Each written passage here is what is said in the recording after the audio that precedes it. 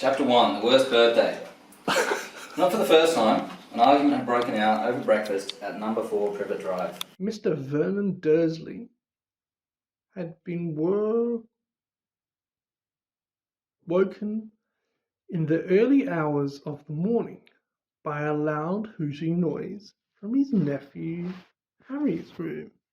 "Third time this week," he roared across the table. "Can't control that owl. It'll have to go." Harry tried yet again to explain. "She's bored," he said. "She used to fly around outside. If I could just let her out at night." "Do I look stupid?" snarled Uncle Vernon, a bit of fried egg dangling from his bushy moustache. "I know what'll happen if that owl's let out." He exchanged dark looks with his wife Petunia. Harry tried to argue back, but his words were drowned by a long, loud belch from the Dursleys' son, Dudley. "I want more bacon. There's more in the frying pan, Sweetums," said Aunt Petunia, turning misty eyes on her massive son. "We must feed you up while we've got the chance." "I don't like the sound of that school food." "Nonsense, Petunia. I never went hungry when I was at Smeltings," said Uncle Vernon heartedly. "Dudley gets enough, don't you, son?" Dudley, who was so large his bottom drooped over either side of the kitchen chair, grinned and turned to Harry. "Pass the frying pan." "You've forgotten the magic word," said Harry irritably. The effect of this simple sentence of the rest of the family was incredible. Dudley gasped and fell off his chair with a crash that shook the whole kitchen. Mrs. Dursley gave a small scream, clapped her hands to her mouth. Mr. Dursley jumped to his feet, veins throbbing in his temples. "I meant please," said Harry quickly. "I didn't mean—" "What have I told you?" thundered his uncle, bringing spit over the table. "About saying the M-word in my house?" "How dare you threaten Dudley?" roared Uncle Vernon, pounding the table with his fist. I warned you. I will not tolerate mention of your abnormality under this roof." Harry stared from his purple-faced uncle to his pale aunt, who was trying to heave Dudley to his feet. "All right," said Harry. "All right." Uncle Vernon sat back down, breathing like a winded rhinoceros, and watching Harry closely out of the corner of his small, sharp eyes. Ever since Harry had come home for the summer holidays, Uncle Vernon had been treating him like a bomb that might go off any moment, because Harry wasn't a normal boy. As a matter of fact, he was not normal. He was as not normal as it was possible to be. Harry Potter was a wizard. A wizard fresh from his first year at Hogwarts School of Witchcraft and Wizardry. And if the Dursleys were unhappy to have him back for the holidays, it was nothing to how Harry felt. He missed Hogwarts so much. It was like having a constant stomachache. He missed the castle, its secret passageways and ghosts, his lessons, perhaps not Snape, the potions master, the post arriving by owl, eating banquets in the Great Hall, sleeping in his four-poster bed in the Tower dormitory, visiting the gamekeeper Hagrid in his cabin in the grounds next to the Forbidden Forest, and especially Quidditch, the most popular sport in Wizarding World. 6 tall goalposts, 4 flying balls, and 14 players on broomsticks. All Harry's spellbooks, his wand, robes, cauldron, and top-of-the-range Nimbus 2000 broomstick had been locked in a cupboard under the stairs by Uncle Vernon the instant Harry had come home. What did the Dursleys care if Harry lost his place on the Quidditch team because he hadn't practiced all summer? What was it to the Dursleys if Harry went back to school without any of his homework done? The Dursleys were what wizards call muggles. Not a drop of magic blood in their veins. As far as they were concerned, having a wizard in the family was a matter of deepest shame. Uncle Vernon even padlocked Harry's heir, Hedwig, inside her cage to stop her carrying messages to anyone in the Wizarding world. Harry looked nothing like the rest of the family. Uncle Vernon was large and necklace, with an enormous black moustache. Aunt Petunia was a horse-faced and bony. Dudley was blonde, pink and porky. Harry, on the other hand, was small and skinny, with brilliant green eyes and jet black hair that was always untidy. He wore round glasses on his forehead with a thin lightning-shaped scar. It was this scar that made Harry so particularly unusual, even for a wizard. The scar was the only hint of Harry's very mysterious past, of the reason he had been left on the Dursleys' doorstep 11 years before. At the age of 1, Harry somehow survived a curse from the greatest dark sorcerer of all time, Lord Voldemort, whose name most witches and wizards still feared to speak. Harry's parents had died in Voldemort's attack, but Harry escaped with his lightning scar, and somehow, nobody understood why, Voldemort's powers had been destroyed the instant he failed to kill Harry. So Harry had been brought up by his dead mother's sister and her husband. He had spent 10 years with the Dursleys, never understanding why he kept making odd things happen without meaning to, believing the Dursley story that he got his scar in the car crash which killed his parents.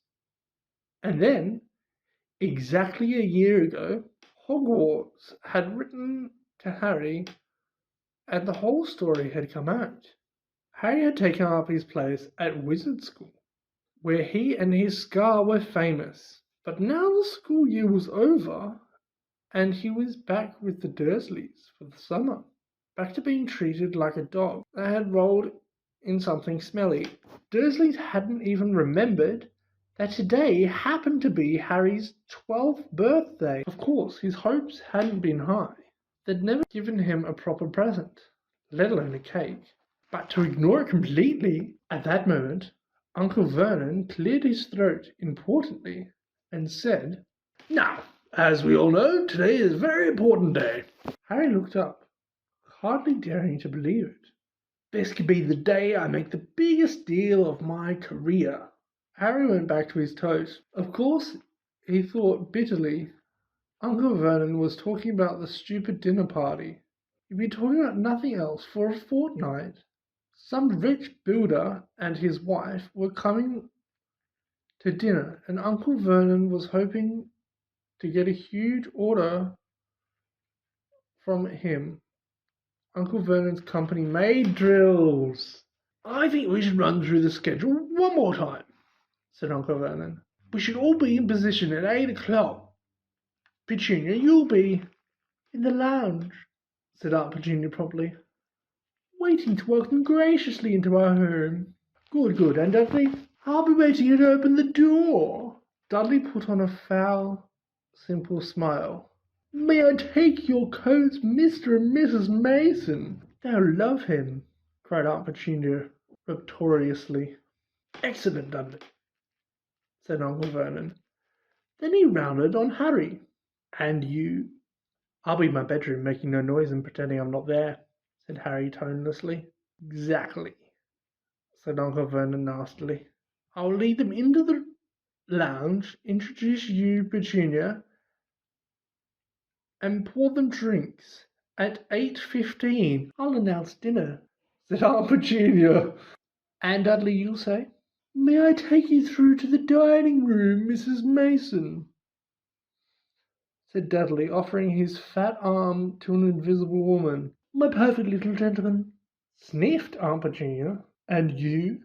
said Uncle Vernon viciously to Harry. "I'll be in my room, making no noise and pretending I'm not there," said Harry Dudley. "Precisely. Now we should aim to get in a few good compliments at dinner. Petunia, any ideas?" "Vernon tells me you're a wonderful golfer, Mr. Mason." Do tell me where you bought your dress, Mrs. Mason. Perfect. Dudley, how about we have to write an essay about a hero at school, Mr. Mason. I wrote about you. This was too much. Both Aunt Petunia and Harry. Aunt Petunia burst into tears and hugged her son, while Harry ducked under the table so they couldn't see him laughing. And you, boy? Harry fought to keep his face straight as he emerged. I'll be in my room, making no noise and pretending I'm not there, he said. Too right you will, said Uncle Vernon forcefully. Masons don't know anything about you, and it's going to stay that way. When dinner's over, you take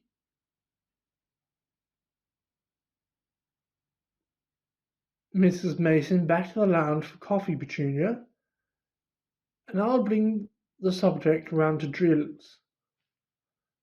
With any luck, I'll have the deal signed and sealed before the news at 10. We'll be shopping for a holiday home in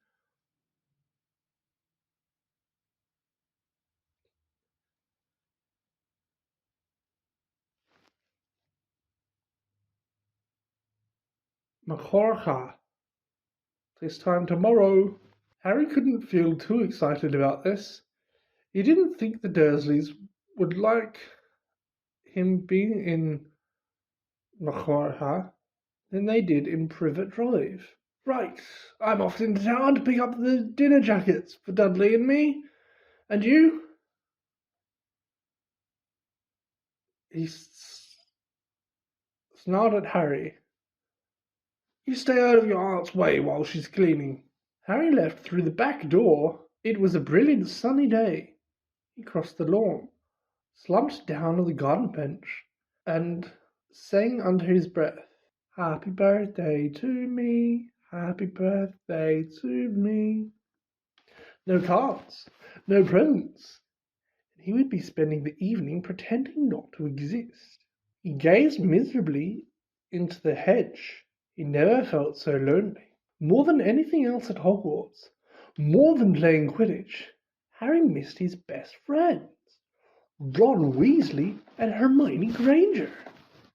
They, however, didn't seem to be missing him at all. Neither of them had written to him all summer, even though Ron had said he was going to ask Harry to come and stay. Countless times, Harry had been on the point of unlocking Hagrid's cage by magic and sending her to Ron and Hermione with a letter, but it wasn't worth the risk. Underage wizards weren't allowed to use magic outside of school. Harry hadn't told the Dursleys this. He knew it was their only terror that he might turn them all into dung beetles that stopped them locking him in the cupboard under the stairs with his wand and broomstick. For the first couple of weeks back, Harry had enjoyed muttering nonsense words under his breath and watching Dudley tearing out of the room as fast as his fat legs would carry him. But the long silence from Ron and Hermione had made Harry feel so cut off from the magical world that even taunting Dudley had lost its appeal. And now Ron and Hermione had forgotten his birthday. What wouldn't he give for a message from Hogwarts? From any witch or wizard? He'd always be glad for a sight of his arch enemy Draco Malfoy, just to be sure it hadn't all been a dream. Not that his whole year at Hogwarts had been fun. At the very end of last term, Harry had come face to face with none other than Lord Voldemort himself. Voldemort might be a ruin of his former self, but he was still terrifying, still cunning, still determined to regain power.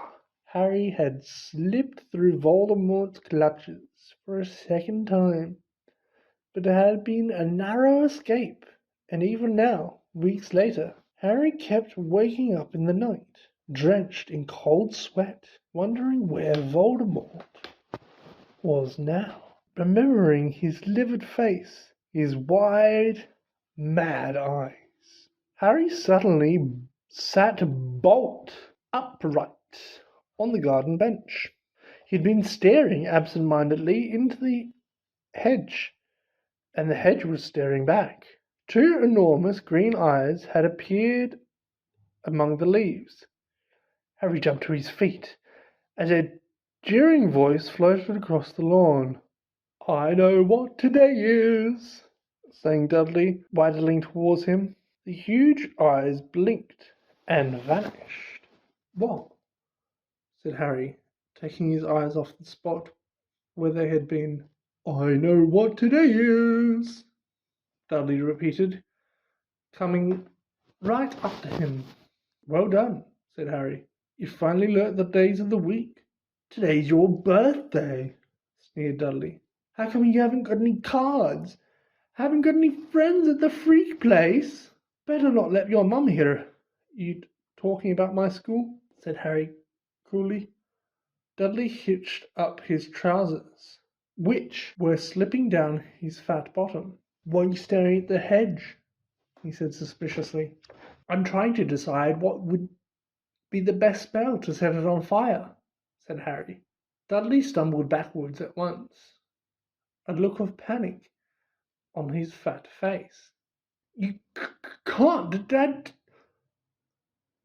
told you you're not allowed to do magic. He said it'll chuck you out of the house. And you haven't got anywhere else to go. You haven't got any friends to take you." "Jiggery pockery," said Harry in a fierce voice. "Hocus pocus, squiggly wiggly, Mum!" howled Dudley, tripping over his feet as he dashed back towards the house. "Mum! He's doing you know what." Harry paid dearly for his moment of fun, as neither Dudley nor the hedge was in any way hurt. Aunt Petunia knew he hadn't really done magic, but he still had to duck as she aimed a heavy bowl at his head with a soapy frying pan. Then she gave him work to do with the promise he wouldn't eat again until he'd finished. While Dudley lolled around watching and eating ice creams, Harry cleaned the windows, washed the car, mowed the lawn, trimmed the flower beds, pruned and watered the roses, and repainted the garden bench. The sun blazed overhead, burning the back of his neck. Harry knew he shouldn't have risen to Dudley's bait, but Dudley had said the very thing Harry had been thinking himself. Maybe he didn't have any friends at Hogwarts. Wish they could see famous Harry Potter now, he thought savagely as he spread manure on the flower beds, his back aching, sweat running down his face. It was 7:30 in the evening at last. Exhausted, he heard Aunt Petunia calling him, "Get in here and walk on the newspaper." Harry moved gladly into the shade of the gleaming kitchen. On the top of the fridge stood tonight's pudding, a huge mound of whipped cream and sugared violets. A joint of roast pork was sizzling in the oven. "Eat quickly! The Masons will be here soon," snapped Aunt Petunia, pointing to 2 slices of bread and a lump of cheese on the kitchen table. She was already wearing a salmon-pink cocktail dress. Harry washed his hands and bolted down his pitiful supper. The moment he had finished, Aunt Petunia whisked away his plate. "Upstairs, hurry!" As she passed the door to the living room, Harry caught a glimpse of Uncle Vernon and Dudley in bow ties and dinner jackets. He had only reached the upstairs landing when the doorbell rang and Uncle Vernon's furious face appeared at the foot of the stairs. "Remember, boy, one sound." Harry crossed to his bedroom on tiptoe, slipped inside, closed the door, and turned to collapse on his bed. The trouble was, there was already someone sitting on it. Harry managed not to shout out, but it was a close thing. The little creature on the bed had large, bat-like ears and bulging green eyes. the size of tennis balls. Harry knew instantly that this was what had been watching him out of the garden hedge that morning. As they stared at each other, Harry heard Dudley's voice from the hall. "May I take your coats, Mr. and Mrs. Mason?" The creature slipped off the bed and bowed so low that the end of its long, thin nose touched the carpet. Harry noticed that it was wearing what looked like an old pillowcase with the ribs for arm and leg holes. Hello?" said Harry nervously. "Harry Potter!" said the creature in a high-pitched voice Harry was sure would carry down the stairs. "So long has Dobby wanted to meet you, sir. Such an honour it is." Thank you," said Harry, edging along the wall and sinking in his desk chair next to Hedwig, who was asleep in her large cage. He wanted to ask, "What are you?" but thought it would sound too rude. So instead he said, "Who are you?" "Dobby, sir." "Just Dobby. Dobby the house elf," said the creature. "Oh, really?" said Harry. I don't want to be rude or anything, but this isn't a great time for me to have a house elf in my bedroom." Aunt Petunia's high false laugh sounded from the living room. The elf hung his head. "Not that I'm not pleased to meet you," said Harry quickly, "but, is there any particular reason you're here?" "Oh, yes, sir," said Dobby earnestly. "Dobby has come to tell you, sir. It's difficult, sir. Dobby wonders where to begin." "Sit down," said Harry politely, pointing at the bed. To his horror, the elf burst into tears. Very noisy tears. "Sit down." "Never, never, ever." Harry thought he heard voices downstairs flatter. "I'm sorry," he whispered. I didn't mean to offend you or anything." "Offend Dobby?" choked the elf. "Dobby has never been asked to sit down by a wizard like an equal." Harry, trying to say shh and look comforting at the same time, ushered Dobby back onto the bed, where he sat, coughing, looking like a large and very ugly doll. At last he managed to control himself and sat with his great eyes fixed on Harry in an expression of watery admiration. "Can't have met many decent wizards," said Harry, trying to cheer him up. Dobby shook his head. Then, without warning, he leapt up and started banging his head furiously on the window, shouting, "Bad Dobby! Bad Dobby! Don't! What are you doing?" Harry hissed, springing up and pulling Dobby back onto the bed. Hedwig had woken up with a particularly loud screech and was beating her wings wildly against the bars of her cage. "Dobby had to punish himself, sir," said the elf, who had gone slightly cross-eyed. "Dobby almost spoke ill of his family, sir." "Your family?" "The wizard family Dobby serves, sir. Dobby's a house elf, bound to serve one house and one family forever." "Do they know you're here?" asked Harry curiously. Dobby shuddered. "Oh, no, sir, no. Dobby will have to punish himself most grievously for coming to see you, sir. Dobby will have to shut his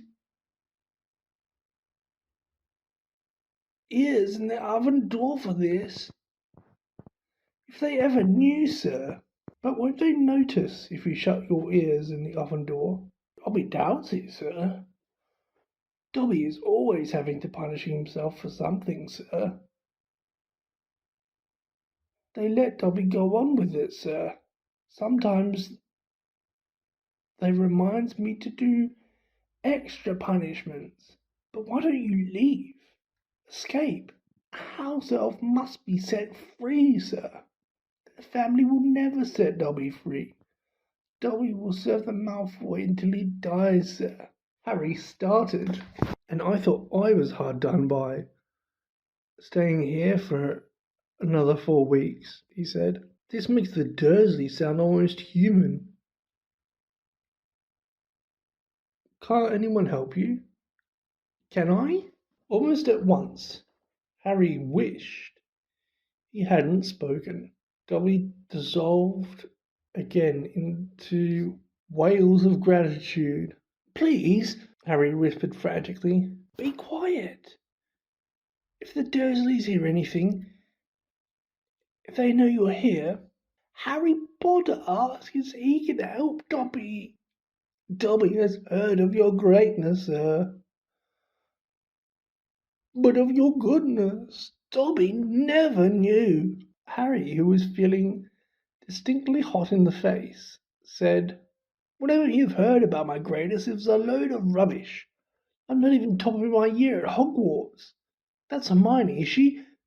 But he stopped quickly, because thinking about Hermione was painful.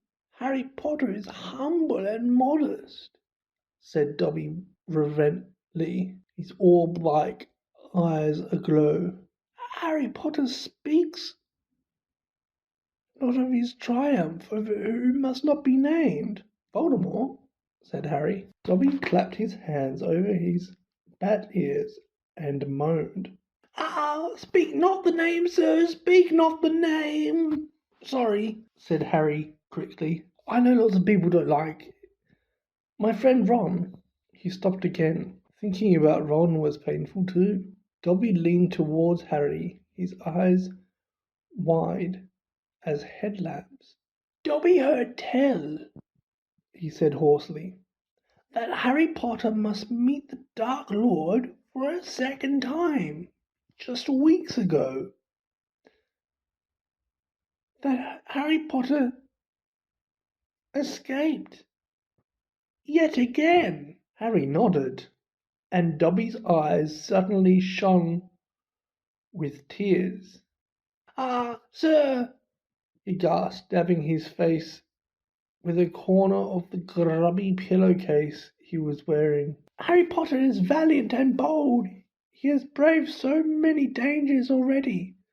But Dobby has come to protect Harry Potter, to warn him, even if he does have to shut his ears.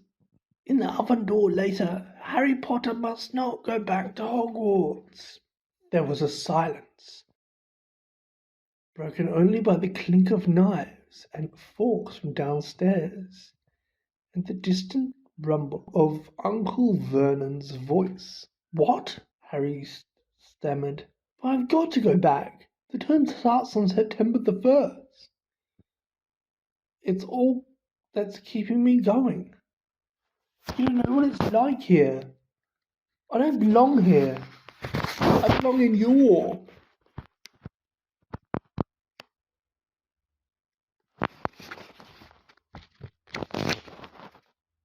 world at Hogwarts. No, no, no, squeaked Dobby, shaking his head so hard his ears flapped. Harry Potter must stay where he is safe. He is too great, too good to lose. If Harry Potter goes back to Hogwarts, he will be in mortal danger. Why? Said Harry in surprise. There is a plot, Harry Potter. A plot to make most terrible things happen at Hogwarts School of Witchcraft and Wizardry this year, whispered Dobby, suddenly trembling all over. Dobby has known it for months, sir. Harry Potter must not put himself in peril. He is too important, sir. What terrible things? Said Harry at once. Who's plotting them? Dobby made a funny choking noise, and he banged his head against the wall. All right, cried Harry, grabbing the elf's arm to stop him. Can't say. I understand. But why are you warning me? A sudden unpleasant thought struck him. Hang on. This hasn't got anything to do with with you know who, has it? You could just shake or not, he added hastily, as Dobby's head tilted worryingly close to the wall again. Slowly Dobby shook his head. Not he who must not be named, sir. But Dobby's ears were wide, and he seemed to be trying to give Harry a hint. Harry, however, was completely at sea. He hasn't got a brother, has he? Dobby shook his head, his eyes wider than ever. Well then, I can't think who else would have a chance of making horrible things happen at Hogwarts, said Harry. I mean, there's Dumbledore for one thing. You know who Dumbledore is, don't you? Dobby bowed his head. Albus Dumbledore is the greatest headmaster Hogwarts has ever had. Dobby knows it, sir. Dobby has heard Dumbledore's powers rival those of he who must not be named. At the height of his strength. But, sir, Dobby's voice dropped to an urgent whisper. There are powers Dumbledore doesn't. Powers no decent wizard. And before Harry could stop him, Dobby bounded off the bed, seized Harry's desk lamp, and started beating himself around the head with ear-splitting yelps. A sudden silence fell downstairs. 2 seconds later, Harry, heart-thudding madly, heard Uncle Vernon coming into the hall, calling, Dudley must have left his television on again. The little tyke. Quick! In the wardrobe! Hissed Harry, stuffing Dobby in, shutting the door and flinging himself onto the bed just as the door handle turned. What the devil are you doing? Said Uncle Vernon through gritted teeth, his face horribly close to Harry's. You've just ruined the punchline of my Japanese golfer joke. One more sound and you'll wish you've never been born, boy. He stomped flat-footed from the room. Shaking, Harry let Dobby out of the wardrobe. See what it's like here? He said. See why I've got to go back to Hogwarts? It's the only place I've got. Well, I think I've got friends. Friends who don't even write to Harry Potter? Said Dobby shyly. I expect they've just been... Hang on, said Harry, frowning. How do you know my friends haven't been writing to me? Dobby shuffled to his feet. Harry Potter mustn't be angry with Dobby. Dobby did it for the best. Have you been stopping my letters? Dobby has them here, sir, said the elf, stepping nimbly out of Harry's reach. He pulled a thick wad of envelopes from inside the pillowcase he was wearing. Harry could make out Hermione's neat handwriting, Ron's tidy scrawl, and even a scribble that looked like it was from the Hogwarts groundkeeper Hagrid. Dobby blinked anxiously up at Harry. Harry Potter mustn't be angry.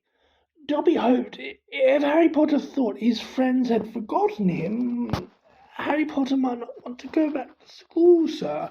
Harry wasn't listening. He made a grab for the letters, but Dobby jumped out of reach. Harry Potter will have them, sir, if he gives Dobby his word that he will not return to Hogwarts. Sir, this is a danger you must not face. Say you won't go back, sir. No, said Harry angrily. Give me my friend's letters. Then Harry Potter leaves Dobby no choice, said the elf sadly. Before Harry could move, Dobby had darted to the bedroom door, pulled it open, and sprinted down the stairs. Mouth dry, stomach lurching, Harry sprang after him, trying not to make a sound.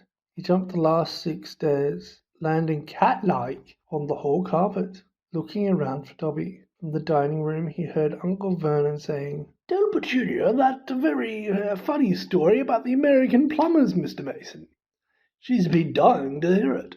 Harry ran up the hall to the kitchen and felt his stomach disappear. Aunt Petunia's masterpiece of pudding, a mountain of cream and sugared violets, was floating up near the ceiling. On the top of the cupboard in the corner crouched Dobby.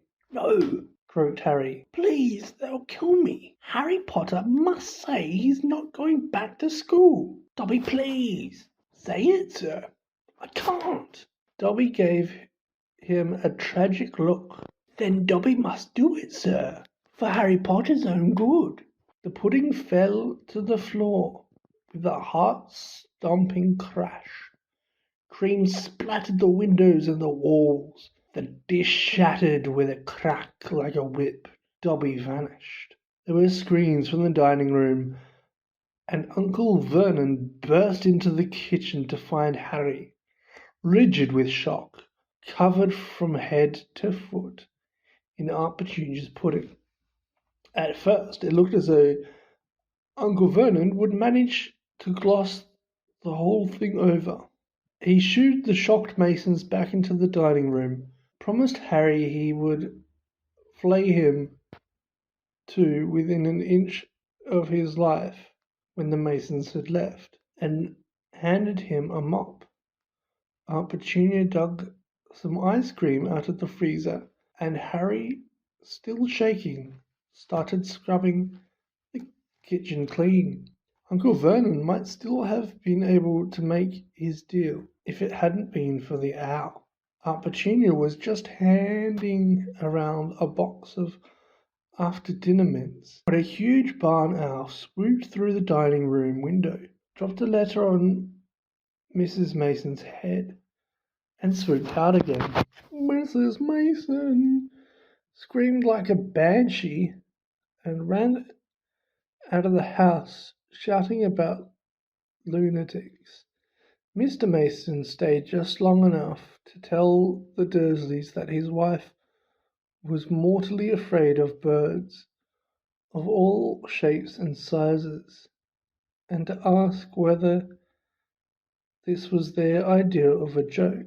Harry stood in the kitchen, clutching for support, as Uncle Vernon advanced on him, a demonic glint in his tiny eyes. "Read it," he hissed evilly, brandishing the letter the owl had delivered. "Go on, read it." Harry took it. It did not contain birthday greetings.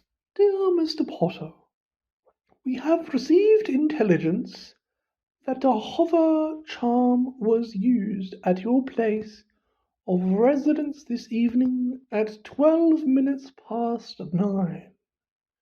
As you know, underage wizards are not permitted to perform spells outside school, and further spell work on your part may lead to expulsion from said school. Decree for the reasonable restriction of underage sorcery, 1875, paragraph C. We would also ask you to remember that any magical activities which risk notice by members of non-magical community, muggles, is a serious offence under Section 13 of the International Confederation of Warlocks Statute of Secrecy. Enjoy your holidays. Yours sincerely, Matilda Hobgood. Improper use of magic office, Ministry of Magic. Harry looked up at the letter and gulped. "You didn't tell us you weren't allowed to use magic outside school," said Vernon, a mad gleam dancing in his eyes. "Forgot to mention it. Slipped your mind, I dare say." He was bearing down on Harry like a great bulldog, all his teeth bared. "Well, I've got news for you, boy. I'm locking you up. You're never going back to that school. Never! And if you ever try and magic yourself out.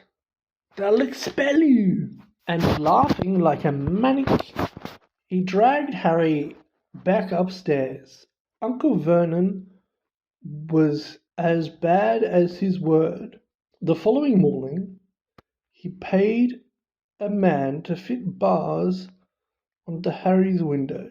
He himself fitted the cat flap in the bedroom door so that small amounts of food could be pushed inside 3 times a day.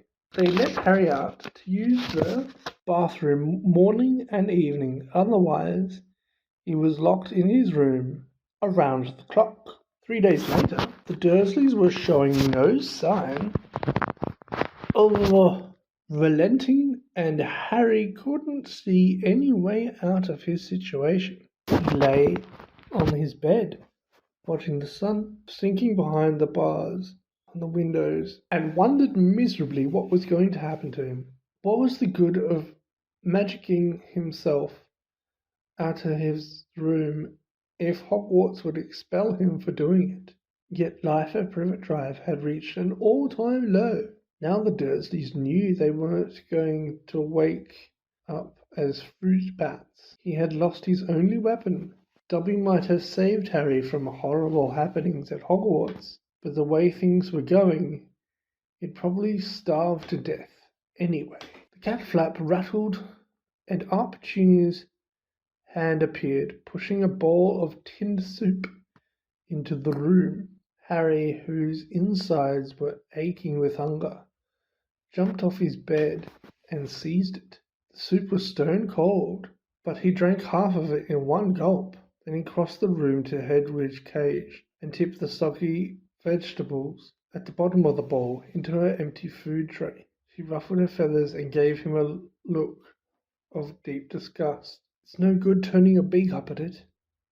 That's all we've got," said Harry grimly. He put the empty bowl back on the floor next to the cat flap and lay back down on the bed, somehow even hungrier than he had been before the soup.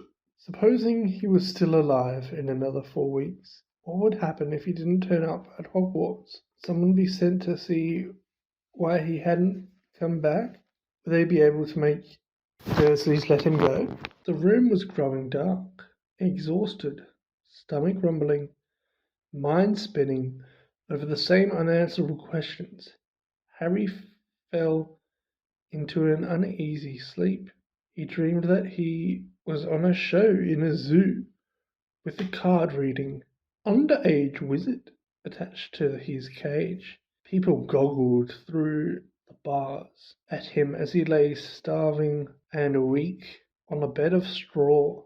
He saw Dobby's face in the crowd and shouted, asking for help, but Dobby called, "Harry Potter is safe there, sir," and vanished. Then the Dursleys appeared, and Dudley rattled the bars of the cage, laughing at him.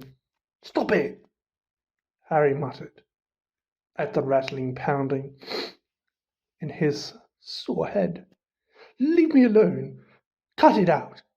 I'm trying to sleep." He opened his eyes. Moonlight was shining through the bars on the windows, and someone was goggling through the bars at him. A freckled face, red hair, long-nosed someone. Ron Weasley was outside Harry's window. "Ron!" breathed Harry, creeping to the window and pushing it up so they could talk through the bars. "Ron, how did you... what the..." Harry's mouth fell open as the full impact of what he was seeing hit him. Ron was leaning out the back window of an old turquoise car, which was parked in midair. Grinning at Harry from the front seats were Fred and George, Ron's elder twin brothers. "All right, Harry?"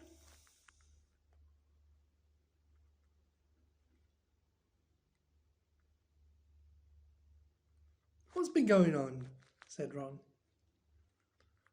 "Why haven't you been answering my letters?"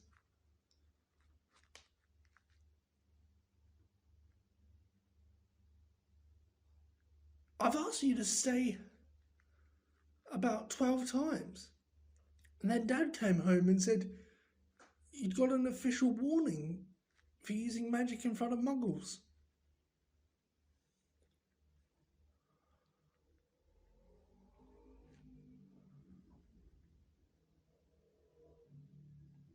It wasn't me. And how did he know? He works for the ministry, said Ron. You know we're not supposed to do spells outside of school. Bit rich coming from you, said Harry, staring at the floating car. Oh, this doesn't count, said Ron. We're only borrowing this. It's Dad's. We didn't enchant it. But doing magic in front of those muggles you live with, I told you I didn't. But it'll take too long to explain now. Look, can you explain to them at Hogwarts that the Dursleys have me locked up and won't let me come back? And obviously, I can't magic myself out because the Ministry will think that's the second spell I've done in 3 days. So, stop gibbering, said Ron. I've come to take you home with us. But you can't magic me out either. We don't need to, said Ron, jerking his head towards the front seats and grinning. You forgot who I've got with me. Tie that round the bars, said Fred, throwing the end of a rope to Harry. If the Dursleys wake up, I'm dead, said Harry as he tied the rope tightly around a bar and Fred revved up the car. Don't worry, said Fred, and stand back. Harry moved back into the shadows next to Hedwig, who seemed to have realised how important this was and kept still and silent. The car revved louder and louder, and suddenly, with a crunching noise, the bars were pulled clean out of the window. As Fred drove straight up in the air, Harry ran back into the window to see the bars dangling a few feet below the ground. Panting, Ron hoisted them up into the car.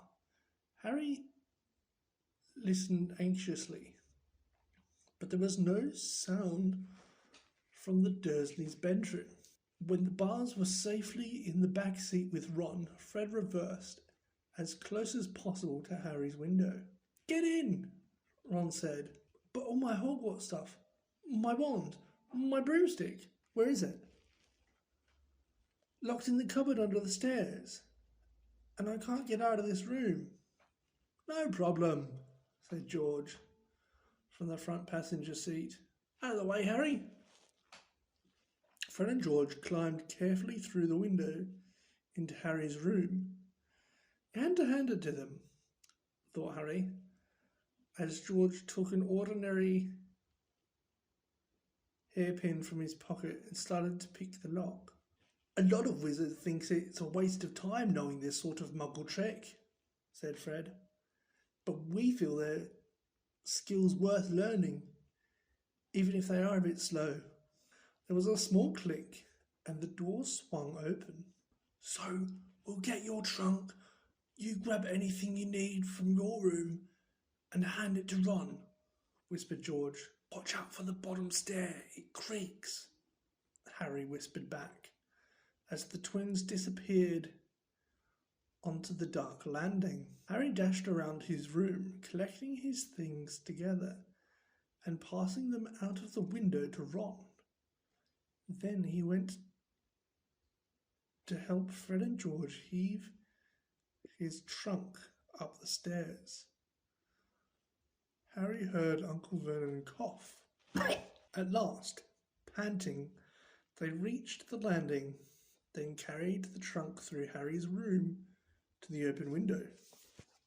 Fred climbed back into the car to pull with Ron, and Harry and George pushed from the bedroom side. Inch by inch, the trunk slid through the window.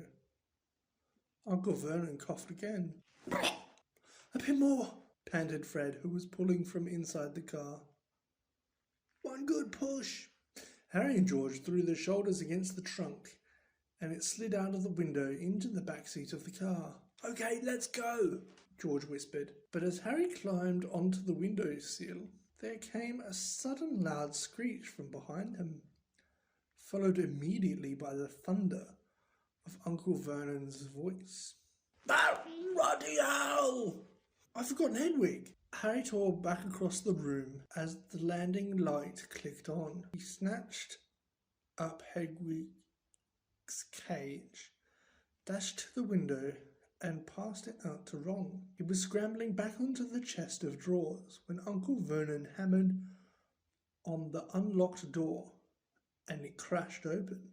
For a split second, Uncle Vernon stood framed in the doorway. Then he let out a bellow like an angry bull and dived at Harry, grabbing him by the ankle.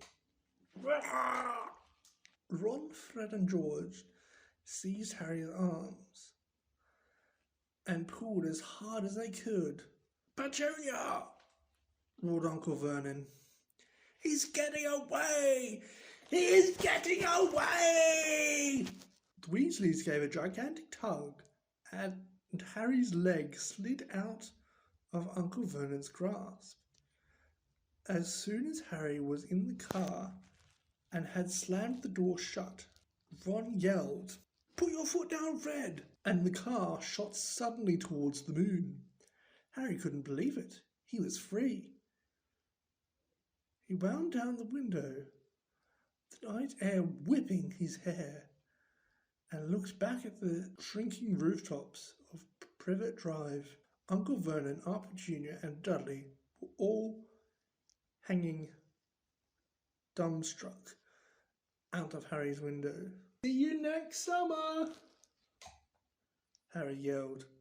The Weasleys roared with laughter, and Harry sat back in his seat, grinning from ear to ear.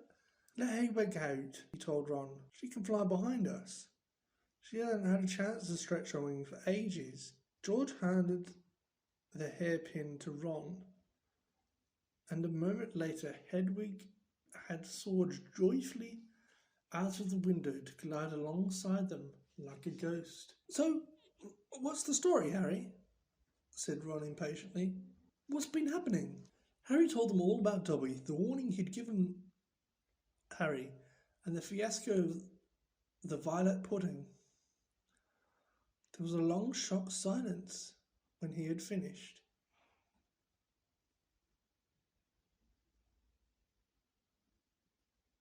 "Very fishy," said Fred finally. "Definitely dodgy," agreed George. "So he wouldn't even tell you who's supposed to be plotting all this stuff?" "I don't think he could," said Harry. "I told you, every time he got close to letting something slip, he started banging his head against the wall." He saw Fred and George look at each other. "What? You think he was lying to me?" said Harry. "Well," said Fred, "put it this way.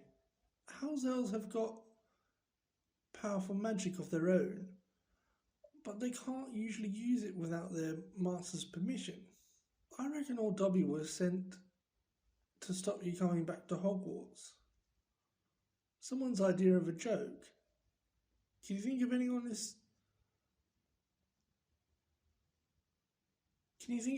school with a grudge against you?"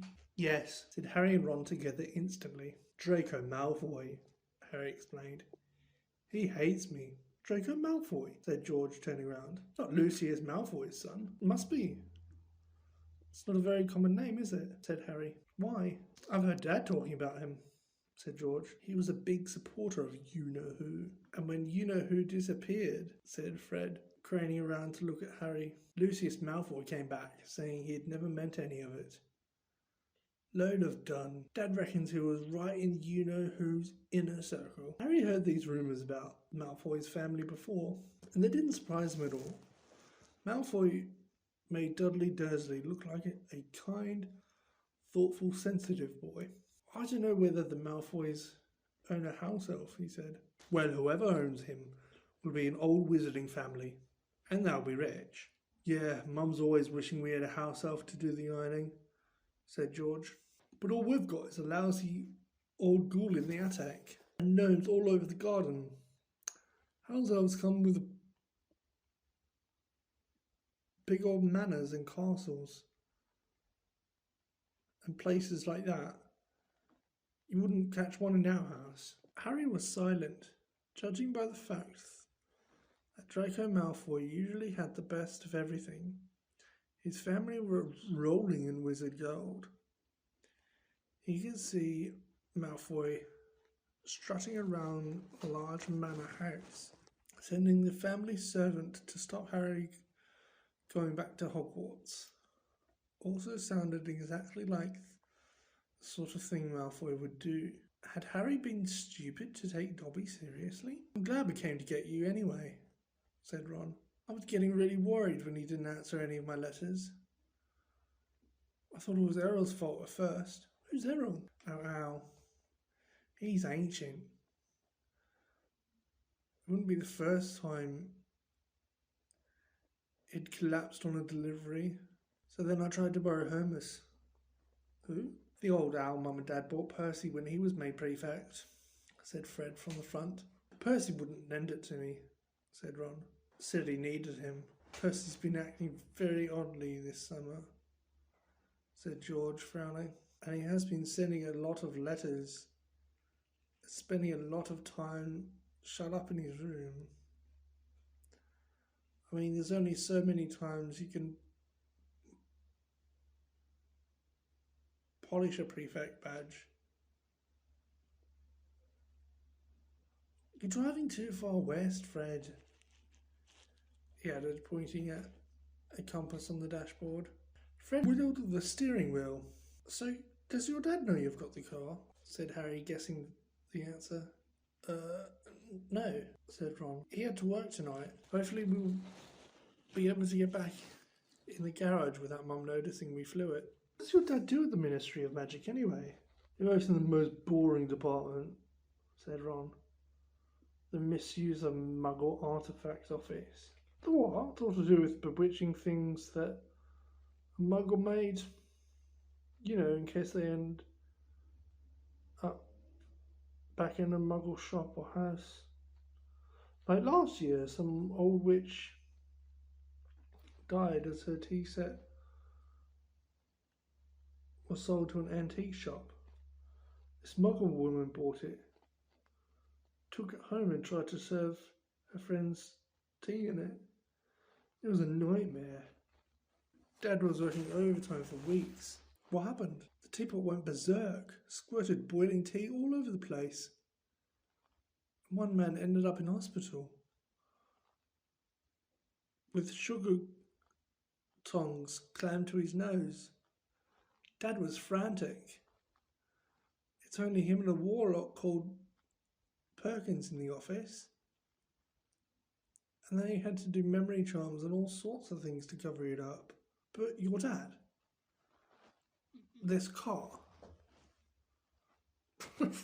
Red laughed. Yeah, Dad's mad about everything to do with Muggles. Our shed's full of Muggle stuff. He takes it apart, puts spells in it, puts it back together again. If he raided our house, he'd have to put himself straight under arrest. It drives Mum mad. That's the main road, said George, peering down through the windscreen. We'll be there in 10 minutes. Just as well. It's getting light. A faint pinkish glow was visible along the horizon to the east. Fred brought the car lower and Harry saw a dark patchwork of fields and clumps of trees. We're a little way outside the village, said George. Ottery St. Catchpole. Lower and lower went the flying car. The edge of a brilliant red sun was now gleaming through the trees. Touchdown, said Fred with a slight bump. They hit the ground. They had landed next to a tumbled-down garage in a small yard, and Harry looked out for the first time at Ron's house. It looked like it had once been a large stone pigsty, But extra rooms had been added here and there until it was several stories high, and so crooked it looked as though it had been held up by magic, which Harry reminded himself it probably was. 4 or 5 chimneys were perched on top of the red roof. A lopsided sign stuck in the grounds near the entrance read, "The Burrow." At the front door lay a jumble of Wellington boots and very rusty cauldron. Several fat brown chickens were pecking their way around the yard. "It's not much," said Ron. "It's brilliant," said Harry, happily thinking Privet Drive. They got out of the car. "Now we'll go upstairs really quietly," said Fred, "and wait for Mum to call us for breakfast. Then, Ron, you come bounding downstairs, going, 'Mum, who turned up in the night?' And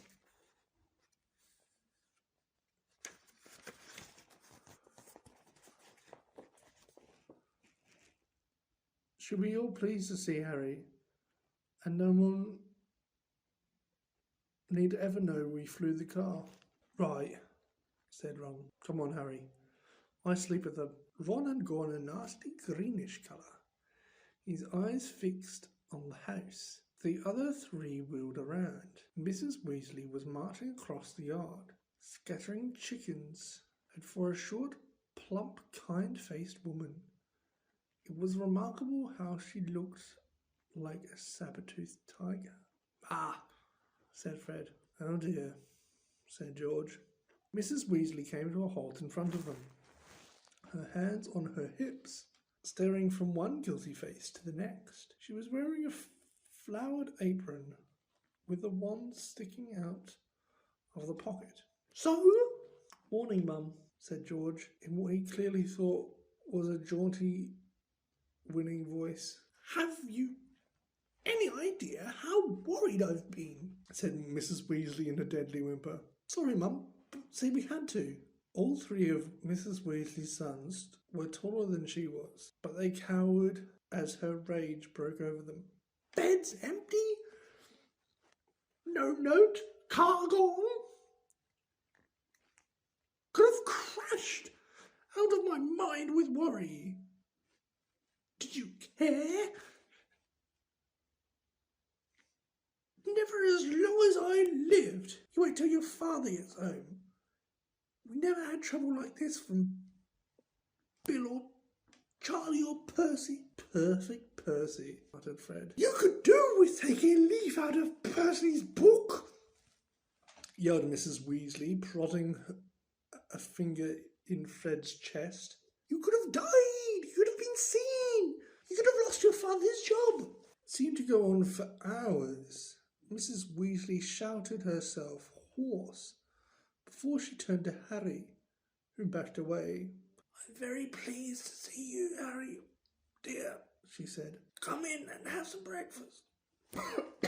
She turned and walked back into the house, and Harry, after a nervous glance at Ron, who nodded encouragingly, followed her. The kitchen was small and rather cramped. There was a scrubbed wooden table and chairs in the middle, and Harry sat down on the edge of his seat, looking around. He had never been in a wizard house before. The clock on the wall opposite him had only one hand and no numbers at all. Written around the edge were things like "Time to make tea," "Time to feed the chickens," "You're late." Books were stacked 3 deep on the mantelpiece.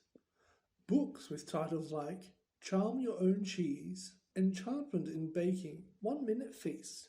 It's magic, and unless Harry's ears were deceiving him, the old radio next to the sink just announced that coming up was Witching Hour with the popular singing sorceress Celestina Warburg.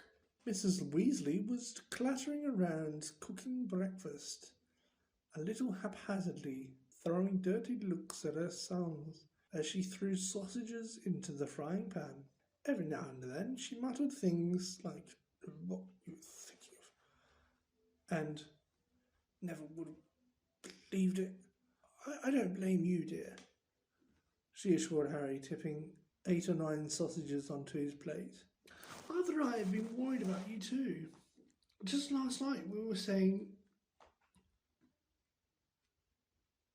we'd come and get you ourselves if you hadn't ridden back to Ron by Friday.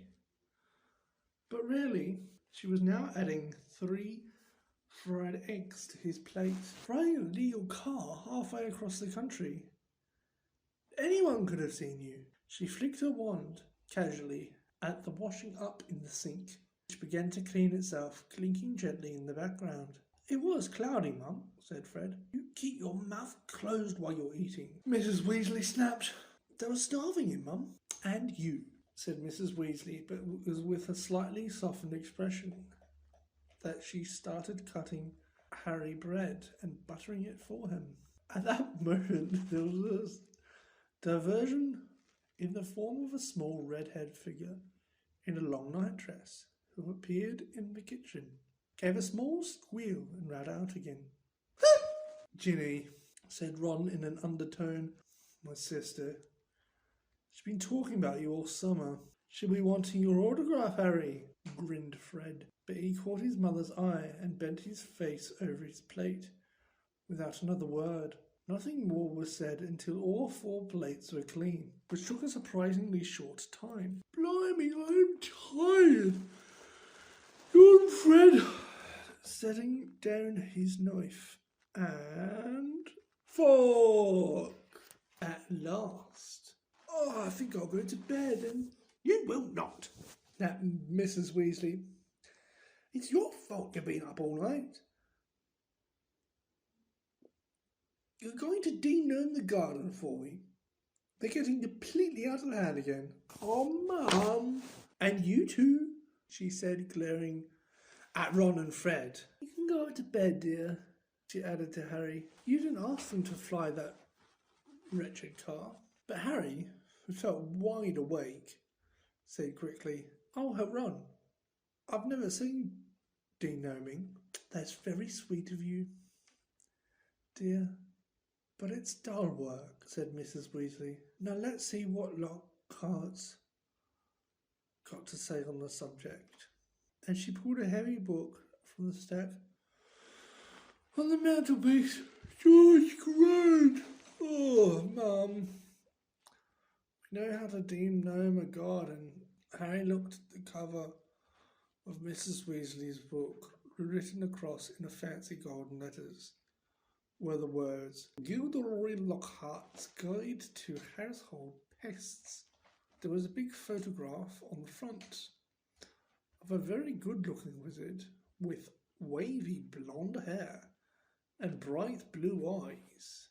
As always in the wizarding world, the photograph was moving.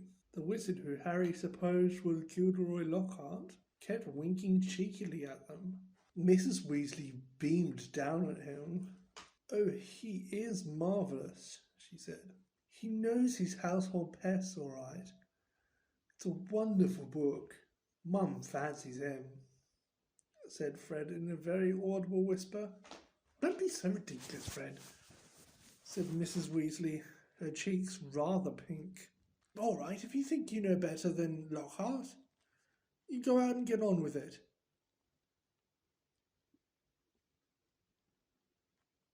And woe betide you if there's a single gnome in that garden when I come out to inspect it. Yawning and grumbling, the Weasley search. Sighed. With Harry behind them, the garden was large, and in Harry's eyes, exactly what a garden should be. The Dursleys wouldn't have liked it. There were plenty of weeds and grass needed cutting, but there were gnarled trees all around the walls, plants that Harry had never seen spilling from every flower bed. A big green pond full of frogs. Muggles have gnomes too, you know, Harry told Ron as they crossed the lawn. Yeah, I've seen those things, they think are gnomes, said Ron, bent down with his head in a peony bush, like fat little Father Christmases with fishing rods. There was a violent scuffling noise, and the peony bush shuddered, and Ron straightened up. "This is a gnome," he said grimly. "Get me off me! Get me off me!" squealed the gnome. It was certainly nothing like Father Christmas. It was small and leathery looking, with a large, knobby, bald head, exactly like a potato. Ron held it at arm's length as it kicked out at him with its horny little feet. He grasped it around the ankles and turned it upside down. "This is what you have to do," he said.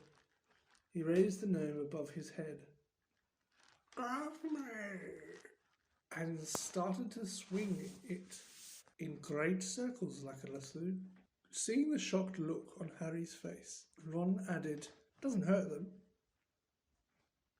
You're just going to make them really dizzy so they can't find their way back to the gnome holes." He let go of the gnome's ankles, and it flew 6 meters into the air and landed with a thud in the field over the hedge. "Pitiful," said Fred. "I bet I can get mine beyond that stump." Harry learned quickly not to feel too sorry for the gnomes.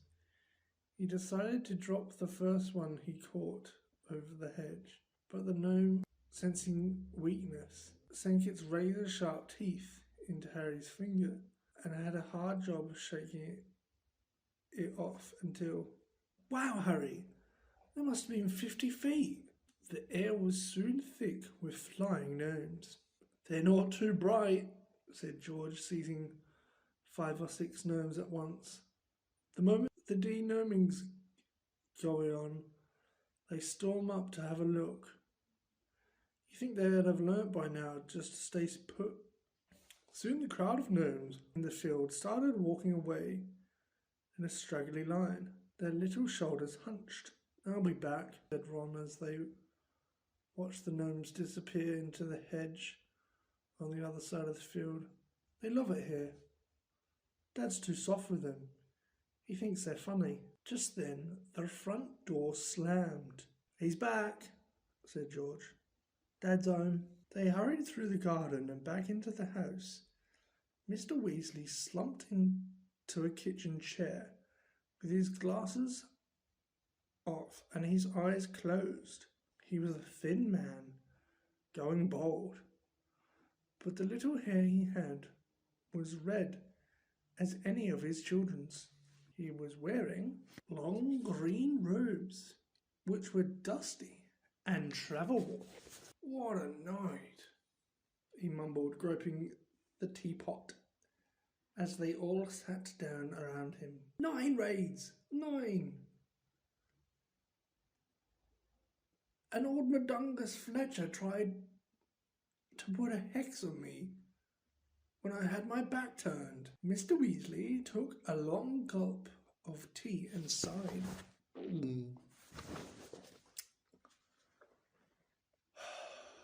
"Find anything, Dad?"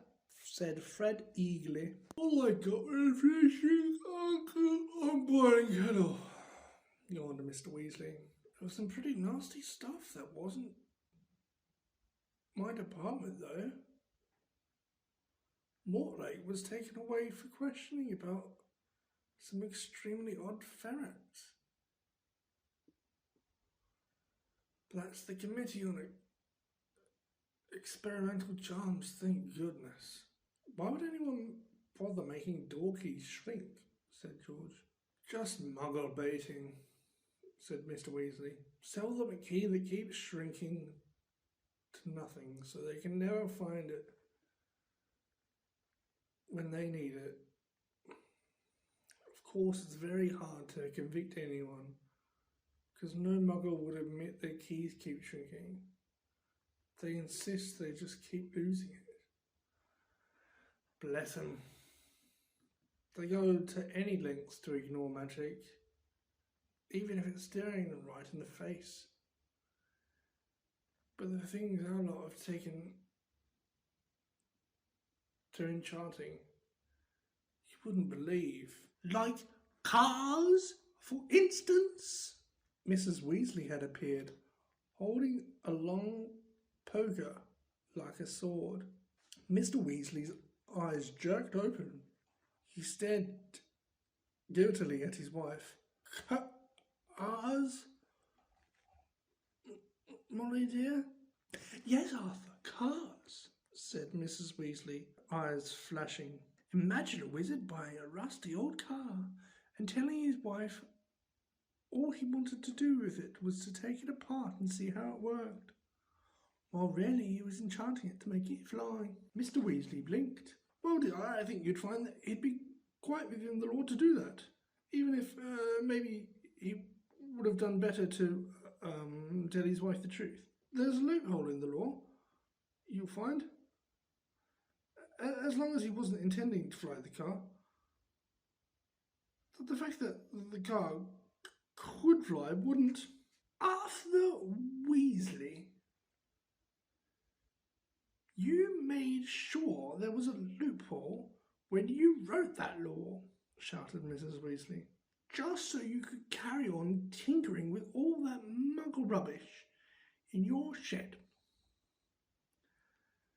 And for your information, Harry arrived this morning in the car you weren't intending to fly. Harry? Said Mr. Weasley blankly. Harry who? He looked around, saw Harry and jumped. Good Lord! Is that Harry Potter?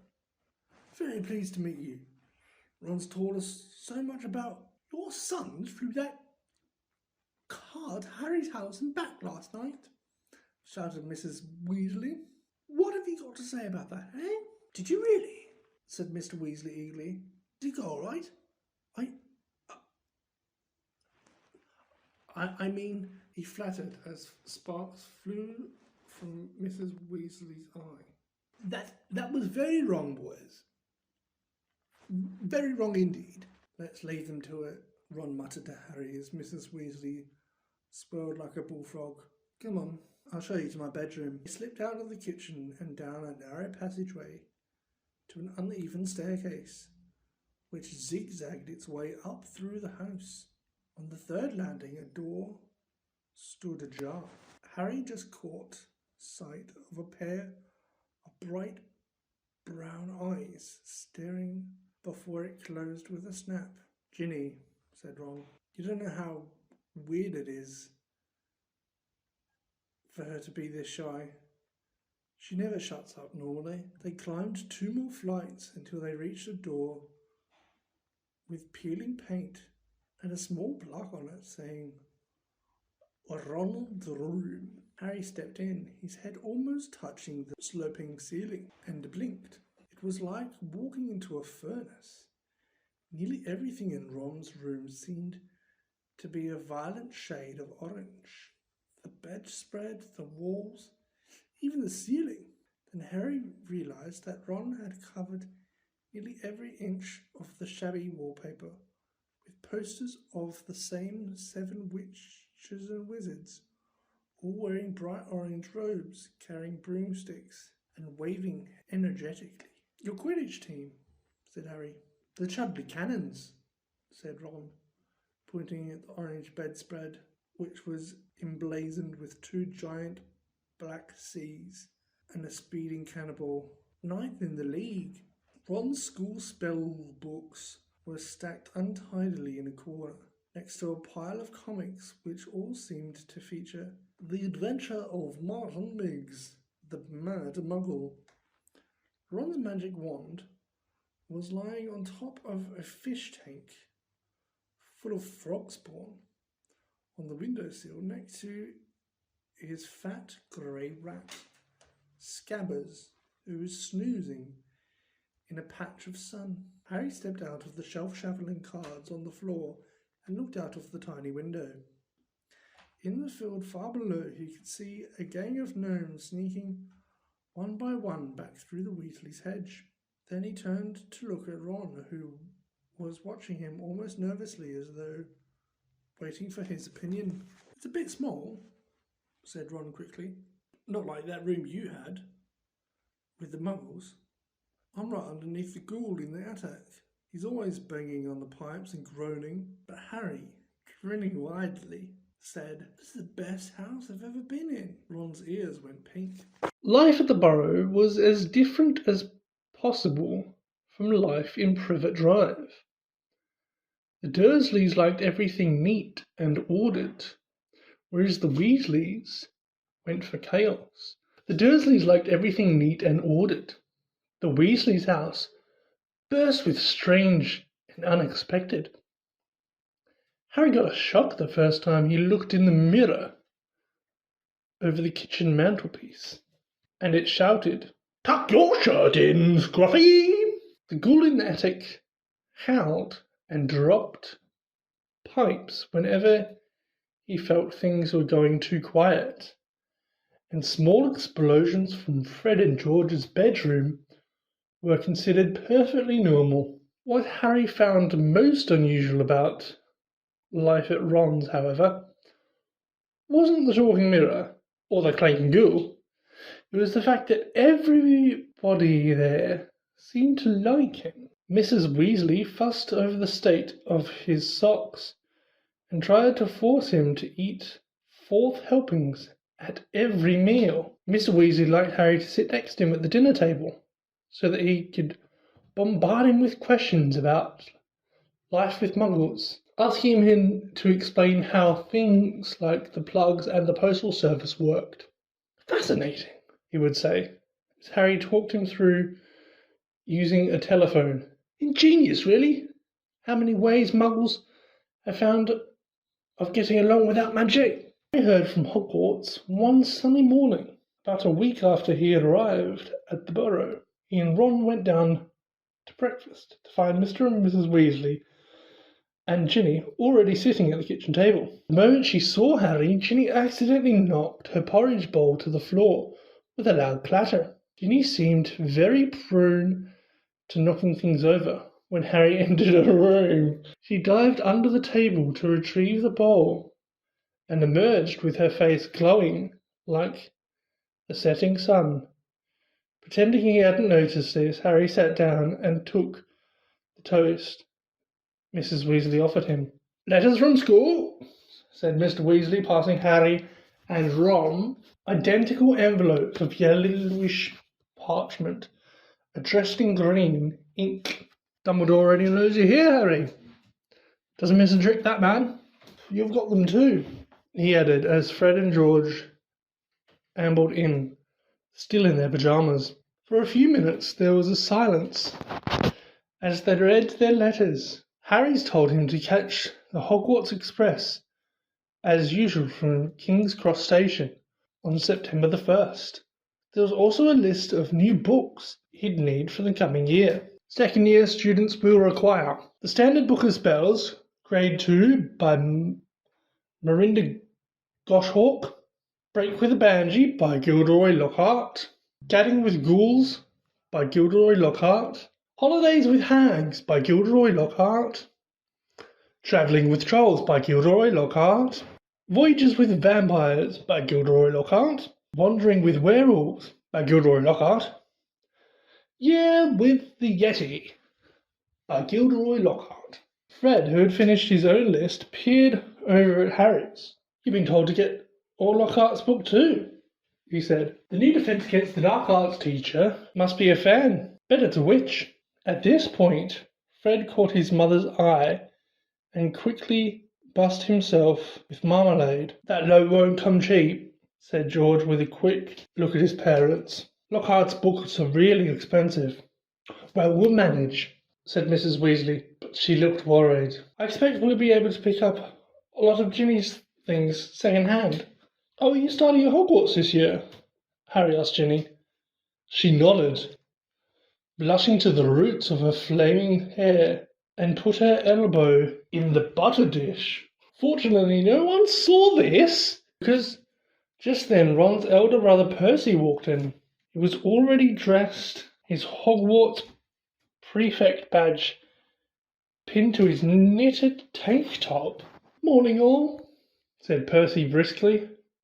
"Lovely day." He sat down in the only remaining chair leapt up again almost immediately, pulling from underneath him a multi-grey feather duster. At least, that was what Harry thought it was, until he saw it breathing. "Errol," said Ron, taking the limp owl from Percy and extracting a letter from under its wing. "Finally, it's got Hermione's answer. I wrote her saying we were going to try and rescue you from the Dursleys." He carried Errol to a perch just inside the back door and tried to stand him on it. But Errol flopped straight off again, so Ron lay him on the draining board instead, muttering, "Pathetic." Then he ripped open Hermione's letter and read it out loud. "Dear Ron, and Harry, if you're there, I hope everything went all right, and that Harry's okay, and that you didn't do anything illegal to get him out. Ron, because that would get Harry into trouble too. I've been really worried, and if Harry is all right, will you please let me know at once? But perhaps it would be better if you used a different owl, because I think another delivery might finish your one off.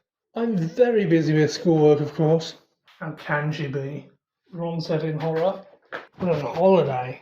And we're going to London next Wednesday to buy my new books. Why don't we meet you in Diagon Alley? Let me know what's happening as soon as you can. Love from Hermione." "Well, that fits in nicely.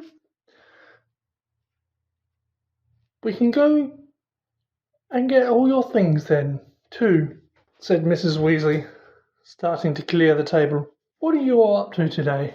Harry, Ron, Fred, and George were planning to go up the hill to a small paddock the Weasleys owned. It was surrounded by trees that blocked it from view of the village below, meaning that they could practice Quidditch there as long as they didn't fly too high. They couldn't use real Quidditch balls, which would have been hard to explain if they had escaped and flown away over the village.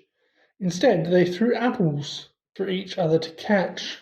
They took it in turns to ride Harry's Nimbus 2000, which was easily the best broom. Ron's old shooting star was often outstripped by passing butterflies. 5 minutes later, they were marching up the hill, broomsticks over their shoulders. They had asked Percy if he wanted to join them, but he said he was busy. Harry had only seen Percy at mealtime so far. He stayed shut in his room the rest of the time. "Wish I knew what he was up to," said Fred, frowning. "He's not himself. His exam results came the day before you did. 12 hours, and he hardly gloated at all." "Ordinary wizarding levels," George explained, seeing Harry's puzzled look. "Bill got 12 too. If we're not careful, we'll have another head boy in the family.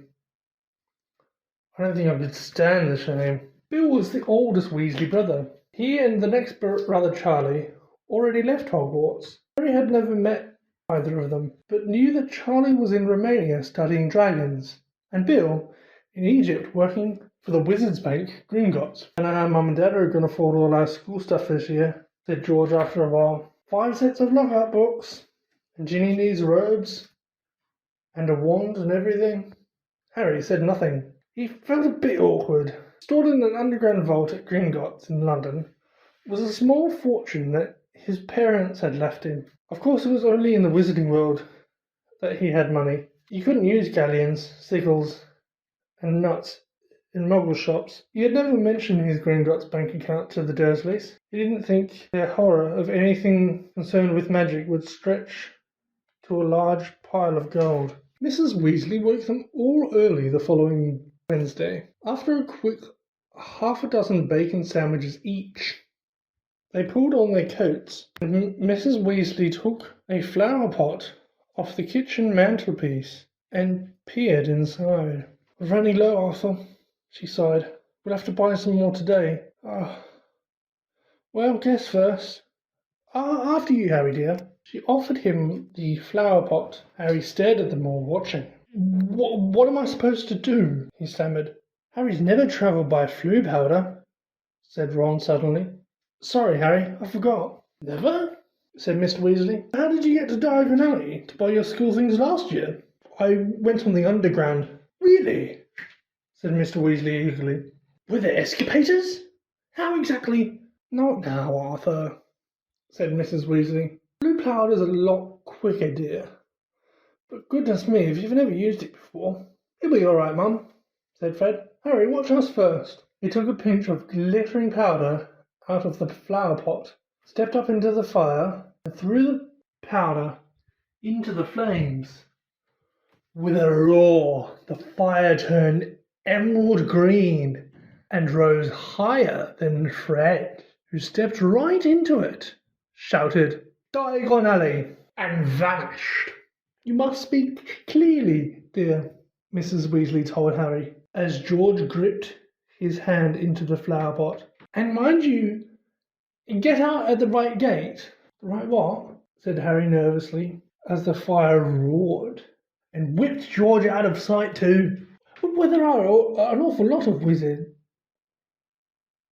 fires to choose from, you know, but as long as you've spoken clearly, it'll be fine, Molly. Don't fuss, said Mr. Weasley, helping himself to flue powder too. But dear, if he got lost, how would we have explained to his aunt and uncle? They wouldn't mind, Harry reassured her. Dudley would think it was a brilliant joke if they got lost up a chimney.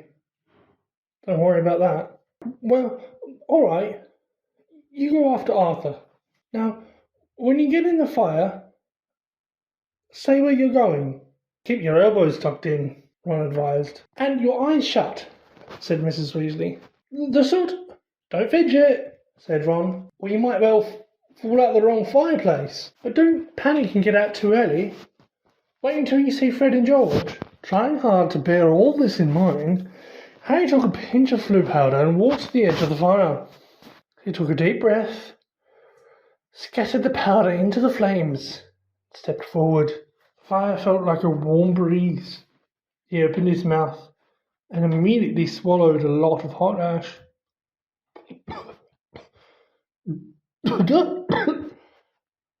Diagon Alley, he coughed. It felt as though he was being sucked down a giant plug hole. It seemed to be spinning fast. The roaring in his ears was deafening. He tried to keep his eye open, but the whirl of green flames made him feel sick. Something hard knocked his elbow, and he tucked it in tightly. Still spinning and spinning, now felt as though cold hands were slapping his face. Squinting through his glasses, he saw a blur stream of fireplaces, snatched glimpses of rooms beyond. His bacon sandwiches were churning inside him. He closed his eyes, wishing it would stop, and then he fell, face forward, onto cold stone, and felt his glasses shatter. Dizzy and bruised, covered in soot, got gingerly to his feet, holding his broken glasses up to his eyes. He was quite alone. But where he was, he had no idea. All he could tell was he was standing in the stone fireplace, or what looked like a large, dimly lit wizard's shop, but nothing in there was ever likely to be on a Hogwarts school list. The glass case nearby held a withered hand on a cushion, and a blood-stained pack of cards, and a staring glass eye. Evil-looking masks leered down from the walls. An assortment of human bones lay upon the counter, and rusty, spiked instruments hung from the ceiling. Even worse, the dark and narrow street Harry could see through the dusty shop window was definitely not Diagon Alley. The sooner he got out of there, the better. No still steam where it had been hit the hearth. Harry made his way swiftly and silently towards the door. But before he got halfway towards it, two people appeared on the other side of the glass, and one of them was the very last person Harry wanted to meet when he was lost. Covered in soot and wearing broken glasses. Draco Malfoy. Harry looked quickly around and spotted a large black cabinet to his left and shot inside and pulled the doors to, leaving a small crack to peer through. Seconds later, a bell clanged and Malfoy stepped into the shop. A man followed who could only be his father. He had the same pale, pointed face and identical cold grey eyes. Mr. Malfoy crossed the shop, looking lazily at the items on display, and rang a bell on the counter before turning to his son, saying, "Touch nothing, Draco." Malfoy, who had reached for the glass eye, said, I thought you were going to buy me a present." "I said I would buy you a racing broom," said his father, drumming his fingers on the counter. "What's the good of that if I'm not on the house team?" said Malfoy, looking sulking and bad-tempered. "Harry Potter got a Nimbus 2000 last year. Special permission from Dumbledore so you could play for Gryffindor. He's not even that good. It's just because he's famous. Famous having a stupid scar on his forehead." Malfoy bent down to examine a shelf full of scars. "Everyone thinks he's so smart.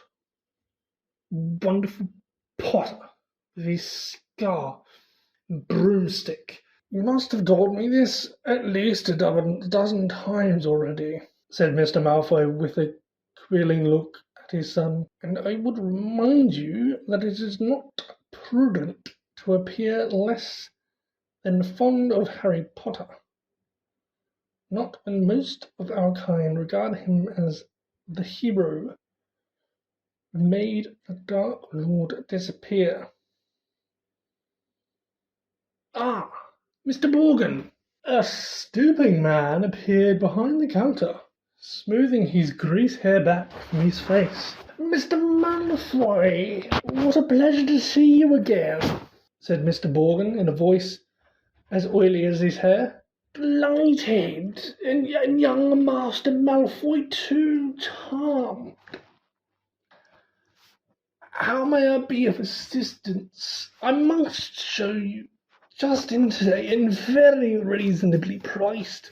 "I'm not buying today, Mr. Morgan, but selling," said Mr. Malfoy. "Selling?"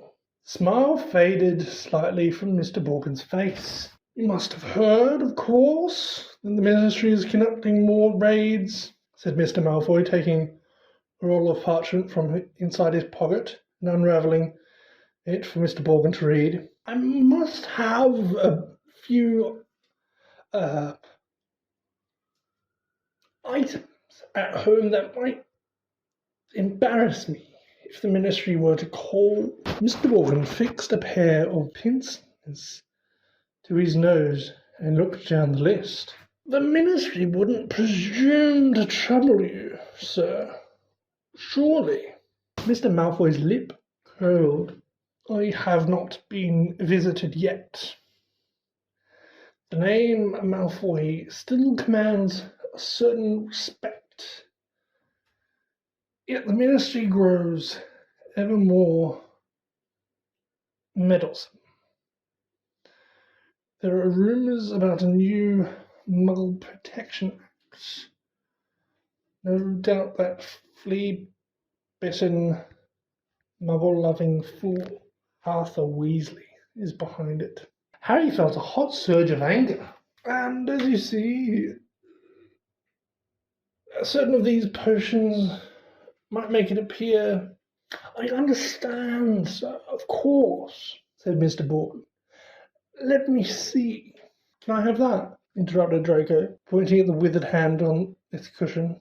"Ah, the Hand of Glory," said Mr. Morgan, abandoning Mr. Malfoy's list and scurrying over to Draco. Insert a candle and it gives light only to the holder. Best friend of thieves and blunders. Your son has fine taste, sir.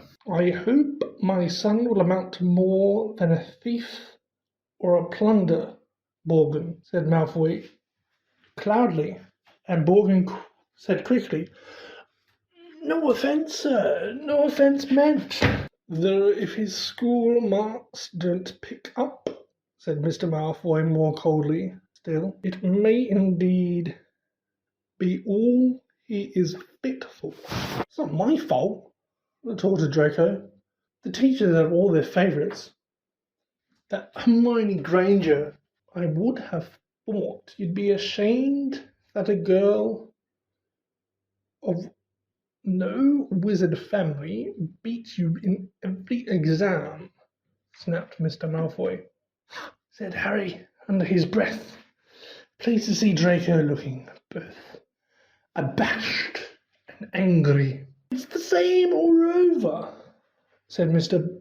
Borgin in his oily voice. Wizard blood is counting for less everywhere. Not with me, said Mr. Malfoy, his long nostrils flaring.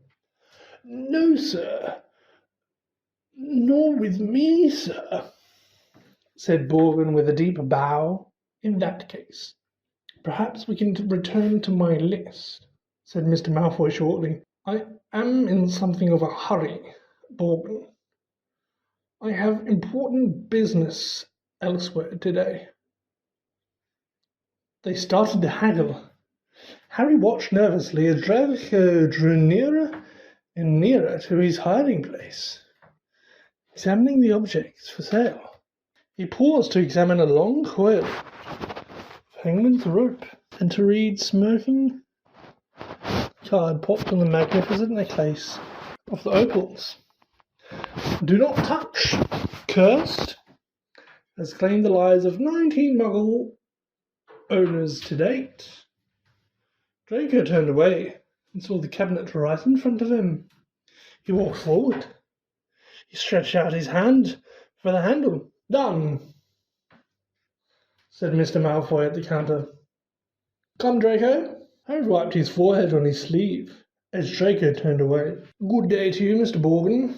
Back to you at the manor tomorrow to pick up the goods. The moment the door had closed, Mr. Borgin dropped his oily manner. Good day to yourself, Mr. Malfoy. And if the stories are true, you haven't sold me half of what's hidden in your manor.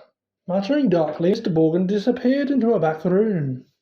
Harry waited for a moment in case he came back, then quietly as he could slipped out of the cabinet, past the glass cases, and out the shop door, clutching his broken glasses to his face.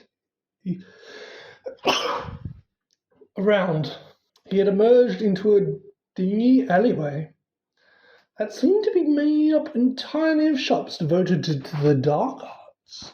The one he'd just left, Borgin and Burke's, looked like the largest, but opposite was a nasty window display of shrunken heads. 2 doors down, a large cage was alive with gigantic black spiders. 2 shabby-looking wizards were watching him from the shadow of a doorway, muttering to each other.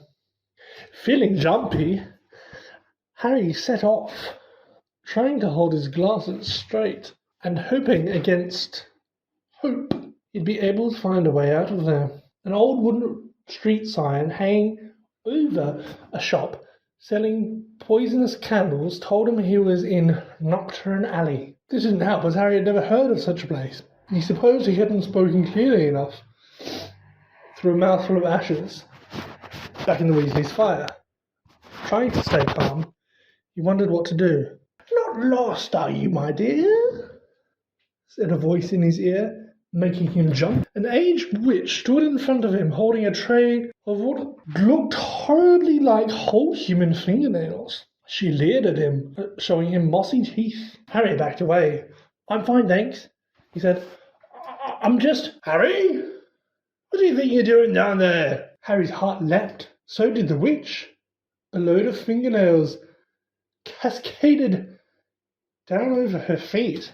and cursed as a massive form of Hagrid, the Hogwarts gamekeeper, came striding towards them, beetle black eyes flashing over his great bushy beard.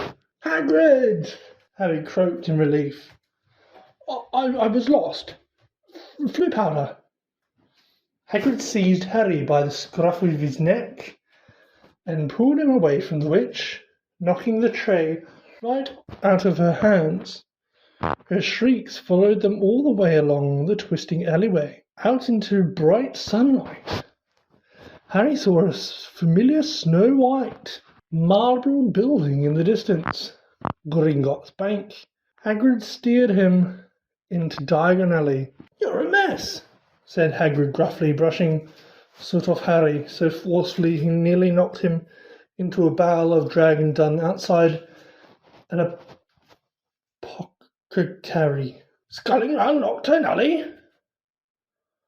"I don't know dodgy place, Harry. Don't know to see down there." "I realise that," said Harry, ducking as Hagrid made to brush him off again. "I told you I was lost."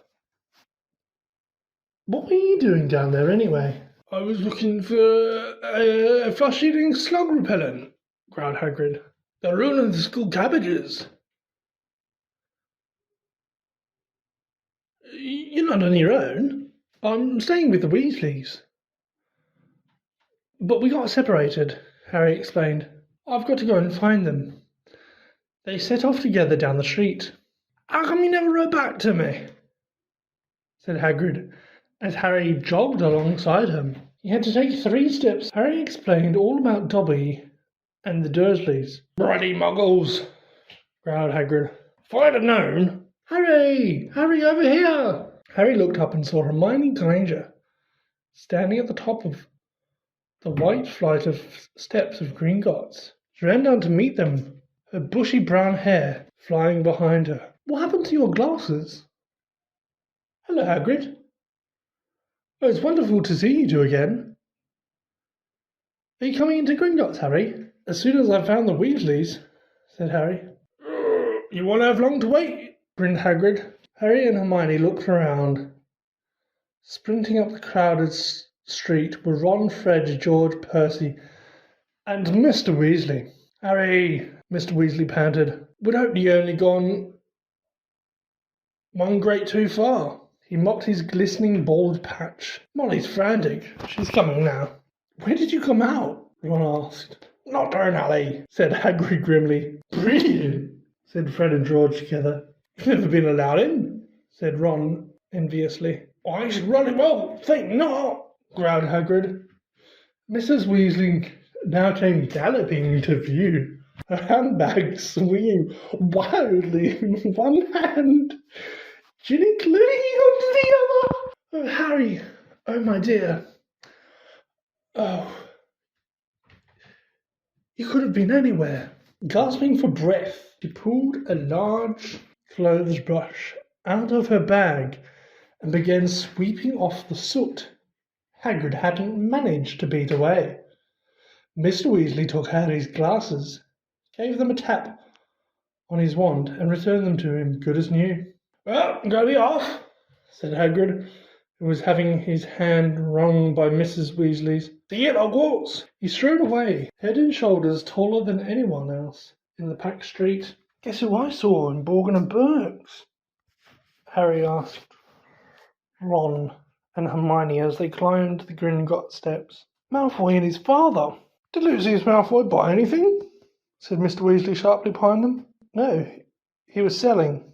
"So he's worried," said Mr. Weasley with a grim satisfaction. "Oh, I'd love to get Lucius Malfoy for something." "You be careful, Arthur," said Mrs. Weasley sharply, as they ushered into the bank by a bowing goblin at the door. "That family's trouble. Don't go biting off more than you can chew." "So you don't think I'm a match for Lucius Malfoy?" said Mr. Weasley indignantly. But he was distracted almost at once by the sight of Hermione's parents, who were standing nervously at the counter that ran all along the great marble hall, waiting for Hermione to introduce them. "But you're muggles," said Mr. Weasley delightedly. We must have a drink. What's that you've got there?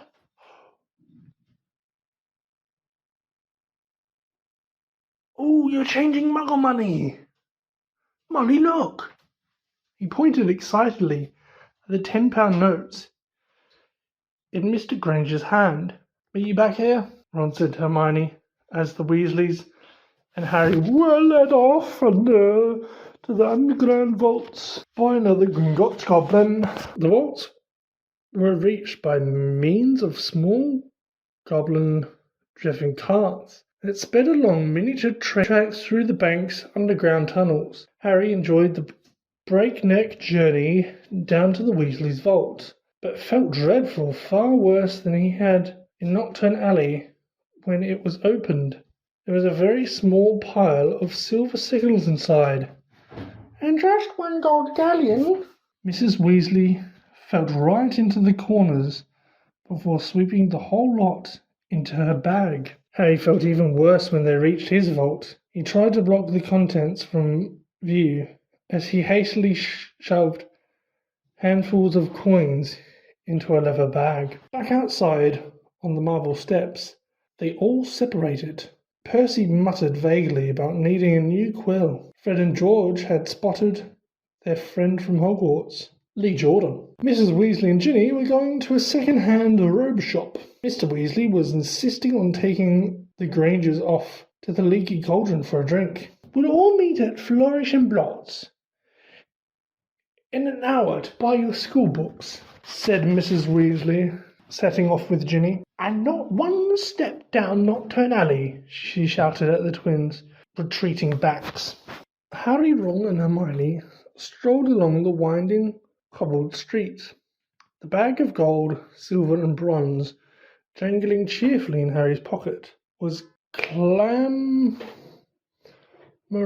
to be spent. So he bought 3 large strawberry and peanut butter ice creams, which they slurped happily as they wandered up the alley, examining the fascinating shop windows. Ron gazed longingly at a full set of Chudley Cannon robes in the windows of quality Quidditch supplies until Hermione dragged them off to buy ink and parchment next door. In Gamble and Jake's Wizarding Joke shop, they met Fred, George and Lee Jordan, who were stocking up on Dr. Filbert's fabulous wet start no-heat fireworks, and in a tiny junk shop full of broken wands, wonky brass scales, and old cloaks covered in potion stains, they found Percy, deeply immersed in a small and deeply boring book called Prefects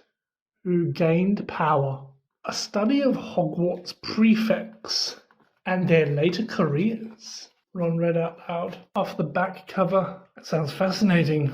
Go away, Percy snapped. Of course, he's very ambitious.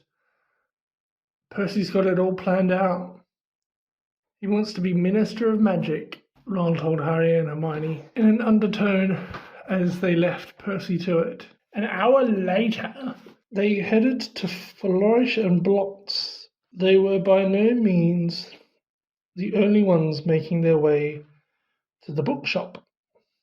As they approached, they saw, to their surprise, a large crowd jostling outside the doors, trying to get in. The reason for this was they're proclaimed by a large banner stretched across the outside windows. Gilderoy Lockhart will be signing copies of his autobiography, Magical Me, today, 12:30 to 4:30 p.m. We can actually meet him, Hermione squealed. I mean, it's written almost the whole book list. The crowd seemed to be made up mostly of witches around Mrs. Weasley's age. A harassed-looking wizard stood at the door. Count me, please, ladies. Don't push there. Mind the books now. Harry, Ron and Hermione squeezed inside. A long queue wound right to the back of the shop. Gilderoy Lockhart was signing his books. He each grabbed a copy of Break with a Banshee and sneaked up to the line where the rest of the Weasleys were standing, with Mr. and Mrs. Granger. "Oh, there you are, good," said Mrs. Weasley.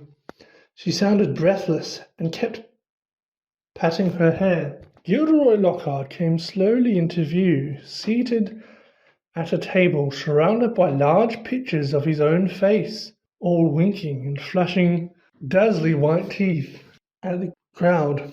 The real Lockhart was wearing robes of forget-me-not blue, which actually matched his eyes. His pointed wizard's hat was set at a jaunty angle on his wavy hair. A short, irritable-looking man dancing round taking photographs with a large black camera that emitted puffs of purple smoke with every blinding flash. "Out of the way there!"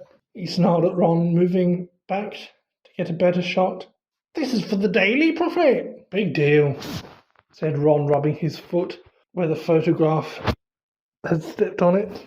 Gilderoy Lockhart heard him. He looked up, he saw Ron, and then he saw Harry. He stared. Then he leapt to his feet, positively shouted, "Can't be!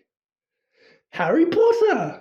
The crowd parted, whispering excitedly. Lockhart dived forward, seized Harry's arm, and pulled him to the front. The crowd burst into applause. Harry's face burned as Lockhart shook his hand for the photographer, who was clicking away madly, wafting thick smoke over the Weasleys. "Nice big smile, Harry," said Lockhart through his own glooming teeth. "Together you and I are worth the front page." Got with Harry's hand, Harry could hardly feel his fingers. He tried to slide back over to the Weasleys, but Lockhart threw an arm around his shoulder and clamped him tight to his side. "Ladies and gentlemen," he said loudly, waving for quiet, "what an extraordinary moment this is. The perfect moment for me to take a little announcement I've been sitting on for some time. When young Harry here stepped into Flourish and Blotts today, he only wanted to buy my autobiography.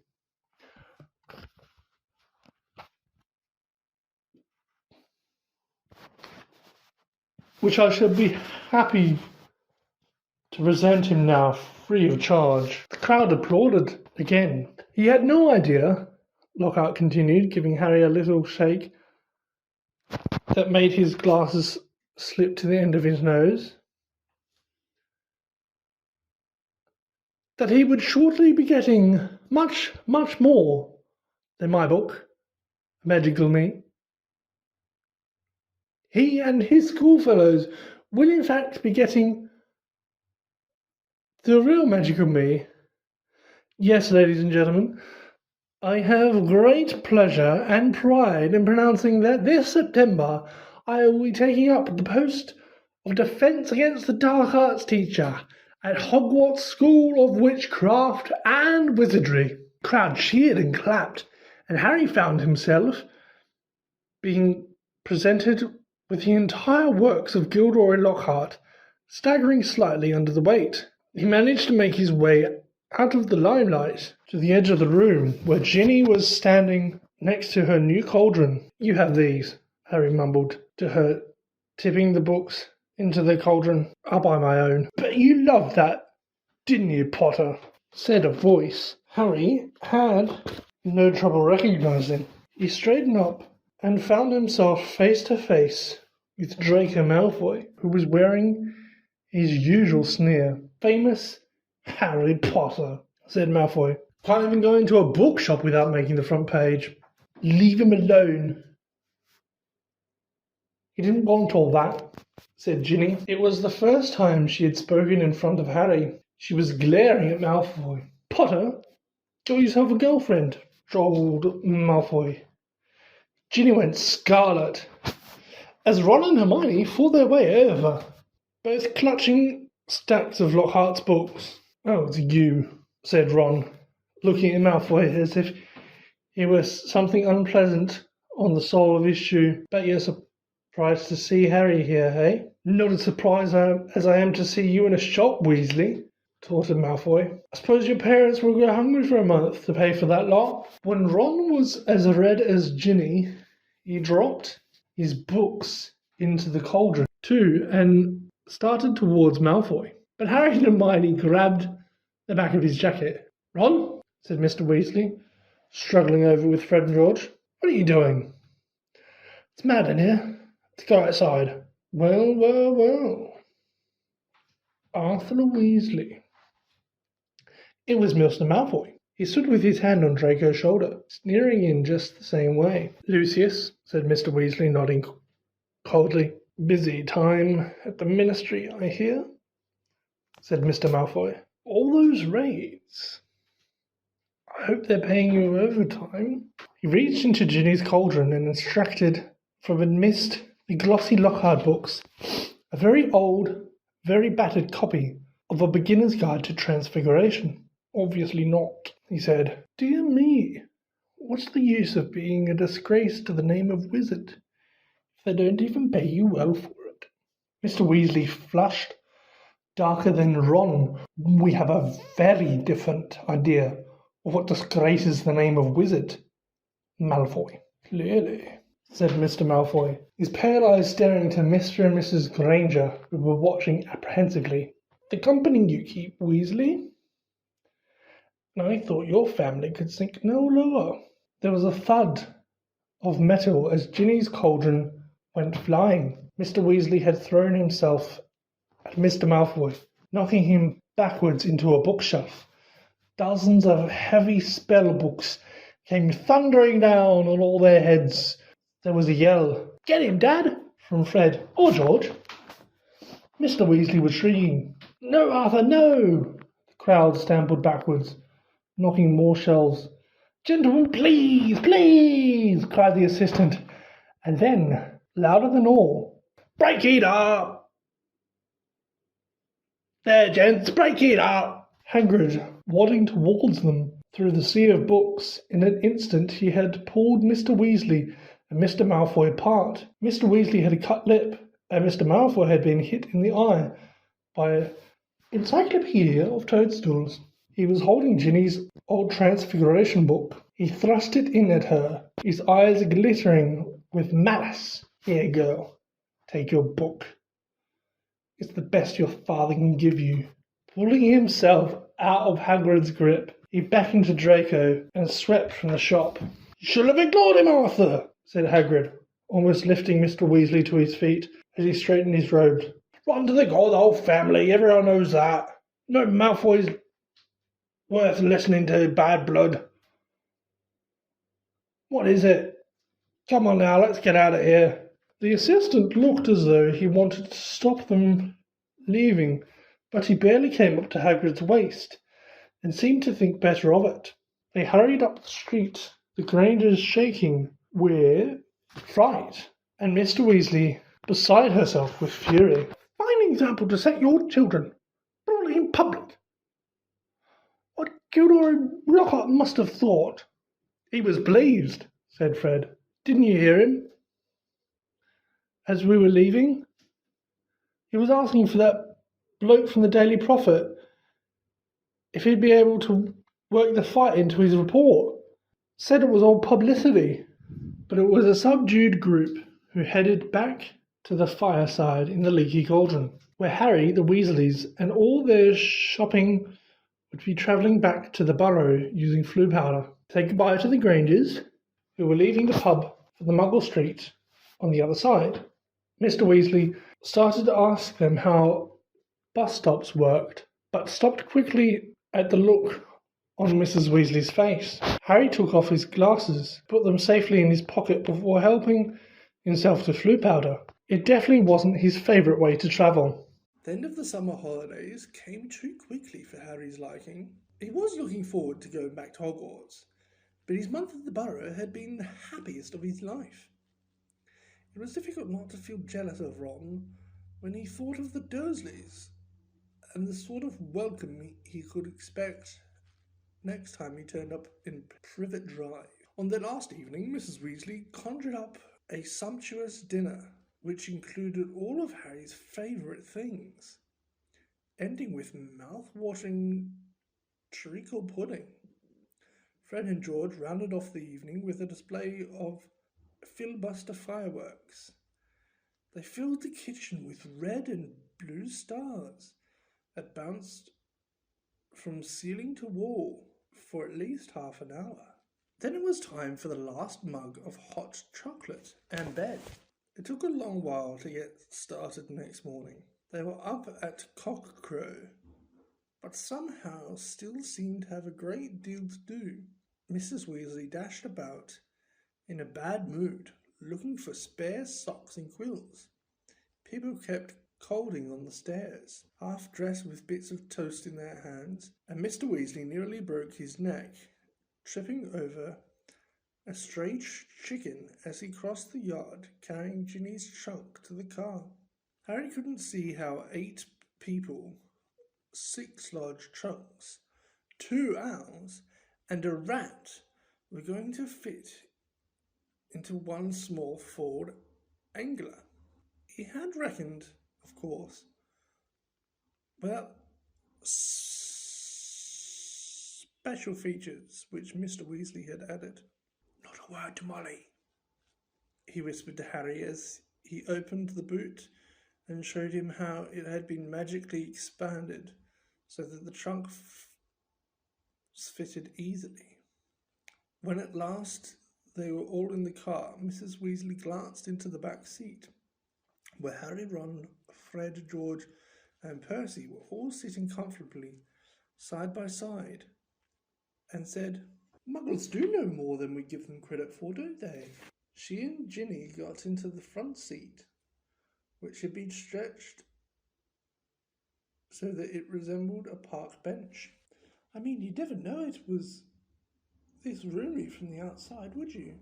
Mr. Weasley started up the engine, and they trundled out of the yard, Harry turning back for a last look at the house. He barely had time to wonder when he'd see it again. When they were back, George had forgotten his box of Billbuster fireworks. 5 minutes after that, they skidded to a halt in the yard so Fred could run in for his broomstick. They had almost reached the motorway when Ginny screeched that she'd left her diary. By the time they had clambered back into the car, they were running very late, and tempers were running high. Mr. Weasley glanced at his watch and then at his wife. "Molly, dear." "No, Arthur. No one would see. This little button here is an invisibility booster. I installed it. That'd get us up in the air. Then we fly above the clouds.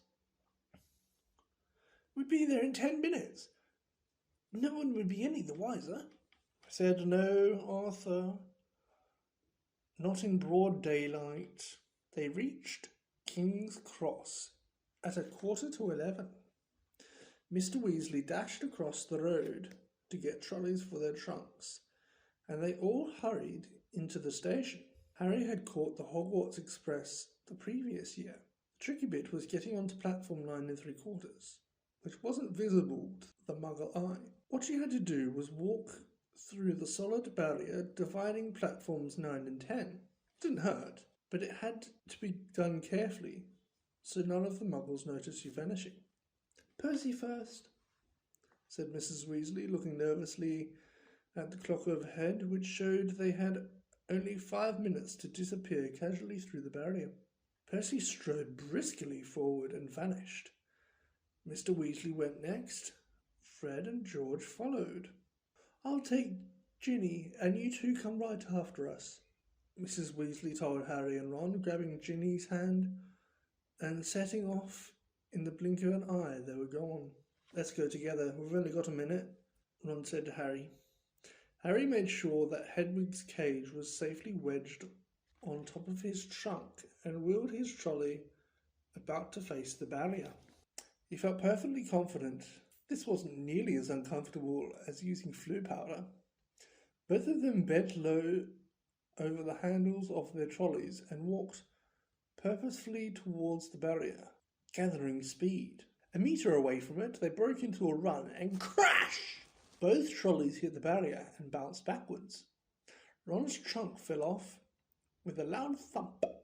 Harry was knocked off his feet, and Hagrid's cage bounced onto the shiny floor, and she rolled away, shrieking indignantly. People all around them stared, and a guard yelled nearby, "What in the blazes do you think you're doing?" Lost control of the trolley, Harry gasped, clutching his ribs as he got up. Ron ran to pick up Hedwig, who was causing such a scene. There was a lot of muttering about cruelty to animals from the surrounding crowd. "Why can't we get through?" Harry hissed to Ron. "I don't know." Ron looked wildly around. A dozen curious people were watching them. "We're going to miss the train," Ron whispered. "I don't understand why the gateway sealed itself." Harry looked up at the giant clock with a sickening feeling in the pit of his stomach. 10 seconds. 9 seconds. He wheeled the trolley forward cautiously until it was right against the barrier and pushed with all his might. The metal remained solid. 3 seconds. 2 seconds. 1 second. "It's gone," said Ron, sounding stunned. "The train's left. What if Mum and Dad can't get back through to us? Have you got any Muggle money?" Harry gave a hollow laugh. "The Dursleys haven't given me pocket money for about 6 years." Ron pressed his ear to the cold barrier. "Can't hear a thing," he said tensely. "What are we going to do? I don't know how long it'll take Mum and Dad to get back to us." They looked around. People were still watching them, mainly because of Hagrid's continuing screeches. "I think we'd better go wait by the car. We're attracting too much attention." "Harry," said Ron, his eyes gleaming. "The car!" "What about it?" "We can fly the car to Hogwarts." "But I thought we're stuck, right? And we've got to get to school, haven't we? And even underage wizards are allowed to use magic if it's a real emergency. Section 19 or something of the restriction thingy. Harry's feeling of panic turned suddenly to excitement. "Can you fly it?" "No problem," said Ron, wheeling his trolley around to face the exit. "Come on, let's go. If we hurry, we'll be able to follow the Hogwarts Express." They marched off through the crowd of curious muggles, out of the station, back into the side road where the old Four Angela was parked. Ron unlocked the cavernous boot with a series of taps from his wand. They heaved their trunks back in, put Hedwig on the back seat, and got into the front. "Check no one's watching," said Ron, starting the ignition with another tap of his wand. Harry stuck his head out of the window. Traffic was rumbling along the main road ahead, but their street was empty. "Okay," he said. Ron pressed a tiny silver button on the dashboard. The car around them vanished, and so did they. Harry could feel the seat vibrating beneath him, hear the engine, feel his hands on his knees and his glasses on his nose. But for all he could see, he had become a pair of eyeballs floating a few feet above the ground in a dingy street full of parked cars. "Let's go," said Ron's voice from his right. The ground and the dirty buildings on either side fell away, dropping out of sight as the car rose in seconds. The whole of London lay smoky and glittering below them. Then there was a popping noise, and the car, Harry and Ron, reappeared. "Uh-oh," said Ron, jabbing the invisibility booster. "It's faulty." Both of them plummeled. The car vanished. Then it flickered back again. "Hold on," Ron yelled, and he slammed his foot on the accelerator. They shot straight into the low, woolly clouds, and everything turned dull and foggy. "Now what?" said Harry, blinking at the solid mass of cloud pressing in on them from all sides. We need to see the train to know what direction to go in, said Ron. Dip back down again quickly. They dropped back beneath the clouds and twisted around in their seats, squinting at the ground. I can see it, yelled Harry. Right ahead, there.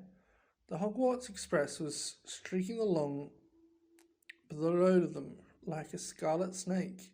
Due north, said Ron, checking the compass on the dashboard. Okay, we'll just have to check it every half an hour or so.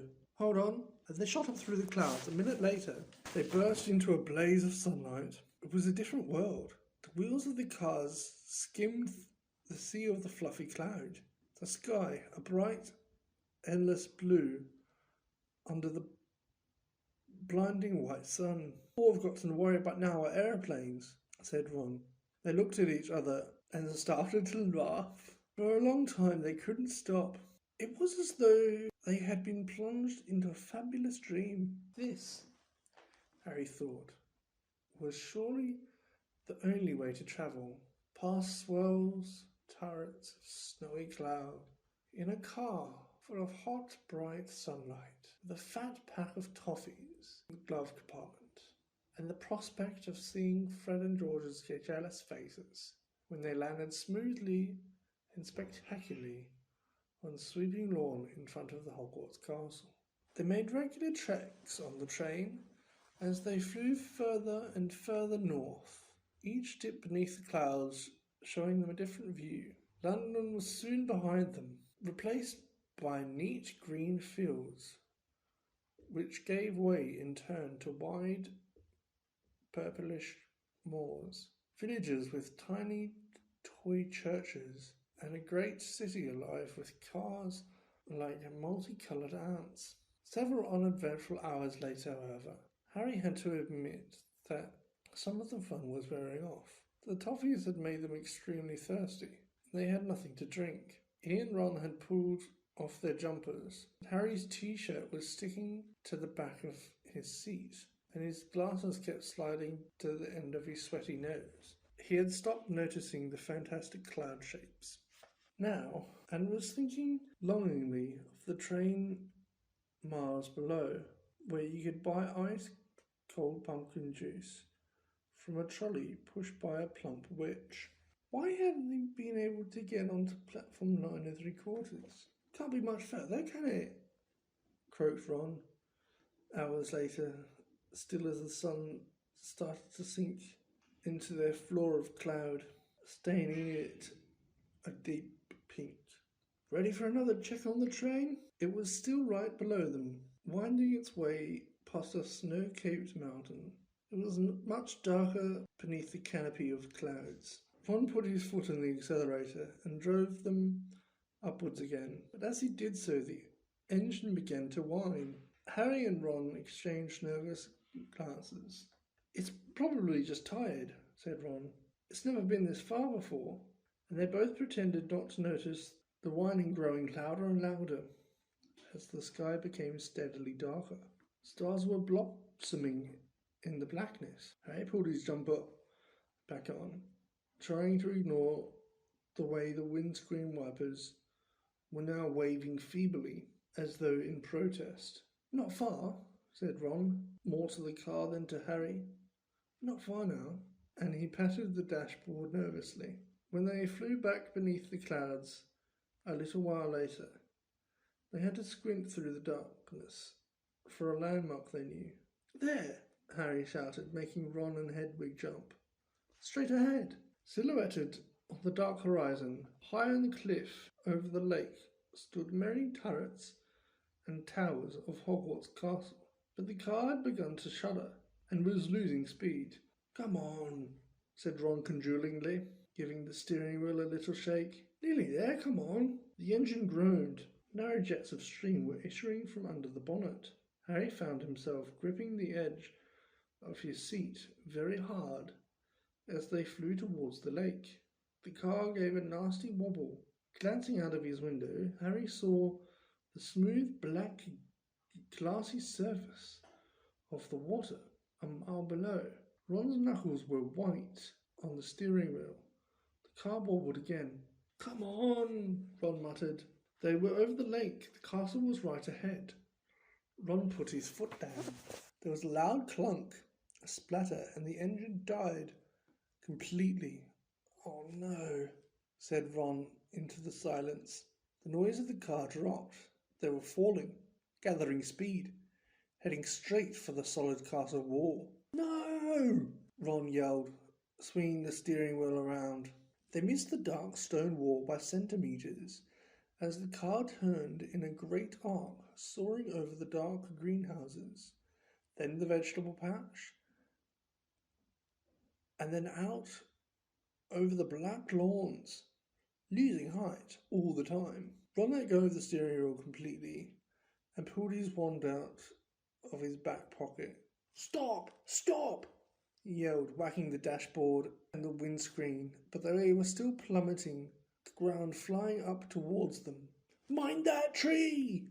Harry bellowed, lunging for the steering wheel. But they were too late. Crunch! With an ear-splitting bang of metal on wood, they hit the thick tree trunk and dropped to the ground with a heavy jolt. Steam was billowing from under the crumpled bonnet. Hedwig was shrieking in terror. A golf ball-sized lump was throbbing on Harry's head where he had been hit by the windscreen. And to his right, Ron let out a low, despairing groan. Are you okay? Harry said urgently. My wand, said Ron in a shaky voice. Look at my wand.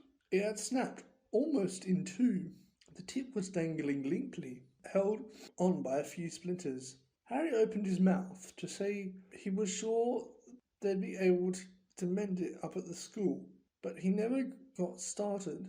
At that very moment, something hit the side of the car with the force of a charging bull, sending him lurching sideways into Ron, just as an equally heavy blow hit the roof. What happened?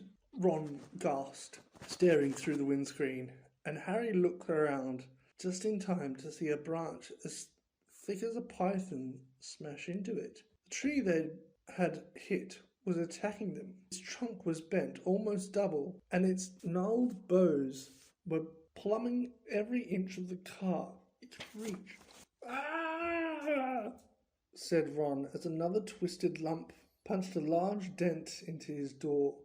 The windscreen was now trembling under a hail of blows and knuckle-like twigs, and the branch, as thick as a battering ram, was pounding furiously on the roof, which seemed to be caving in. Run for it! Ron shouted, throwing his full weight against his door. But the next second he had been knocked backwards into Harry's lap by a vicious uppercut from another branch. We're done for, he moaned, as the ceiling sagged. But suddenly, the floor of the car was vibrating. The engine had restarted. Reverse! Harry yelled, and the car shot backwards. The tree was still trying to hit them. They could hear its roots creaking as it almost ripped itself up, lashing out at them as they sped out of reach. That, panted Ron, was close. Well done, car. The car, however, reached the end of its tether. With two smart clunks, the doors flew open and Harry felt his seat tip sideways. Next thing they knew, he was sprawled on the damp ground. Loud thuds told him that the car was ejecting their luggage from the boot. Hedwig's cage flew through the air and burst open. She rose out of it with a loud, angry screech and sped off towards the castle without a backwards look. Then, dented, scratched, and screaming, the car rumbled off into the darkness, its rear lights blazing angrily. Come back! Ron yelled after it, brandishing his broken wand. That'll kill me! But the car disappeared from view with one last snort from its exhaust. Can you believe our luck? Said Ron miserably, bending down to pick up Scabbers the rat. Of all the trees we could hit, we had to hit one that hits back. He glanced over his shoulder. The ancient tree, which was still flailing its branches threateningly. "Come on," said Harry wearily. "We better get up to the school." It wasn't at all the triumph arrival he had pictured. Stiff, cold, and bruised, they seized the ends of the trunks and began dragging them up the grassy slope towards the great oak front doors. "I think the feast's already started," said Ron, dropping his trunk at the foot of the front steps, crossing quietly to look through a brightly lit window. "Hey, Harry, come and look! It's the sorting!" Harry hurried over, and together he and Ron peered in at the great hall. Innumerable candles were hovering in mid-air over 4 long crowded tables, making the golden plates and goblets sparkle. Overhead, the bewitched ceiling, which always mirrored the sky outside, sparkled with stars. Through the forest of pointed black Hogwarts hats, Harry saw a long line of scared-looking first-years into the hall.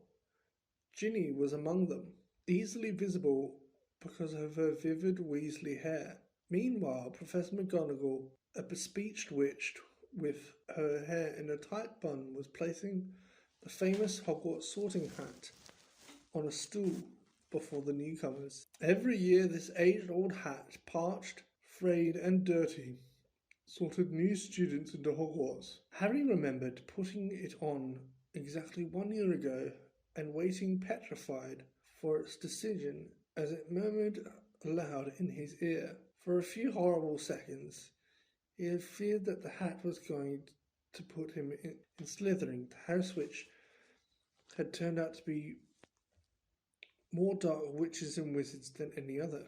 But he had ended up in Gryffindor, along with Ron, Hermione, and the rest of the Weasleys. Last term, Harry and Ron helped Gryffindor win the house championship, beating Slytherin for the first time in 7 years.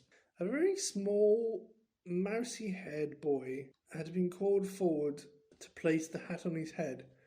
Harry's eyes wandered past him to where Professor Dumbledore, the headmaster, sat watching the sorting from the staff table, his long silver beard and half-moon glasses shining brightly in the candlelight.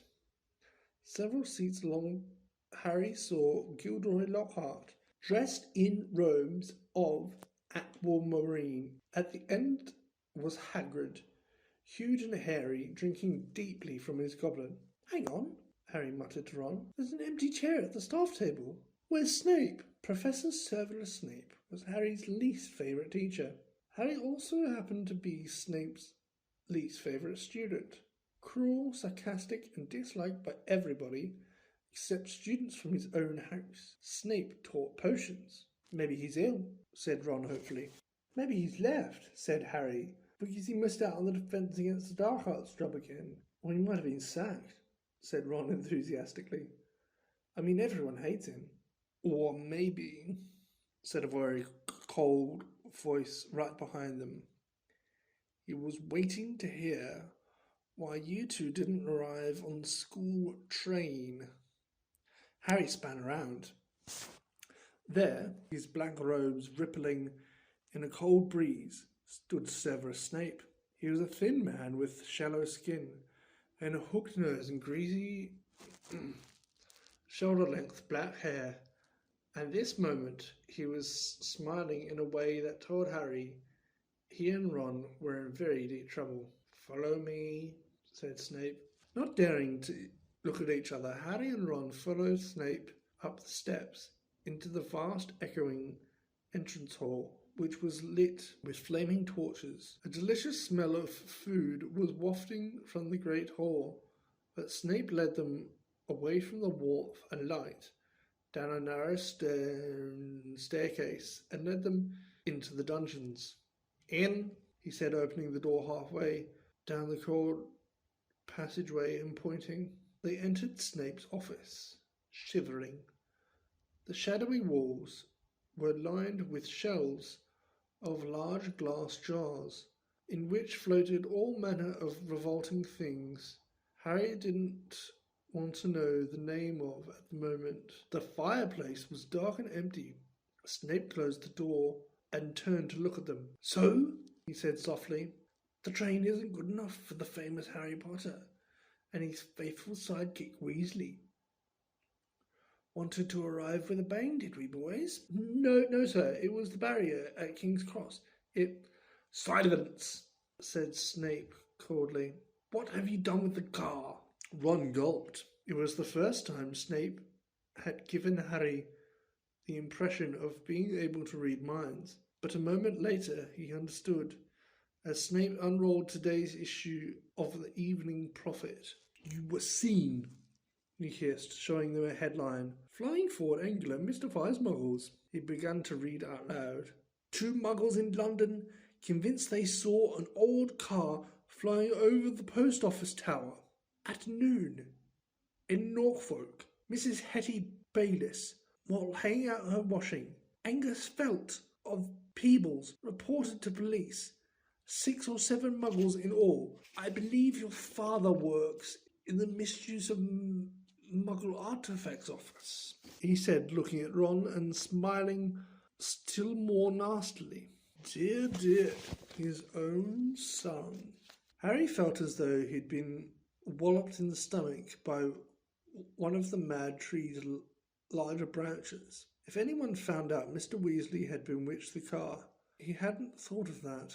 I notice in my search of the park that considerable damage seems to be done to a very valuable Whomping Willow, Snape went on. That tree did more damage to us than we did. Ron blurted out. Silence, snapped Snape again. Most unfortunately, you are not in my house, and the decision to expel you does not rest with me. I shall go fetch the people who do have the happy power.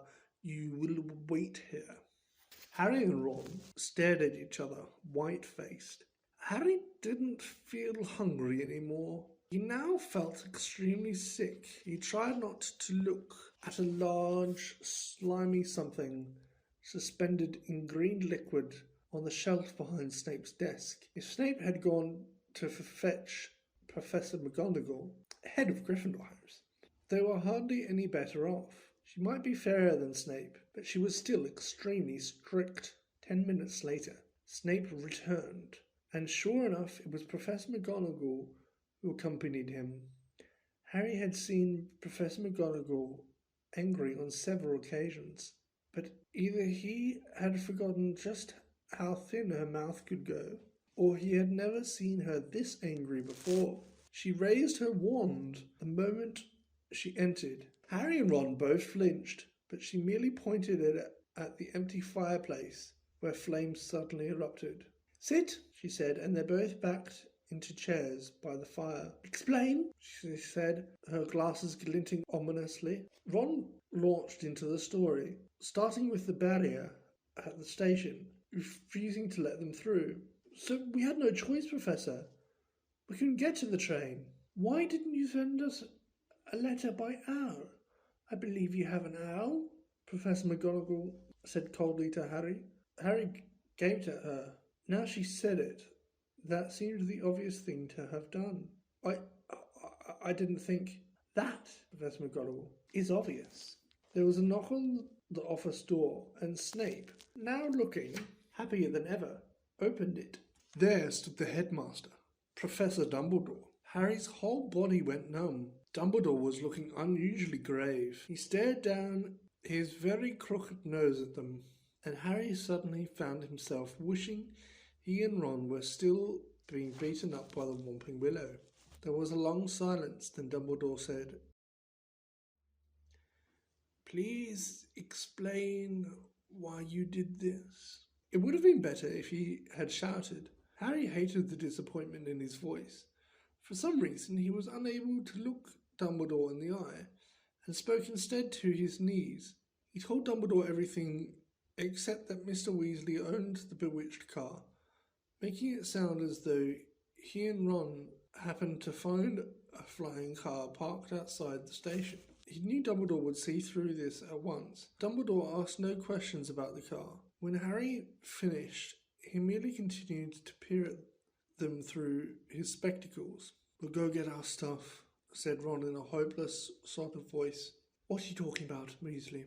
barked Professor McGonagall. "Well, you're going to expel us, aren't you?" Harry looked quickly at Dumbledore. "Not today, Mr. Weasley," said Dumbledore. "But I must impress upon both of you of the seriousness of what you have done. I will be writing to both your families tonight. I must also warn you that if you do anything like this again, I will have no choice but to expel you." Snape looked as though Christmas had been cancelled. He cleared his throat and said, "Professor Dumbledore, these boys have flouted the decree of restriction of underage wizardry, caused serious damage to an old valuable tree. Surely acts of this nature—" "It will be for Professor McGonagall to decide on these boys' punishments, Severus," said Dumbledore calmly. "They are in her house and are therefore her responsibility." He turned to Professor McGonagall. "I must go back to the feast, Minerva. I've got to give a few notices. Come, Severus. There's a delicious-looking custard tart I want to sample." Snape shot a look of pure venom at Harry and Ron as he allowed himself to be swept out of his office, leaving them alone with Professor McGonagall, who was still eyeing them like a wrathful eagle. "You'd better get along to the hospital wing, Weasley. You're bleeding." "Not much," said Ron, hastily wiping the cut over his eye with his sleeve. "Professor, I wanted to watch my sister being sorted." "The sorting ceremony is over," said Professor McGonagall. "Your sister is also in Gryffindor." "Oh, good," said Ron. "And speaking of Gryffindor," Professor McGonagall said sharply. But Harry cut in. "Professor, when we took the car, term hadn't started, so Gryffindor shouldn't really have points taken from it, should it?" He finished, watching her anxiously. Professor McGonagall gave him a piercing look, but he was sure she had almost smiled. Her mouth looked less thin anyway. "I would not take points from Gryffindor," she said, and Harry's heart lightened considerably. "But you will both get a detention." It was better than Harry had expected. As for Dumbledore's writing to the Dursleys, that was nothing. Harry knew perfectly well they'd just be disappointed the Whomping Willow hadn't squished him flat. Professor McGonagall raised her wand again and pointed at Snape's desk. A large plate of sandwiches, 2 silver goblets, and a jug of iced pumpkin juice appeared with a pop. "You will eat here and then go straight up to your dormitory," she said. "I must also return to the feast." When the door closed behind her, Ron let out a long, low whistle. "I thought we had it," he said, grabbing a sandwich. "So did I," said Harry, taking one too. "Can you believe I'm not though?" said Ron thickly through a mouthful of chicken and ham. "Fred and George must have flown the car 5 or 6 times, and no muggles ever saw them." He swallowed and took another huge bite. "Why couldn't we get through the barrier?" Harry shrugged. "We'll have to watch our step from now on, though," he said, taking a grateful swig of pumpkin juice. "Wish we could have gone up to the feast. She didn't want us showing off," said Ron sagely. "Doesn't want people to think it's clever arriving by flying car." When they had eaten as many sandwiches as they could, they rose and left the office, treading familiar path to the Gryffindor Tower. The castle was quiet.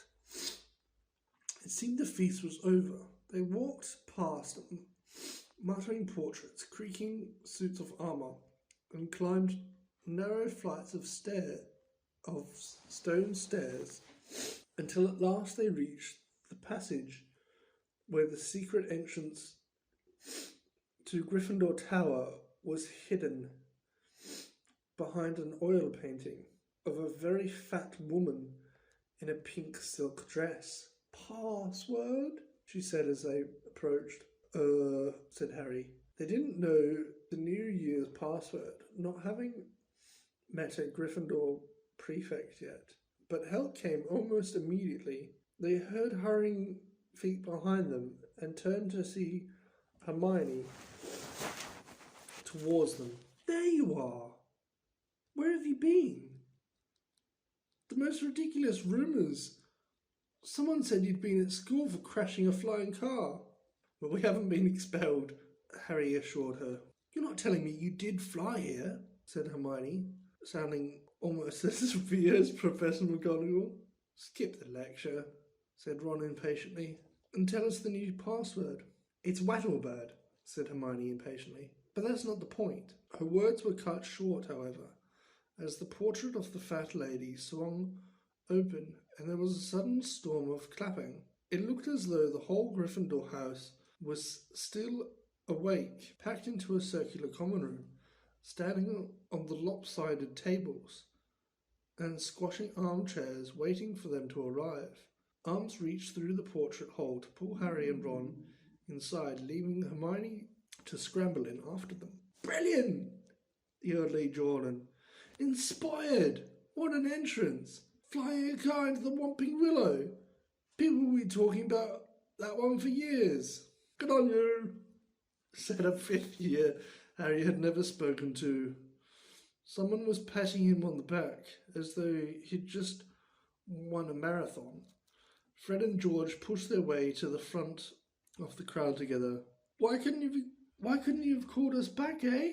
Ron was scarlet in the face, grinning embarrassingly, but Harry could see one person who didn't look happy at all.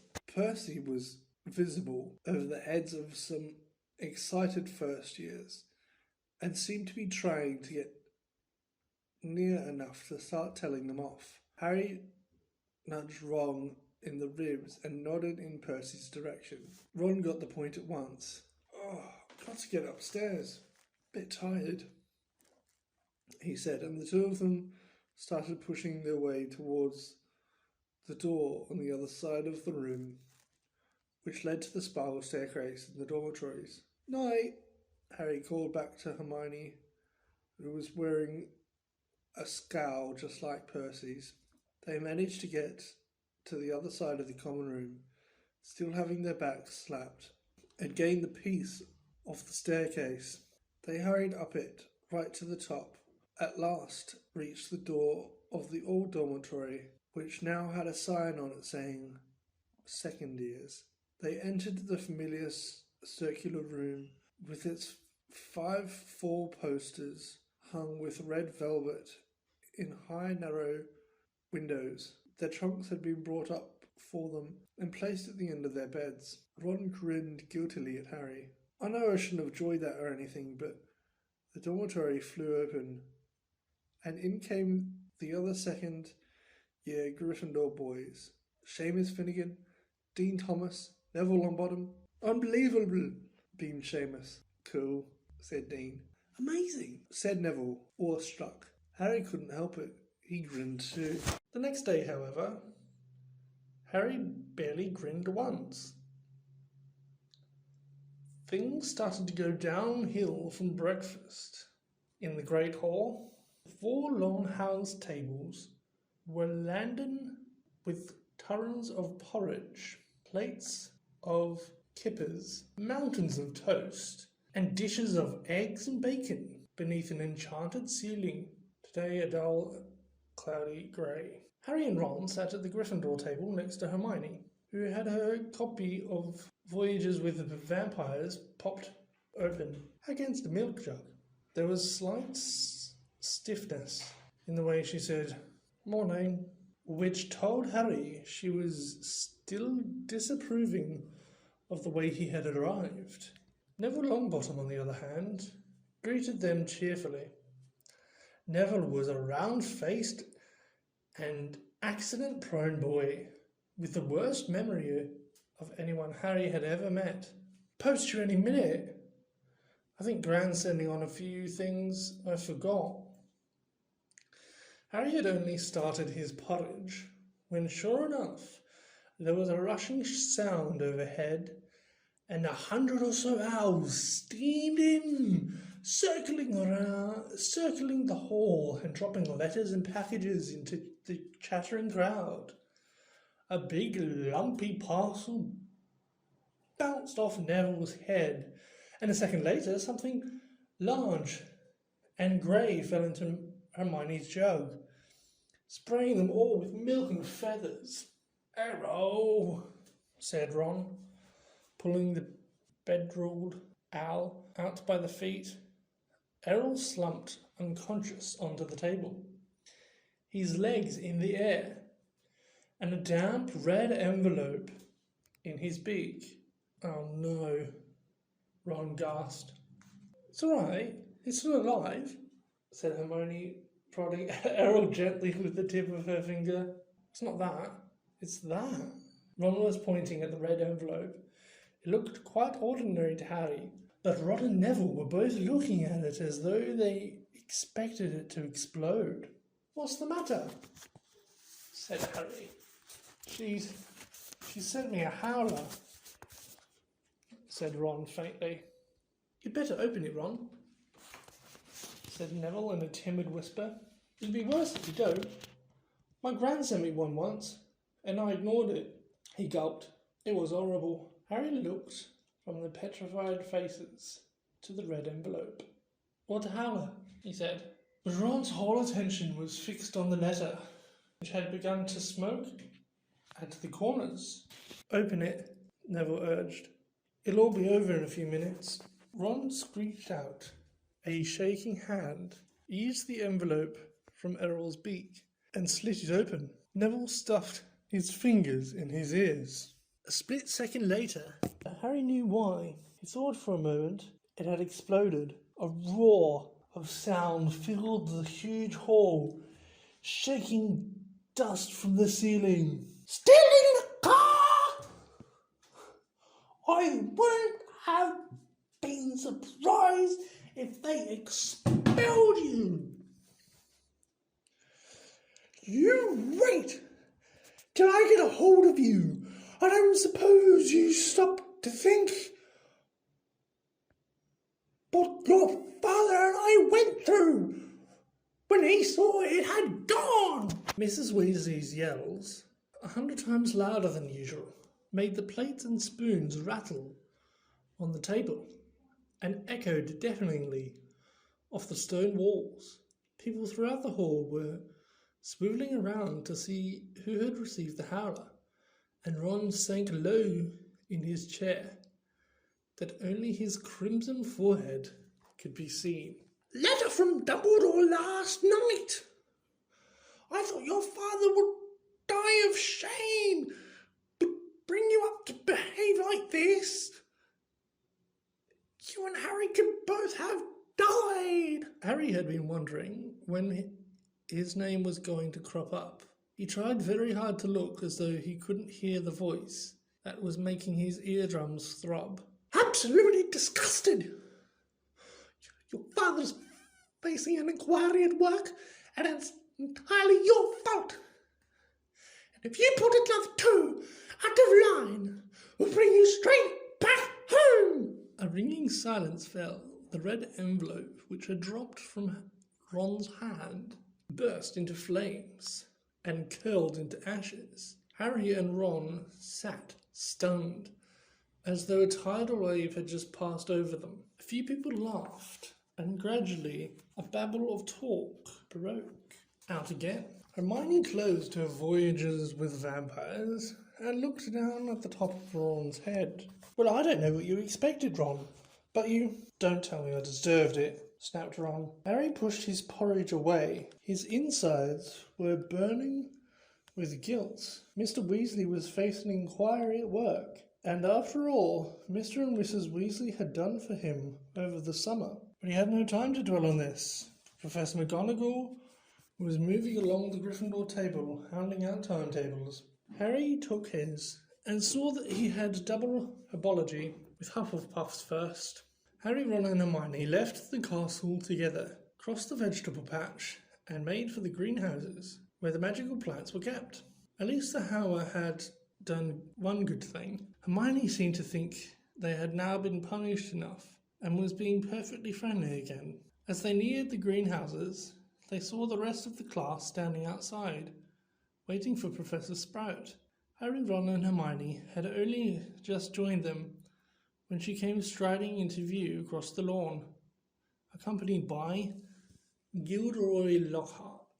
Professor Sprout's arms were full of bandages. With another twinge of guilt, Harry spotted the Whomping Willow in the distance, several of its branches now in slings.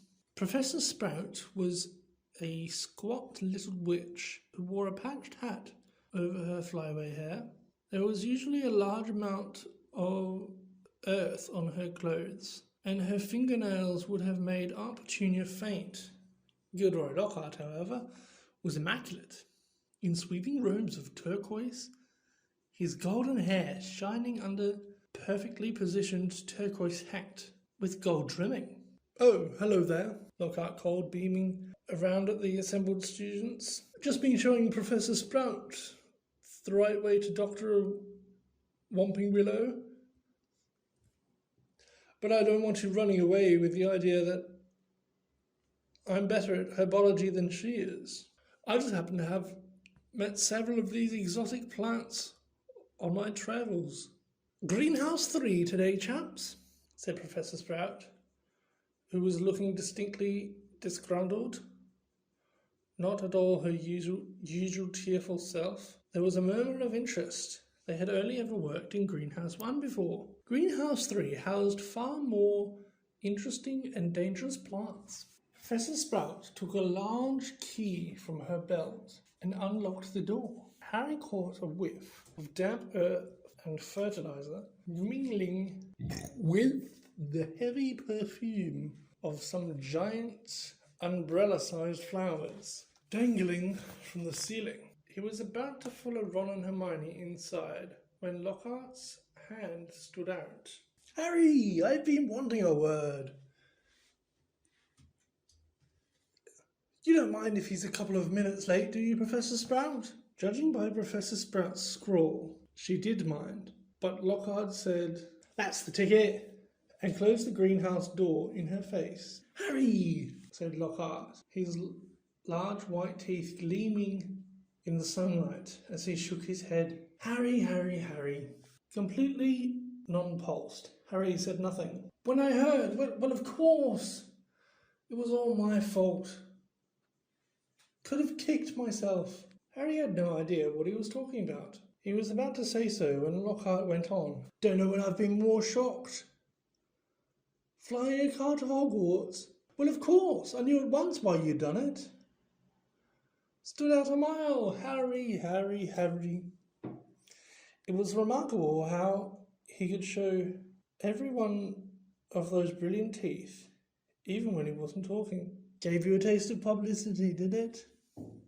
said Lockhart. "Gave you the bug. You got on the front page of the paper with me and... Oh, you couldn't wait to do it again."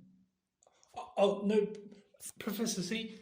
"Harry, Harry, Harry," said Lockhart, reaching out and grasping his shoulder. "I understand. Natural to want a bit more once you've had the first taste. And I blame myself for giving you that, because it was bound to go to your head. But see here, young man, you can't start flying cars to try and get yourself noticed. Just calm down, all right? Plenty of time for all that when you're older, yes? Yes, I know what you're thinking. It's all right for him. He's an internationally famous wizard already. But when I was 12, I was just as much of a nobody as you are now. In fact, I'd say I was even more of a nobody. I mean, A few people have heard of you, haven't they? All that business with he who must not be named. He glanced at the lightning scar on Harry's forehead. I know, it's not quite as good as winning Witch Weekly's Most Charming Smile Award 5 times in a row, as I have. But it's a start, Harry. It's a start. He gave Harry a hearty wink and strode off. Harry stood stunned for a few seconds, then remembering he was supposed to be in the greenhouse, he opened the door and slid inside. Professor Sprout, standing behind a trestle bench in the centre of the greenhouse, about 20 pairs of coloured earmuffs were lying on the bench, and Harry had taken his place between Ron and Hermione. She said, "We'll be repotting mandrakes today. Now, can anyone tell me the properties of a mandrake?" "Oh, nobody's surprised." Hermione's hand was first to go into the air. Mandrake, or mandragora, is a powerful restorative, said Hermione, sounding as usual as though she had swallowed the textbook. It is used to return people who have been transfigured or cursed to their original state. Excellent. 10 points to Gryffindor, said Professor Sprout. The mandrake forms an essential part of most antidotes. It is also, however, dangerous. Who can tell me why? Hermione's hand narrowly missed Harry's glasses as it shot up again. The cry of the mandrake is fatal to anyone who hears it, she said promptly. Precisely. Take another 10 points, said Professor Sprout. Now, the mandrakes we have here are still very young. She pointed to a row of deep trays as she spoke, and everyone shuffled forward for a better look. 100 or so tufty little plants, purplish green in colour, were growing in rows. They looked quite unremarkable to Harry, who didn't have the slightest idea what Hermione meant by the cry of a mandrake. Everyone take a pair of earmuffs, said Professor Sprout. There was a scramble as everyone tried to seize a pair that wasn't pink and fluffy. When I tell you to put them on, make sure your ears are completely covered, said Professor Sprout. When it is safe to remove them, I'll give you a thumbs up, right? Earmuffs on? Harry snapped the earmuffs to his ears. They shut out sound completely. Professor Sprout put a pink fluffy pair over her own ears, rolled up the sleeves of her robes, grasped one of the tufty plants firmly, and pulled hard. Harry let out a gasp of surprise that no one could hear.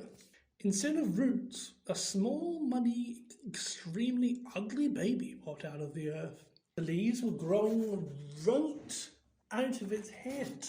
He had pale green, molted skin and was clearly bawling at the top of his lungs. Professor Sprout took a large plant pot from under the table and plunged the mandrake into it, burying him in dark compost until only the tufted leaves were visible. Professor Sprout dusted off her hands, gave them all thumbs up, and removed her own earmuffs. As our mandrakes are only seedlings, their cries won't kill you yet, she said calmly, as though she'd just done nothing more exciting than water begonia. However, they will knock you out for several hours. And as I'm sure none of you want to miss the first day back, make sure your earmuffs are securely in place while you work. I will attract your attention when it is time to pack up. Fall to a tray. There is a large supply of pots here, compost in the sacks over there, and be careful of the venomous tentacula, it's teething. She gave a sharp slap to a spiky dark red plant as she spoke, making it draw in long feelers that had been itching sneakily over her shoulder. Harry, Ron and Hermione were joined at their tray by a curly-haired Hufflepuff boy Harry knew by sight, but had never spoken to. Justin Finch Fletchley, he said brightly, shaking Harry by the hand. Know who you are, of course. The famous Harry Potter. And you're Hermione Granger. Always topping everything. And Ron Weasley. Was that your flying car? Ron didn't smile. The howler was obviously still on his mind. That Lockhart's something, isn't he? Said Justin happily, as they began filling their plant pots with dragon dung compost. Awfully brave chap. Have you read his books? I'd have died of fear if I'd been cornered in a telephone box by a werewolf. But he stayed cool, and zap! Just fantastic.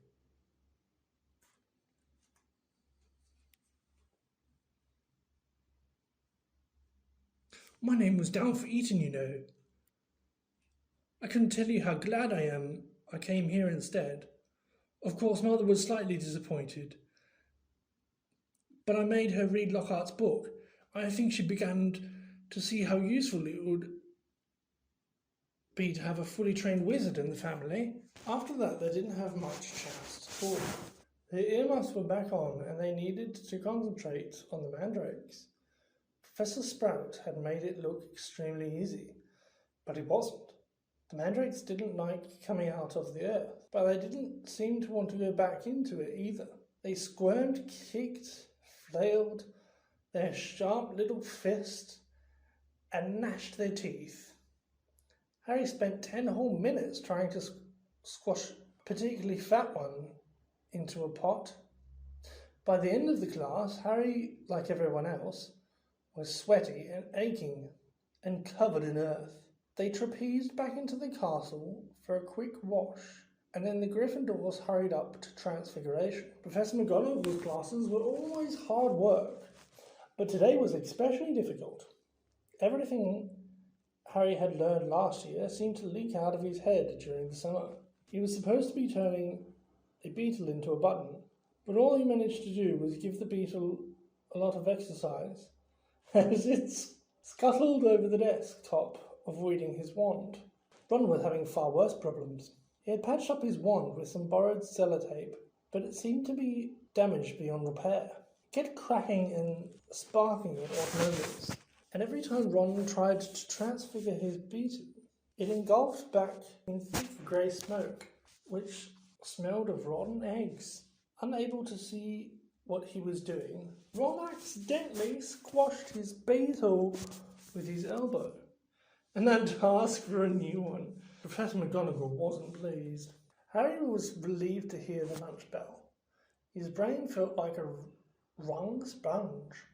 Everyone filed out of the classroom except him and Ron, who was whacking his wand furiously on the desk. Stupid, useless thing. Fly home for another one, Harry suggested, as the wand let out a volley of bangs like a firecracker. Oh, you ain't getting another howler back, said Ron, stuffing the now hissing wand into his bag. It's your own fault your wand got snapped. They went down to lunch, where Ron's mood was not improved by Hermione showing them a handful of perfect coat buttons she had produced in Transfiguration. What have we got this afternoon? Said Harry, hastily changing the subject. Defense against the dark arts, said Hermione at once. Why? Demanded Ron, seizing her timetable. Have you outlined all Lockhart's lessons with little hearts? Hermione snatched the timetable back, flushing furiously. They finished lunch and went outside into the overcast courtyard. Hermione sat down on a stone step and buried her nose in Voyages with Vampires again. Harry and Ron stood talking about Quidditch for several minutes before Harry became aware that he was being closely watched. Looking up, he saw the very small, mousy-haired boy he'd seen trying on the Sorting Hat last night. Staring at Harry as though transfixed, he was clutching what looked like an ordinary muggled camera. At that moment, Harry looked at him and went bright red. All right, Harry, I'm calling Creevy, he said breathlessly, taking a tentative step forward. I'm in Gryffindor too. Do you think, would it be right if... Can I have a picture? He said, raising the camera hopefully. A picture? Harry repeated blankly. So I can prove I've met you, said Colin Creevey eagerly, edging further forwards. I know all about you. Everyone's told me about how you survived when you know who tried to kill you, and how he disappeared and everything, and how you still got that lightning scar on your forehead. And a boy in my dormitory said if I developed the film in the right potion, the pictures would move. Colin drew a great shuddering breath of excitement and said, It's brilliant here, isn't it? I never knew all this odd stuff I could do was magic until I got the letter from Hogwarts. My dad's a milkman. He couldn't believe that either. So I'm taking loads of pictures to send home to him. And it would be really good if I had one of you. He looked imploringly at Harry. Maybe your friend could take it, and I could stand next to you. And then, could you sign it? Signed photos. You're giving out signed photos, Potter. Loud and scathing, Draco Malfoy's voice echoed around the courtyard as he had stopped right behind Colin, flanked, as he always was at Hogwarts, by large, thuggish cronies, Crabbe and Goyle. Everyone queue up, Malfoy roared to the crowd.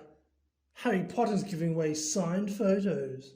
No, I'm not, said Harry angrily, his fist clenching. Shut up, Malfoy. You're just jealous, puffed up Colin, whose entire body was about as thick as Crabbe's neck. Jealous, said Malfoy, who didn't need to shout anymore. Half the courtyard was listening in. Of what? I don't want a foul scar right across my head, thanks. I don't think getting a head cut off makes me that special myself.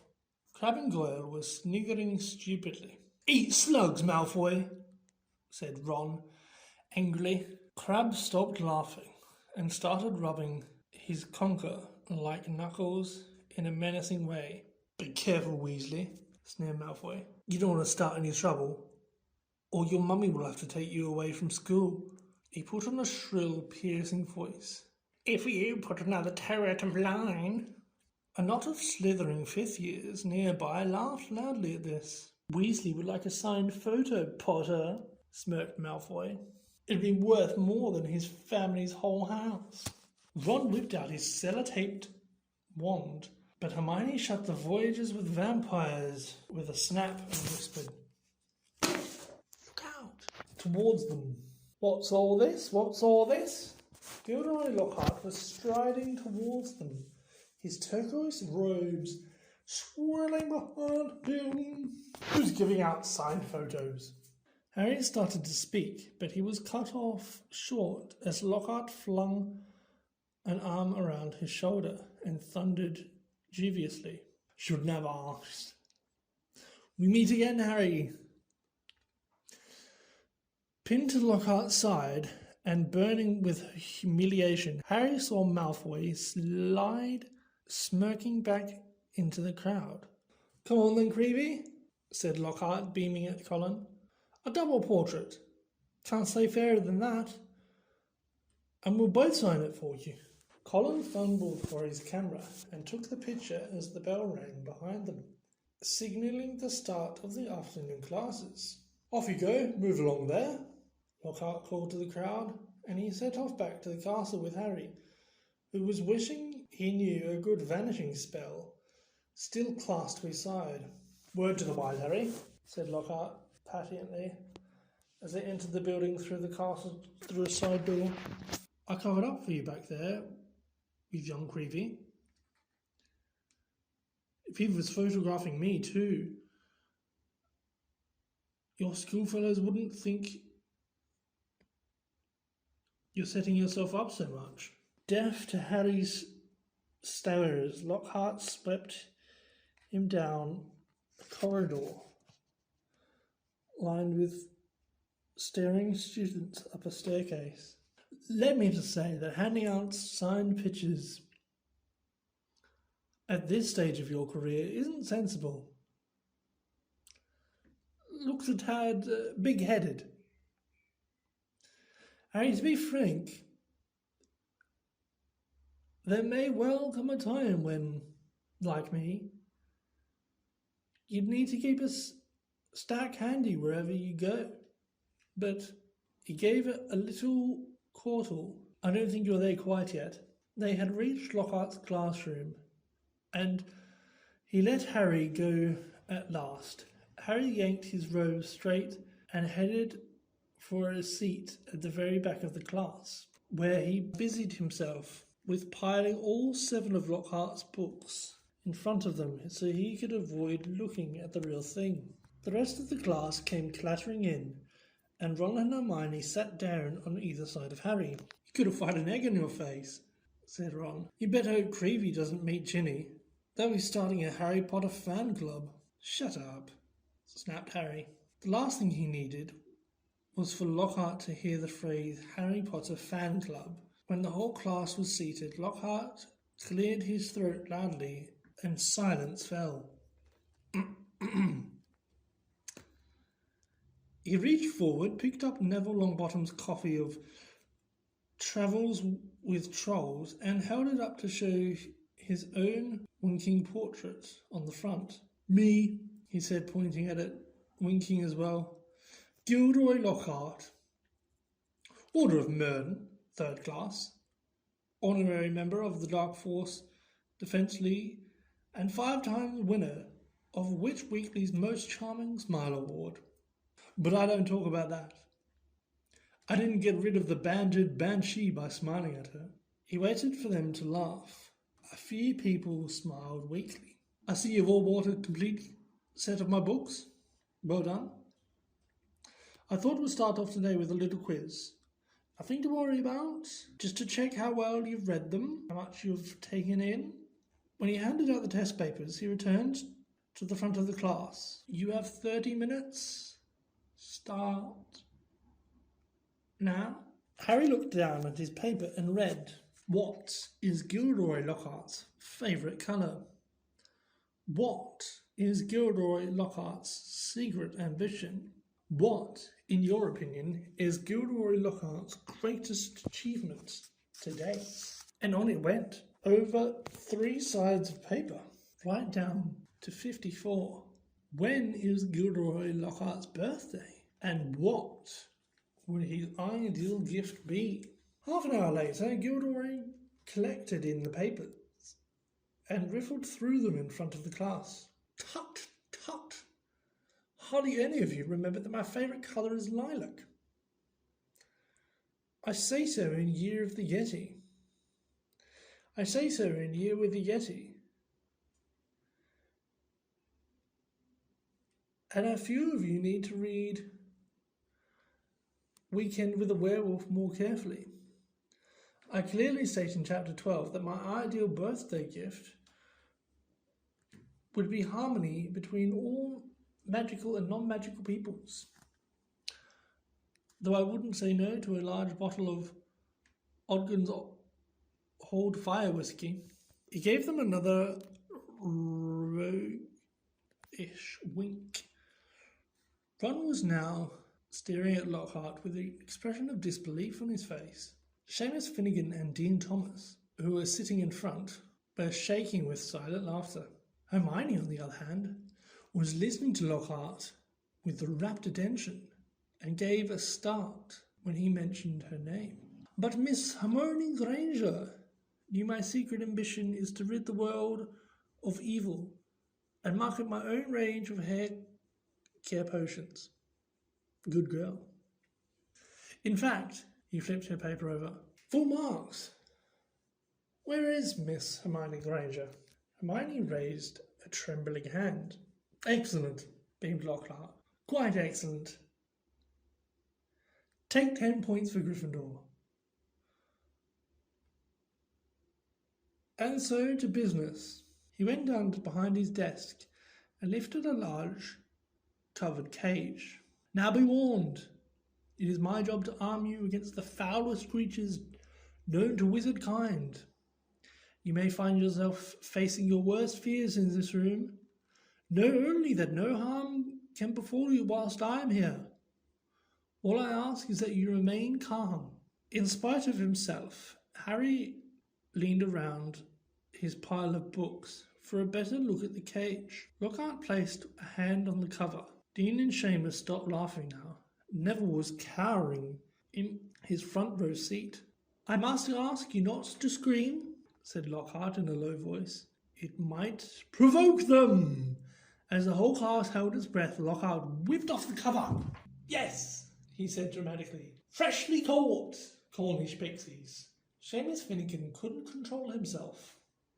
He let out a snort of laughter when Lockhart couldn't mistake for a scream of terror. Yes, he smiled at Seamus. Well, they're not very dangerous, are they? Seamus choked. Don't be so sure, said Lockhart, waggling a finger annoyingly at Seamus. Devilishly tricky little blighters they can be. The pixies were electric blue and about 8 inches high, with pointed faces and voices so shrill it was like listening to a lot of budgies arguing.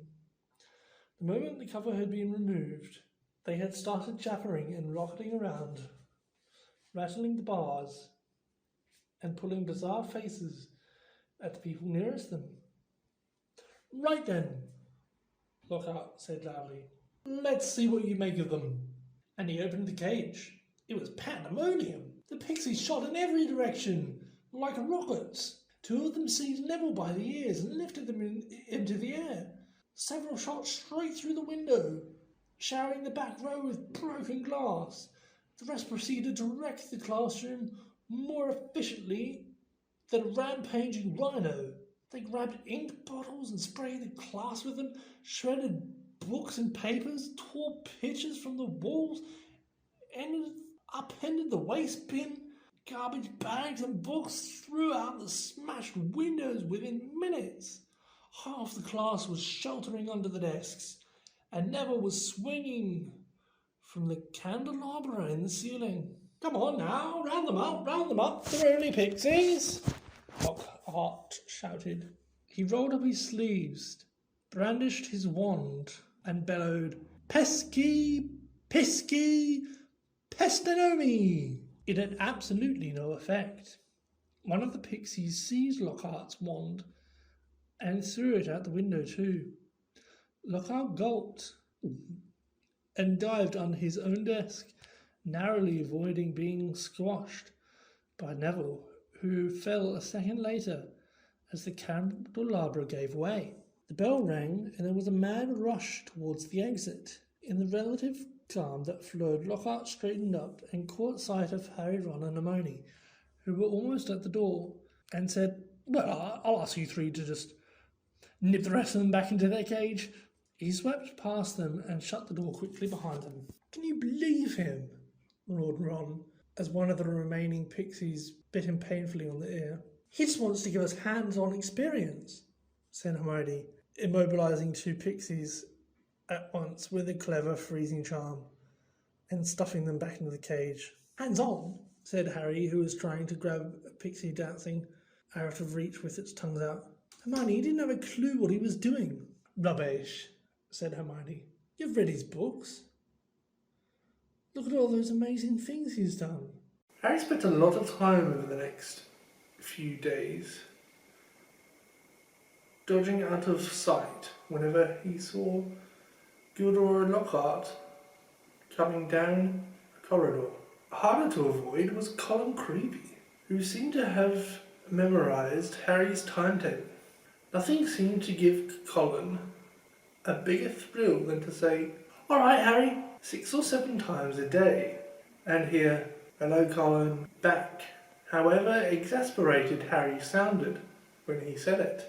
Hedwig was still angry with Harry about the disastrous car journey, and Ron's wand was still malfunctioning, surpassing itself on Friday morning by shooting out of Ron's hand in charms and hitting tiny old Professor Flitwick squarely between the eyes, creating a large throbbing green boil where it had struck. So with one thing and another, Harry was quite glad to reach the weekend. He, Ron and Hermione were planning to visit Hagrid on Saturday morning. Harry, however, was shaken awake several hours earlier than he would have liked to by Oliver Wood, captain of the Gryffindor Quidditch team. "What's the matter?" said Harry groggily. "Quidditch practice," said Wood. "Come on."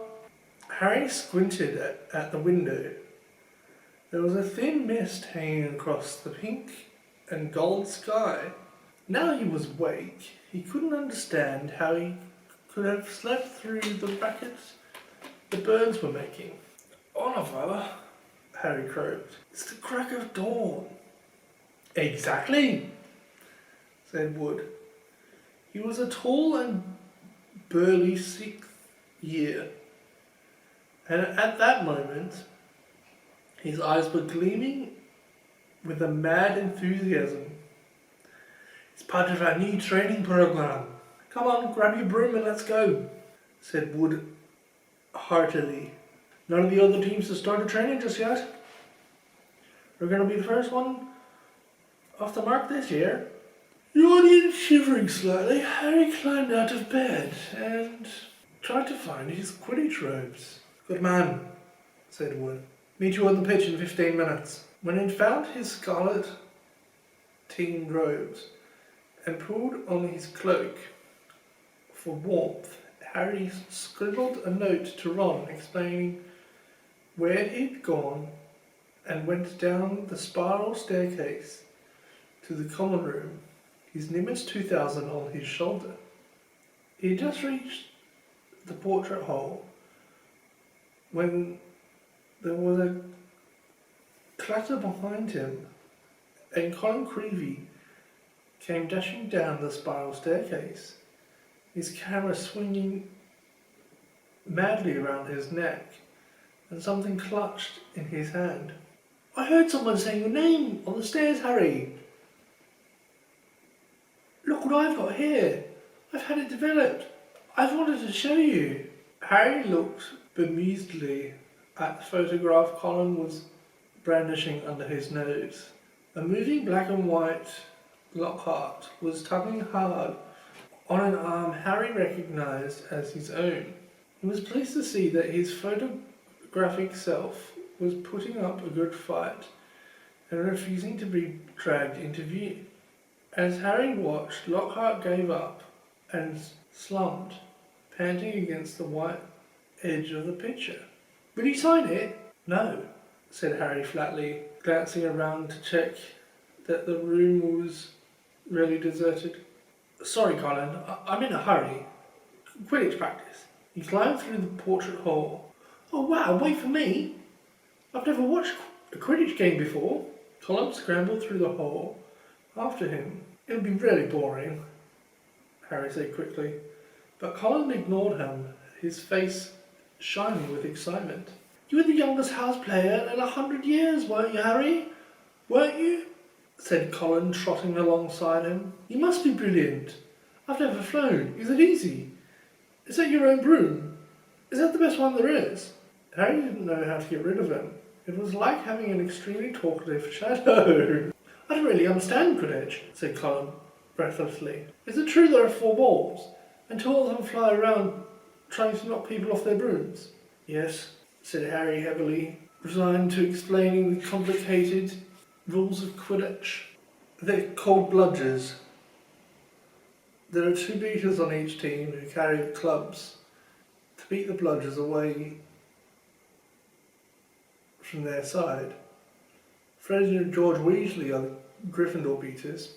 "And what are the other balls for?" Colin asked, tripping down a couple of stairs because he was gazing open-mouthed at Harry. "Well, the Quaffle, that's the biggish red one. It's the one that scores goals. 3 chasers on each team throw the Quaffle to each other and try to get it through the goalposts at the end of the pitch. They're 3 long poles with hoops on the end." "And the 4th ball?" "Is the golden snitch," said Harry. "And it's very small, very fast, and difficult to catch. But that's what the Seeker's got to do, because a game of Quidditch doesn't end until the snitch has been caught. And whichever team Seeker gets snitch, and his team an extra 150 points. And the order's a Gryffindor secret, aren't you? Said Colin in awe.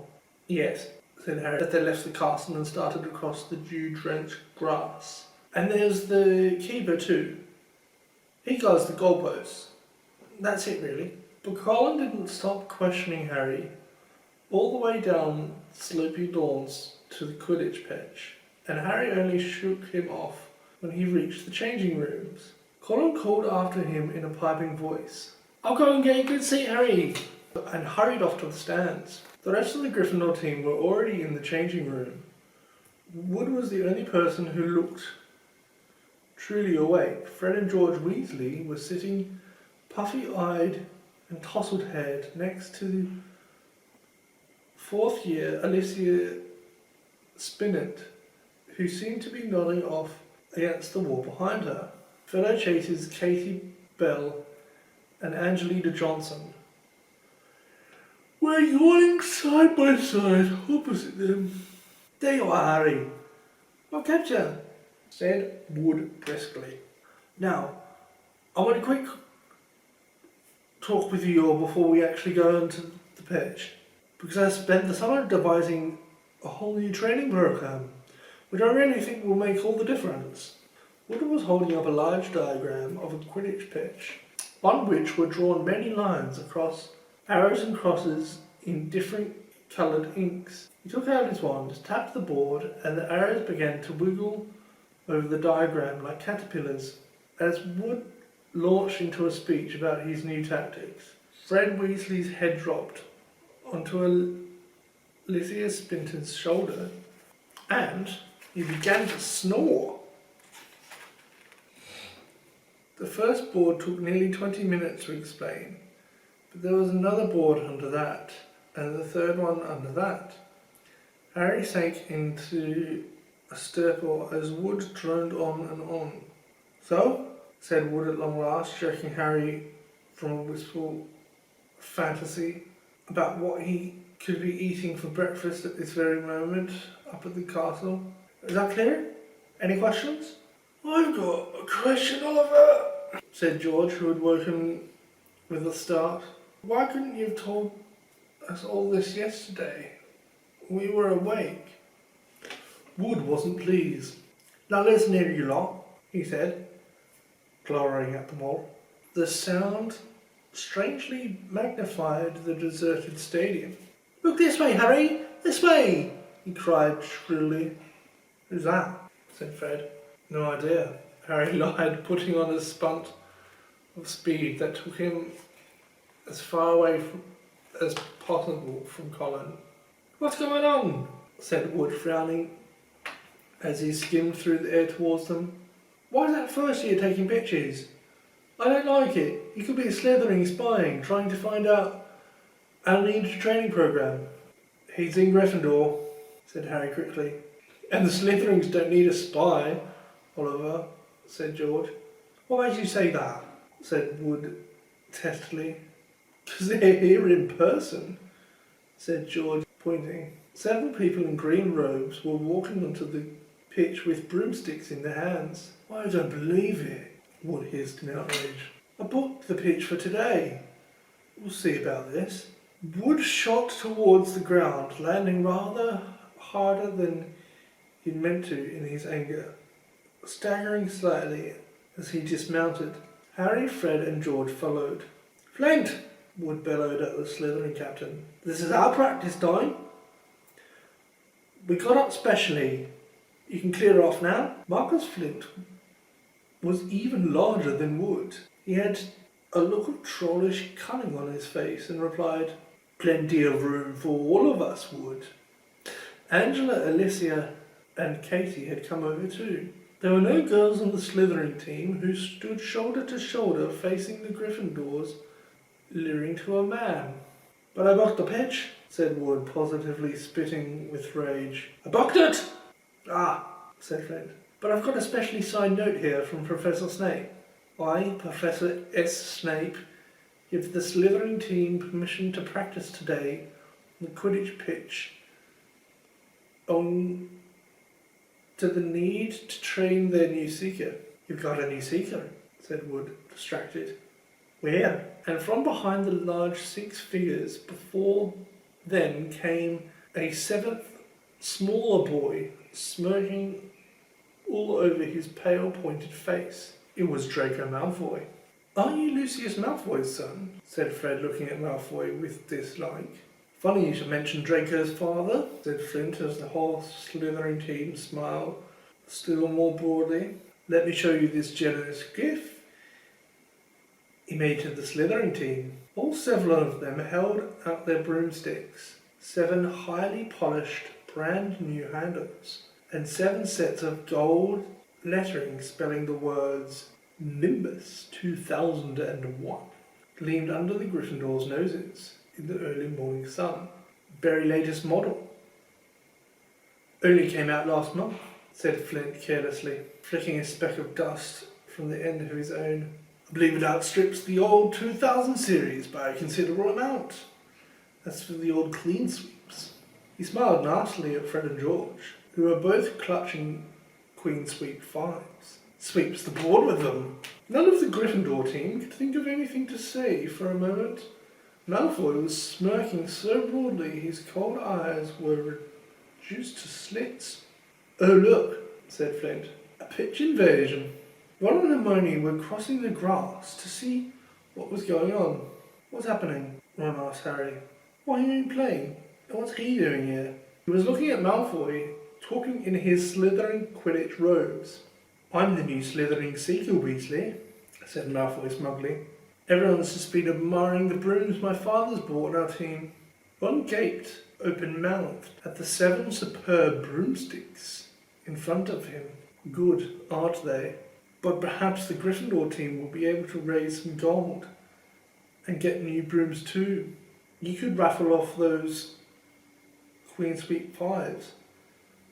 I expected a museum would bid for them." The Slytherin team howled with laughter. "At least no one on the Gryffindor team had to buy their way in," said Hermione sharply. "They got in on pure talent." The smug look on Malfoy's face flickered. "No, that's your opinion, you filthy little mudblood." He spat. Harry knew at once that Malfoy had said something really bad, because there was an instant uproar at his words. Flint had to dive in front of Malfoy to stop Fred and George jumping on them. Alicia shrieked, "How dare you!" And Ron plunged his hand into his robe, pulled out his wand, yelling, "You pay for that one, Malfoy!" and pointed furiously under Flint's arm at Malfoy's face. A loud bang echoed around the stadium, and a jet of green light shot out of the wrong end of Ron's wand, hitting him in the stomach and sending him reeling backwards onto the grass. Ron, are you all right?" squealed Hermione. Ron opened his mouth to speak, but no words came out. Instead, he gave an almighty belch, and several slugs dribbled out of his mouth onto his lap. The Slytherin team were paralysed with laughter. Flint doubled up, hanging on his own broomstick for support. Malfoy was on all fours, banging the ground with his fists. The Gryffindors were gathered around Ron, who kept belching large, glistening slugs. Nobody seemed to want to touch him. "We'd better get him to Hagrid's. It's nearest," said Harry to Hermione, who nodded bravely, and the pair of them pulled Ron up by the arms. "What happened, Harry? What happened? Is he ill? But you can cure him, can't you?" Colin had run down from the seat and was now dancing alongside them as they left the pitch. Ron gave a heave, and more slugs dribbled down his front. "Ooh," said Colin, fascinated, and raising his camera. "Can you hold him still, Harry?" "Get out of the way, Colin," said Harry angrily. He and Hermione supported Ron out of the stadium and across the grounds towards the edge of the forest. "Nearly there, Ron," said Hermione, as the gamekeeper's cabin came into view. "You'll be all right in a minute. Almost there." They were within 6 meters of Hagrid's house when the front door opened, but it wasn't Hagrid who emerged. Gilderoy Lockhart, wearing robes of the palest mood today, came striding out. "Quick, behind here!"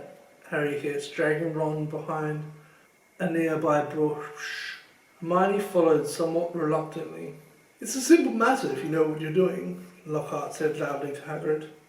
If you need help, you know where I am, and I'll let you have a copy of my book. I'm surprised you haven't got one already. I'll sign one tonight and send it over. Well, goodbye. He strode away towards the castle. Harry waited until Lockhart was out of sight, then pulled Ron out of the bush and up to Hagrid's front door. They knocked urgently. Hagrid appeared at once, looking very grumpy, but his expression brightened when he saw who it was. Been wondering when you'd come to see me? Come in. Thought you might have been Professor Lockhart back again. Harry and Hermione supported Ron over the threshold into the one-roomed cabin, which had an enormous bed in one corner, a fire crackling merrily in the other. Hagrid didn't seem perturbed by Ron's slug problem, which Harry hastily explained as he lowered Ron into a chair. Better out then, he said cheerfully, plonking a large copper basin in front of him. Get 'em all up, Ron. I don't think there's anything to do except wait for it to stop, said Hermione anxiously, watching Ron bend over the basin. That's a difficult curse to work at best of times. But with a broken wand, Hagrid was bolstering around, making them tea. His boarhound Fang was slobbering over Harry. What did Lockhart want with you, Hagrid? Harry asked, scratching Fang's ears. Giving me advice and getting cats out of well, growled Hagrid, moving a half-plucked rooster off his scrabbled table and setting down the teapot. Like I don't know. And banging on about some banshee he banished. If one word of it was true, I'd eat my kettle. It was most unlike Hagrid to criticise a Hogwarts teacher, and Harry looked at him in surprise. Hermione, however, said in a voice somewhat higher than usual, I think you're being a bit unfair. Professor Dumbledore obviously thought he was the best man for the job. He's the only man for the job, said Hagrid, offering them a plate of treacle fudge while Ron coughed sequentially into his basin. And I mean the other one, getting very difficult to find anyone for the doctor's job. People aren't too keen to take it on, see? We're starting to think it stinks. No one's lost it for a while now. So tell me, said Hagrid, jerking his head to Ron, who was he trying to curse? Malfoy told Hermione something. It must have been really bad because everyone went mad. It was bad, said Ron hoarsely, emerging over the tabletop, looking pale and sweaty. Malfoy called her a mudblood, Hagrid. Ron dived out of sight again as a fresh wave of slugs made their appearance. Hagrid looked outraged. He didn't, he growled at Hermione. He did, she said, but I don't know what it means. I could tell it was really rude, of course. It's about the most insulting thing he could think of, gasped Ron, coming back up. Mudblood's a really foul name for someone who was Muggle-born. You know, non-magic parents. There are some wizards like Malfoy's family who think they're better than everyone because they're what people call pure blood. He gave a small burp and a single slug fell into his outstretched hand. He threw it into the basin and continued. I mean, the rest of us know it doesn't make any difference at all. Look at Neville Longbottom. He's pure blood and he can hardly stay in a cauldron the right way up. And I haven't invented a spell our Hermione can't do, said Hagrid proudly, making Hermione go a brilliant shade of magenta. That's a disgusting thing to call someone, said Ron, wiping his sweaty brow with a shaking hand. Dirty blood, see? Common blood? It's mad. Most wizards these days are half-blood anyway. If we hadn't married Muggles, we'd have died out. He retched and ducked out of sight again. Well, I don't blame you for trying to curse him, Ron, said Hagrid loudly, over the thuds of more slugs hitting the basin. But maybe it was a good thing your one backfired. Expect Lucius Malfoy would have come marching up to your school if he'd cursed his son. At least you're not in trouble. Harry would have pointed out that trouble didn't come much worse than having slugs pouring out your mouth. But he couldn't. Hagrid's treacle coffee had cemented his jaws together. Harry, said Hagrid suddenly, as though struck by a sudden thought. Got a bone to pick with you. I've heard you've been giving out signed photos. How come I haven't got one? Furiously, Harry wrenched his teeth apart. I have not been giving out signed photos, he said hotly. If Lockhart's still putting that about, but then he saw that Hagrid was laughing. I'm only joking, he said, patting Harry genially on the back and sending him face first into the table. I knew you hadn't really. I told Lockhart you didn't need her. You're more famous than him without trying. But he didn't like that, said Harry, sitting upright and rubbing his chin. I don't think he did, said Hagrid, his eyes twinkling. And I told him I'd never read one of his books, and he decided to go. Trickle toffee run? He added. Ron reappeared. No thanks, said Ron weakly.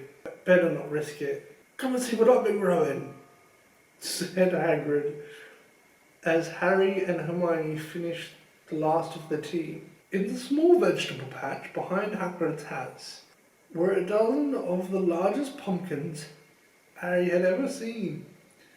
Each was the size of a large boulder. Getting on well, aren't they? Said Hagrid happily. For the Halloween feast. It should be big enough by now. What have you been feeding them? Said Harry. Hagrid looked over his shoulder to check that they were alone. Well, I've been given, a bit of help. Harry noticed Hagrid's flowery pink umbrella leaning up against the back wall of the cabin.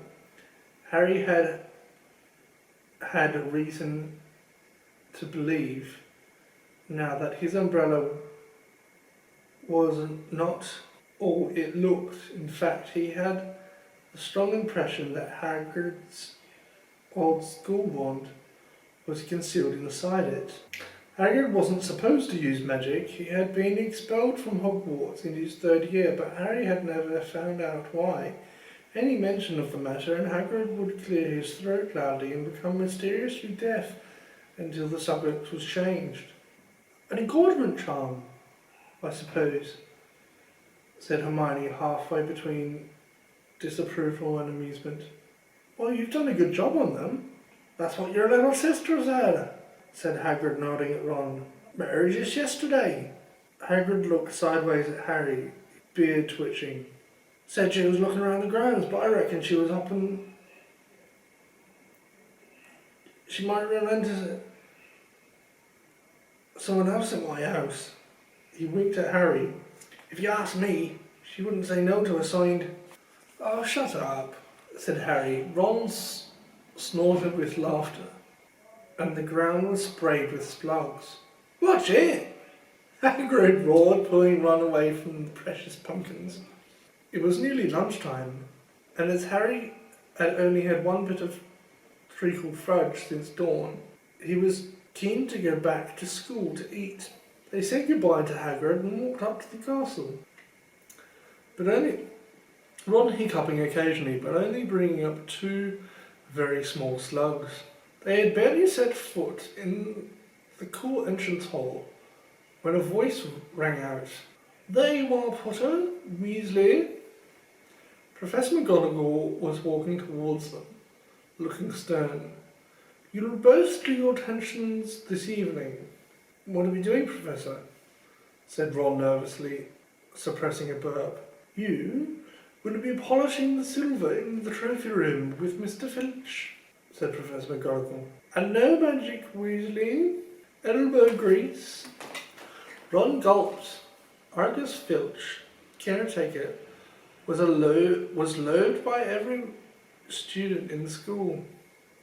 And you, Potter, We'll be helping Professor Lockhart answer his fan mail, said Professor McGonagall. Oh no, can't I enter the treasure room too? Said Harry desperately.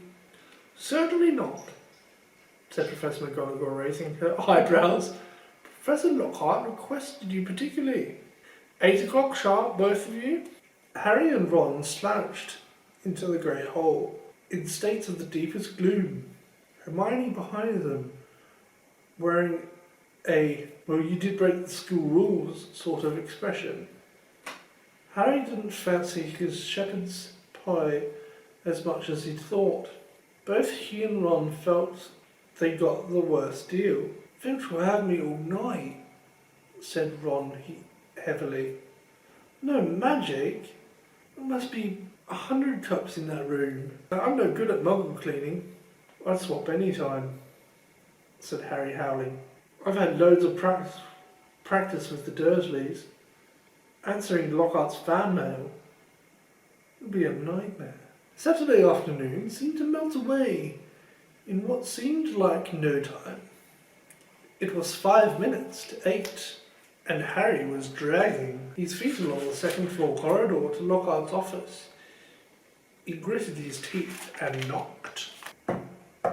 The door flew open at once. Lockhart beamed down at him.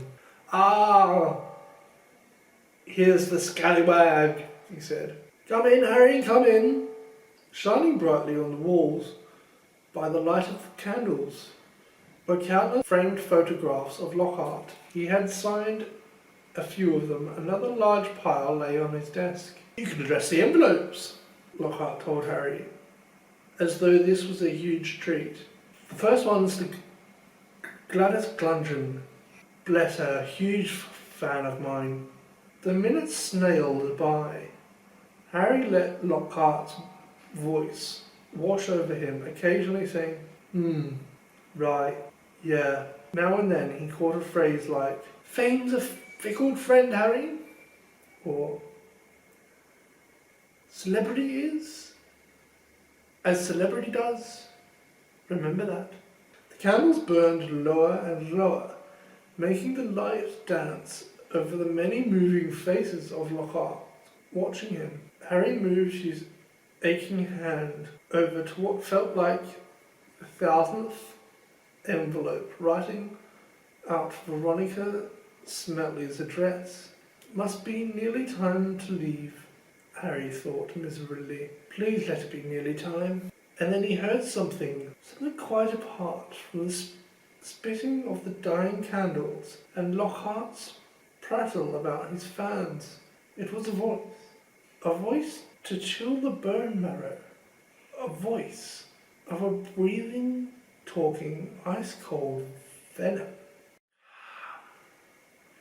Come to me. Let me rip you. Let me tear you. Let me kill you. Harry gave a huge jump, and a large lilac blot appeared on Veronica Smetherly Street. What? He said loudly. Oh no, said Lockhart. 6 solid months at the top of the bestsellers list. Broke all records. No, said Harry frantically. That voice? Sorry? Said Lockhart, looking puzzled. What voice? That voice. That voice said, didn't you hear it? Lockhart was looking at Harry in high astonishment. What are you talking about, Harry? Perhaps you're getting a little drowsy. Great Scott! Look at the time. We've been here nearly 4 hours. I'd never believed it. Time's flown, hasn't it? Harry didn't answer. He was straining his ears to hear the voice again, but there was no sound except Lockhart telling him he mustn't expect a treat like this every time he got detention. Feeling dazed, Harry left. It was so late that the Gryffindor common room was almost empty. Harry went straight up to the dormitory. Ron wasn't back yet. Harry pulled on his pyjamas and got into bed. Half an hour later, Ron arrived, nursing his right arm, bringing a strong smell of polish. into the darkened room. Oh, my muscles are all seized up, he groaned, sinking on his bed. 14 times he made me buff up that Quidditch cup before he was satisfied. And I had another slug attack all over the special ward of services to the school. Took ages to shift the slime. How was it with Lockhart? Keeping his voice low so as not to wake Neville, Dean and Seamus, Harry told Ron exactly what he'd heard. And Lockhart said he couldn't hear it, said Ron. Harry could see him frowning in the moonlight. Do you think he was lying? But I don't get it. Even someone invisible would have had to open the door.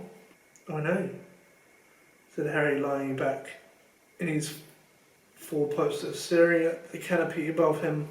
I don't get it either. October arrived, spreading a dark chill over the grounds and into the castle. Madame Pomfrey, the matron, was kept busy by a sudden spate of clouds among the staff and students. Her pepper potion worked instantly, though it left the drinker smoking at the ears for several hours afterwards. Ginny Weasley, who had been looking peaky, was bullied into taking some by Percy. The steam pouring from under her vivid hair gave the impression that her whole head was on fire. Raindrops the size of bullets thundered on the castle windows for days on end. The lake rose, the flower beds turned into muddy steams, and Hagrid's pumpkins swelled to the size of garden sheds. Oliver Wood's enthusiasm for regular training sessions, however, was not dampened, which was why Harry was to be found late one stormy Saturday afternoon, on a few days before Halloween, returning to Gryffindor Tower, drenched to the skin and splattered with mud. Even aside from the rain and the wind, it hadn't been a happy practice session. Fred and George, who had been spying on the Slytherin team, had seen for themselves the speed of those new Nimbus 2001s. They reported that the Slytherin team were no more than 7 greenish blurs shooting through the air like jump jets. As Harry squelched along the deserted corridor, he came across somebody who looked just as preoccupied as he was. Nearly Headless Nick, the ghost of the Gryffindor Tower, was staring morosely out the window, muttering under his breath, "Don't fulfill their requirements. Half an inch, if that." "Hello, Nick." Hello, said Nearly Headless Nick, staring and looking around.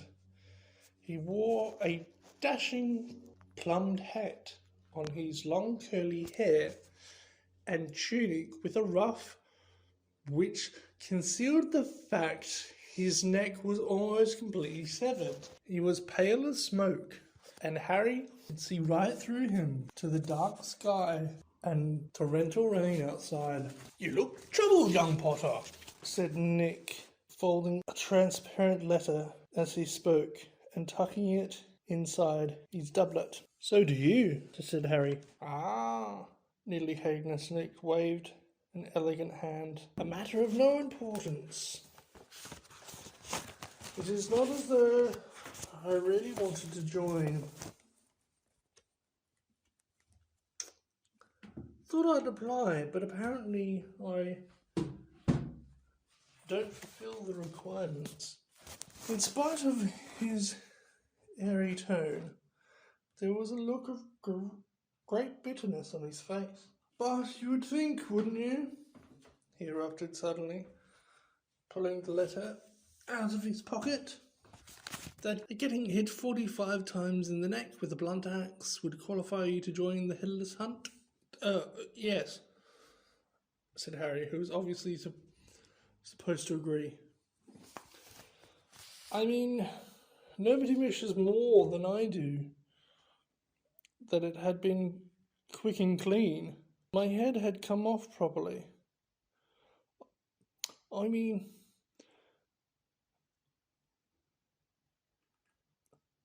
it would have saved me a great deal of pain and ridicule. However, Nearly Headless Nick shook his letter open and read furiously. We can only accept huntsmen whose heads have been parted company with their bodies. You will appreciate that it would be impossible otherwise for members to participate in hunt activities such as horseback, head juggling, and head polo. It is with the greatest regret, therefore, I must inform you that you do not fulfill our requirements. With the very best wishes, Sir Patrick Delaney Podmore. Fuming, Nearly Headless Nick stuffed the letter away. Half an inch of skin and sinew holding on my neck, Harry. Most people would think that's a good beheaded. But oh no, it's not enough for Sir Properly Decapitated Podmore. Nearly Headless Nick took several deep breaths and then said, in a far calmer tone, So, what's bothering you? Anything I can do? No, said Harry. Not unless you know where we can get 7 free Nimbus 2001s for our match against Sloot.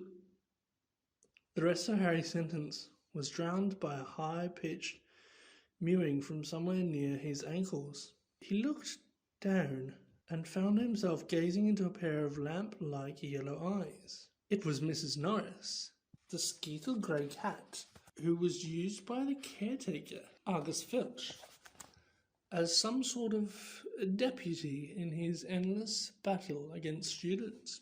You'd better get out of here, Harry, said Nick quickly. Filch isn't in a good mood. He's got flu. And some third years accidentally plastered frog brains all over the ceiling in Dungeon 5. He's been cleaning all morning, and if he sees you dripping mud all over the place... Right, said Harry, backing away from the accusing stare of Mrs. Norris, but not quickly enough. Drawn to the spot by mysterious power that seems to connect him with his foul cat, Argus Filch burst suddenly through the tapestry to Harry's right, wheezing, and looked wildly about for the rule breaker. There was a thick tartan scarf bound around his head, and his nose was unusually purple. Filth! He shouted, his jowls a-quiver, his eyes popping alarmingly as he pointed at the muddy puddle that had dripped from Harry's Quidditch robes. Mess and muck everywhere! I've had enough of it, I tell you. Follow me, Potter!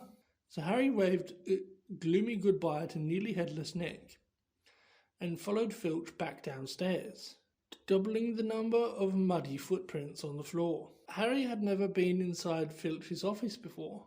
It was a place most students avoided. The room was dingy and windowless, lit by a single oil lamp dangling from the low ceiling. A faint smell of fried fish lingered about the place. Wooden filling cabinets stood around the walls from their labels. Harry could see that they contained details of every pupil Filch had ever punished. Fred and George Weasley had an entire drawer to themselves. A highly polished collection of chains and manacles hung on the wall behind Filch's desk. It was common knowledge that he was always begging Dumbledore to let him suspend students by their ankles from the ceiling. Filch grabbed a quill from a pot on his desk and began shuffling around looking for parchment. Dung! He muttered furiously. Great sizzling dragon bogies! Frog brains, rat intestines. I've had enough of it. Make an example. Where's the form? Yes. He's retrieved a large roll of parchment from his desk drawer and stretched it out in front of him, dipping his long black quill into the ink pot. Name? Harry Potter. Crime? It was only a bit of mud, said Harry. It's only a bit of mud to you, boy.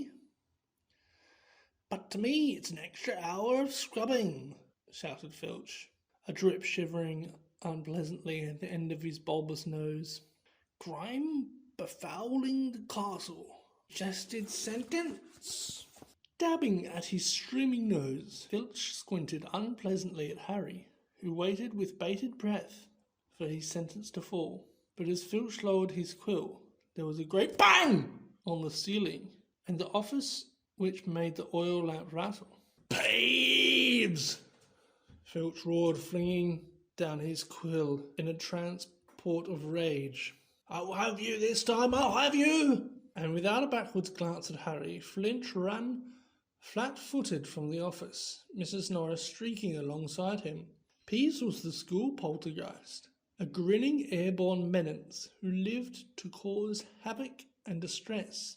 Harry didn't much like Peeves, but couldn't help feeling grateful for his timing. Hopefully whatever Peeves has done would distract Filch from Harry. Thinking that he should probably wait for Filch to come back, Harry sank into a moth-eaten chair next to the desk. There was only one thing on it apart from his half-completed form.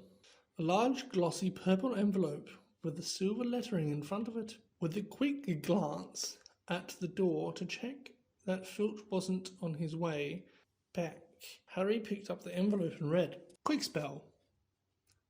A correspondence course in beginner's magic.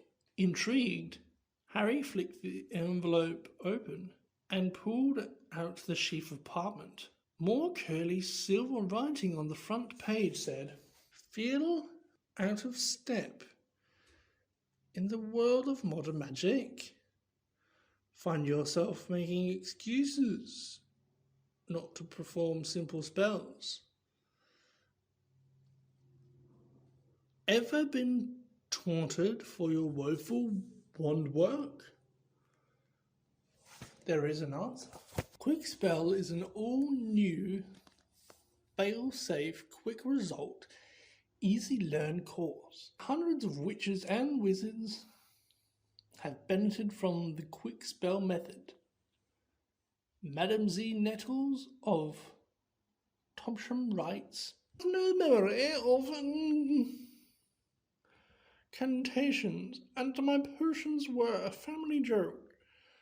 Now, after Quick Spell course, I am the centre of attention at parties, and friends beg for the recipe of my spontaneous solution. Warlock DJ Prod of Didsbury says, my wife used to sneer at my feeble charms, but one month into your fabulous Quick Spell course, I succeeded in turning her into a yak. Thank you, Quick Spell. Fascinated, Harry fumbled through the rest of the envelope's contents. Why on earth did Filch want a Quick Spell course? Did this mean he wasn't a proper wizard? Harry was just reading. Lesson 1. Holding your wand. When shuffling footsteps outside told him Filch was coming back. Stuffing the parchment back into the envelope, Harry threw it onto the desk. Just as the door opened, Filch was looking triumphant. That vanishing cabinet was extremely valuable, he was saying gleefully to Mrs. Norris. We'll have Peeves out this time, my sweet. His eyes fell on Harry, and then darted to the Quick Spell envelope, which Harry realised too late was lying 60 centimetres away from where it had started. Filch's pasty face went brick red. Harry braced himself for a tidal wave of fury. Filch hobbled across to his desk, snatched up the envelope and threw it into a drawer. Did you read? He spluttered. No, Harry lied quickly. Filch's knobbly hands were twisting together. If I thought you'd read my private, not that it's mine, for a friend. Be that as it may, however. Harry was staring at him, alarmed. Filch had never looked madder. His eyes were popping. A tick was going in one of his pouchy cheeks, and the tartan scarf didn't help. Very well. Go, and don't breathe a word. Not that, however, if you didn't read... Go on. I have to write up Peeves' report. Go! Amazed at his luck, Harry sped out of the office, up the corridor, and back upstairs. To escape Filch's office without punishment was probably some kind of school record. Harry! Harry, did it work? Nearly Headless Nick came gliding out of a classroom behind him. Harry could see the wreckage of a large black and gold cabinet, which appeared to have been dropped from a great height. I persuaded Peeves to crash it right over Filch's office, said Nick eagerly. Thought it might distract him. Was that you? Said Harry gratefully. Yeah, it worked. I didn't even get detention. Thanks, Nick. They set off up the corridor together. Nearly Headless Nick, Harry noticed, was still holding Sir Patrick's rejection letter. I wish there was something I could do for you. About the Headless Hunt, Harry said. Nearly Headless Nick stopped in his tracks, and Harry walked right through him. He wished he hadn't. It was like stepping through an icy shower. But there is something you could do for me, said Nick excitedly. Harry! I would be asking too much. But no, you wouldn't want. What is it? Said Harry. Well, this Halloween will be my 500th death day, said Nearly Headless Nick, drawing himself up and looking dignified. Oh, said Harry, not sure whether he should look sorry or happy about this. Right, I'm holding a party down in one of the Roomia dungeons. Friends will be coming from all over the country. It would be such an honour if you would attend. Mr. Weasley and Mrs. Granger. Mr. Weasley and Mrs. Granger would be most welcome too, of course. But I dare say you'd rather go to the school feast. He watched Harry on tenterhooks. No, said Harry quickly. I'll come. My dear boy, Harry Potter, at my death day party. And he hesitated, looking exciting. Do you think you could possibly mention to Sir Patrick how very frightening and impressive you find me? Oh, of course, said Harry. Nearly Headless Nick beamed at him. A death day party, said Hermione keenly, when Harry had changed at last and joined her and Ron in the common room. Their breath rose in the mist before them. It was like stepping into a gold freezer. Shall we have a look around? Harry suggested, wanting to warm up his feet. Careful not to walk through anyone, said Ron nervously, as they set off around the edge of the dance floor. They passed a group of gloomy nuns, a ragged man wearing chains, and the fat Frere, a cheerful Hufflepuff ghost, who was talking to a knight with an arrow sticking out of his forehead. Harry wasn't surprised to see that the bloody Baron, a gaunt, staring Slytherin ghost, covered in silver bloodstains, was being given a wide berth by the other ghosts. Oh no, said Hermione, stopping abruptly. Turn back, turn back. I don't want to talk to Moaning Myrtle. Who? Said Harry as they backtracked quickly. She haunts the girls' toilet on the first floor, said Hermione. She haunts the toilet?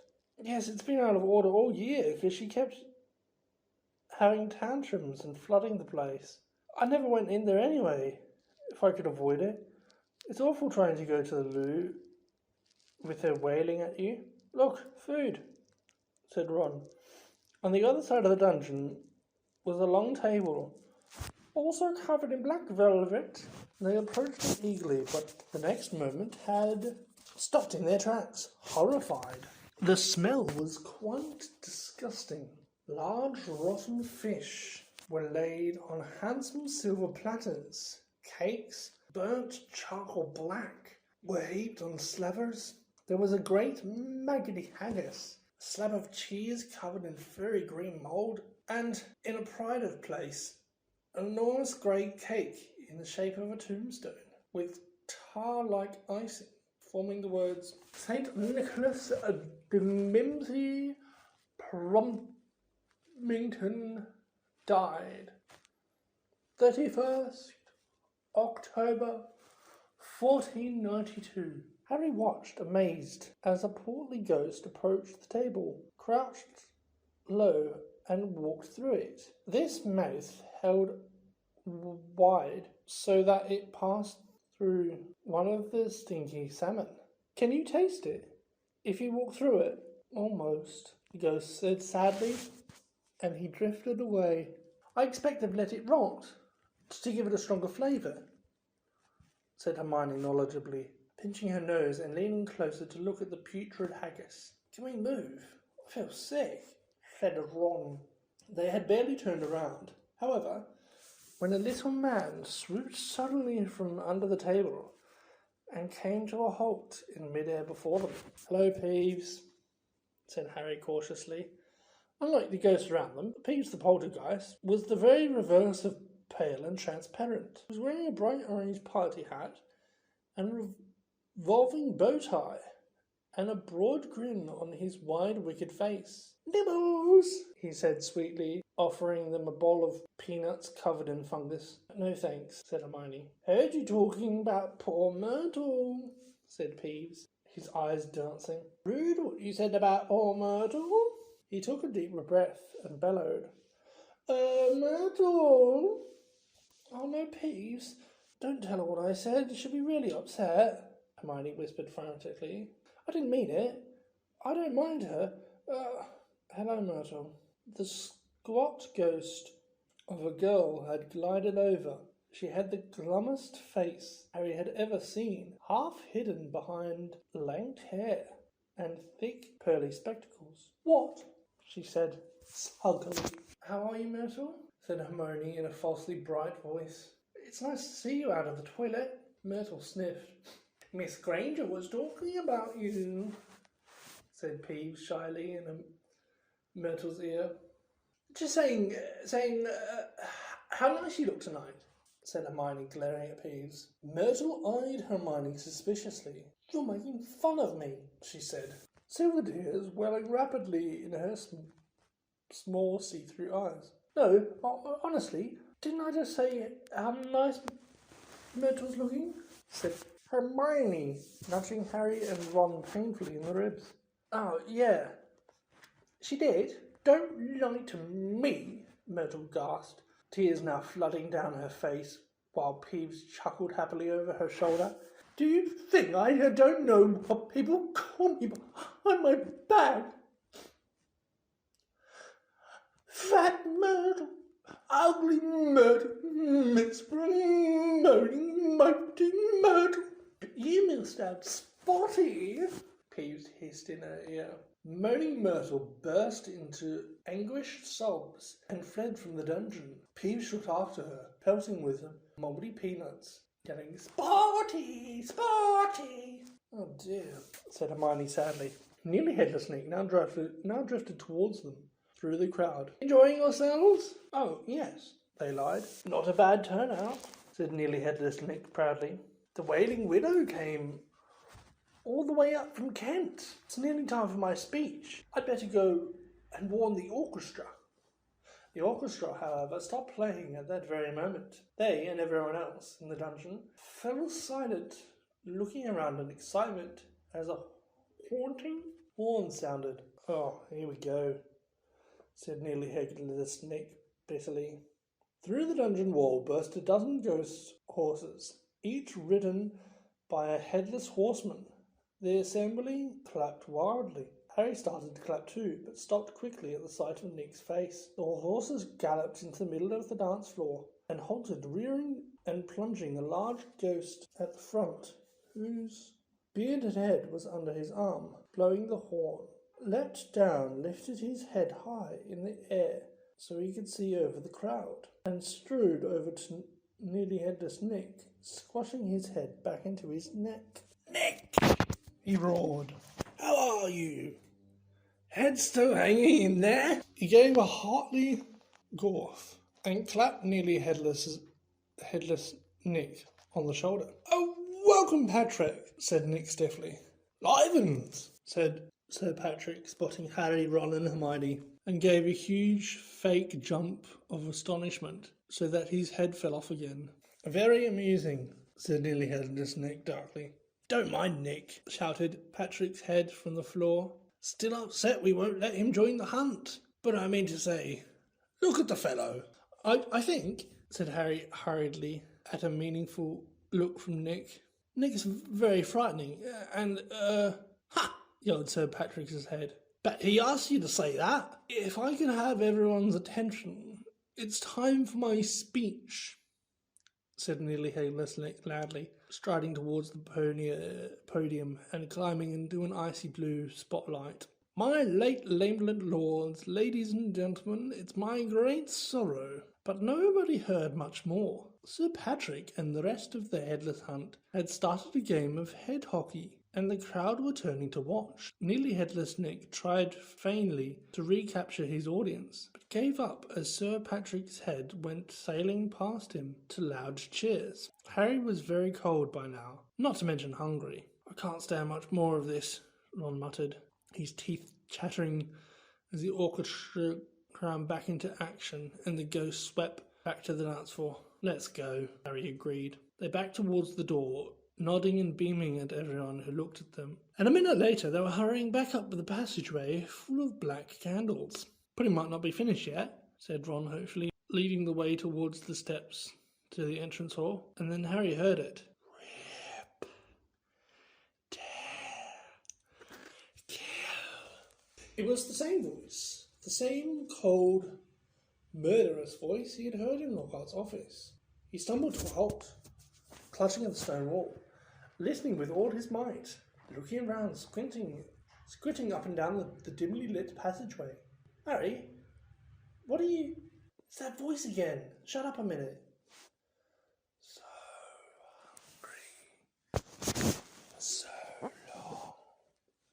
Listen, said Harry urgently, and Ron and Hermione froze, watching him.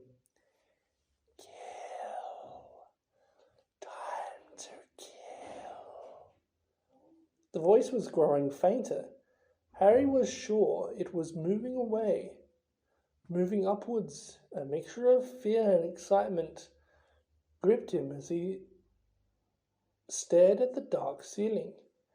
How could it be moving upwards? Was it a phantom to whom stone ceilings didn't matter? This way, he shouted, and he began to run up the stairs into the entrance hall. There was no good hoping to hear anything here. The babble of talk from the Halloween feast was echoing out of the great hall. Harry sprinted up the marble staircase to the first floor, Ron and Hermione clattering behind him. Harry, what are we... Shh! Harry strained his ears distantly from the floor above, and growling fainter, he heard the voice. I smell blood. I smell blood. His stomach lurched. They're going to kill someone, he shouted, and ignoring Ron and Hermione's bewildered faces, he ran up the next flight of steps, 3 at a time, trying to listen over his own pounding footsteps. Harry hurled around the hall of the second floor, Ron and Hermione panting behind him, not stopping until they heard, oh God, it's desperate, into the last desperate, deserted passage. Harry, what was all that about? Ron wiping sweat from his face. I couldn't hear anything. But Hermione gave a sudden gasp, pointing down the corridor. Look! Something was shining on the wall ahead. They approached slowly, squinting through the darkness. Foot high, words had been dabbled on the wall between the windows, shimmering in the light cast by the flaming torches. The Chamber of Secrets has been opened. Enemies of the air, beware. What's that thing hanging underneath? Said Ron, a slight quiver in his voice. As they edged nearer, Harry almost slipped over. There was a large puddle of water on the floor. Ron and Hermione grabbed him, and they inched towards the message, eyes fixed on the dark shadow beneath it. All 3 of them realized what it was at once, and leapt backwards with a splash. Mrs. Norris, the caretaker's cat. was hanging by her tail from the torch bracket. She was stiff as a board, her eyes wide and staring. For a few seconds they didn't move. Ron said, "Let's get out of here." "Shouldn't we try to help?" Harry began awkwardly. "Trust me," said Ron. "We don't want to be found here." But it was too late. A rumble, as though of distant thunder, told them that the feast had just ended. From either end of the corridor where they stood came the sound of hundreds of feet climbing the stairs, and the loud, happy talk of a well-fed people. Next moment, students were crashing into the passage from both ends. The chatter was bustle. The noise died suddenly, and people in front spotted the hanging cat. Harry, Ron, and Hermione stood alone in the middle of the corridor as silence fell among the mass of the students, pressing forward to see the glistening sight. Then someone shouted through the quiet, "Enemies of the air, beware! You mean next, mudbloods." It was Draco Malfoy. He had pushed to the front of the crowd, his eyes alive, his unusually bloodless face flushed as he grinned at the sight of the hanging, immobile cat. "What's going on here? What's going on?" Attracted, no doubt, by Malfoy's shout, Argus Filch came shouldering his way through the crowd, and he saw Mrs. Norris and fell back, clutching his face in horror. "My cat! My cat! What's happened to Mrs. Norris?" he screeched. His popping eyes fell on Harry. "You!" he screeched. "You murdered my cat! You've killed her! I'll kill you! Oh!" Argus Dumbledore had arrived on the scene, followed by a number of teachers. In seconds, he had swept past Harry, Ron, and Hermione and detached Mrs. Norris from the torch bracket. "Come with me, Argus," he said to Filch. "You too, Mr. Potter, Mr. Weasley, Miss Granger." Lockhart stepped forward eagerly. "My office is nearest, Headmaster. Just upstairs. Please, feel free." "Thank you, Gilderoy," said Dumbledore. The silent crowd parted to let them pass. Lockhart, looking excited and important, hurried after Dumbledore. So did Professor McGonagall and Snape. As they entered Lockhart's darkened office, there was a flurry of movement across the walls. Harry saw several of Lockhart's in the pictures dodging out of sight, their hair in rollers. The real Lockhart lit the candles on his desk and stood back. Dumbledore lay Mrs. Norris on the polished surface and began to examine her. Harry, Ron, and Hermione exchanged tense looks and sank into chairs outside the pool of candlelight watching. The tip of Dumbledore's long, crooked nose was barely 3 centimeters from Mrs. Norris's fur.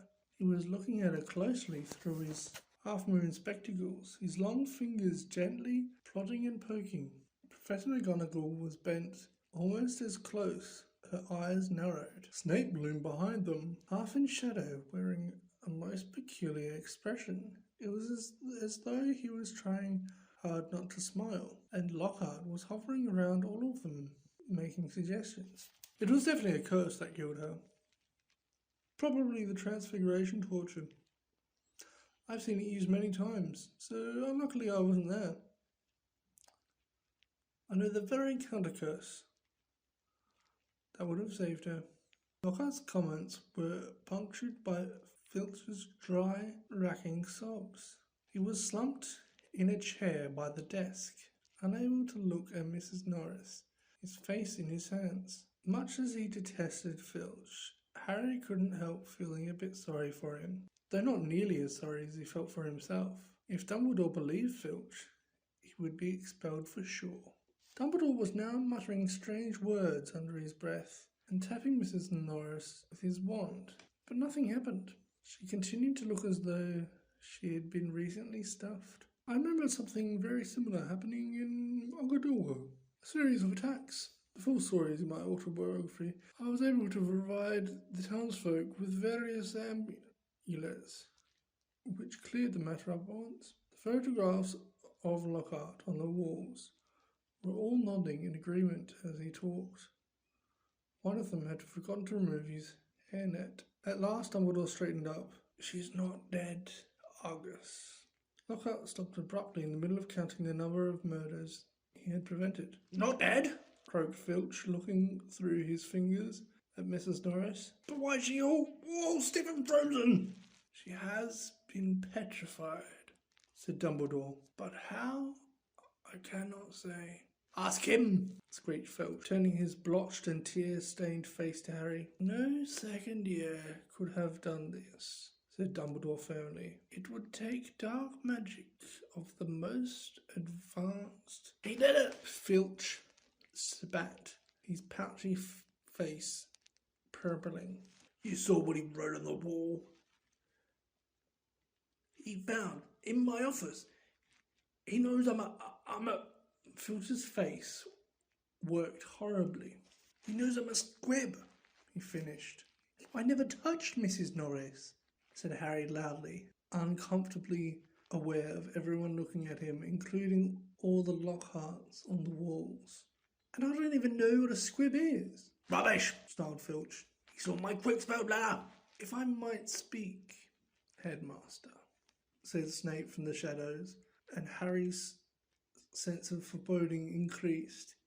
He was sure nothing Snape had to say was going to do him any good. "Potter and his friends may have simply been in the wrong place at the wrong time," he said, a slight sneer curling his mouth as though he doubted it.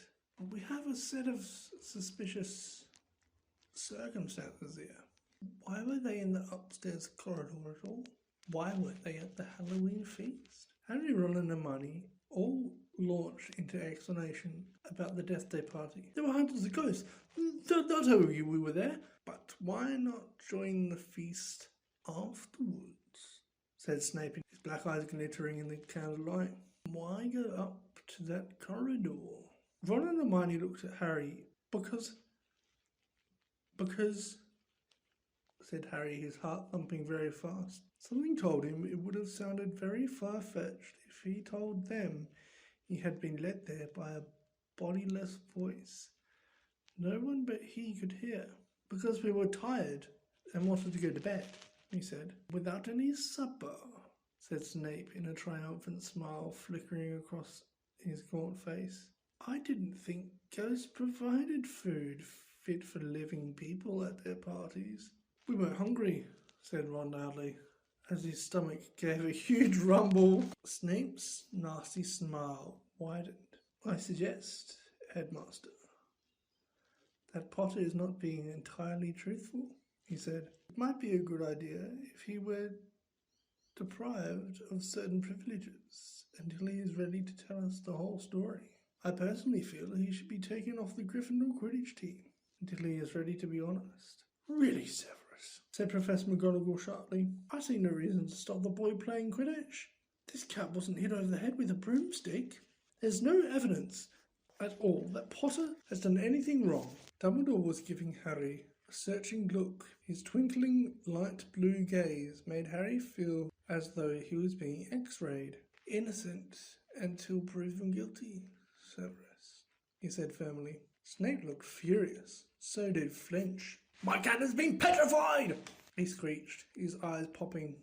"I want to see some punishment!" "We will be able to cure her, Argus," said Dumbledore patiently.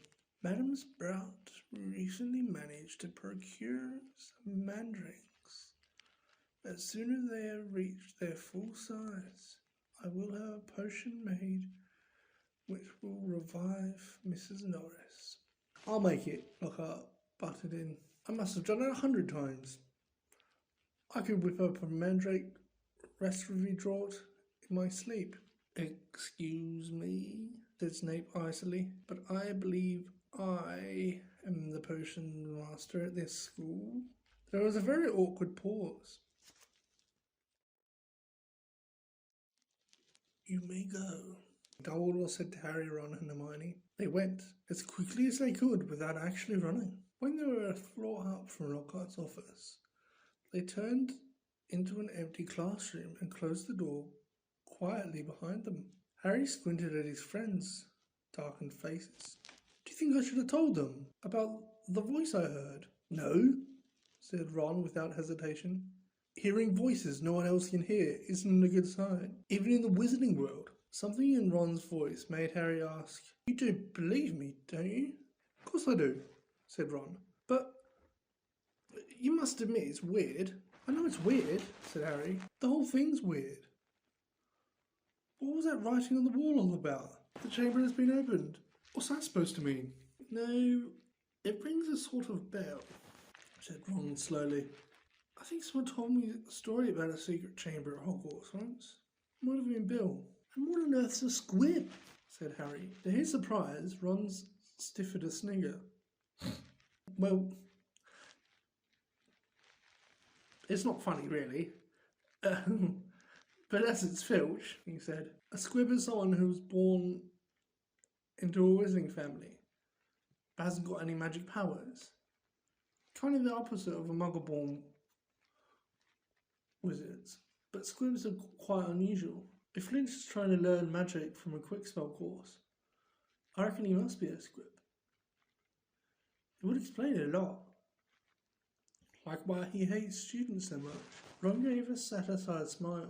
He's bitter. A clock chimed somewhere. Midnight, said Harry. You better get to bed before Snape comes along and tries to frame us for something else. For a few days, the school could talk of little but the attack on Mrs. Norris. Filch kept it fresh in everyone's mind by pacing the spot where she had been attacked, as though he thought the attacker might come back. Harry had seen him scrubbing the message on the wall with Mrs. Scour's all-purpose magical mess remover, but to no effect. The words still gleamed as brightly as ever on the stone. When Filch wasn't guarding the scene of the crime, he was skulking red-eyed through the corridors, lunging out at unsuspecting students, trying to put them in detentions for things like breathing loudly and looking happy. Ginny Weasley seemed very disturbed by Mrs. Norris's fate. According to Ron, she was a great cat lover, but you hadn't really got to know Mrs. Norris, Ron told her bracingly. Honestly, we're much better off without her. Ginny's lip trembled. Stuff like this doesn't happen often at Hogwarts, Ron assured her. They'll catch the nutter who did it, and have him out of here in no time. I just hope he's got the time to petrify Filch before he is expelled. I'm only joking, Ron added hastily as Ginny blanched. The attack had also had an effect on Hermione. It was quite usual for Hermione to spend a lot of time reading, but she was now doing almost nothing else. Nor could Harry and Ron get much response for her when they asked what she was up to, and not until the following Wednesday did they find out. Harry had been held back in potions, where Snape had made him stay behind to scrape tube worms off their desks. After a hurried lunch, he went upstairs to meet Ron in the library and saw Justin Fletchley, the Hufflepuff boy from Herbology, coming towards him. Harry had just opened his mouth to say hello when Justin caught the sight of him, turned abruptly, and sped off in the opposite direction. Harry found Ron in the back of the library, measuring his history of magic homework. Professor Binns had asked for a 90-centimetre long comprehension on the medieval Assembly of European Wizards. I don't believe it. I'm still 8 inches short, said Ron furiously, letting go of his parchment, which sprang back into a roll. And Hermione's done 4 feet 7 inches. And her writing's tiny. Where is she? Asked Harry, grabbing the tape measure and unrolling his own homework. Somewhere over there, said Ron, pointing along the shelves, looking for another book. I think she's trying to read the whole library before Christmas. Harry told Ron about Justin Fletchley. Running away from him?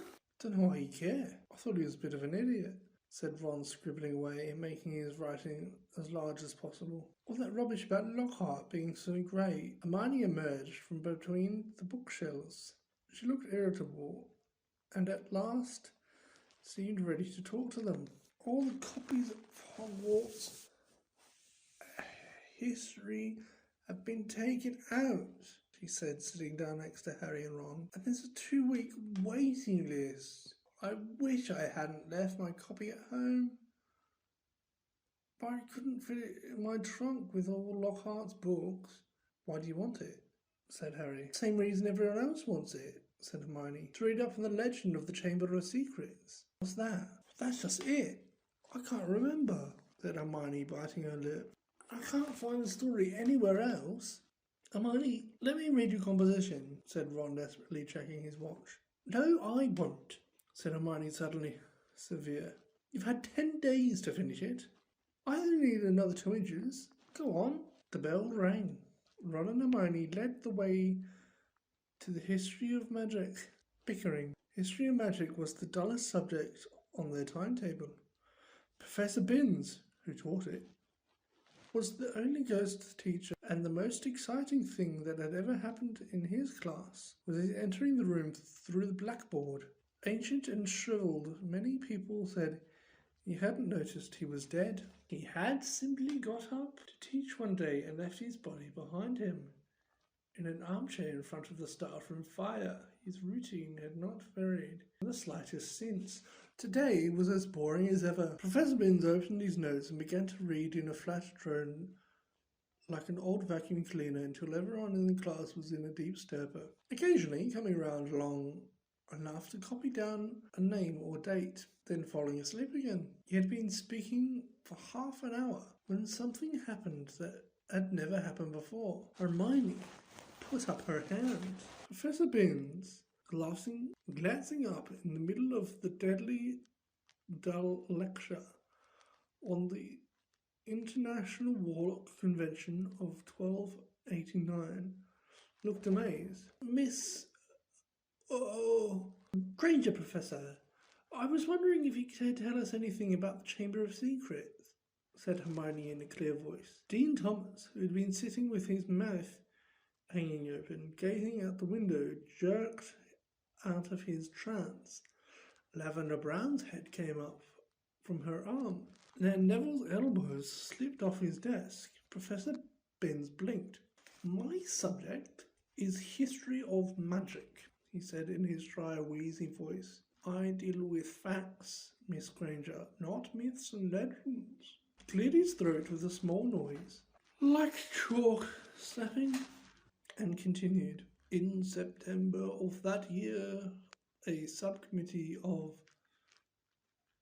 Sardinian sorcerers... He stuttered to a halt. Hermione's hand was waving in the air. Miss Grant... Please, sir, don't legends always have a basis in fact? Professor Binns was looking at her in such amazement. Harry was sure no student had ever interrupted him before, alive or dead. Well, said Professor Binns slowly, yes, one could argue that, I suppose. He peered at Hermione as though he had never seen a student properly before.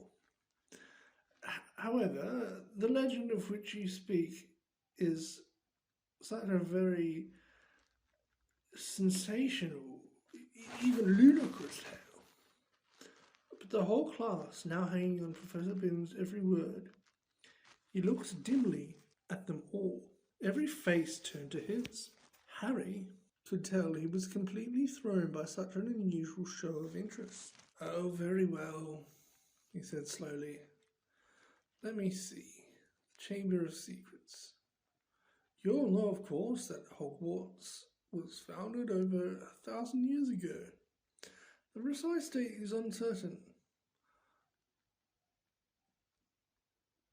By the 4 greatest witches and wizards of the age, the 4 schoolhouses named after them: Godric Gryffindor, Helga Hufflepuff, Rowena Ravenclaw, and Salazar Slytherin.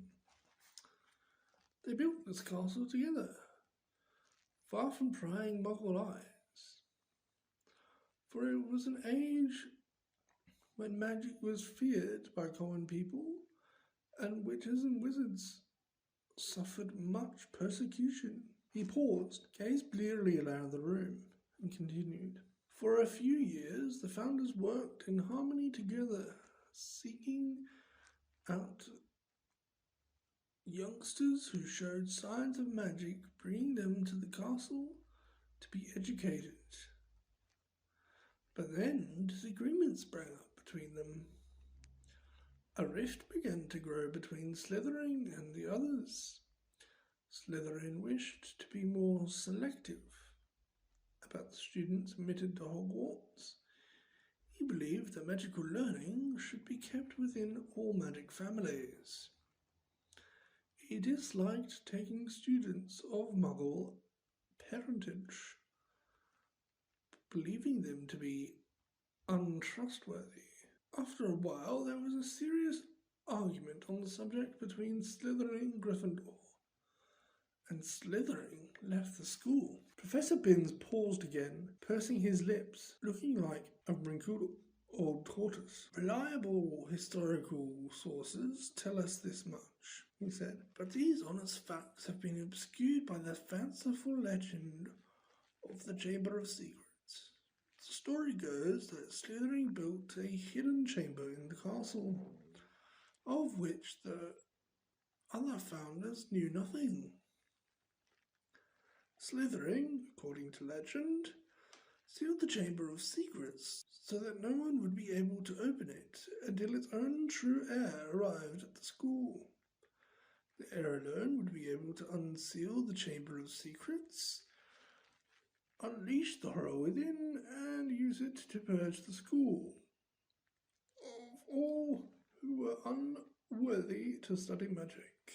There was a silence as he finished telling the story, but it wasn't the usual sleepy silence that filled Professor Binns' class. There was an unease in the air as everyone continued to watch him, hoping for more. Professor Binns looked faintly annoyed. The whole thing is a rate nonsense, of course, he said. Naturally, the school has been searched for evidence of such a chamber many times by the most learned witches and wizards. It does not exist. A tale told to frighten the gullible.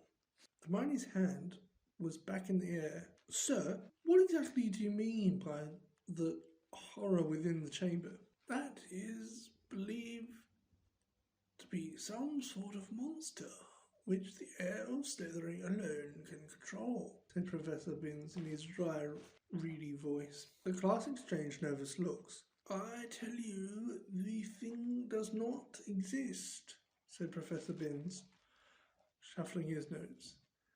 There is no chamber and no monster. But sir, said Seamus Finnegan, if the chamber can only be opened by Slytherin's true heir, no one else would be able to find it, would they? Nonsense or flattery, said Professor Binns in an aggravated tone. In a long succession of Hogwarts headmasters and headmistresses haven't found the thing. But Professor, piped up Parvati Patil, you'd probably have to use dark magic to open it. Just because a wizard doesn't use dark magic doesn't mean he can't, Miss Pennyfeather, snapped Professor Binns. I repeat, if the likes of Dumbledore... But maybe you've got to be related to Slytherin, so Dumbledore couldn't, said Dean Thomas, but Professor Binns had had enough. That will do, he said sharply. It's a myth. It does not exist. There is not a shred of evidence that Slytherin ever built so much as a secret broom cupboard. I regret telling you such a foolish story. We will return, if you please, to history. Two solid, believable, verifiable fact. And within 5 minutes, the class had sunk back into its usual torpor. I always knew Salazar Slytherin was a twisted old loony, Ron told Harry and Hermione as they fought their way through the teeming corridors at the end of the lesson to drop off their bags before dinner. But I never knew he started this old pure blood stuff. I wouldn't be in his house if you paid me. Honestly, if the Sorting Hat tried to put me in Slytherin, I'd have got the train straight home. Hermione nodded fervently. But Harry didn't say anything. His stomach had just dropped unpleasantly. Harry had never told Ron and Hermione that the Sorting Hat had seriously considered putting him in Slytherin. He could remember as though it was yesterday. A small voice had spoken in his ear when he'd placed the hat on his head a year before. You could be great, you know. It's all there in your head. And Slytherin will help you onto the way to greatness, no doubt about that. But Harry, who had already heard of Slytherin House's reputation for turning out dark wizards, had thought desperately. Not Slytherin. And the hat had said, "Oh, well, if you're not sure, better be in Gryffindor." As they were shunted along in the snow, Colin Creevey went past. "Hi, Harry." "Hello, Colin," said Harry automatically. Harry, a boy in my class has been saying that you're..." But Colin was so small he couldn't fight against the tide of people bearing him towards the Great Hall. They heard him squeak, "Harry!" And he was gone. "What's a boy in his class saying about you?" Hermione wondered. "That I'm Slytherin's heir, I expect," said Harry, his stomach dropping another centimetre or so, as he suddenly remembered the way Justin Finch Fletchley had run away from him at lunchtime. People who... The crowd thinned and they were able to climb the next staircase without difficulty. "Do you really think there's a Chamber of Secrets?" Ron asked Hermione. "I don't know," she said, frowning. "Dumbledore couldn't cure Mrs. Norris. And that makes me think that whatever attacked her might not be, well, human." As she spoke, they turned the corner and found themselves at the end of the corridor where the attack happened. The scene was as it had been that night, except there was no stiff cat hanging from the torch bracket, and an empty chair stood against the wall, bearing the message, "The chamber has been opened." "That's where Filch has been keeping guard," Ron muttered. They looked at each other. The corridor was deserted. "Can't hurt to have a poke around," said Harry, dropping his bag and getting to his hands and knees so they could crawl along, searching for clues. "Scorch marks," he said. "Here, and here. Come and look at this," said Hermione. "This is funny." Harry got up and crossed to the window next to the message on the wall. Hermione was pointing at the topmost pane, where around 20 spiders were scuttling, apparently fighting to get through a small crack in the glass. A long silver thread was dangling like a rope, as though they had climbed it in. They hurried to get outside. "Have you ever seen spiders act like that?" said Hermione wonderingly. "No," said Harry. "Have you run?" "Run?" He looked over his shoulder. Ron was standing well back and seemed to be fighting the impulse to run. "What's up?" "I don't like spiders," said Ron tensely. "I never knew that," said Hermione, looking at Ron in surprise. "You've used spiders in potions loads of times." "I don't mind them dead," said Ron, who was carefully looking anywhere but at the window. "I just don't like the way they move." Hermione giggled. "It's not funny," said Ron fiercely. "If you must know, when I was 3, Fred turned my teddy bear into a dirty great spider because I broke his toy broomstick. You wouldn't like them either if you'd been holding your bear and suddenly it had too many legs and he broke off, shuddering. Hermione was obviously still trying not to laugh, feeling they had better get off the subject. Harry said, "Remember all the water on the floor? Where did that come from? Someone mopped it up." "It was about here," said Ron, recovering himself to walk a few paces past Filch's chair, pointing. "Level with this door." He reached for the brass knob, but suddenly withdrew his hand as though he'd been burned. "What's the matter?" "Can't go in there," said Ron gruffly. "That's a girl's toilet." "Oh, Ron, there won't be anyone in there," said Hermione, standing up and coming over. "That's Moaning Myrtle's place. Come on, let's have a look." And ignoring the large out of order sign, she opened the door. It was the gloomiest, most depressing bathroom Harry had ever set foot in. Under a large A cracked and spotted mirror were a row of chipped stone sinks. The floor was damp and reflected the dull light given body by the stubs of a few candles, burning low in their holders. The wooden doors to the cubicles were flanking and scratched, and one of them was dangling off its hinges. Hermione put her fingers to her lips and set off towards the end cubicle. When she reached it, she said, "Hello, Myrtle, how are you?" "Harry!" And Ron went to look. Moaning Myrtle was floating on the crystal of the toilet, picking a spot on her chin.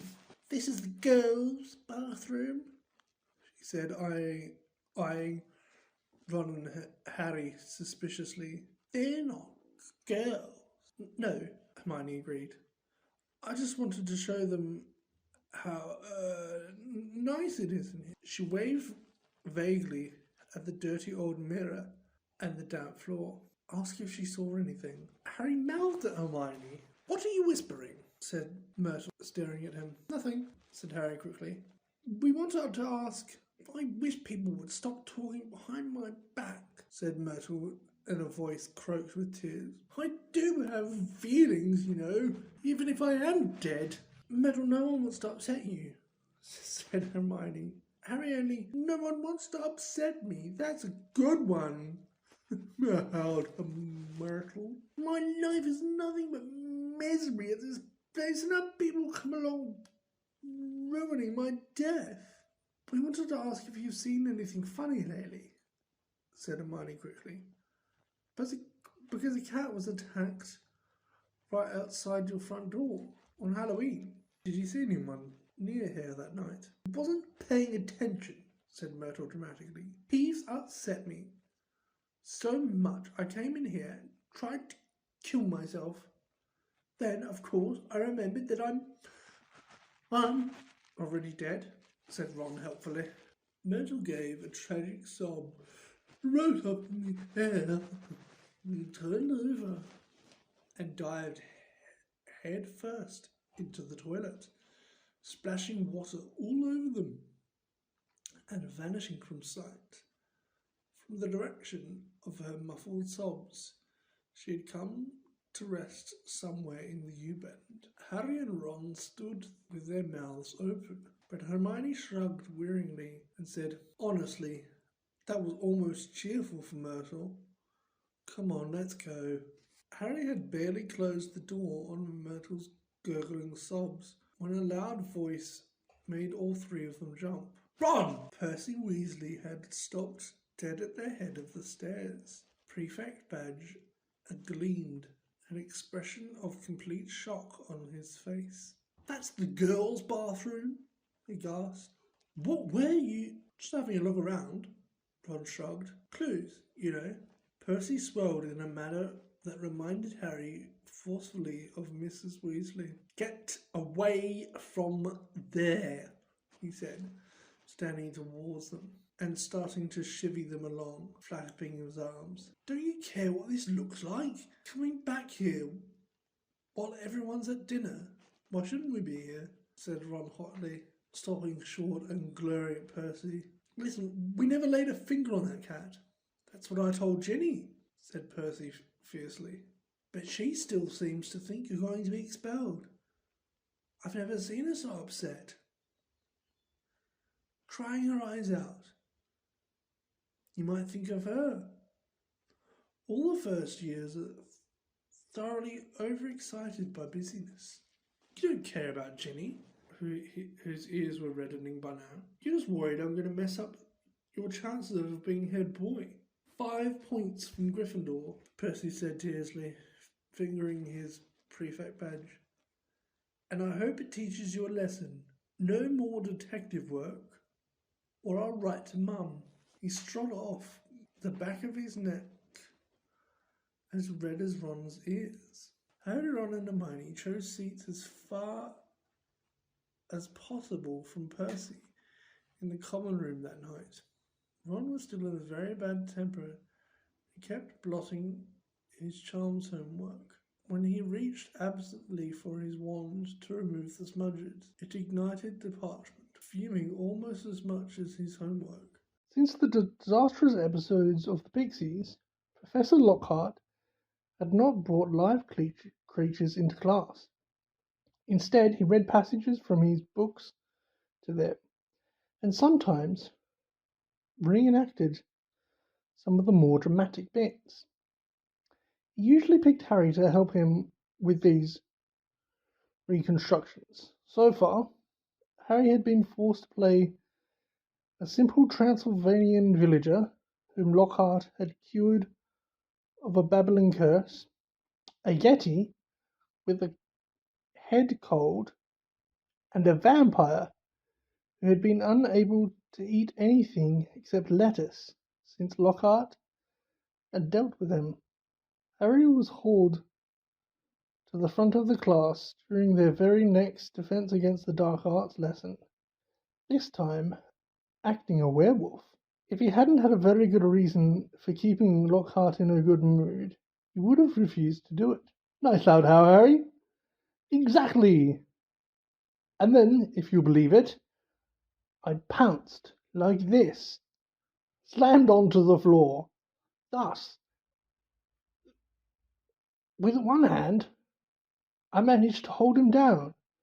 With my other, I put my wand to his throat, and I screwed up my remaining strength and performed the immensely complex Homorphous charm. He let out a piteous moan. Go on, Harry. Higher than that. Good. The fur vanished, the fangs shrank, and he turned back into a man. Simple yet effective, and another village will remember me forever as the hero who delivered them from the monthly terror of werewolf attacks.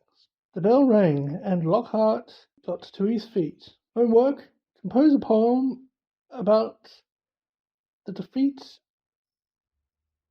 of the Wagga Wagga werewolf. Signed copies of Magical Me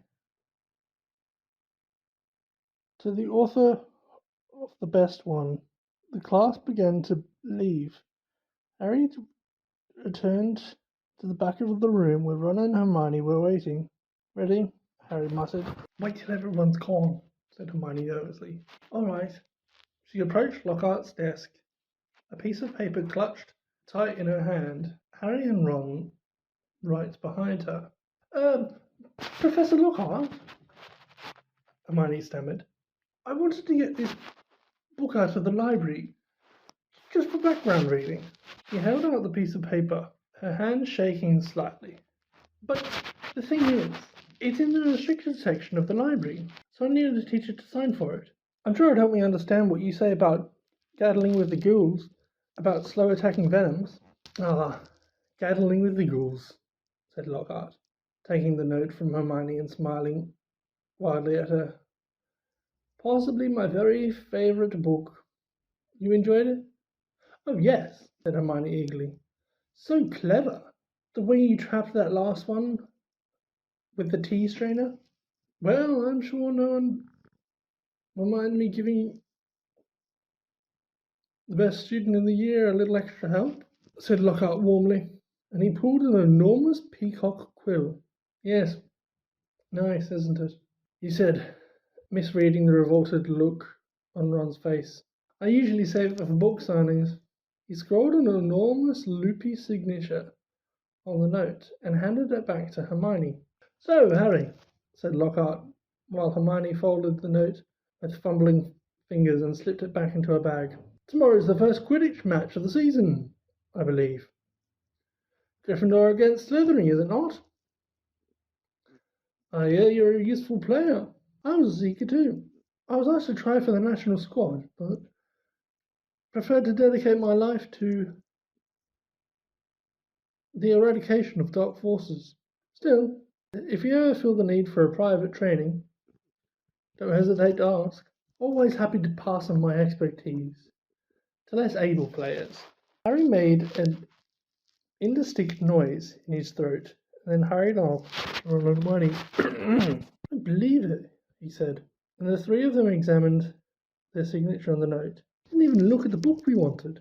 Because he's a brainless git, said Ron. But who cares? We got all we needed. He's not a brainless git, said Hermione shrilly, as they half ran towards the library. Just because he said you were the best student in the year. They dropped their voices as they entered the muffled stillness of the library. Madame Pince, the librarian, was a thin, irritable woman who looked like an underfed vulture.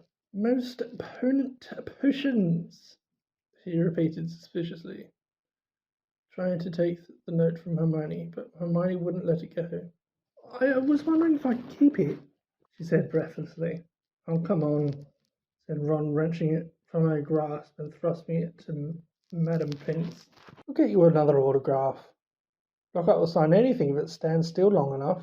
Madame Pince held the note up to the light, as though determined to detect forgery, but it passed the test. She stalked away between the lofty shelves, and returned several minutes later, carrying a large, mouldy-looking book. Hermione put it carefully into her bag, and then left, trying not to walk too quickly or look too guilty. 5 minutes later, they were barricaded in Moaning Myrtle's out-of-order bathroom once again. Hermione had overridden Ron's objections by pointing out that it was the last place anyone in their right minds would go, so they were guaranteed some privacy. Moaning Myrtle was crying noisily in the cubicle, but they were ignoring her, and she them. Hermione opened most potions carefully, and the three of them bent over the damp spotted pages. It was clear from a glance why it belonged in the restricted section. Some of the potions had effects almost too gruesome to think about. There were some unpleasant illustrations, which included a man who seemed to have been turned inside out, and a witch sprouting several extra pair of arms out of her head. Here it is, said Hermione excitedly. She found the page headed Polyjuice Potion. It was decorated with drawings of people halfway through transforming into other people. Harry sincerely hoped the artist had imagined the looks of intense pain on their faces. This is the most complicated potion I've ever seen, said Hermione as they scanned the recipe. Lacewing flies, leeches, fluxweed, knotgrass, she murmured, running her finger down the list of ingredients. Well, they're easy enough. They're in the student store cupboard. We can help ourselves. Oh, look. Powdered horn of a bicorn. Don't know where we're going to get that. Shredded skin of boomslang. That'll be tricky too. And of course a bit of whoever we want to change into. Excuse me? Said Ron sharply. What do you mean a bit of whoever we're changing into? I'm drinking nothing with crab's toenails in it. Hermione continued, as though she hadn't heard him. We don't have to worry about that yet, though, because we had those bits last. Ron turned speechless to Harry, who had another worry. Do you realise how much we're going to have to steal, Hermione? Shredded skin of boomslang. That's definitely not in the student's cupboard. What are we going to do? Break into Snape's private stores? I don't know if that's a good idea. Hermione shut the book with a snap. Well, if you two are going to chicken out, fine, she said. There were bright pink patches on their cheeks, and her eyes were brighter than usual. I don't want to break the rules. You know, I think threatening Muggleborns is far worse than brewing up a difficult potion. But if you don't want to find out if it's Malfoy, I'll go straight to Madame Pince now, and hand the book back. I never thought I'd see the day and you'd be persuading us to break rules, said Ron. All right, we'll do it. But no toenails, okay? How long will it take to make, anyway? Said Harry, as Hermione, looking happier, opened the book again. Well, as the fluxweed has to be picked at the full moon, and the lacewing flies have got to be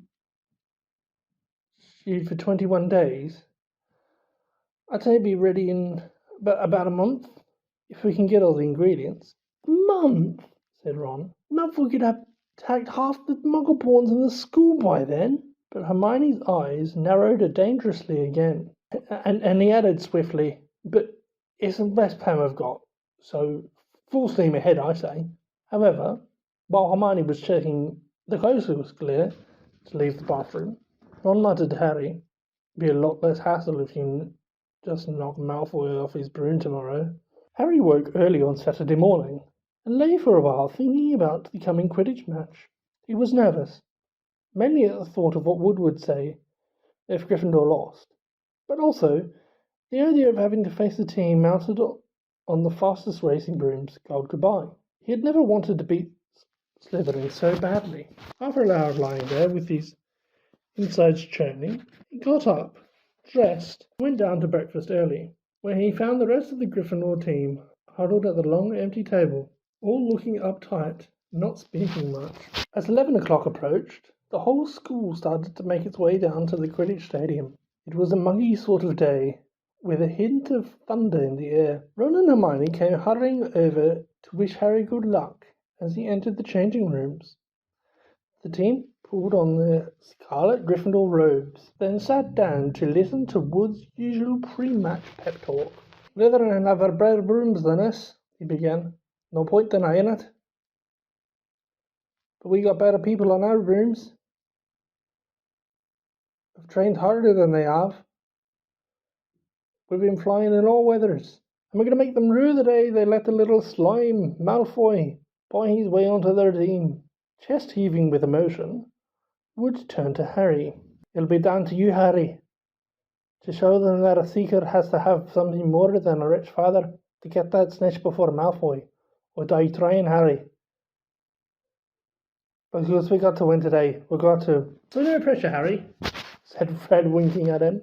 As they walked onto the pitch, a roar of noise greeted them. Mainly cheers, because Ravenclaw and Hufflepuff were anxious to see Slytherin beaten.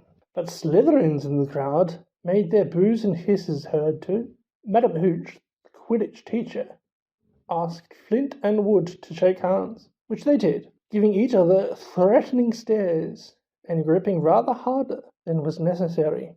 "On my whistle," said Madam Hooch. "3, 2, 1.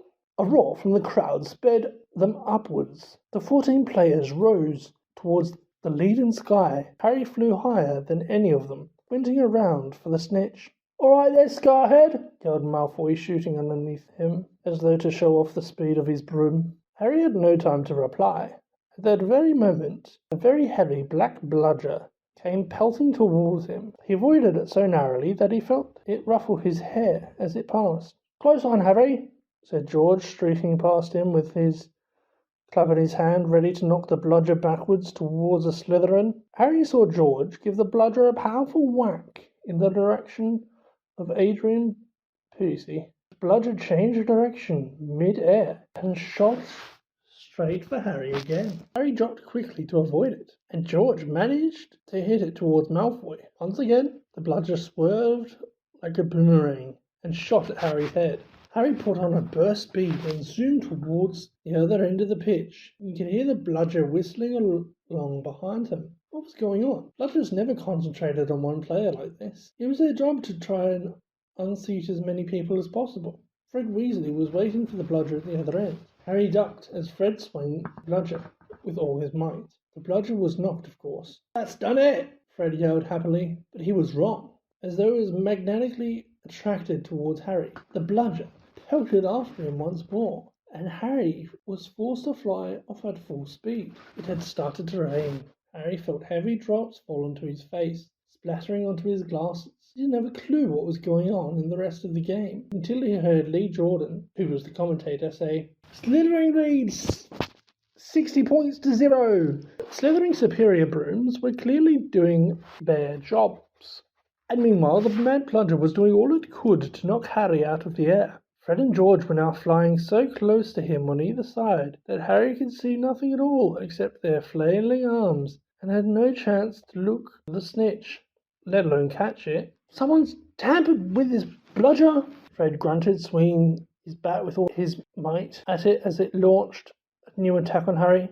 "We need time out," said George, trying to signal to Wood to stop the bludger breaking Harry's nose at the same time. Wood had obviously gotten the message. Madam Hooch's whistle rang out, and Harry, Fred, and George dived for the ground, still trying to avoid the mad bludger. "What's going on?" said Wood as the Gryffindor team huddled together, while the Slytherins were in the crowd jeered.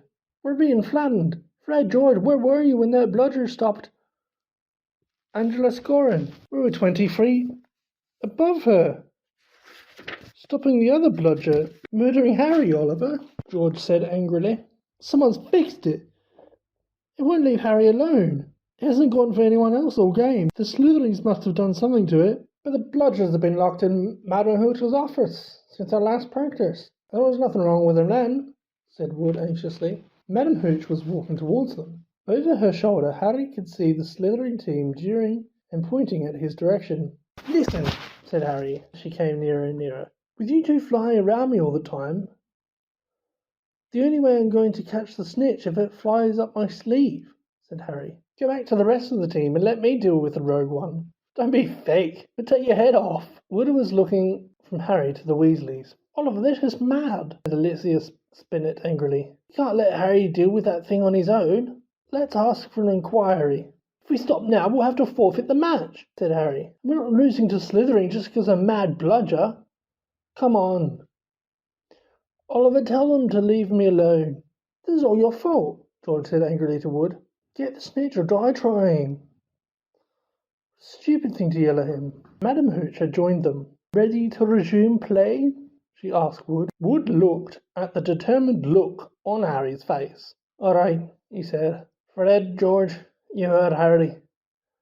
Leave him alone and he'll deal with the bludger on his own." The rain was falling more heavily now. On Madam Hooch's whistle, Harry kicked hard into the air and heard the telltale whoosh of the bludger behind him. Higher and higher Harry climbed. He looped and swooped and spiraled, zigzagged and rolled. Slightly dizzy, he nevertheless kept his eyes wide open. Rain was speckling his glasses and ran up to his nostrils as he hung upside down, avoiding another fierce dive from the bludger. He could hear laughter from the crowd. He knew he must look very stupid. But the rogue bludger was heavy, and he couldn't change direction as quickly as he could. He began a kind of roller coaster ride around the edges of the stadium, squinting through the silver sheets of rain to the Gryffindor goalposts. But Adrian Pusey was trying to get past Wood. Whistling in Harry's ear told him the bludger had just missed him again, and he turned right over and sped in the opposite direction. "Training for the ballet, Potter!" yelled Malfoy as Harry was forced to do a stupid kind of twirl mid-air to dodge the bludger. Off Harry fled, the bludger trailing a meter behind him. And then, glaring back at Malfoy in hatred, he saw it. The golden snitch. It was hovering centimeters above Malfoy's left ear, and Malfoy, busy laughing at Harry, hadn't seen it. For an agonizing moment, Harry hung in mid-air, not daring to speed towards Malfoy in case he looked up and saw the snitch. Wham! He had stayed still a second too long. The bludger hit him at last, smashed into his elbow, and Harry felt his arm break. Dimly dazed by the searing pain in his arm, he slid sideways on his rain-drenched broom. One knee groped over it, his right arm dangling useless at his side. The bludger came pelting back for a second attack, this time aiming at his face. Harry swerved out of the way, one idea firmly lodged into his numb brain. Get to Malfoy! Through a haze of rain and pain, he dived for the shimmering, sneering, and saw its eyes widen with fear. Malfoy thought Harry was attacking him. "What the?" he gasped, carrying out of Harry's way. Harry took his remaining hand off his broom and made a wild snatch. He felt his fingers close on the cold Snitch, but was now gripping the broom with his legs, and there was a yell from the crowd below as he headed straight for the ground, trying hard not to pass out. With a splattering thud, he hit the mud and rolled off his broom, his arm hanging at a very strange angle. Riddled with pain, he heard as though from a distance a good deal of whistling and shouting. He focused on the snitch clutched in his hand. "Ah," he said vaguely, "we've won," and he fainted. He came round, rain falling down his face, still lying on the pitch, with someone leaning over him. He saw a glittering of teeth. "Oh no, not you," he said. "Doesn't know what he's saying," said Lockhart loudly to the anxious crowd of Gryffindors pressing around him. "Not to worry, Harry. I'm about to fix your arm." "No," said Harry. I'll keep it like this, thanks." He tried to sit up, but the pain was terrible. He heard a familiar clicking noise nearby. "I don't want a photo of this, Cullen," he said loudly. "Lie back, Harry," said Lockhart soothingly. "It's a simple charm. I've used it countless times. Why can't I just go to the hospital wing?" he said through clenched teeth. "You should really, Professor," said a muddy Wood, who couldn't help grinning even though his seeker was injured. "Great capture, Harry. Really spectacular. Your best yet, I'd say." Through the thicket of legs around him, Harry spotted Fred and George Weasley wrestling the rogue bludger into a box. It was still putting up a terrific fight. "Stand back," said Lockhart, who was rolling up his jaded green sleeves. "No, don't," said Harry weakly, but Lockhart was twirling his wand, and a second later he directed it straight at Harry's arm. A strange, unpleasant sensation started at Harry's shoulder and spread all the way down his fingertips. It felt as though his arm was being deflated. He didn't dare look at what was happening. He had shut his eyes, his face turned away from his arm, but his worst fears were realized as the people above him gasped. Colin Greeny began clicking away madly. His arm didn't hurt anymore, but nor did it feel remotely like an arm. "Ah," said Lockhart. "Yes, well, that can sometimes happen. But the point is, the bones are no longer broken. That's the thing to bear in mind. So, Harry, just toddle up to the hospital wing. Mr. Weasley, Miss Granger, would you escort him? And Madame Pomfrey will be able to tidy you up a bit." As Harry got to his feet, he felt strangely lopsided. Taking a deep breath as he looked down at his right side, what he saw nearly made him pass out again. Poking out of his robes was what looked like a thick, flesh-coloured rubber glove. He tried to move his fingers. Nothing happened. Lockhart hadn't mended Harry's bones. He had removed them. "Madame Pomfrey wasn't at all pleased. You should have come straight to me," she raged, holding up the sad, limp remainder of what, half an hour before, had been a working arm. "I can mend bones in a second, but growing them back, you will be able to, won't you?" said Harry desperately. "I'll be able to, certainly. But it'll be painful," said Madame Pomfrey grimly, throwing Harry a pair of pajamas. "You'll have to stay the night." Hermione waited outside the curtain drawn around Harry's bed while Ron helped himself into his pajamas. It took a while to stuff the rubbery, boneless arm into a sleeve. "You need to stick up for Lockhart now, Hermione, eh?" Ron called through the curtain as he pulled Harry's limp fingers through the cuff. If Harry had wanted a deboning, he would have asked. "Anyone can make a mistake," said Hermione. "And it doesn't hurt anymore, does it, Harry?" "No," said Harry, "but it doesn't do anything else either." As he swung himself onto the bed, his arm flapped pointlessly. Hermione and Madame Pomfrey came around the curtain. Madame Pomfrey was holding a large bottle of something labelled Skelegro. "You're in for a rough night," she said, pouring out a steamy beakerful and handing it to him. "Regrowing bones is a nasty business. So was taking Skelegro. It burnt Harry's mouth and throat as it went down, making him cough and splutter. Still tuttering about dangerous sports and inept teachers, Madame Pomfrey retreated, leaving Ron and Hermione to help Harry gulp down some water. "We won, though," said Harry, a grin breaking across his face. "That was some catch he made." Malfoy's face? He looked ready to kill. "I want to know how he fixed that bludger," said Hermione darkly. "We can add that to the list of questions we'll ask him when we've taken the Apologies potion," said Harry, sinking back into his pillows. "I hope it tastes better than this stuff. If it's got bits of Slytherin in it, you've got to be joking," said Ron. The door of the hospital wing burst open at that moment. Filthy and soaking wet, the rest of the Gryffindor team had arrived to see Harry. "Unbelievable flying, Harry," said George. "I've just seen Marcus Flint yelling at Malfoy. Something about having the snitch on top of his head and not noticing. Malfoy didn't seem too happy." He had brought cakes, sweets, and bottled pumpkin juice. They gathered around Harry's bed and were just getting started on what promised to be a good party when Madame Pomfrey came storming over, shouting, "This boy needs rest. He's got 33 bones to regrow. Out, out!"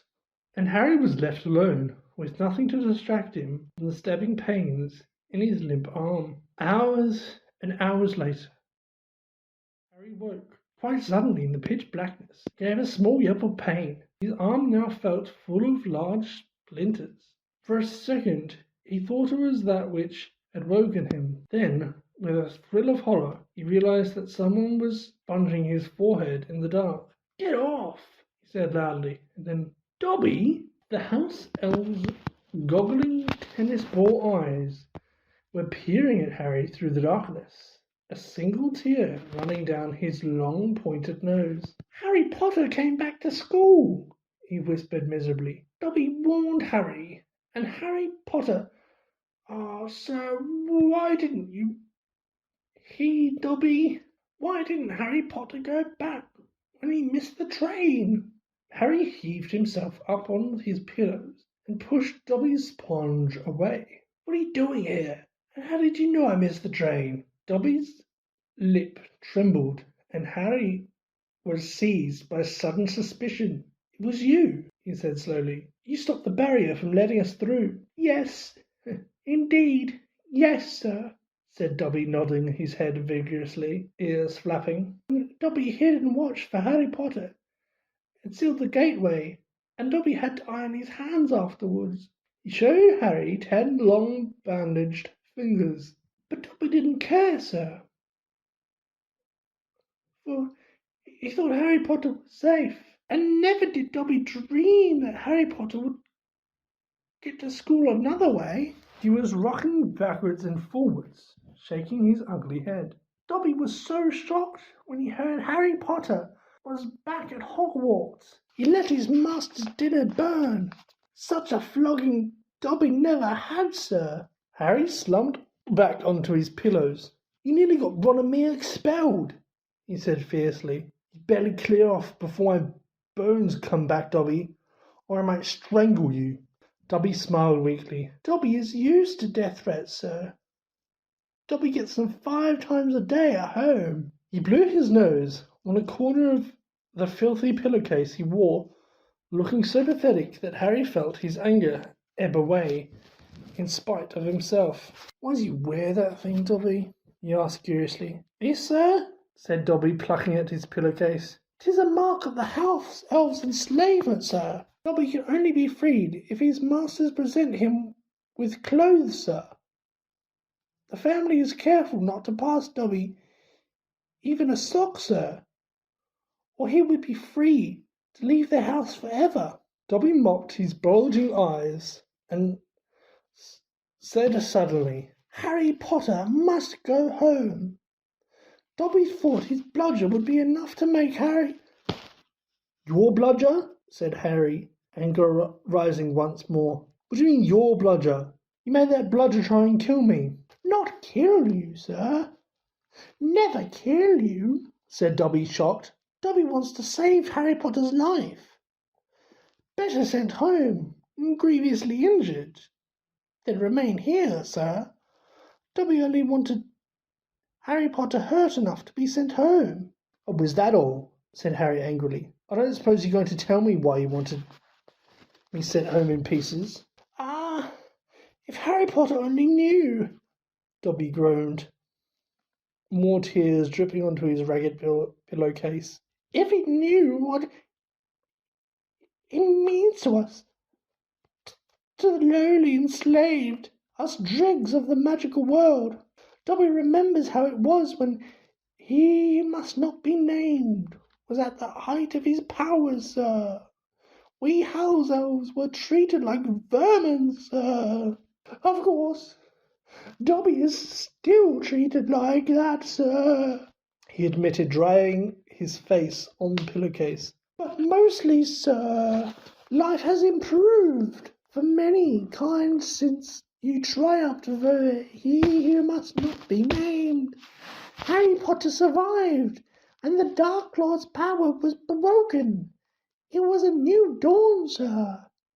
Harry Potter shone like a beacon of hope for those of us who thought the Dark Lord's days would never end, sir. And now at Hogwarts, terrible things are to happen, are perhaps happening already. And Dobby cannot let Harry Potter stay here, now that history is to repeat itself, now that the Chamber of Secrets is open once more. Dobby froze, horror-struck, then grabbed Harry's water jug from beside the table and cracked it over his own head, toppling out of sight. A second later, he crawled back onto the bed, cross-eyed, muttering, "Bad Dobby, very bad Dobby." So, there is a Chamber of Secrets, Harry whispered. And did you say it's been open before? Tell me, Dobby. He seized the elf's bony wrist as Dobby's hand itched towards the water jug. But I'm not Muggleborn. How can I be in danger of the chamber? Ah, sir, ask no more. Ask no more of poor Dobby, stammered the elf, his eyes huge in the dark. Dark deeds are planned in this place, but Harry Potter must not be here when they happen. Go home, Harry Potter. Go home. Harry Potter must not meddle in this, sir. 'Tis too dangerous. Who is it, Dobby? He said, keeping a firm hold on Dobby's wrist to stop him hitting himself with the water jug again. Who's opened it? Who opened it last time? Dobby can't, sir. Dobby can't. Dobby mustn't tell, squealed the elf. Go home, Harry Potter. Go home. I'm not going anywhere, said Harry fiercely. One of my best friends is Muggleborn. She'll be first in line if the chamber really has been opened. Harry Potter risks his own life for his friends? Moans Dobby in a kind of miserable ecstasy. So noble, so valiant, but he must save himself. He must. Harry Potter must not. Dobby suddenly froze, his bat ears quivering. Harry heard it too. There were footsteps coming down the passageway. Dobby must go, breathed the elf, terrified. There was a loud crack, and Harry's fists suddenly clenched on thin air. He slammed back into his bed, his eyes on the dark doorway to the hospital wing, as the footsteps drew nearer. Next moment, Dumbledore was backing into the dormitory, wearing a long woolly dressing gown and a nightcap. He was carrying one end of what looked like a statue. Professor McGonagall appeared 1 second later, carrying its feet. Together they heaved it onto the bed. Yet, Madame Pomfrey, whispered Dumbledore, and Professor McGonagall hurried past the end of Harry's bed, out of sight. Harry lay quite still, pretending to be asleep. He heard urgent voices, and then Professor McGonagall swept back into view, closely followed by Madame Pomfrey, who was pulling a cardigan over her nightdress. He heard a sharp intake of breath. What happened? Madame Pomfrey whispered to Dumbledore, bending over the statue on the bed. Another attack, said Dumbledore. Minerva found him on the stairs. There were a bunch of grapes next to him, said Professor McGonagall. We think he was trying to sneak up here to visit Potter. Harry's stomach gave a horrible lurch. Slowly and carefully he raised himself a meter so he could look at the statue on the bed. A ray of moonlight lay across its staring face. It was Colin Creevey. His eyes were wide, and his hands were stuck up in front of him, holding his camera.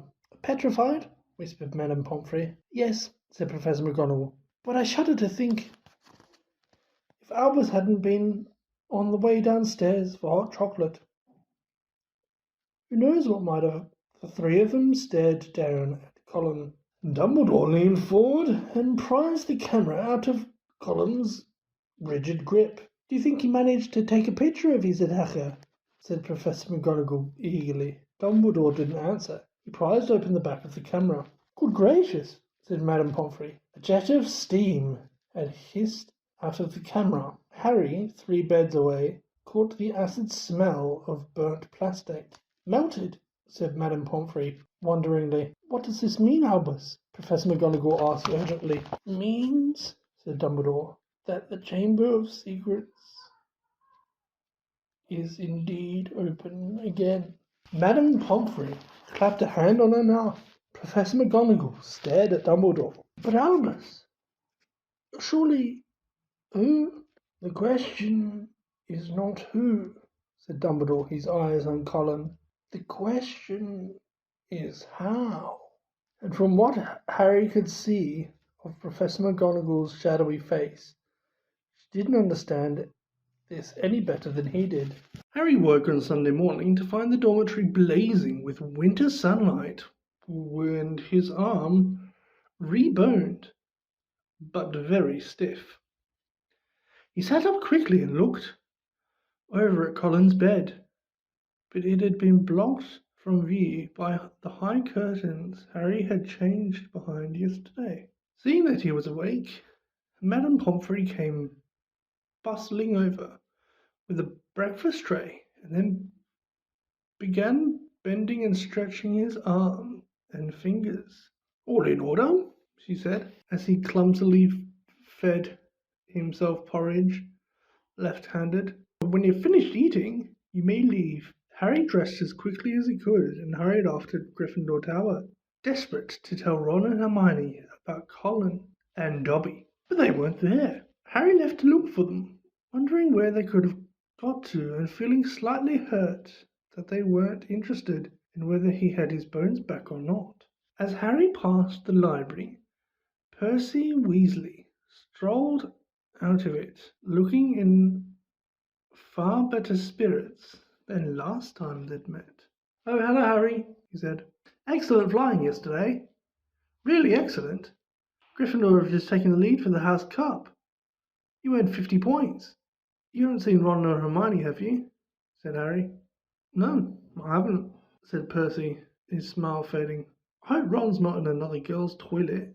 Harry forced a laugh, watched Percy out of sight, and then headed straight for Moaning Myrtle's bathroom. He couldn't see why Ron and Hermione would be in there again, but after making sure that neither Filch nor any prefects were around, he opened the door and heard their voices coming from a locked cubicle. It's me, he said, closing the door behind him. There was a clunk, a splash, and a gasp from within the cubicle, and he saw Hermione's eyes peeping through the keyhole. Harry, she said, you gave us such a fright. Come in, how's your arm? Fine, said Harry, squeezing into the cubicle. An old cauldron was perched on the toilet, and a crackling from under the rim told Harry they had lit a fire beneath it. Conjuring up portable, waterproof fires was a speciality of Hermione's. Would have come to me, But we decided to get started on the Polyjuice Potion, Ron explained, as Harry, with difficulty, locked the cubicle again. We've decided it's the safest place to hide it. Harry started to tell them about Colin, but Hermione interrupted. We already know. We heard Professor McGonagall telling Professor Flitwick this morning. That's why we decided we'd better get going. The sooner we get a confession out of Malfoy, the better, snarled Ron. Do you know what I think? He was in such a foul temper after the Quidditch match. He took it out on Colin. There's something else, said Harry, watching Hermione tearing bundles of knot grass and throwing him into the potion. Dobby came to visit me in the middle of the night. Ron and Hermione looked up amazed. Harry told them everything Dobby had told him, or hadn't told him.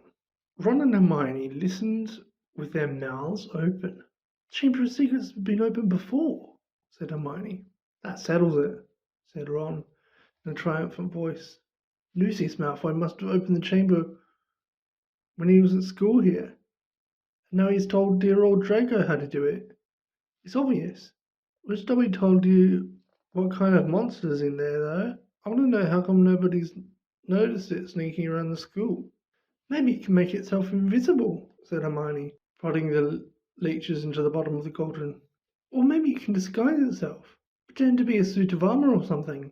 I've read about chameleon ghouls. You read too much, Hermione, said Ron, pouring dead lacewing flies on top of the leeches.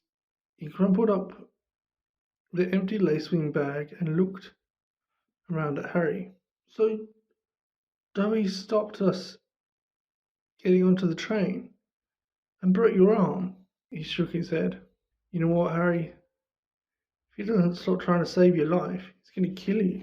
The news that Colin Creevey had been attacked and was now lying as though dead in the hospital wing had spread through the entire school by Monday morning. The air was suddenly thick with rumour and suspicion.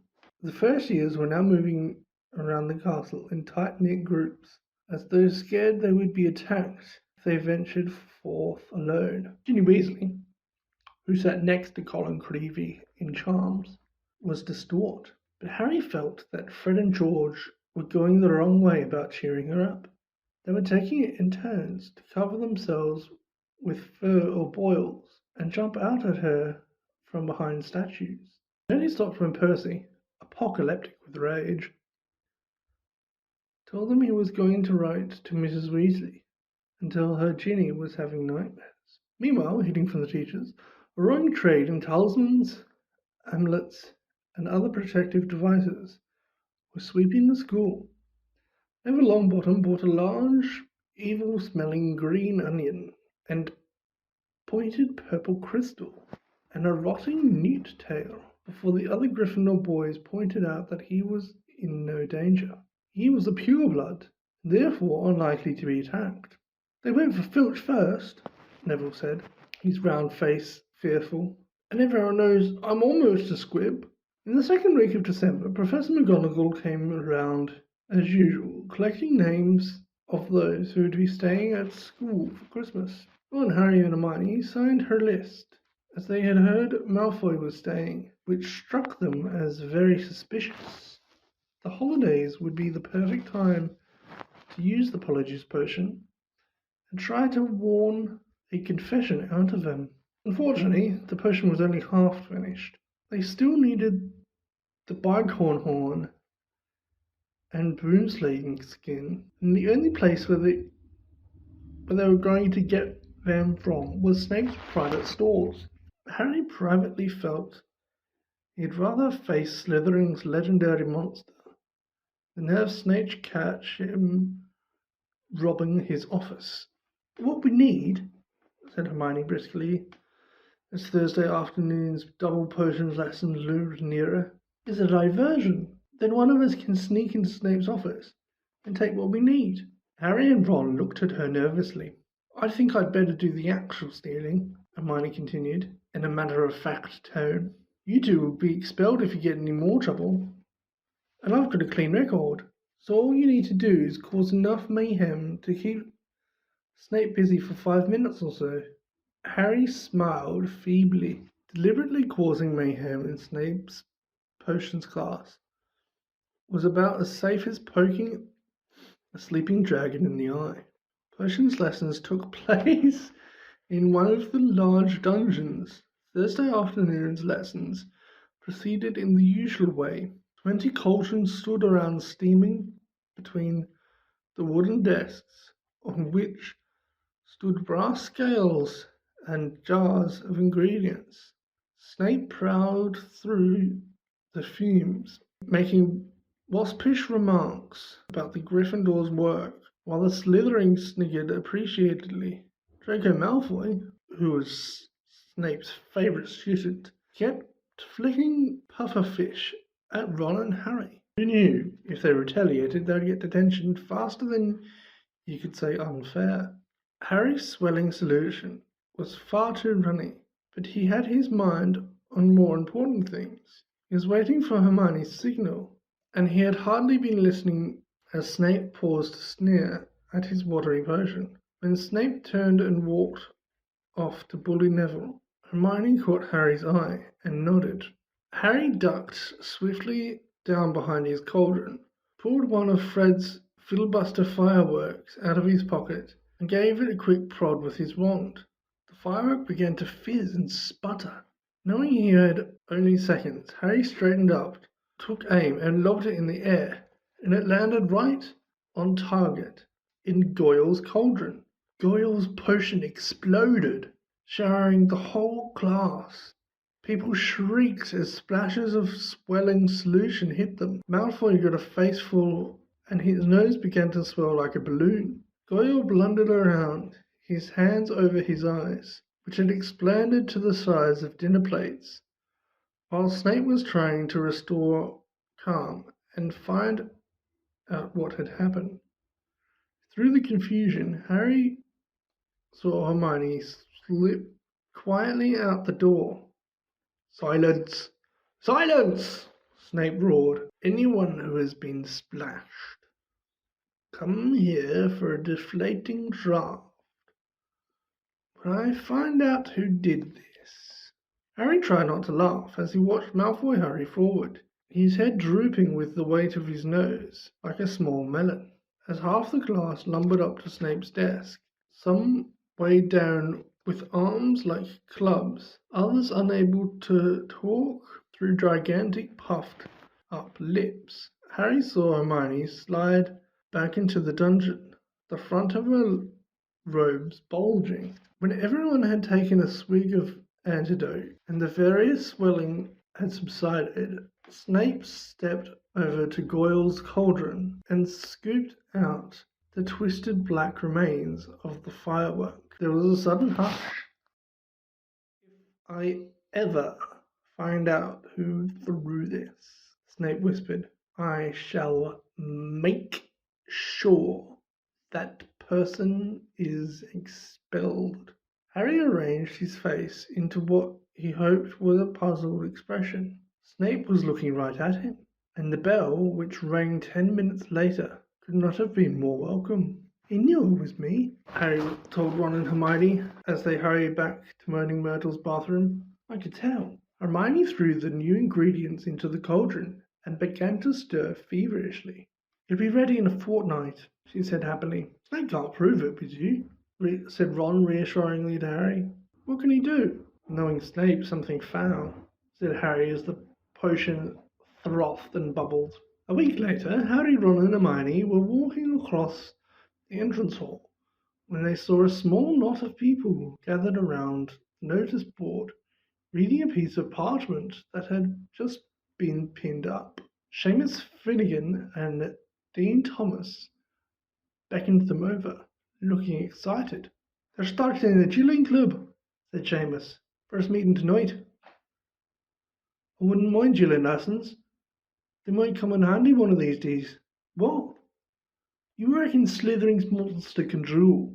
said Ron. But he too read the sign with interest. "Could be useful," said Harry and Hermione as they went into dinner.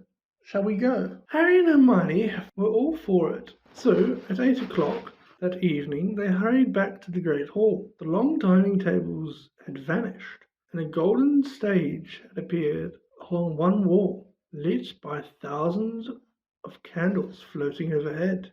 The ceiling was velvety black once more, and most of the school seemed to be packed beneath it, all carrying their wands and looking excited. "I wonder who'll be teaching us," said Hermione, as they edged into the chattering crowd. "Someone told me Flitwick was a dueling champion when he was a young man. Maybe it'll be him, as long as it's not." Harry began, but he ended on a groan. Gilderoy Lockhart was walking onto the stage, resplendent in robes of deep plum, and accompanied by none other than Snape, wearing his usual black. Lockhart waved an arm for silence and called, "Gather round! Gather round! Can everyone see me? Can you all hear me? Excellent. Now, Professor Dumbledore has granted me permission to start this little dueling club to train you all up in case you ever need to defend yourselves, as I myself have done on countless occasions. For full details, see my published works. Let me introduce my assistant, Professor Snape," said Lockhart, flashing a wild smile. "He tells me he knows a tiny little bit about dueling himself, and has sportingly agreed to help me with a short demonstration before we begin. Now, I don't want any of you youngsters to worry. You'll still have your potions master when I'm through with him. Never fear. Wouldn't it be good if they finished each other off?" Ron muttered in Harry's ear. Snape's upper lip was curling. Harry wondered why Lockhart was still smiling. If Snape had been looking at him like that, he'd be running as fast as he could in the opposite direction. Lockhart and Snape turned to face each other and bowed. At least Lockhart did, with much twirling of his hands, whereas Snape jerked his head irritably. Then they raised their wands like swords in front of them. "As you see, we're holding our wands in the accepted combative position," Lockhart told the silent crowd. "On the count of three, we'll cast our first spells. Neither of us will be aiming to kill, of course." "Wouldn't bet on that," Harry murmured, watching Snape baring his teeth. "1, 2, 3. Both of them swung their wands up and over their shoulders. Snape cried, "Expelliarmus!" There was a dazzling flash of scarlet light, and Lockhart was blasted off his feet. He flew backwards off the stage and smashed into the wall, slid down into a sprawl on the floor. Malfoy and some of the Slytherins cheered. Hermione was dancing on her tiptoes. "Do you think he's all right?" she squealed through her fingers. "Who cares?" said Harry and Ron together. Lockhart was getting unsteadily to his feet. His hat had fallen off, and his wavy hair was standing on end. "Well, there you have it," he said, tottering back onto the platform. "That was a disarming charm. As you see, I've lost my wand. Thank you, Miss Brown. Yes, an excellent idea to show them that, Professor Snape. But if you don't mind me saying so, it was very obvious what you're about to do. If I had wanted to stop you, it would have been only too easy. However, I felt it would be instructive to let them see." Snape was looking murderous. Possibly Lockhart had noticed, because he said, "Enough demonstrating. I'm going to come amongst you now and put you all into pairs. Professor Snape, if you'd like to help me." They moved through the crowd, matching up partners. Lockhart teamed Neville with Justin Fitch-Fletchley, but Snape reached Harry and Ron first. "Time to split up the dream team, I think," he sneered. "Weasley, you can partner Finnegan. Potter?" Harry moved automatically to Hermione. "I don't think so," said Snape, smiling coldly. "Mr. Malfoy, come over here. Let's see what you make of the famous Potter. And you, Miss Granger, you can partner with Miss Bulstrode." Malfoy strutted over, smirking. Behind him walked a slithering girl who reminded Harry of a picture he had seen in Holidays with Hags. She was large and square, and her heavy jaw jutted aggressively. Hermione gave her a weak smile, which she did not return. "Face your partners," called Lockhart back onto the platform, "and bow." Harry and Malfoy barely inched their heads, not taking their eyes off each other. "One's at the ready," shouted Lockhart. "When I count 3, cast your charms to disarm your opponent. Only to disarm them. We don't want any accidents. 1, 2, 3. Harry swung his wand over his shoulder, but Malfoy had already started on 2. His spell hit Harry so hard he felt as though he'd been hit over the head with a saucepan. He stumbled, but everything still seemed to be working and was wasting no more time. Harry pointed his wand straight at Malfoy and shouted, "Victus Emperor!" A jet of silver light hit Malfoy in the stomach, and he doubled up, wheezing. "I said disarm only!" Lockhart shouted in alarm over the heads of the battling crowd as Malfoy sank into his knees. Harry had hit him with a tickling charm, and he could barely move for laughing. Harry hung back with a vague feeling it would be unsporting to bewitch Malfoy while he was on the floor. But this was a mistake. Gasping for breath, Malfoy pointed his wand at Harry's knees, croaked, "Talentengaria!" And the next second Harry's legs had begun to jerk around out of his control in a kind of quick step. "Stop! Stop!" screamed Lockhart, but Snape took charge. "Venite incantatum!" he shouted. Harry's feet stopped dancing. Malfoy stopped laughing, and they were able to look up. A haze of greenish smoke was hovering over the scene. Both Neville and Justin were lying on the floor, panting. Ron was holding up an ashen-faced Seamus, apologizing for whatever his broken wand had done. But Hermione and Millicent Bulstrode were still moving. Millicent had Hermione in a headlock, and Hermione was whimpering in pain. Both her wands lay forgotten on the floor. Harry leapt forward and pulled Millicent off. It was difficult. She was a lot bigger than he was. "Dear, dear," said Lockhart, skittering through the crowd, looking at the aftermath of the duels. "Up you get, Malcolm. Careful there, Miss Fawcett. Pinch it hard, it will stop bleeding in a second. Boot, I think it'd be better to teach you to block unfriendly spells," said Lockhart, standing flustered in the midst of the hall. He glanced at Snape, whose black eyes glinted, and looked quickly away. "Let's get a volunteer pair. Longbottom, Finch Fletchy. How about you?" "A bad idea, Professor Lockhart," said Snape, gliding over like a large, malevolent bat. "Longbottom causes devastation in the simpler spells. We'll be sending what's left of Finch Fletchley up to the hospital wing in a matchbox." Neville's round pink face went pinker. "How about Malfoy and Potter?" said Snape with a twisted smile. "Excellent idea," said Lockhart, gesturing Harry and Malfoy into the middle of the hall as the crowd backed away to give them room. "Now, Harry," said Lockhart, "when Draco points his wand at you, you do this." He raised his own wand, attempted a complicated sort of wiggling action, and dropped it.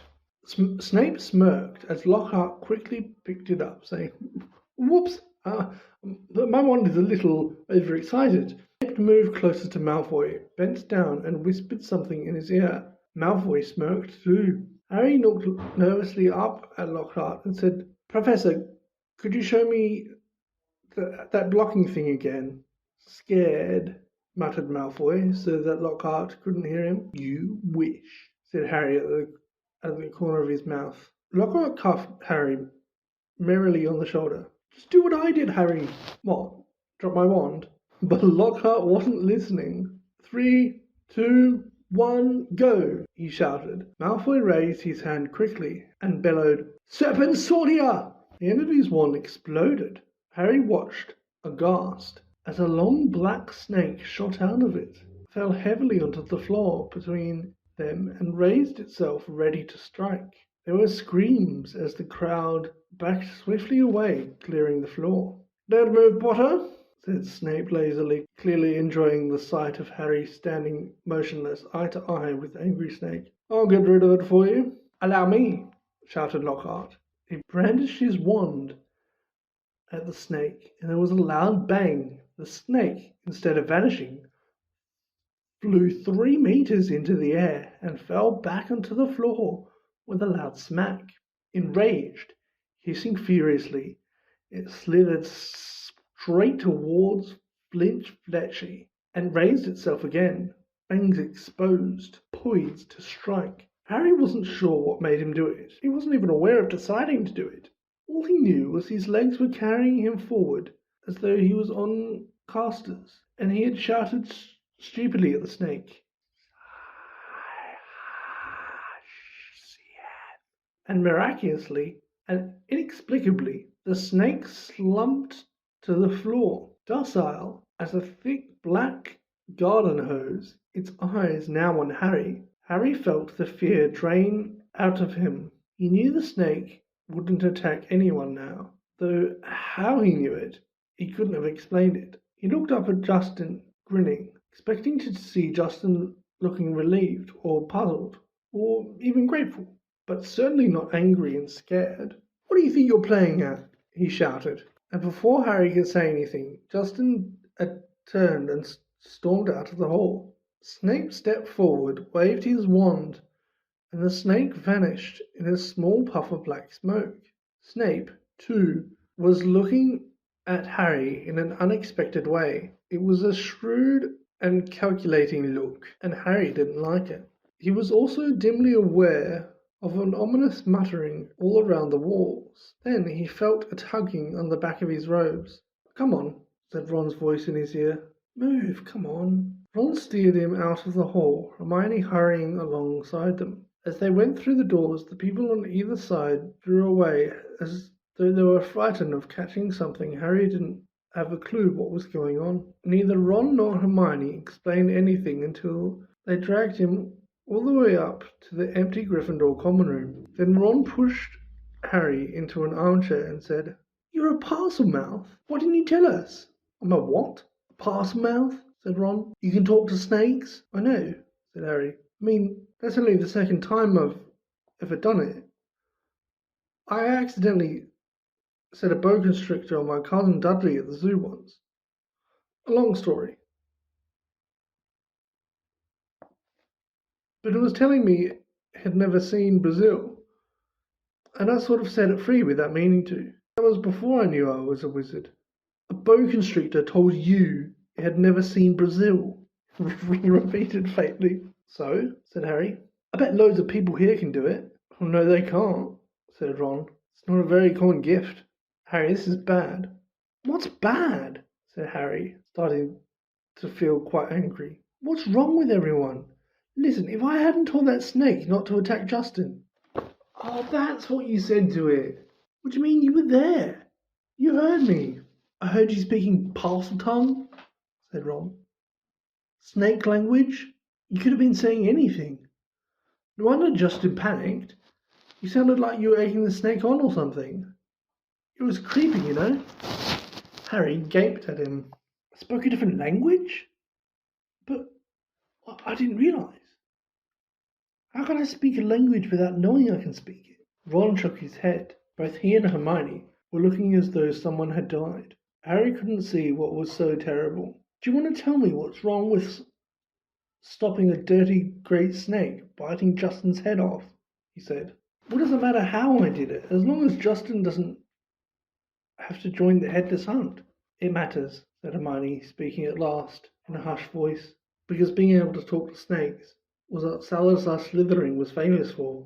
That's why the symbol of Slytherin House is a serpent. Harry's mouth fell open. Exactly, said Ron. And now the whole school's going to think you're his great-great-great-grandson or something. But I'm not, said Harry with a panic he couldn't quite explain. You'll find it hard to prove, said Hermione. You lived about 1,000 years ago. For all we know, you could be. Harry lay awake for hours that night, through a gap in the hangings around his four-posters. He watched snow starting to drift past the tower window and wondered, could he be a descendant of Salazar Slytherin? He didn't know anything about his father's family after all. The Dursleys always forbidden questions about his wizarding relatives. Quietly, Harry tried to say something and passed the time. Words wouldn't come out. It seemed he had to be face to face with the snake to do it. But I'm in Gryffindor, Harry thought. The Sorting Hat wouldn't put me in here if I had Slytherin blood. Ah, said a nasty little voice in his brain. But the Sorting Hat wanted to put you into Slytherin. Don't you remember? Harry turned over. He'd seen Justin next day in herbology, and he'd explained that he had been calling the snake off, not egging it on, which any fool would have realised. By next morning, however, the snow that had begun in the night had turned into a blizzard so thick that the last herbology lesson of term was cancelled. Professor Sprout wanted to fit socks and scarves on the mandrakes, a tricky operation she would entrust to no one else. Now that it was so important for the mandrakes to grow quickly and revive Mrs. Norris and Colin Creevey, Harry fretted about this next to the fire in the Gryffindor common room, while Ron and Hermione used their lessons off to play a game of Wizard's Chess. For heaven's sake, Harry, said Hermione, exasperated, as one of Ron's bishops wrestled her knight off his horse and dragged him off the board. Go and find Justin, if it's so important to you. So Harry got up and left through the portrait hole, wondering where Justin might be. The castle was darker than it usually was in the daytime, because of the thick, swirling grey snow at every window. Shivering, Harry walked past the classrooms where the lessons were taking place, catching snatches of what was happening within. Professor McGonagall was shouting at someone who, by the sound of it, turned his friend into a badger. Resisting the urge to take a look, Harry walked by, thinking that Justin might be using his free lesson to catch up on some work, and decided to check the library first. A group of Hufflepuffs, who should have been in herbology, were indeed sitting at the back of the library, but they didn't seem to be working. Between the long lines of high bookshelves, Harry could see their heads were close together, and they were having what looked like an absorbing conversation. He couldn't see whether Justin was among them. He was walking towards them when something of what they were saying met his ear, and he paused to listen, hidden in the invisibility section. So anyway, the stout boy was saying, I told Justin to hide up in our dormitory. I mean to say, if Potter's marked him down as his next victim, it's best if he keeps a low profile for a while. Of course, Justin's been waiting for something like this to happen. Ever since he let slip to Potter he was a Muggle-born. Justin actually told him he'd be down for Eton. That's not the kind of thing you bandy about with Slytherin's heir on the loose, is it? You definitely think it's Potter then, Ernie, said a girl with blonde pigtails anxiously. Hannah, said the stout boy solemnly, he's a Parselmouth. Everyone knows that's the mark of a dark wizard. Have you ever heard of a decent one who could talk to snakes? They called Slytherin himself Serpent Tongue. There was heavy murmuring at this, and Ernie went on. Remember what was written on the wall? Enemies of the air beware. Potter had some sort of run-in with Filch. Next thing you know, Filch's cat's attacked. The first year, Creevey was annoying Potter at the Quidditch match, taking pictures of him while he was lying in the mud. Next thing you know, Creevey's been attacked. You always seem so nice, though, said Hannah uncertainly. And well, he's the one who made you-know-who disappear. He can't be all bad, can he? Ernie lowered his voice mysteriously. The Hufflepuffs bent closer, and Harry edged nearer so that he could catch Ernie's words. No one knows how he survived that attack by you-know-who. I mean to say, he was only a baby when it happened. He should have been blasted into smithereens. Only a really powerful dark wizard could have survived a curse like that. He dropped his voice until it was barely more than a whisper and said, "That's probably why you-know-who wanted to kill him in the first place. Didn't want another Dark Lord competing with him. I wonder what other powers Potter's been hiding." Harry couldn't take it anymore. Clearing his throat loudly, he stepped out from behind the bookshelves. If he hadn't been feeling so angry, he would have found the sight that greeted him funny. Everyone in the Hufflepuff looked as though they had been petrified by the sight of him, and the colour was draining out of Ernie's face. "Hello," said Harry. "I'm looking for Justin Finch-Fletchley." The Hufflepuff's worst fears had clearly been confirmed. They all looked fearful at Ernie. "What do you want with him?" said Ernie in a quavering voice. "I want to tell him what really happened with that snake at the dueling club," said Harry. Ernie bit his white lips, then taking a deep breath said, "We were all there. We saw what happened." "Then you noticed that after I spoke to it, the snake backed off," said Harry. "All I saw," said Ernie stubbornly, though he was trembling as he spoke, "was you speaking Parseltongue and chasing the snake towards Justin." "I didn't chase him," Harry said, his voice shaking with anger. "I didn't even touch him." "It was a very near miss," said Ernie. "And in case you're getting any ideas," he added hastily, "I might tell you that you can trace my family back through 9 generations of witches and warlocks. And my blood's as pure as anyone's, so I don't care what sort of blood you've got," said Harry furiously. "Why would I want to attack Muggleborns? I've heard you hate those Muggles you live with," said Ernie swiftly. "It's not possible to live with the Dursleys and not hate them," said Harry. "I'd like to see you try it." He turned on his heel and stormed out of the library, earning himself a reproving glare from Madame Pince, who was polishing a gilded cover of a large spellbook. Harry blundered up the corridor, barely noticing where he was going. He was in such a fury. The result was that he walked into something very large and solid and knocked him backwards onto the floor. "Hello, Harry!" "Oh, hello, Hagrid," Harry said, looking up.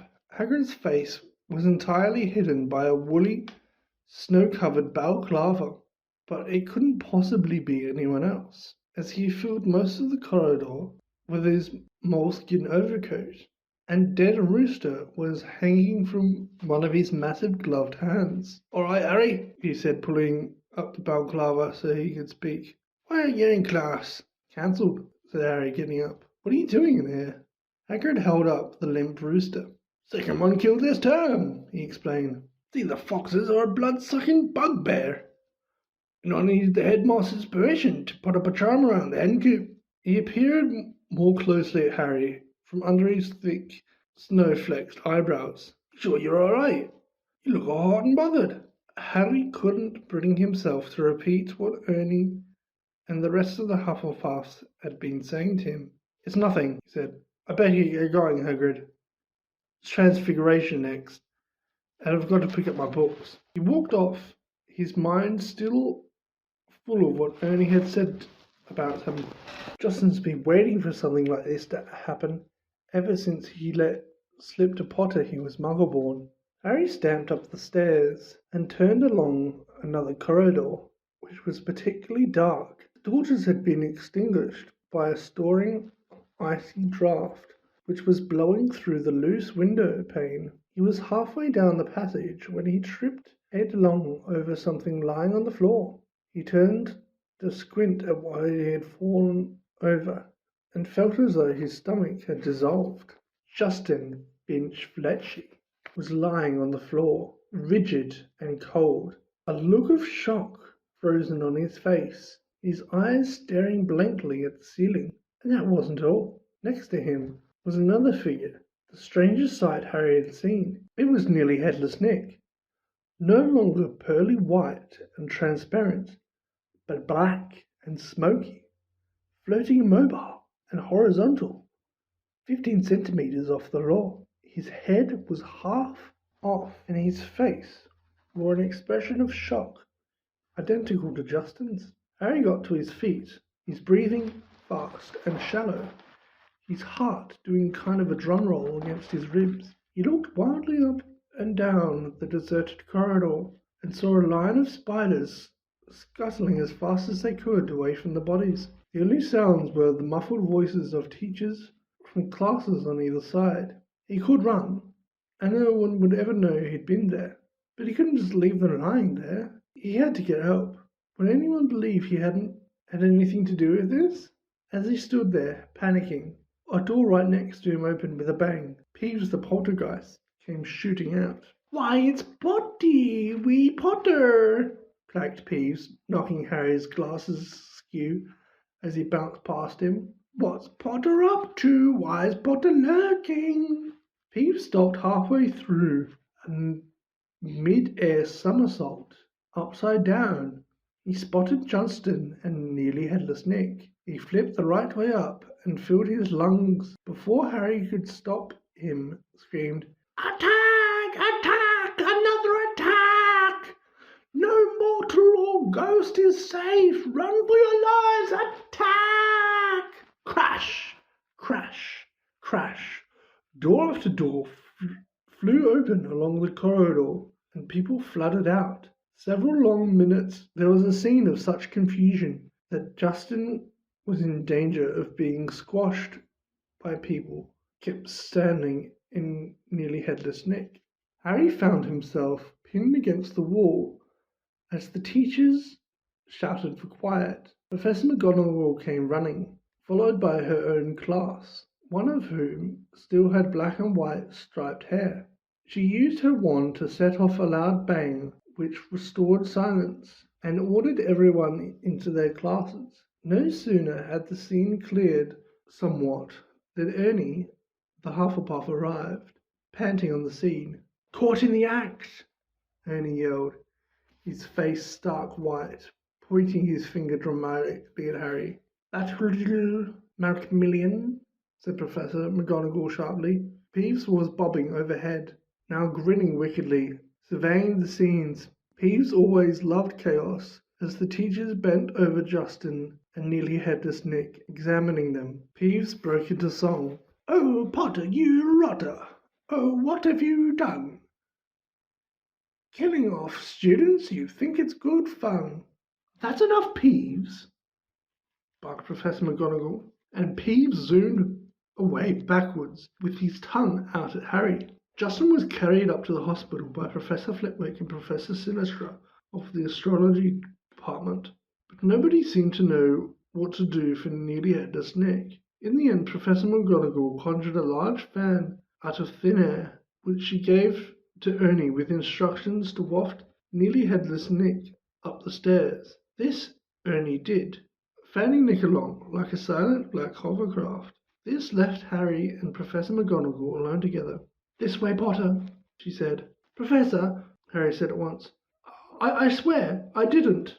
"This is out of my hands, Potter," said Professor McGonagall curtly. They marched in silence around a corner, and she stopped before a large, extremely ugly stone gargoyle.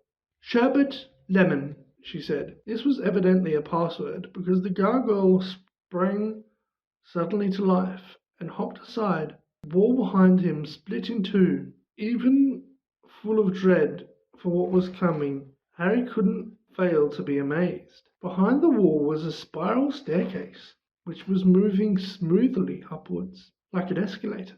As he and Professor McGonagall stepped onto it, Harry heard the wall thud close behind them. They rose upwards in circles, higher and higher, until at last, slightly dizzy, Harry could see a gleaming oak door ahead with a brass knocker in the shape of a griffin. He knew where he was being taken.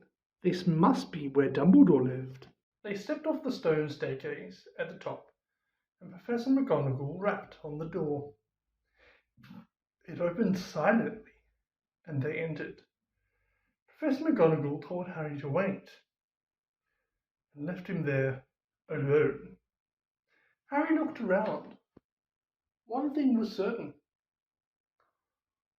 All of the other teachers' offices Harry had visited so far this year, Dumbledore's was by far the most interesting. If he hadn't been scared out of his wits that he was about to be thrown out of school, he would have been very pleased to have a chance to look around. It was a large, beautiful, circular room, full of funny little noises. A number of curious silver instruments stood on the spindle-legged tables, whirring and emitting little puffs of smoke. The walls were covered in portraits of old headmasters and mistresses, all of whom were snoozing gently in their frames. There was also an enormous claw-footed desk, and sitting on the shelf behind it, a shabby, tattered wizard's hat. The Sorting Hat. Harry hesitated. He cast a wary eye around the sleeping witches and wizards on the walls. Surely it couldn't hurt if he took the hat down and tried it on again, just to make sure it had put him in the right house. He walked quietly around the desk, lifted the hat off its shelf, and lowered it slowly onto his head. It was much too large, and this slipped down over his ears, just as it had done last time he had put it on. Harry stared at the back inside of the hat, waiting. Then a small voice said in his ear, "Be in your bonnet, Harry Potter."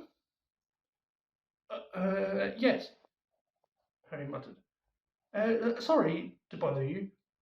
I wanted to ask, you've been wondering whether I put you in the right house, said the hat smartly. Yes, you were particularly difficult to place, but I stand what I said before. Harry's heart leapt. You would have done well in Slytherin. Harry's stomach plummeted. He grabbed the point of the hat and pulled it off. It hung limply in his hand, grubby, faded. Harry pushed it back onto its shelf, feeling sick. You're wrong, he said aloud to the still and silent hat. It didn't move. Harry backed away, watching it. Then a strange gagging noise behind him made him wheel around. He wasn't alone after all. Standing on a golden perch bench behind the door was a decrepit-looking bird, which resembled a half-plucked turkey. Harry stared at it, and the bird looked bafflingly back, making its gagging noises again. Harry thought it looked very ill. Its eyes were dull. Even as Harry watched, a couple more feathers fell off its tail. Harry was just thinking that all he needed was for Dumbledore's pet bird to die while he was alone in the office, when the bird burst into flames. Harry yelled in shock and backed away into the desk. He looked feverishly around in case there was a glass of water somewhere, but he couldn't see one.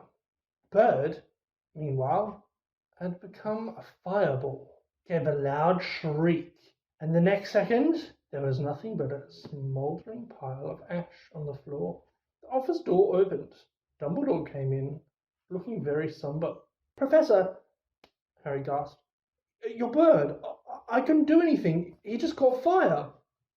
To Harry's astonishment, Dumbledore smiled. "About time, too," he said. "It's been looking dreadful for days. I've been telling him to get a move on." He chuckled at the stunned look on Harry's face. "Fawkes is a phoenix, Harry. Phoenixes burst into flame when it is time for them to die, and are reborn from the ashes." Harry looked down in time to see a tiny, wrinkled, newborn bird poke its head out of the ashes. It was quite as ugly as the old one. "It's a shame you have to see him on a burning day," said Dumbledore, seating himself behind his desk. He's really very handsome most of the time. Wonderful red and gold plumage, fascinating creatures, phoenixes. They can carry immensely heavy loads. Their tears have healing powers, and they make highly faithful pets. In the shock of Fawkes catching fire, Harry had forgotten what he was there for. But it all came back to him as Dumbledore settled himself in the high-backed chair behind the desk and fixed Harry with a penetrating light blue stare. Before Dumbledore could speak another word, however, the door of the office flew open with an almighty bang, and Hagrid burst in, a wild look in his eyes, his balaclava perched on top of his shaggy black head, and the dead rooster still swinging from his hand. "It wasn't Harry, Professor Dumbledore," said Hagrid urgently. "I was talking to him a few seconds before that kid was found." "You never had time, sir." Dumbledore tried to say something, but Hagrid went ranting on, waving the rooster around in his aggravation, sending feathers everywhere. "I can't be in. I'll swear in front of the Ministry of Magic if I have to." "Hagrid, You got the wrong boy, sir. I know Harry never..." "Hagrid," said Dumbledore loudly, "I do not think that Harry attacked those people." "Oh," said Hagrid, the rooster falling limply at his side. "Right. I'll wait outside then, Headmaster." He stomped out, looking embarrassed. "You don't think it was me, Professor?"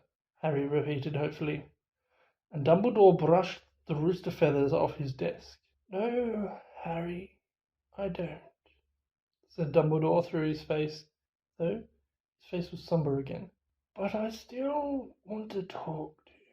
Harry waited nervously while Dumbledore considered him, the tips of his long fingers together. "I must ask you, Harry, whether there's anything you'd like to tell me," he said gently. "Anything at all." Harry didn't know what to say. He thought of Malfoy shouting, "You be next, mudbloods," and the Polyjuice potion simmering away in Moaning Myrtle's bathroom. Then he thought of the disembodied voice he'd heard twice and remembered what Ron had said. Hearing voices no one else can hear isn't a good sign. Even in the wizarding world, he thought too, about what everyone was saying about him, and his growing dread that he was somehow connected to Salazar Slytherin. "No," said Harry, "there isn't anything, Professor." The double attack on Jostin and Nearly Headless Nick turned what he thought had been nervousness into real panic. Curiously, it was Nearly Headless Nick's fate that seemed to worry people most. What could possibly do that to a ghost? People asked each other, what terrible power could harm someone who was already dead? There was almost a stampede to book seats on the Hogwarts Express so that students could go home for Christmas. "At this rate, we'll be the only ones left," Ron told Harry and Hermione. "Ask Malfoy, Crabbe and Goyle. What a jolly holiday it's going to be." Crabbe and Goyle, who always did whatever Malfoy did, had signed up to stay on over the holidays too. But Harry was glad that most people were leaving. He was tired of people skirting around him in the corridors, as though he was about to sprout fangs or spit poison.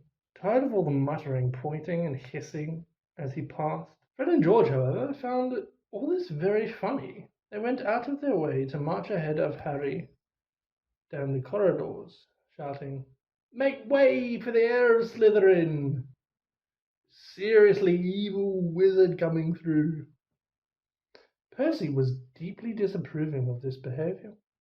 "It's not a laughing matter," he said coldly. "I'll get out of the way, Percy," said Fred. "Harry's in a hurry." "Yeah, he's nipping off to the Chamber of Secrets for a cup of tea with his fanged servant," said George courteously. Ginny didn't find it amusing either. "Oh, don't," she wailed every time Fred asked Harry loudly who he was planning to attack next, or George pretended to ward Harry off with a large clove of garlic when they met. George, at least, thought the idea of being Slytherin's heir was quite ludicrous, but their antics seemed to be aggravating Draco Malfoy, who looked increasingly sour each time he saw them at it. It's because he's bursting to say it's really him, said Ron knowingly. You know how he hates anyone beating him and anything, and you're getting all the credit for all these dirty work. Not for long, said Hermione in a satisfied tone. The Polyjuice potion's nearly ready. We'll be getting the truth out of him any day now. At last the term ended, and a silence deep as the snow on the grounds descended on the castle. Harry found it peaceful, rather than gloomy, and enjoyed the fact that he, Hermione, and the Weasleys had the run of Gryffindor Tower, which meant they could play Exploding Snap loudly without bothering anyone, and practice dueling in private. Fred, George, and Ginny had chosen to stay at school rather than visit Bill in Egypt with Mr. and Mrs. Weasley. Percy, who disapproved of what he termed their childish behaviour, didn't spend much time in the Gryffindor common room. He had already told them pompously that he was only staying over Christmas because it was his duty as a prefect to support the teachers during this troubled time. Christmas morning dawned, cold and white. Harry and Ron, the only ones left in the dormitory, were woken very early by Hermione, who burst in, fully dressed and carrying presents for them both. "Wake up," she said loudly, pulling back their curtains at the window. "Hermione, you're not supposed to be in here," said Ron, shielding his eyes against the light. "Merry Christmas to you too," said Hermione, throwing him his present. "I've been up nearly an hour, adding more lacing flies to the potion. It's ready." Harry sat up suddenly, wide awake. "Are you sure?" "Positive," said Hermione, shifting Scabbers the rat so that she could sit down on the end of his four-poster. "If we're going to do it, I say it should be tonight."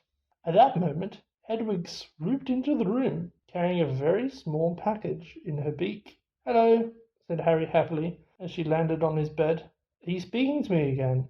She nibbled his ear in an affectionate sort of way, which was a far better present than the one which she'd brought him, which turned out to be from the Dursleys. They sent Harry a toothpick and a note telling him to find out whether he's able to stay at Hogwarts for the summer holidays too. The rest of Harry's Christmas presents were far more satisfactory.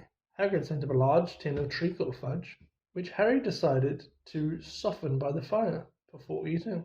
Ron had given him a book called Flying with the Cannons, a book of interesting facts about his favourite Quidditch team, and Hermione bought him a luxury eagle feather quill. Harry opened the last present to find a new hand-knitted jumper from Mrs. Weasley and a large plum cake.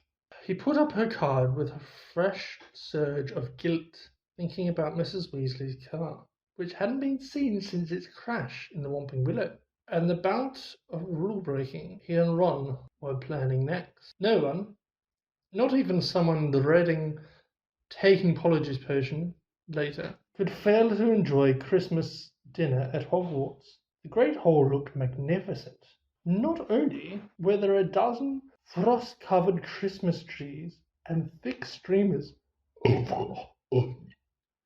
and mistletoe crisscrossing the ceiling, but enchanted snow was falling, warm and dry, from the ceiling.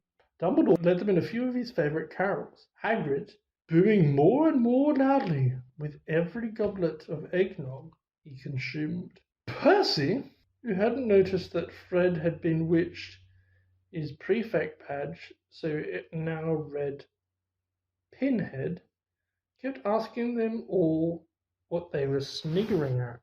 Harry didn't even care that Draco Malfoy was making loud, snide remarks about his new jumper from the Slytherin table. With a bit of luck, Malfoy would be getting his comeuppance in a few hours' time. Harry and Ron had barely finished their third helping of Christmas pudding when Hermione ushered them out of the hall to finalize their plans for the evening. "We still need a bit of who we're changing into," said Hermione matter-of-factly, as though she was sending them to the supermarket for washing powder. And obviously, it would be best if you can get something of Crabbe and Goyle's. They're Malfoy's best friends. It will tell them anything. We need to make sure the real Crabbe and Goyle don't burst in on us while we're interrogating him. I've got it all worked out, she said smoothly, ignoring Harry and Ron's stupefied faces. She held up 2 plump chocolate cakes. I filled these with a simple sleeping draught. All you have to do is make sure Crabbe and Goyle find them. You know how greedy they are. They're bound to eat them. Once they're asleep, pull out a few of their hairs and hide them in a broom cupboard. Harry and Ron looked incredulously at each other. Hermione, I don't think that could go seriously wrong. But Hermione had a stealing glint in her eye, not unlike the one Professor McGonagall sometimes had. The potion will be useless without Crabbe and Goyle's hair, she said sternly. You do want to investigate Malfoy, don't you? Oh, all right, said Harry. But what about you? Whose hair are you ripping out? I've already got mine, said Hermione brightly, pulling a tiny bottle out of her pocket and showing them the single hair inside. Remember Millicent Bulstrode wrestling with me at the dueling club? She left this in my robes when she was trying to strangle me, and now she's gone home for Christmas. So I'll have to tell the Slytherins I've decided to come back. When Hermione had bustled off to check on the Apologies potion again, Ron turned to Harry with a doom-laddered expression. Have you ever heard of a plan where so many things could go wrong? But to Harry and Ron's utter amazement, stage 1 of the operation went just as smoothly as Hermione had said. They lurked in the deserted entrance hall after Christmas tea, waiting for Crabbe and Goyle, who remained alone at the Slytherin table, shoveling down 4th helpings of trifle. Harry had perched the chocolate cakes on the end of the banisters when they spotted Crabbe and Goyle coming out of the great hall. Harry and Ron hid quickly behind a suit of armor next to the front door. How thick can he get? Ron whispered ecstatically, as Crabbe gleefully pointed out the cakes to Goyle and grabbed them. Grinning stupidly, they stuffed the cakes whole into their large mouths. For a moment, both of them chewed greedily, looks of triumph on their faces. Then, without the smallest change of expression, they both knelt over backwards onto the floor. Much the most difficult bit was hiding them in the cupboard across the hall. Once they were safely stowed among the buckets and mops, Harry yanked a couple of bristles that covered Goyle's forehead, and Ron pulled out several of Crabbe's hairs. They also stole their shoes, because their own were far too small for Crabbe and Goyle's sized feet. Then, stunned at what they had just done, they sprinted up to Moaning Myrtle's bathroom. They could hardly see for the thick black smoke issuing from the cubicle in which Hermione was stirring the cauldron.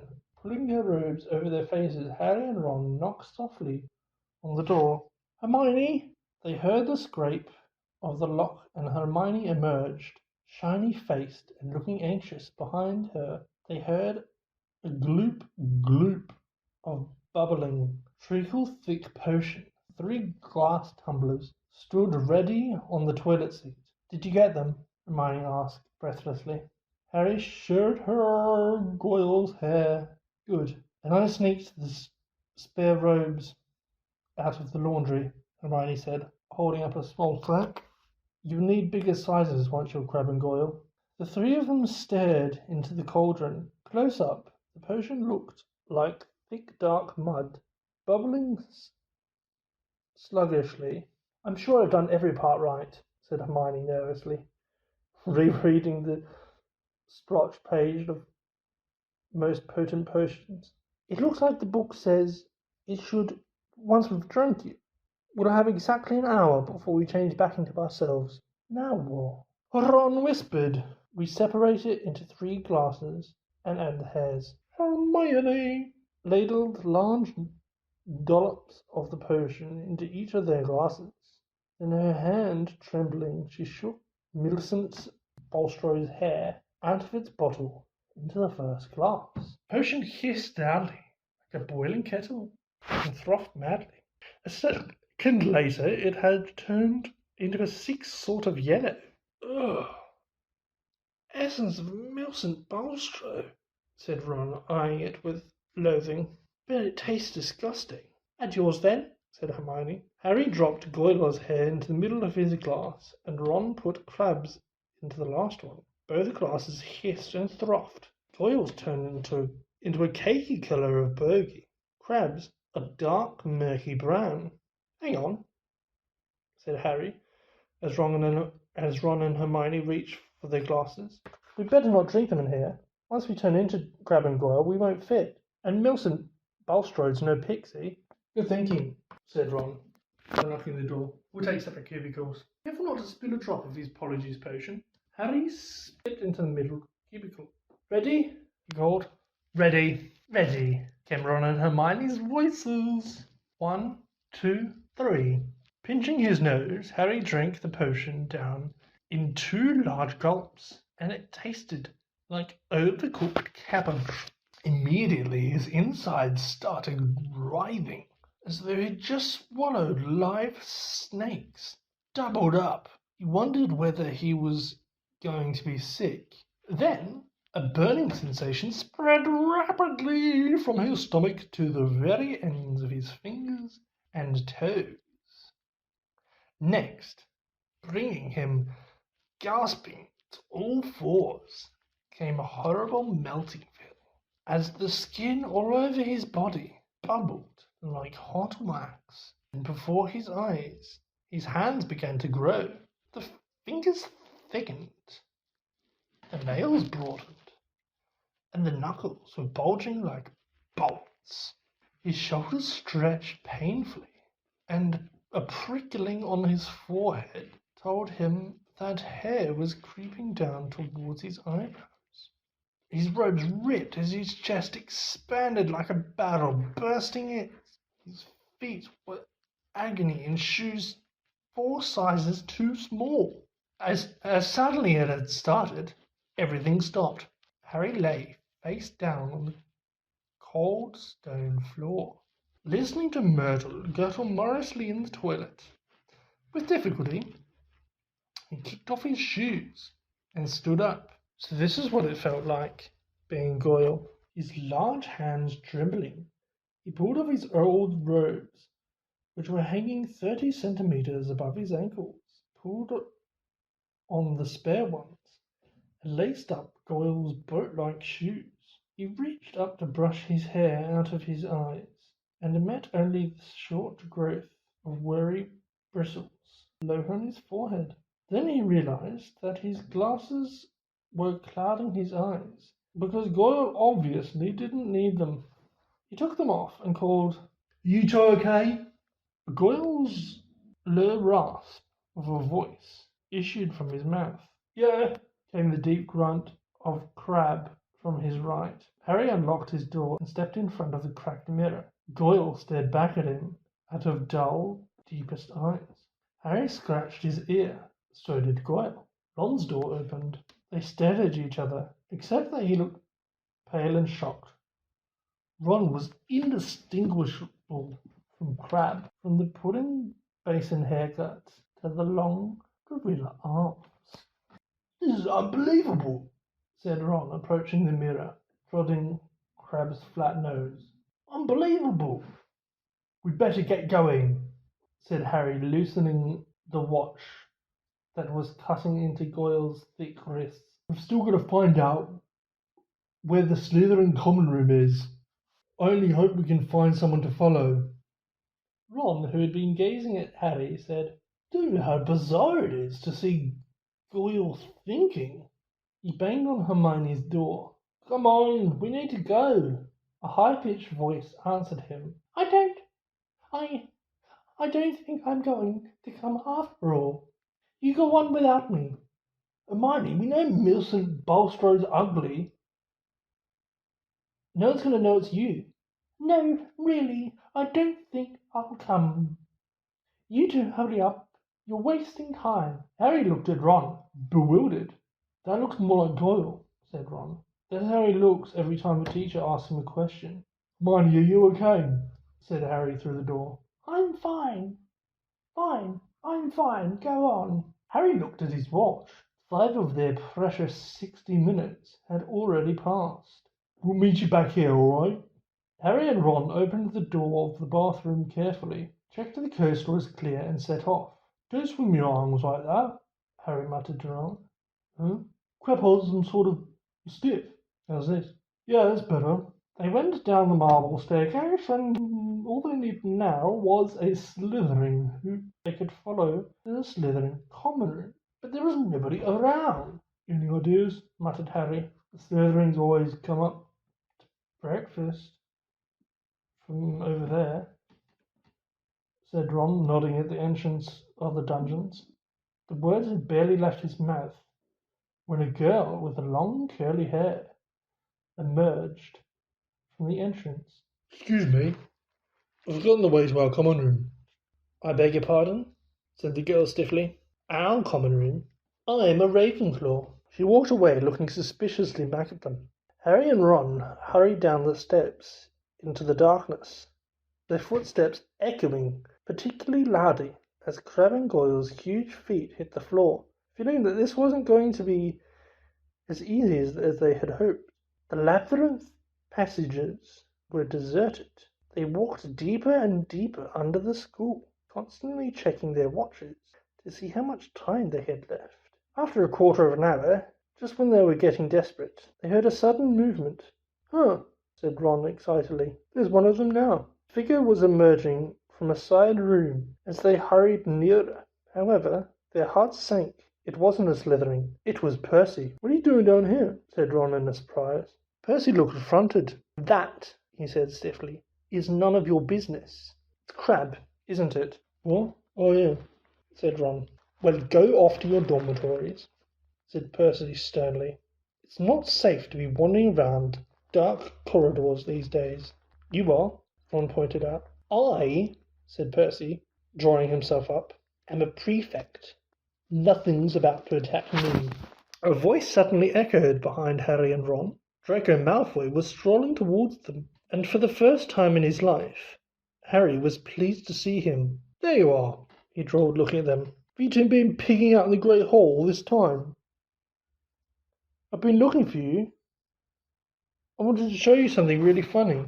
Malfoy glanced witheringly at Percy. What are you doing down here, Weasley? He sneered. Percy looked outraged. You want to show a bit more respect to a school prefect, he said. I don't like your attitude. Malfoy sneered and motioned Ron and Harry to follow him. Harry almost said something apologetic to Percy, but caught himself just in time. He and Ron hurried after Malfoy, who said as they turned into the next passage, "At Peter Weasley." Percy. Ron corrected him automatically. Whatever, said Malfoy. I've noticed him sneaking around a lot lately. I bet I know what he's up to. He thinks he's going to catch Slytherin's heir single-handed. He gave a short, derisive laugh. Ron and Harry exchanged looks. Malfoy paused by a stretch of bare, damp stone wall. What's the new password again? He said to Harry. Oh, yeah. Pure blood, said Malfoy, not listening, and a stone door concealed in the wall slid open. Malfoy marched through it, and Harry and Ron followed him. The Slytherin common room was a long, low, underground room with rough stone walls and ceilings, from which round greenish lamps were hanging on chains. A fire was crackling under an elaborately carved mantelpiece ahead of them, and several Slytherins were silhouetted around it in carved chairs. Wait here, said Malfoy to Harry and Ron, motioning them to a pair of empty chairs set back from the fire. I'll go and get it. My father's just sent it to me. Wondering what Malfoy was going to show them, Harry and Ron sat down, doing their best to look at home. Malfoy came back in a minute later, holding what looked like a newspaper cutting. He thrust it under Ron's nose. I'll give you a laugh, he said. Harry saw Ron's eyes widen in shock. He read the cutting quickly, gave a very forced laugh, and handed it to Harry. It had been clipped out of the Daily Prophet. It said, "Inquiry at the Ministry of Magic. Arthur Weasley, head of Misuse of Mortal Artifacts Office, was today fined 50 galleons for bewitching a Muggle car. Mr. Lucius Malfoy, a governor of Hogwarts School of Witchcraft and Wizardry, where the Enchanted crashed earlier this year, called today for Mr. Weasley's resignation."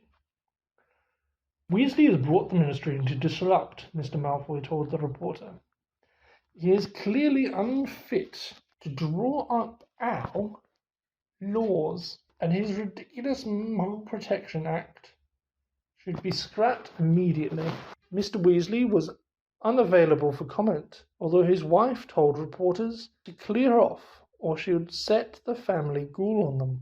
"Well," said Malfoy impatiently, as Harry handed the cutting back to him, "don't you think it's funny?" "Oh," said Harry bleakly. "Arthur Weasley loves Muggles so much he should snap his wand in half and go and join them," said Malfoy scornfully. "You'd never know the Weasleys were purebloods, the way they behave." Ron's, or rather Crabbe's, face was contracted with fury. "What's up with you, Crabbe?" snapped Malfoy. "Stomachache," Ron grunted. "Well, go up to the hospital wing and give all those mudbloods a kick for me," said Malfoy, snickering.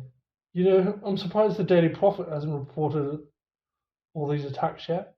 He went on thoughtfully. "I suppose Dumbledore's trying to hush it all up. He'll be sacked if he doesn't stop soon.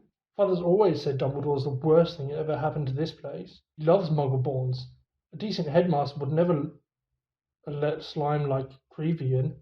Malfoy started taking pictures with an imaginary camera and did a cruel but accurate impression of Colin. "Potter, can I have a picture, Potter? Can I have your autograph? Can I lick your shoes, please, Potter?" He dropped his hands and looked at Harry and Ron. "What's the matter with you two?" Far too late, Harry and Ron forced themselves to laugh, but Malfoy seemed satisfied. Perhaps Crabbe and Goyle were always slow on the uptake.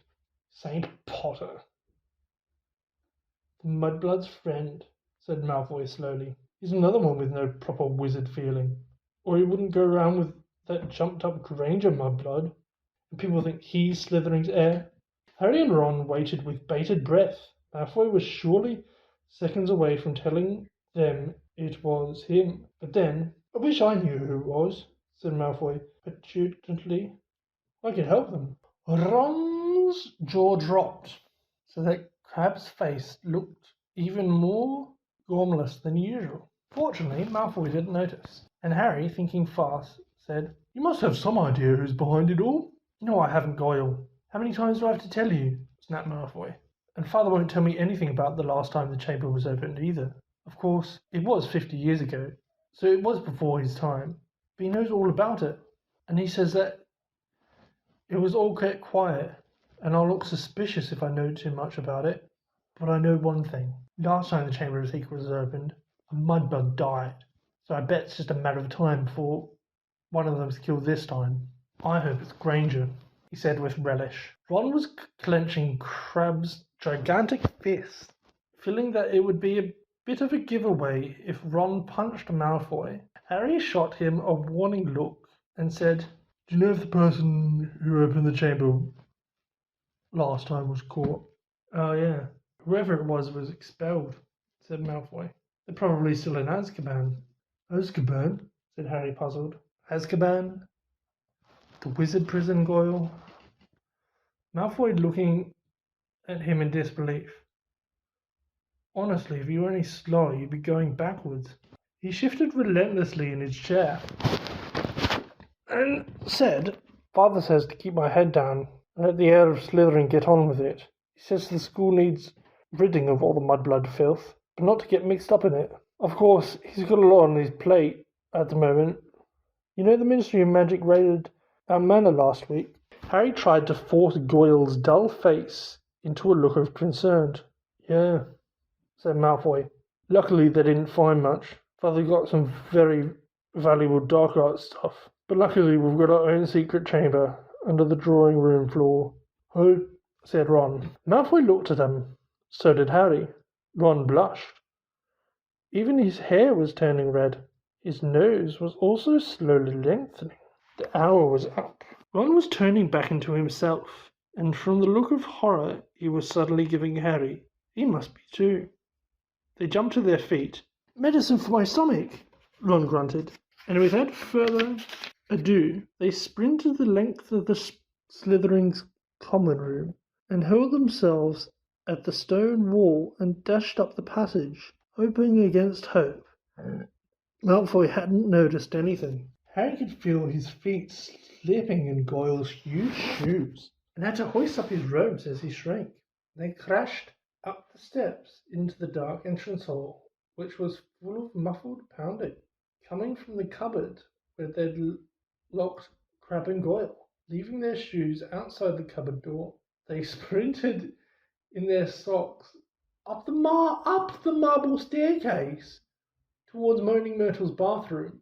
"Well, it wasn't a complete waste of time," said Ron, panted, closing the bathroom door behind them. "I know we still haven't found out who's doing the attacks, but I'm going to write to Dad tomorrow and tell him to check under Malfoy's drawing room." Harry checked his face in the cracked mirror. He was back to normal. He put his glasses on as Ron hammered on the door of Hermione's cubicle. "Hermione, come out, I've got loads to tell you." "Go away," Hermione squeaked. Harry and Ron looked at each other. "What's the matter?" said Ron. "You must be back to normal by now." "We are." But Moaning Myrtle glided suddenly through the cubicle door. Harry had never seen her looking so happy.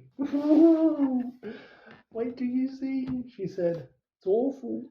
They heard the lock slide back, and Hermione emerged, sobbing. Her robes pulled up over her head. "What's up?" said Ron uncertainly. "Have you still got Millicent's nose or something?" Hermione let her robes fall, and Ron backed into the sink. Her face was covered in black fur. Her eyes had gone yellow, and there were long pointed ears pointing through her hair. "I was a cat. It was cat hair," she howled. "Millicent Bulstrode, master, have a cat, and the potion isn't supposed to be used for animal transformations." "Uh-oh," said Ron. "You will tease something dreadful," said Myrtle happily.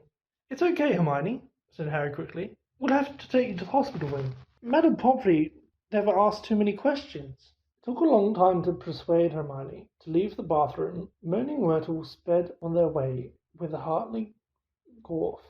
"Wait until everyone finds out you've got a tail." Hermione remained in the hospital wing for several weeks. There was a flurry of rumour about her disappearance when the rest of the school arrived back from their Christmas holidays, because of course everyone thought that she had been attacked. So many students filed past the hospital wing trying to catch a glimpse of her that Madame Pomfrey took out her curtains again and placed them around Hermione's bed to spare her the shame of being seen with a furry face. Harry and Ron went to visit her every evening. When the new term started, they brought her each day's homework. "If I'd sprouted whiskers, I'd take a break from work," said Ron, tipping the sack of books onto Hermione's bedside table one evening. "Don't be silly, Ron. I've got to keep up," said Hermione briskly. Her spirits were greatly improved by the fact that all her hair had gone from her face and her eyes were turning slowly back to brown. "I don't suppose you've got any new leads," she added in a whisper, so that Madame Pomfrey couldn't hear her. "Nothing," said Harry gloomily. "I was so sure it was Malfoy," said Ron for about the 100th time. "What's that?" asked Harry, pointing to something gold sticking out of under Hermione's pillow. "Just a get well card," said Hermione hastily, trying to poke it out of sight. But Ron was too quick for her. He pulled it out and flicked it open and read aloud. "To Miss Granger, wishing you a speedy recovery from your concerned teacher, Professor Gilderoy Lockhart, Order of Merlin 3rd Class, honorary member of Dark Force Defense League, and 5 times winner of Witch Weekly's Most Charming Smile Award. Ron looked up at Hermione, disgusted. You sleep with this under your pillow? But Hermione was spared answering by Madame Pomfrey, sweeping over with her evening dose of medicine. Is Lockhart the smartest bloke you've ever met, or what? Ron said to Harry as they left the dormitory and started up the stairs towards Gryffindor Tower. Snape had given them so much homework. Harry thought he was likely to be in the 6th year before he finished it. Ron was saying he wished he had asked Hermione how many rat tails you were supposed to add to hair-raising potion, when an angry outburst from the floor above reached their ears. That's Filch, Harry muttered as they hurried upstairs and passed out of sight, listening hard. You don't think someone else has been attacked? Said Ron tensely. They stood still, their heads inclined towards Filch's voice, which sounded quite hysterical. Even more work for me, mopping all night, like I haven't got enough to do. No, this is the final straw. I'm going to Dumbledore. His footsteps receded, and they heard a distant door slam. They poked their heads around the corner. Filch had clearly been manning his usual lookout post. They were once again on the spot where Mrs. Norris has been attacked. They saw at a glance what Filch had been shouting about.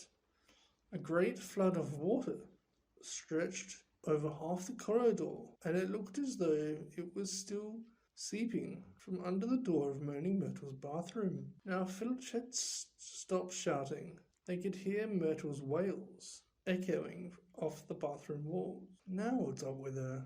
Said Ron. Let's go see, said Harry, and holding their robes over their ankles, they stepped through the great wash of water to the door, bearing its out-of-order sign, ignored it as always, and entered. Moaning Myrtle was crying, if possible, louder and harder than ever before. She seemed to be hiding down her usual toilet. It was dark in the bathroom because the candles had been extinguished in the great rush of water that had left both walls and floor soaking wet. What's up, Myrtle? Said Harry. Who's that? Growled Myrtle miserably. Going to throw something else at me?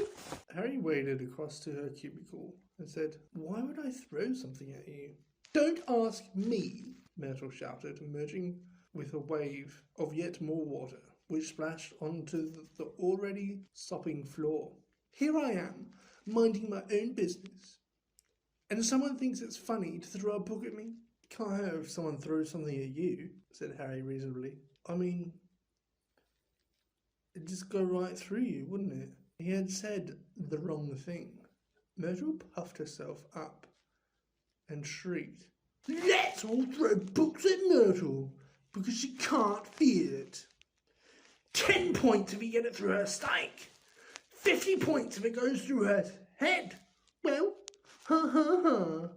What a lovely game. I don't think. Who threw it at you anyway? Asked Harry. I don't know. I was just sitting in the U-bend, thinking about death. And it fell right through the top of my head, said Myrtle, glaring at them. It's over there. It got washed out. Harry and Ron looked under the sink where Myrtle was pointing. A small thin book lay there. It had a shabby black cover and was as wet as everything else in the bathroom. Harry stepped forward to pick it up, but Ron suddenly flung out an arm to hold him back. Ron, said Harry. Are you mad? Said Ron. It could be dangerous. Dangerous? Said Harry, laughing. Come off it. How could it be dangerous? You'd be surprised, said Ron, who was looking apprehensively at the book. Some of the books the ministry's confiscated. Dad's told me. There was one that burnt your eyes out. And everyone who reads Sonnets of a Sorcerer, spoken a limerick for the rest of their lives. And some old witch in a bath had a book that you could never stop reading. You just had to wander around with your nose in it, trying to do everything one-handed. And, alright, I've got the point. The little book lying on the floor, nondescript and soggy. Well, we won't find out unless we look at it, he said, and he ducked around Ron and picked it up off the floor. Harry saw it once. It was a diary, and the faded year on the cover told him it was 50 years old. He opened it eagerly. On the first page, you could just make out the name T.M. Riddle in smudged ink. Hang on, said Ron, who had approached cautiously and was looking over Harry's shoulder. I know that name. T.M. Riddle. Got an award for special services to the school 50 years ago. How on earth did you know that? Said Harry in amazement. Because Filch made me polish his shield about 50 times in detention, said Ron resentfully. That was the one I burped slugs all over. If you'd wiped slime off the same name for an hour, you'd remember it too. Harry peeled the wet pages apart. They were completely blank. There wasn't the faintest trace of writing on any of them. Not even Auntie Mabel's birthday or dentist 3:30.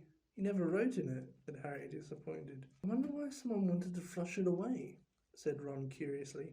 Harry turned to the back cover of the book and saw the printed name of a newsagent's in Vauxhall Road, London. He must have been Muggleborn, said Harry thoughtfully. To have bought a diary from Vauxhall Road? Well, it's not much use to you, said Ron. He dropped his voice. 50 points if you can get it through Myrtle's nose. Harry, however, pocketed it. Hermione left the hospital wing, de-whiskered, tailless, and fur-free at the beginning of February. On her first evening back in Gryffindor Tower, Harry showed her T.M. Riddle's diary and told her the story of how they had found it. Oh, we might have it in Powers, said Hermione enthusiastically, taking the diary and looking at it closely. If it has, it's hiding them very well, said Ron. Maybe it's shy. I don't know. Why don't you chuck it, Harry? I wish I knew why someone did try to chuck it, said Harry. I wouldn't mind knowing how Riddle got an award for special services to Hogwarts either. Could have been anything, said Ron. Maybe he got 30 OWLs. Or saved a teacher from a giant squid. Maybe he murdered Myrtle. That would have done everyone a favour. Harry could tell from the arrested look on Hermione's face that she was thinking what he was thinking. What?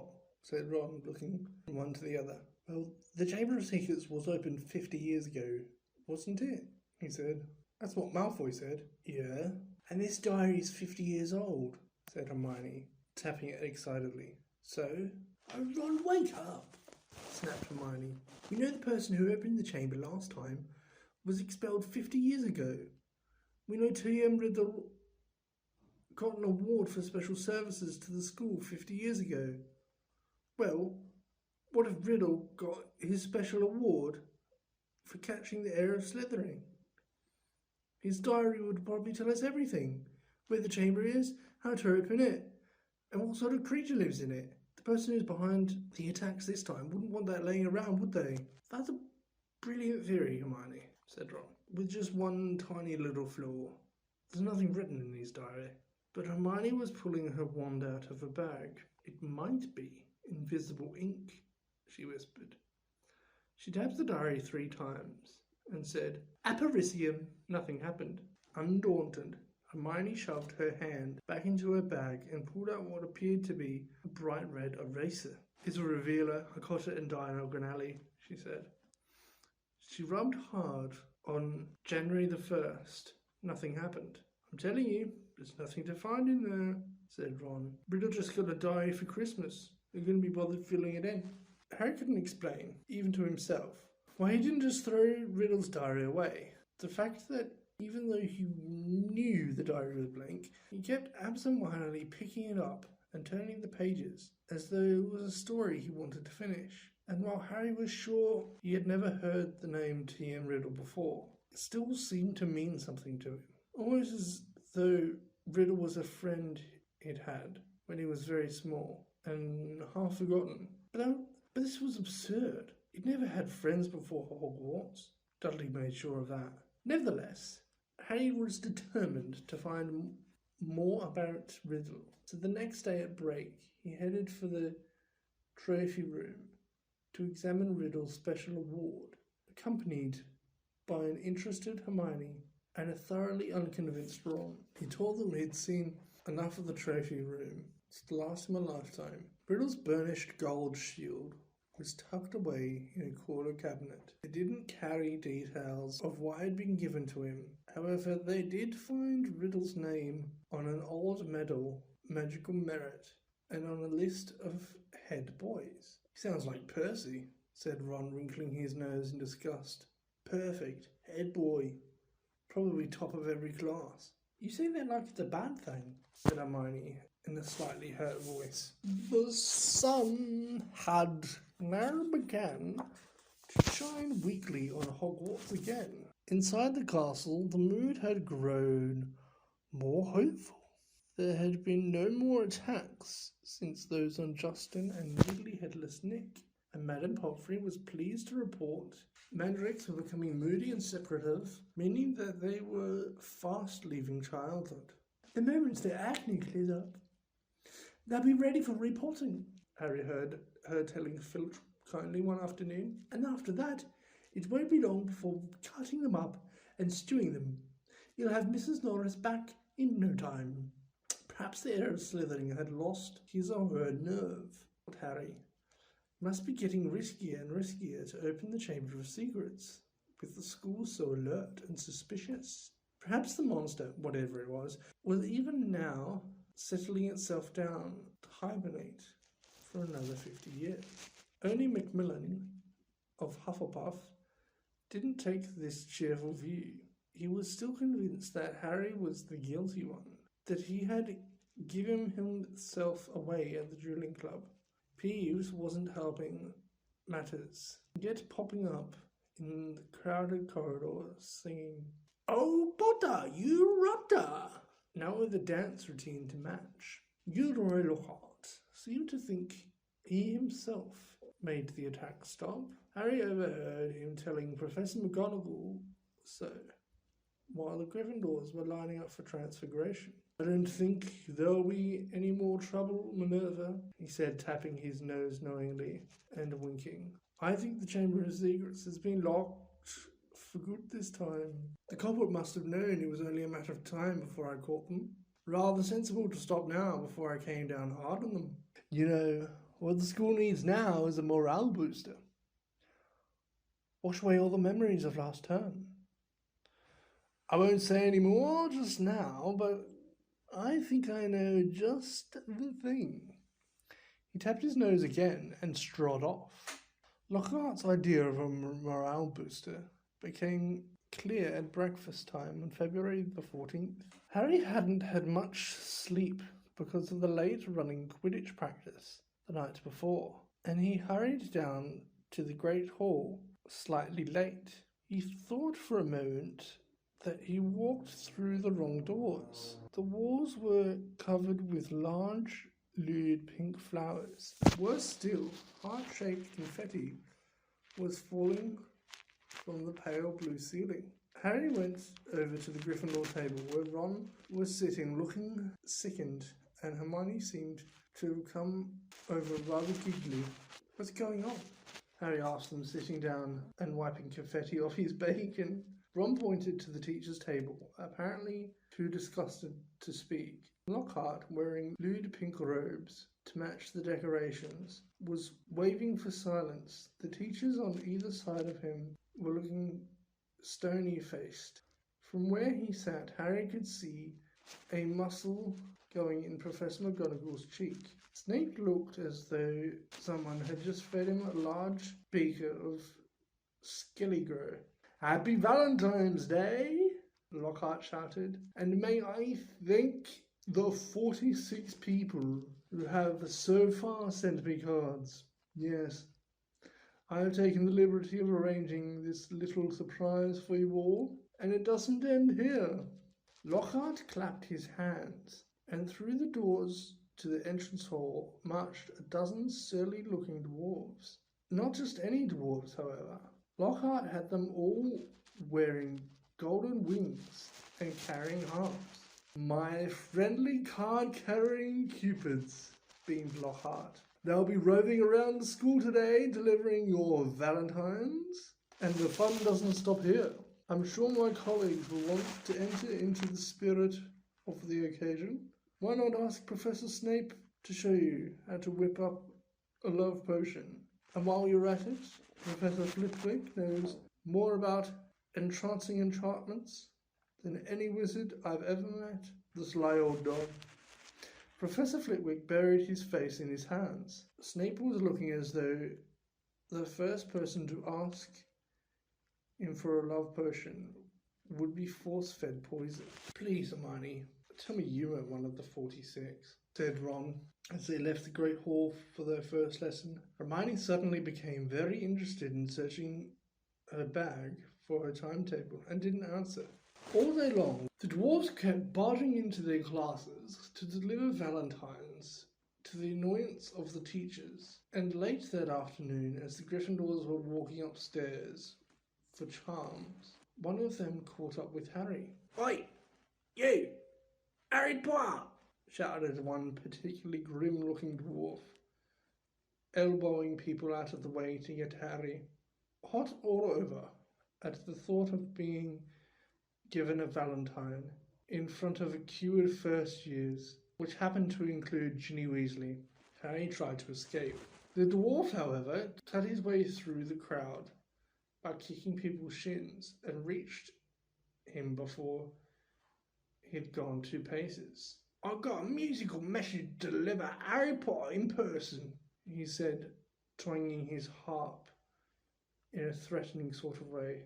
"Not here," Harry hissed, trying to escape. "Stay still," grunted the dwarf, grabbing hold of Harry's bag and pulling him back. "Let me go," Harry snarled, tugging. With a loud ripping noise, the bag split in two. His books, wand, parchment, and quill spilled onto the floor, and his ink bottle smashed over the lot. Harry scrambled around, trying to pick it all up before the dwarf started singing, causing something of a hold-up in the corridor. "What's going on here?" came the cold, drawling voice of Draco Malfoy. Harry started shoving everything feverishly into his ripped bag, desperate to get away before Malfoy could hear his musical valentine. "What's all this commotion?" said another familiar voice as Percy Weasley arrived. Losing his head, Harry tried to make a run for it, but the dwarf seized him around the knee and brought him crashing to the floor. "Right," he said, sitting on Harry's ankles. "Here is your singing valentine. His eyes are as green as a fresh pickled toad. His hair is as dark as a blackboard. I wish he was mine. He's really divine. The hero who conquered the Dark Lord." Harry would have given all the golden Gringotts to evaporate on the spot, trying valiantly to laugh along with everyone else. He got up his feet numb from the weight of the dwarf, as Percy Weasley did his best to disperse the crowd, some of whom were crying with mirth. "Off you go, off you go! The bell rang 5 minutes ago. After class now," he said, shouting some of the younger students away. "And you, Malfoy." Harry, glancing over, saw Malfoy stood and snatch up something. Leering, he showed it to Crabbe and Goyle, and Harry realised that he'd gotten Riddle's diary. "Give that back," Harry said quietly. "Wonder what Potter's written in this," said Malfoy, who obviously hadn't noticed the year on the cover and thought he'd had Harry's own diary. A hush fell over the onlookers. Ginny was staring from the diary to Harry, looking terrified. "Hand it over, Malfoy," said Percy sternly. "Well, I'll have a look," said Malfoy, waving the diary tauntingly at Harry. Percy said, "As a school prefect." But Harry had lost his temper. He pulled out his wand and shouted, Expelliarmus! And just as Snape had disarmed Lockhart, so Malfoy found the diary shooting out of his hand into the air. Ron, grinning broadly, caught it. "Harry," said Percy loudly, "no magic in the corridors. I'll have to report this, you know." But Harry didn't care. He'd gotten one over on Malfoy, and that was worth 5 points from Gryffindor any day. Malfoy was looking furious, and as Ginny passed him to enter her classroom, he yelled spitefully after her, "I don't think Potter likes your Valentine very much."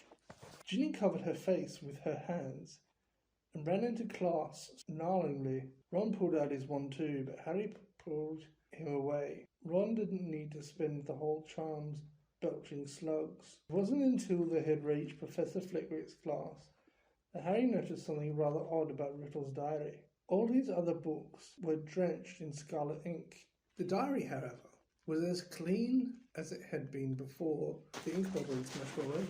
He tried to point this out to Ron, but Ron was having trouble with his wand again. Large purple bubbles were blossoming out of the end, and he wasn't much interested in anything else. Harry went to bed before anyone else in his dormitory that night. This was partly because he didn't think he could stand Fred and George singing.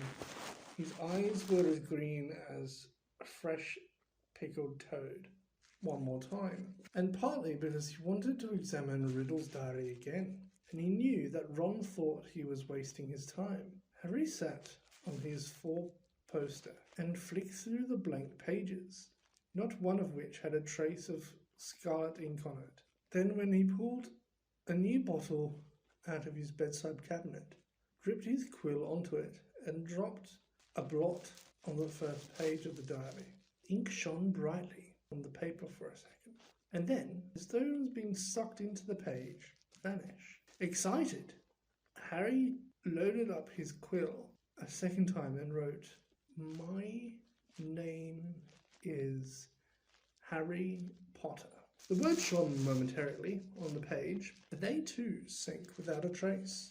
Then, at last, something happened. Oozing back out of the page, in his very own ink, came words Harry had never written. "Hello, Harry Potter. My name is Tom Riddle. How did you come by my diary?"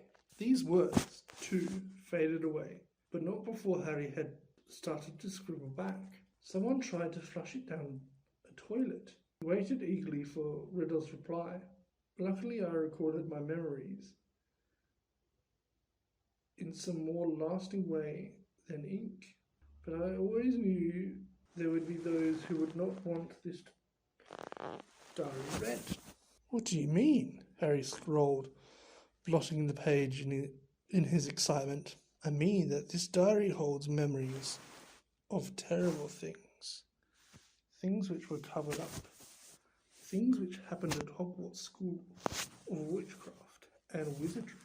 "That's where I am now," Harry wrote quickly. "I'm at Hogwarts, and horrible stuff's been happening. Do you know anything about the Chamber of Secrets?" His heart was hammering. Riddle's reply came quickly, his writing becoming untidier, as though he was hurrying to tell all he knew. "Of course I know about the Chamber of Secrets. In my day, they told us it was legend, that it did not exist, but this was a lie. In my 5th year, the chamber was opened, and the monster attacked several students, finally killing one. I caught the person who opened the chamber, and he was expelled. But the headmaster, Professor Dibbet, ashamed that such a thing had happened at Hogwarts, forbade me to tell the truth.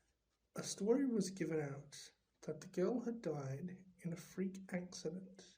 They gave me a nice, shiny, engraved trophy for my trouble, and warned me to keep my mouth shut. But I knew it could happen again. The monster lived on, and the one who had the power to release it was not imprisoned." Harry nearly upset his ink bottle in his hurry to write back. "It's happening again now. There've been 3 attacks, and no one seems to know who's behind them. Who was it last time? I can show you, if you like," came Riddle's reply. "You don't have to take my word for it. I can take you inside my memory of the night when I caught him." Harry hesitated, his quill suspended over the diary. What did Riddle mean? How could it be taken inside someone else's memory? He glanced nervously at the door to the dormitory, which was growing dark. When he looked back at the diary, he saw fresh new words forming. Let me show you. Harry paused for a fraction of a second and then wrote back 2 letters. O-K. The page of the diary began to blow as though caught in a high wind, stopping halfway through the month of June. Mouth hanging open, Harry saw that the little square for June the 13th seemed to have turned into a minuscule television screen. His hands trembling slightly, he raised the book to press his eye against the little window, and before he knew what was happening, he was tilting forwards. The window was widening, and he felt his body leave his bed as he was pitched head first through the opening page into a whirl of colour and shadow. He felt his feet hit solid ground and stood shaking as the blurred shapes around him came suddenly into focus. He knew immediately where he was. The circular room with the sleeping portraits was Dumbledore's office. But it wasn't Dumbledore who was sitting behind the desk. A wizened, frail-looking wizard, bald, except for a few wisps of white hair, was reading a letter by candlelight. Harry had never seen this man before. "I'm sorry," he said shakingly. "I didn't mean to butt in." But the wizard didn't look up. He continued to read, frowning slightly. Harry drew nearer to his desk and stammered, I'll just go, shall I?" The wizard ignored him. He didn't seem to have heard him. Thinking that the wizard might be deaf, Harry raised his voice. "Sorry I disturbed you. I'll go now," he half shouted. The wizard folded up the letter with a sigh and stood up, walked past Harry without glancing at him, and went to draw the curtains at his window. The sky outside the window was a ruby red. It seemed to be sunset. The wizard went back to the desk, sat down and twiddled his thumbs watching the door. Harry looked around the office. No Fawkes the Phoenix, no whirring silver contraptions. This was Hogwarts as Riddle had known it, meaning that this unknown wizard was headmaster, not Dumbledore, and he, Harry, was little more than a phantom, completely invisible to the people of 50 years ago. There was a knock on the office door.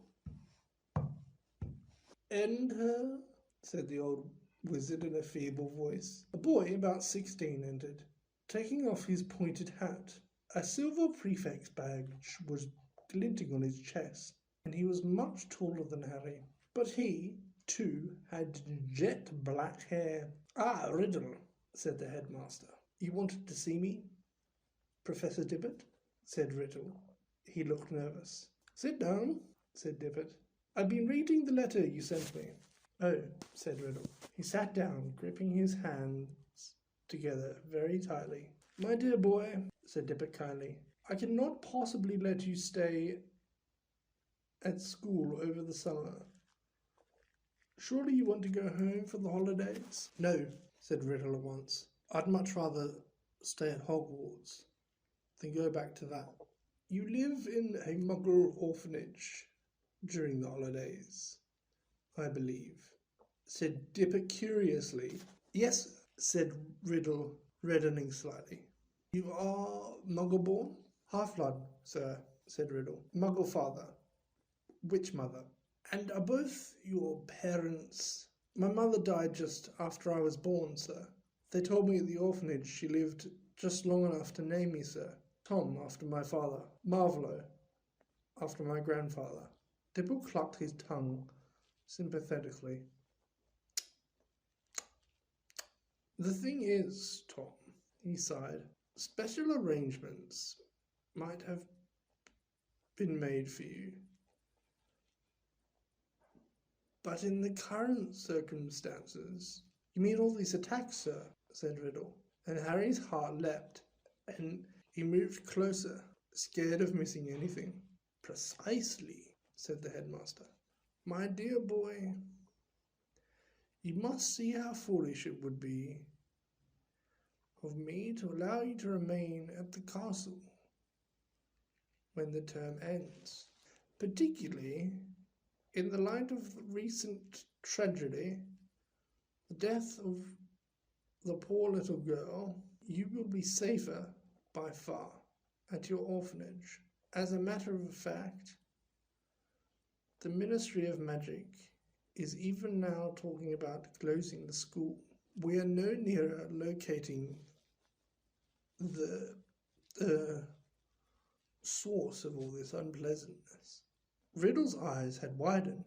Sir, if the person was caught, if it all stopped, what do you mean? Said Tippet, with a squeak in his voice, sitting up in his chair. Riddle, do you know something about these attacks? No, sir, said Riddle quickly. But Harry was sure it was the same sort of no that he himself had given Dumbledore. Tippet sank back, looking faintly disappointed. You may go, Tom. Riddle slid off his chair and stumped out of the room. Harry followed him. Down the moving spiral staircase they went, emerging next to the gargoyle in the darkening corridor. Riddle stopped, and so did Harry, watching him. Harry could tell Riddle was doing some serious thinking. He was biting his lip. His forehead frowned. Then, as though he'd suddenly reached a decision, he hurried off, Harry gliding nosily behind him. They didn't see another person until they reached the entrance hall, when a tall wizard with long, sweeping urban hair and beard called to Riddle from the marble staircase. What are you doing, wandering around this late, Tom? Harry gaped at the wizard. It was none other than 50-year younger Dumbledore. I had to see the headmaster, sir, said Riddle. Well, hurry off to bed, said Dumbledore, giving Riddle exactly the kind of penetrating stare Harry knew so well. Best not roam the corridors these days. Not since. He sighed heavily, bade Riddle good night, and strode off. Riddle watched him out of sight, and then, moving quickly, headed straight down the stone steps to the dungeons, with Harry in hot pursuit. But to Harry's disappointment, Riddle led him not into a hidden passageway or a secret tunnel, but the very dungeon in which Harry had potions with Snape. The torches hadn't been lit, and when Riddle pushed the door almost closed, Harry could only just see Riddle standing, stock still by the door, watching the passage outside. It felt to Harry that they were there for at least an hour. All he could see was the figure of Riddle at the door, staring through the crack, waiting like a statue. And just when Harry had stopped feeling expectant and tense, he started wishing he could return to the present. He'd heard something move beyond the door. Someone was creeping along the passage. He heard whoever it was pass the dungeon where he and Riddle were hidden. Riddle, quiet as a shadow, edged through the door and followed, Harry tiptoeing behind him, forgetting he couldn't be heard. For perhaps 5 minutes, they followed the footsteps until Riddle stopped suddenly, his head inclined in the direction of new noises. Harry heard a door creak open, and then someone speak in a hoarse whisper. Come on, gotta get you out of here. Come on now, in the box. There was something familiar about that voice. Riddle suddenly jumped around the corner. Harry stepped out behind him. He could see the dark outline of a huge boy who was crouching in front of an open door, a very large box next to it. Evening, Rubeus, said Riddle sharply. The boy slammed the door shut and stood up. What are you doing down here, Tom? Riddle stepped closer.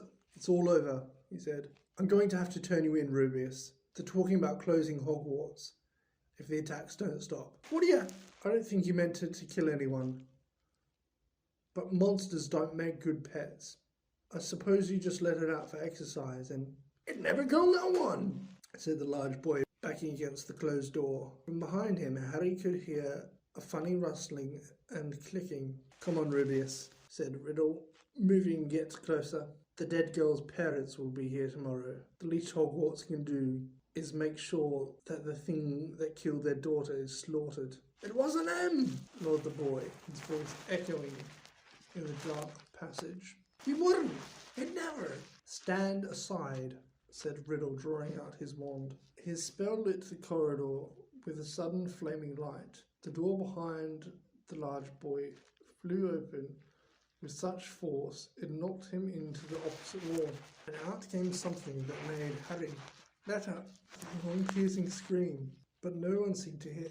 A vast, low-slung, hairy body, and tangle of black legs, large gleam of many eyes, and a pair of razor-sharp pincers. Riddle raised his wand again, but it was too late. The thing bellowed him over and scuttled away, tearing up the corridor and out of sight. Riddle scrambled to his feet, looking after it. He raised his wand, but the huge boy leapt on him, seized his wand, and threw him back down, yelling, "No!"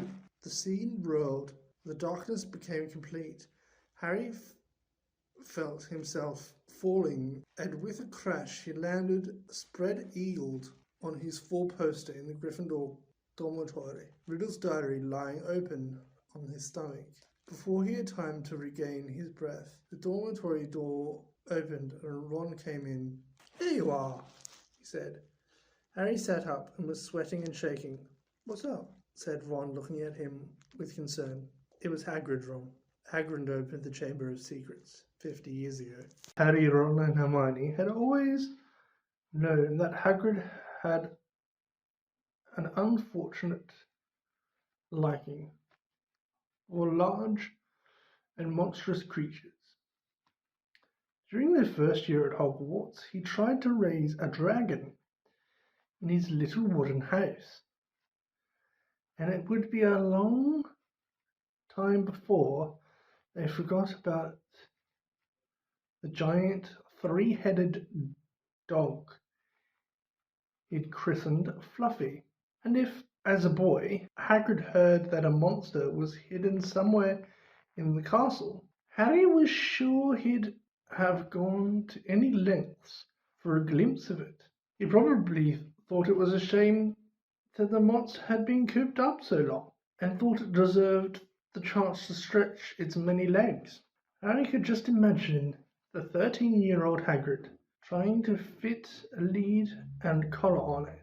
But he was equally certain that Hagrid would never have meant to kill anybody. Harry half-wished he hadn't found out how to work Riddle's diary. Again and again, Ron and Hermione made him recount what he'd seen, until he was heartily sick of telling them, and sick of the long, circular conversations that followed. "Riddle might have got the wrong person," said Hermione. "Maybe it was some other monster that was attacking people."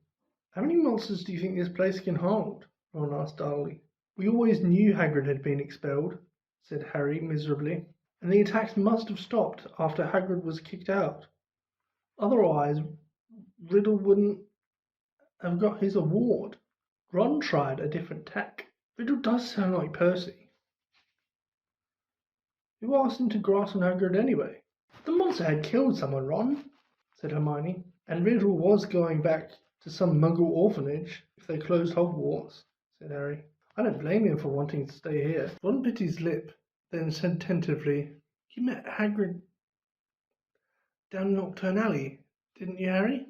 "He was buying flesh-eating slug repellent," said Harry quickly, and the three of them fell silent. After a long pause, Hermione voiced the knottiest question of all in a hesitant voice. "Do you think we should go and ask Hagrid about it?" "That'll be a cheerful visit," said Ron. "Hello, Hagrid. Tell us, have you been setting anything mad and hairy loose in the castle lately?" In the end, they decided they wouldn't say anything to Hagrid unless there was another attack. And as more and more days went by with no whisper from the disembodied voice, they became hopeful that they would never need to talk to him about why he had been expelled. It was now nearly 4 months since Justin and nearly headless Nick had been petrified, and nearly everybody seemed to think that the attacker, whoever it was, had returned for good. Peeves had finally gotten bored of his O Potter Eurota song. Only Macmillan asked Harry quite politely to pass a bucket of leaping toadstools in herbology one day. And in March, several of the mandrakes threw a loud, precocious party in Greenhouse 3. This made Professor Sprout very happy. The moment they start trying to move into each other's pots, we'll know they're fully mature, she told Harry. Then we'll be able to revive those poor people in the hospital wing. The second years were given something new to think about during their Easter holidays. The time had come to choose their subjects for the third year, a matter that Hermione, at least, took very seriously. It could affect our whole future, she told Harry and Ron, as they pored over lists of new subjects, marking them with ticks. I just want to give up potions, said Harry. We can't, said Ron gloomily. We keep all our old subjects. Or Rite of Ditch, Defense Against the Dark Arts. That's very important, said Hermione, shocked. Not the way Lockhart teaches it, said Ron. I haven't learned anything from him except not to set pixies loose. Neville Longbottom had been sent letters from all the witches and wizards in his family, all giving him different advice on what to choose. Confused and worried, he sat reading the subject lists with his tongue poking out, asking people whether they thought acromancy sounded more difficult than the study of ancient runes. Dean Thomas, who, like Harry, had grown up with muggles, ended up closing his eyes and jabbing his wand at the list, and then picking subjects it landed on. Hermione took nobody's advice, but signed up for everything. Harry smiled grimly to himself at the thought of what Uncle Vernon and Aunt Petunia would say if he tried to discuss his career in wizardry with them. Not that he didn't get any guidance. Percy Weasley was eager to share his experience. Depends where you want to go, Harry, he said. It's never too early to think about the future. So I'd recommend divination. People say Muggle studies is a soft option, but I personally think wizards should have a thorough understanding of the non-magical community, particularly if they're thinking of working in close contact with them. Look at my father. He has to deal with the Muggle business all the time. My brother Charlie was always more of an outdoor type, so he went for care of magical creatures. Play your strengths, Harry. But the only thing that Harry felt he was really good at was Quidditch. In the end, he chose the same new subjects as Ron, feeling that if he was rubbish at them, at least he'd have someone friendly to help him. Gryffindor's next Quidditch match would be against Hufflepuff. Wood was insisting the team practice every night after dinner, so that Harry barely had time for anything but Quidditch and homework. However, the training sessions were getting better, or at least drier. At the evening before Saturday's match, he went up to his dormitory to drop off his broomstick, feeling Gryffindor's chances for winning the Quidditch Cup had never been better. But his cheerful mood didn't last long. At the top of the stairs to the dormitory, he met Neville Longbottom, who was looking frantic. Harry, I don't know who did it. I just found... Watching Harry fearfully, Neville pushed open the door. The contents of Harry's trunk had been thrown everywhere. His cloak lay ripped on the floor. The bedclothes had been pulled off his four-posters, and the drawer had been pulled out of his bedside cabinet. The contents were strewn over the mattress. Harry walked over the bed, open-mouthed, treading on a few loose pages of Travellers with Trolls. As he and Neville pulled the blankets back onto his bed, Ron, Bean and Seamus came in. Dean swore loudly. What happened, Harry? No idea, said Harry. But Ron was examining Harry's robes. All the pockets were hanging out. Someone's been looking for something. Is there anything missing? Harry started to pick up all his things and throw them into his trunk. It was only as he threw the last of Lockhart books back into that he realized what wasn't there. Riddle's diary's gone, he said in an undertone to Ron. What? Harry jerked his head towards the dormitory door, and Ron followed him out. They hurried back down to the Gryffindor common room, which was half empty. and joined Hermione, who was sitting alone, reading a book called Ancient Runes Made Easy. Hermione looked aghast at the news. Only Gryffindor could have stolen. Nobody else knows our password. Exactly, said Harry. They woke the next day to brilliant sunshine and light, refreshing breeze. Perfect aquatic conditions, said Wood enthusiastically at the Gryffindor table, loading the team's plates with scrambled eggs. Harry, back up there. We need a decent breakfast. Harry had been staring down at the packed Gryffindor table, wondering if the new owner of Riddle's diary was right in front of his eyes. Hermione had been urging him to report the robbery, but Harry didn't like the idea. He'd have to tell a teacher all about the diary and how many people knew why Hagrid had been expelled 50 years ago. He didn't want to be the one who brought it all up again. As he left the Great Hall with Ron and Hermione to go and collect his Quidditch things, another, very serious worry was added to Harry's growing list. He had just set foot on the marble staircase when he heard yet again, "Kill this time. Let me rip. Tear." He shouted aloud, and Ron and Hermione both jumped away from him in alarm. "The voice," said Harry, looking over his shoulder. "I just heard it again, didn't you?" Ron shook his head, wide-eyed. Hermione, however, clapped her hand over her forehead. "Harry, I think I've just understood something. I've got to go to the library." And she sprinted away up the stairs. "What did she understand?" said Harry distractedly, still looking around, trying to tell where the voice had come from. "Knows more than I do," said Ron, shaking his head. "Why has she got to go to the library?" "Because that's what Hermione does," said Ron, shrugging. "When in doubt, go to the library." Harry stood, irresolute, trying to catch the voice again. But people were now emerging from the Great Hall behind him, talking loudly, exciting, exiting through the front doors on their way to the Quidditch pitch. "Better get moving," said Ron. "It's nearly 11. The match." Harry raced up to the Gryffindor Tower, collecting his Nimbus 2000, and joined the large crowd swarming across the grounds. But his mind was still in the castle, along with the bodiless voice. As he pulled on his scarlet robes in the changing rooms, his only comfort was that everyone was now outside to watch the game. The teams walked onto the pitch to tremulous applause. Oliver Wood took off a worn-up flight around the goalposts. Madam Hooch released the balls. The Hufflepuffs, who played in Carney Yellow, were standing in a huddle, having a last-minute discussion of tactics. Harry was just mounting his broom when Professor McGonagall came half marching, half running across the pitch, carrying an enormous purple megaphone. Harry's heart dropped like a stone. "This match has been cancelled," Professor McGonagall called through the megaphone, addressing the packed stadium. There were boos and shouts. Oliver Wood, looking devastated, landed and ran towards Professor McGonagall without getting off his broomstick. "But Professor," he shouted, "we've got to play! The Cup! Gryffindor!" Professor McGonagall ignored him and continued to shout through her megaphone. "All students are to make their way back to their house common rooms, where their heads of houses will give them further information as quickly as you can, please."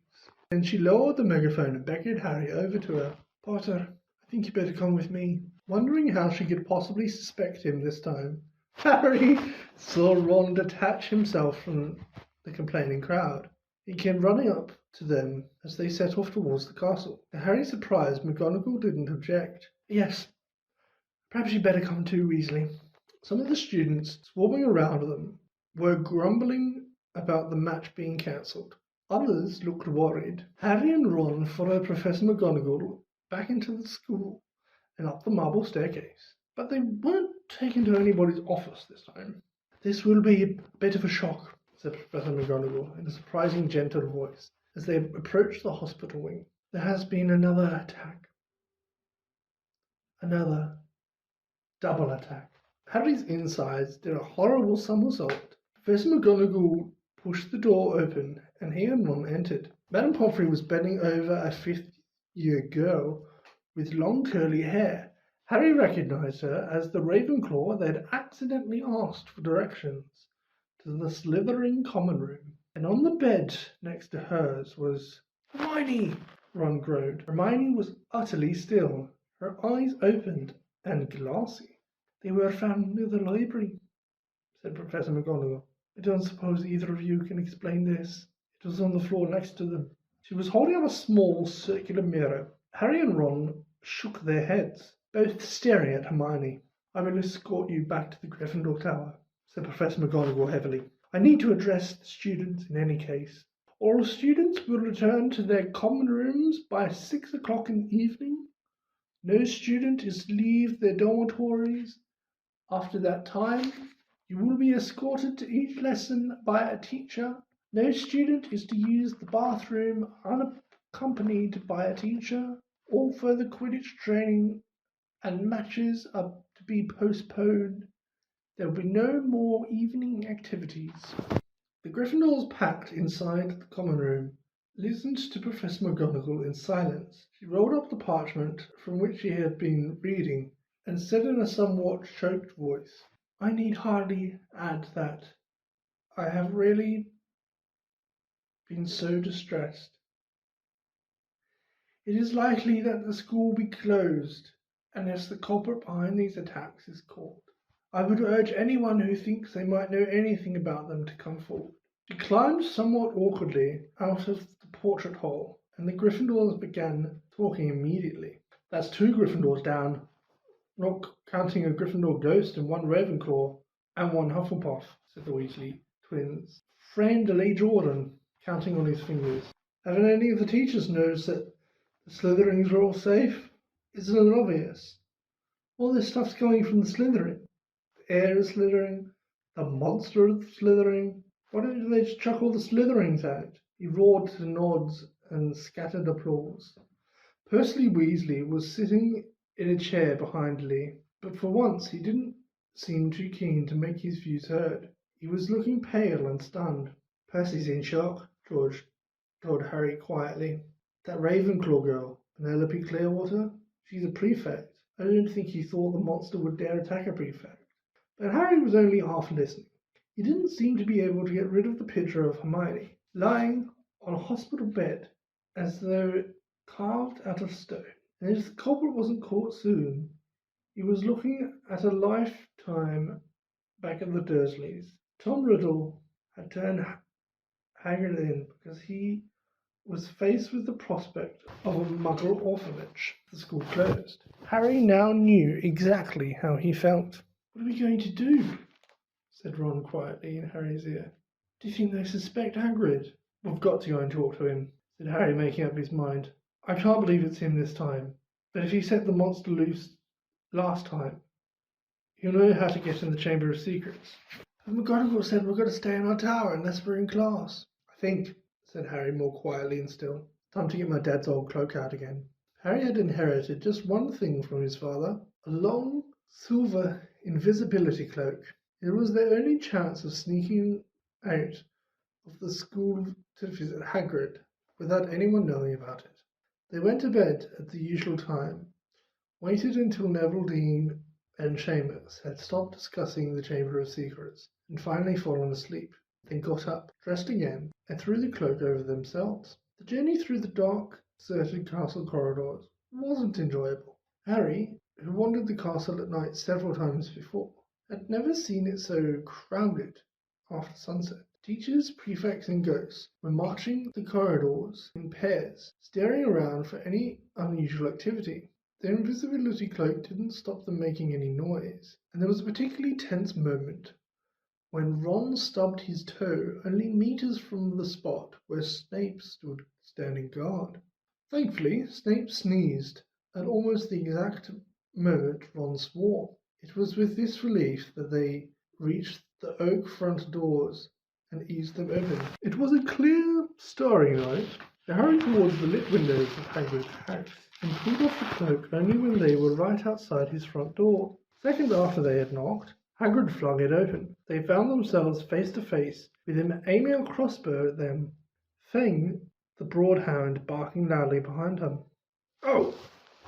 he said, lowering his weapon, staring at them. "What are you doing here? What's that for?" said Hagrid, pointing at the crossbow as they stepped inside. Nothing, said Hagrid muttered. I've been expecting... it doesn't matter. Sit down, I'll make tea. He hardly seemed to know what he was doing. He nearly extinguished the fire, spilling the water from the kettle on it, and then smashed the teapot with a nervous jerk of his massive hand. Are you okay, Hagrid? Did you hear about Hermione?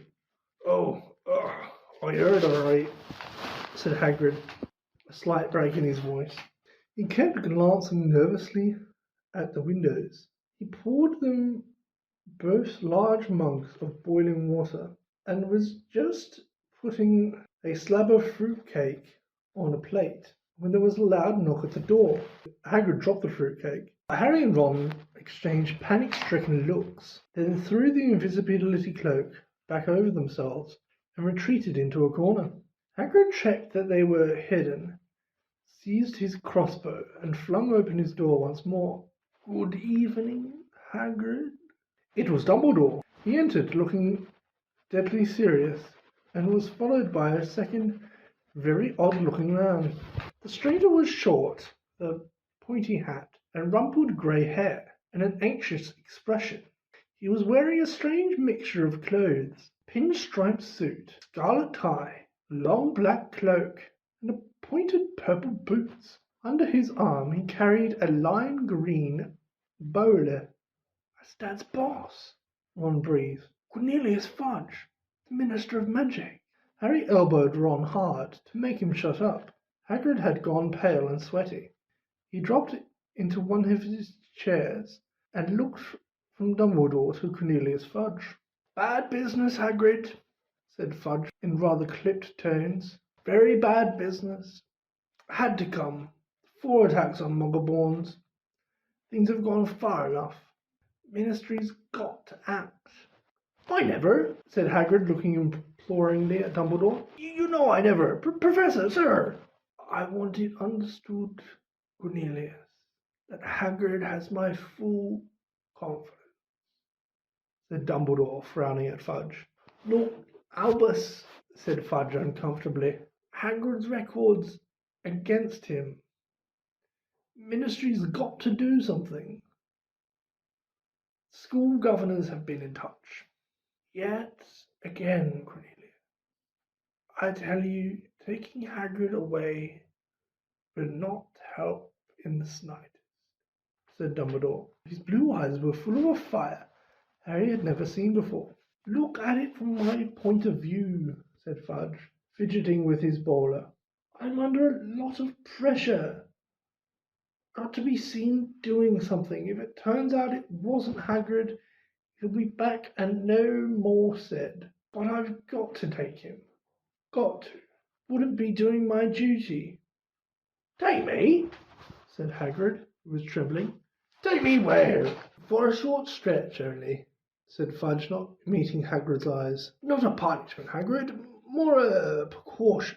If someone else is caught, you'll be let out with a full apology. Not Azkaban, croaked Hagrid. Before Fudge could answer, there was another loud rap on the door. Dumbledore answered it. It was Harry's turn for an elbow in the ribs. He'd let out an audible gasp. Mr. Lucius Malfoy strode into Hagrid's hut, swathed in a long black travelling cloak, smiling, a cold, satisfied smile. Fang started to growl. Already here, Fudge, he said approvingly. Good, good. What are you doing here? Said Hagrid furiously. Get out of my house! My dear man, please believe I have no pleasure at all in being inside your, do you call this a house? Said Lucius Malfoy, sneering as he looked around the small cabin. I simply called at the school and was told that the headmaster was here.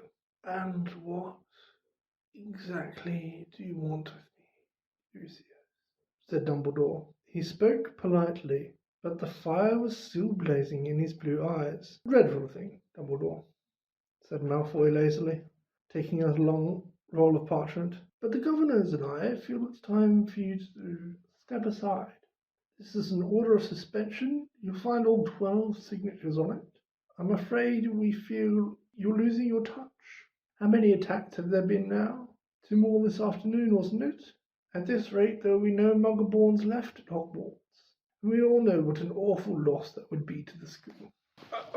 Now, see here, Lucius, said Fudge, looking alarmed. Dumbledore suspended? No. Last thing we want just now. The appointment or the suspension of the headmaster is a matter of governance, said Malfoy smoothly. And as Dumbledore has failed to stop these attacks... Now look, Lucius, if Dumbledore can't stop them, said Fudge. His upper lip was sweating. I mean to say, who can? That remains to be seen, said Mr. Malfoy with a nasty smile. But as 12 of us had voted... Hagrid leapt to his feet, his shaking black head grazing the ceiling. How many do you have to threaten and blackmail before they agree, Malfoy, eh? He roared. Dear. You know, that temple of yours will lead you into trouble one of these days, Hagrid, said Mr. Malfoy. I would advise you not to shout at the Azkaban guards like that. They wouldn't like it at all. You can't take Dumbledore, yelled Hagrid, making Fang, the boardhound, Cora, and Whimper in his basket. Take him away, and the Muggleborns won't stand a chance. There will be killings next. Calm yourself, Hagrid, said Dumbledore. He looked sharply at Lucius Malfoy. If the governors want my removal, Lucius, I shall, of course, step aside. But, shouted Fudge. No, cried Hagrid. Dumbledore had not taken his bright blue eyes off Lucius Malfoy's cold grey ones. However, said Dumbledore, speaking very slowly and clearly so that none of them could miss a word, you will find that I will only truly have left this school when no one here are loyal to me. You will also find that help will always be given at Hogwarts to those who ask for it. For a second, Harry almost thought Dumbledore's eyes flickered towards the corner when he and Ron stood hidden. Admirable sentiments, said Malfoy, bowing. We shall all miss your highly individual way of running things, Albus, and only hope that your successor will manage to prevent any killings. He strode to the cabin door, opened it, and bowed Dumbledore out. Fudge, fiddling with his bowler, waited for Hagrid to go ahead of him, but Hagrid stood his ground, keep a deep breath, and carefully said, if anyone wanted to find out some stuff, all I'd have to do would be to follow the spiders. That will read them, right? That's all I'm saying. Fudge stared at him in amazement. All right, I'm coming, said Hagrid, pulling on his moleskin overcoat. But he was about to follow Fudge through the door. He stopped again and said loudly, and someone will need to feed Fang while I'm away. The door banged shut, and Ron suddenly pulled the invisibility cloak off. We're in trouble now, he said hoarsely.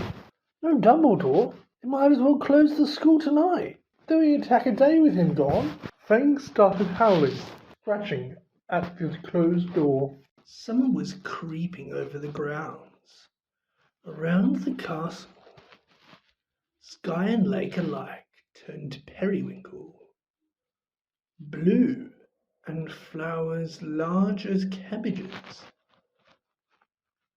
burst into blooms in the greenhouses.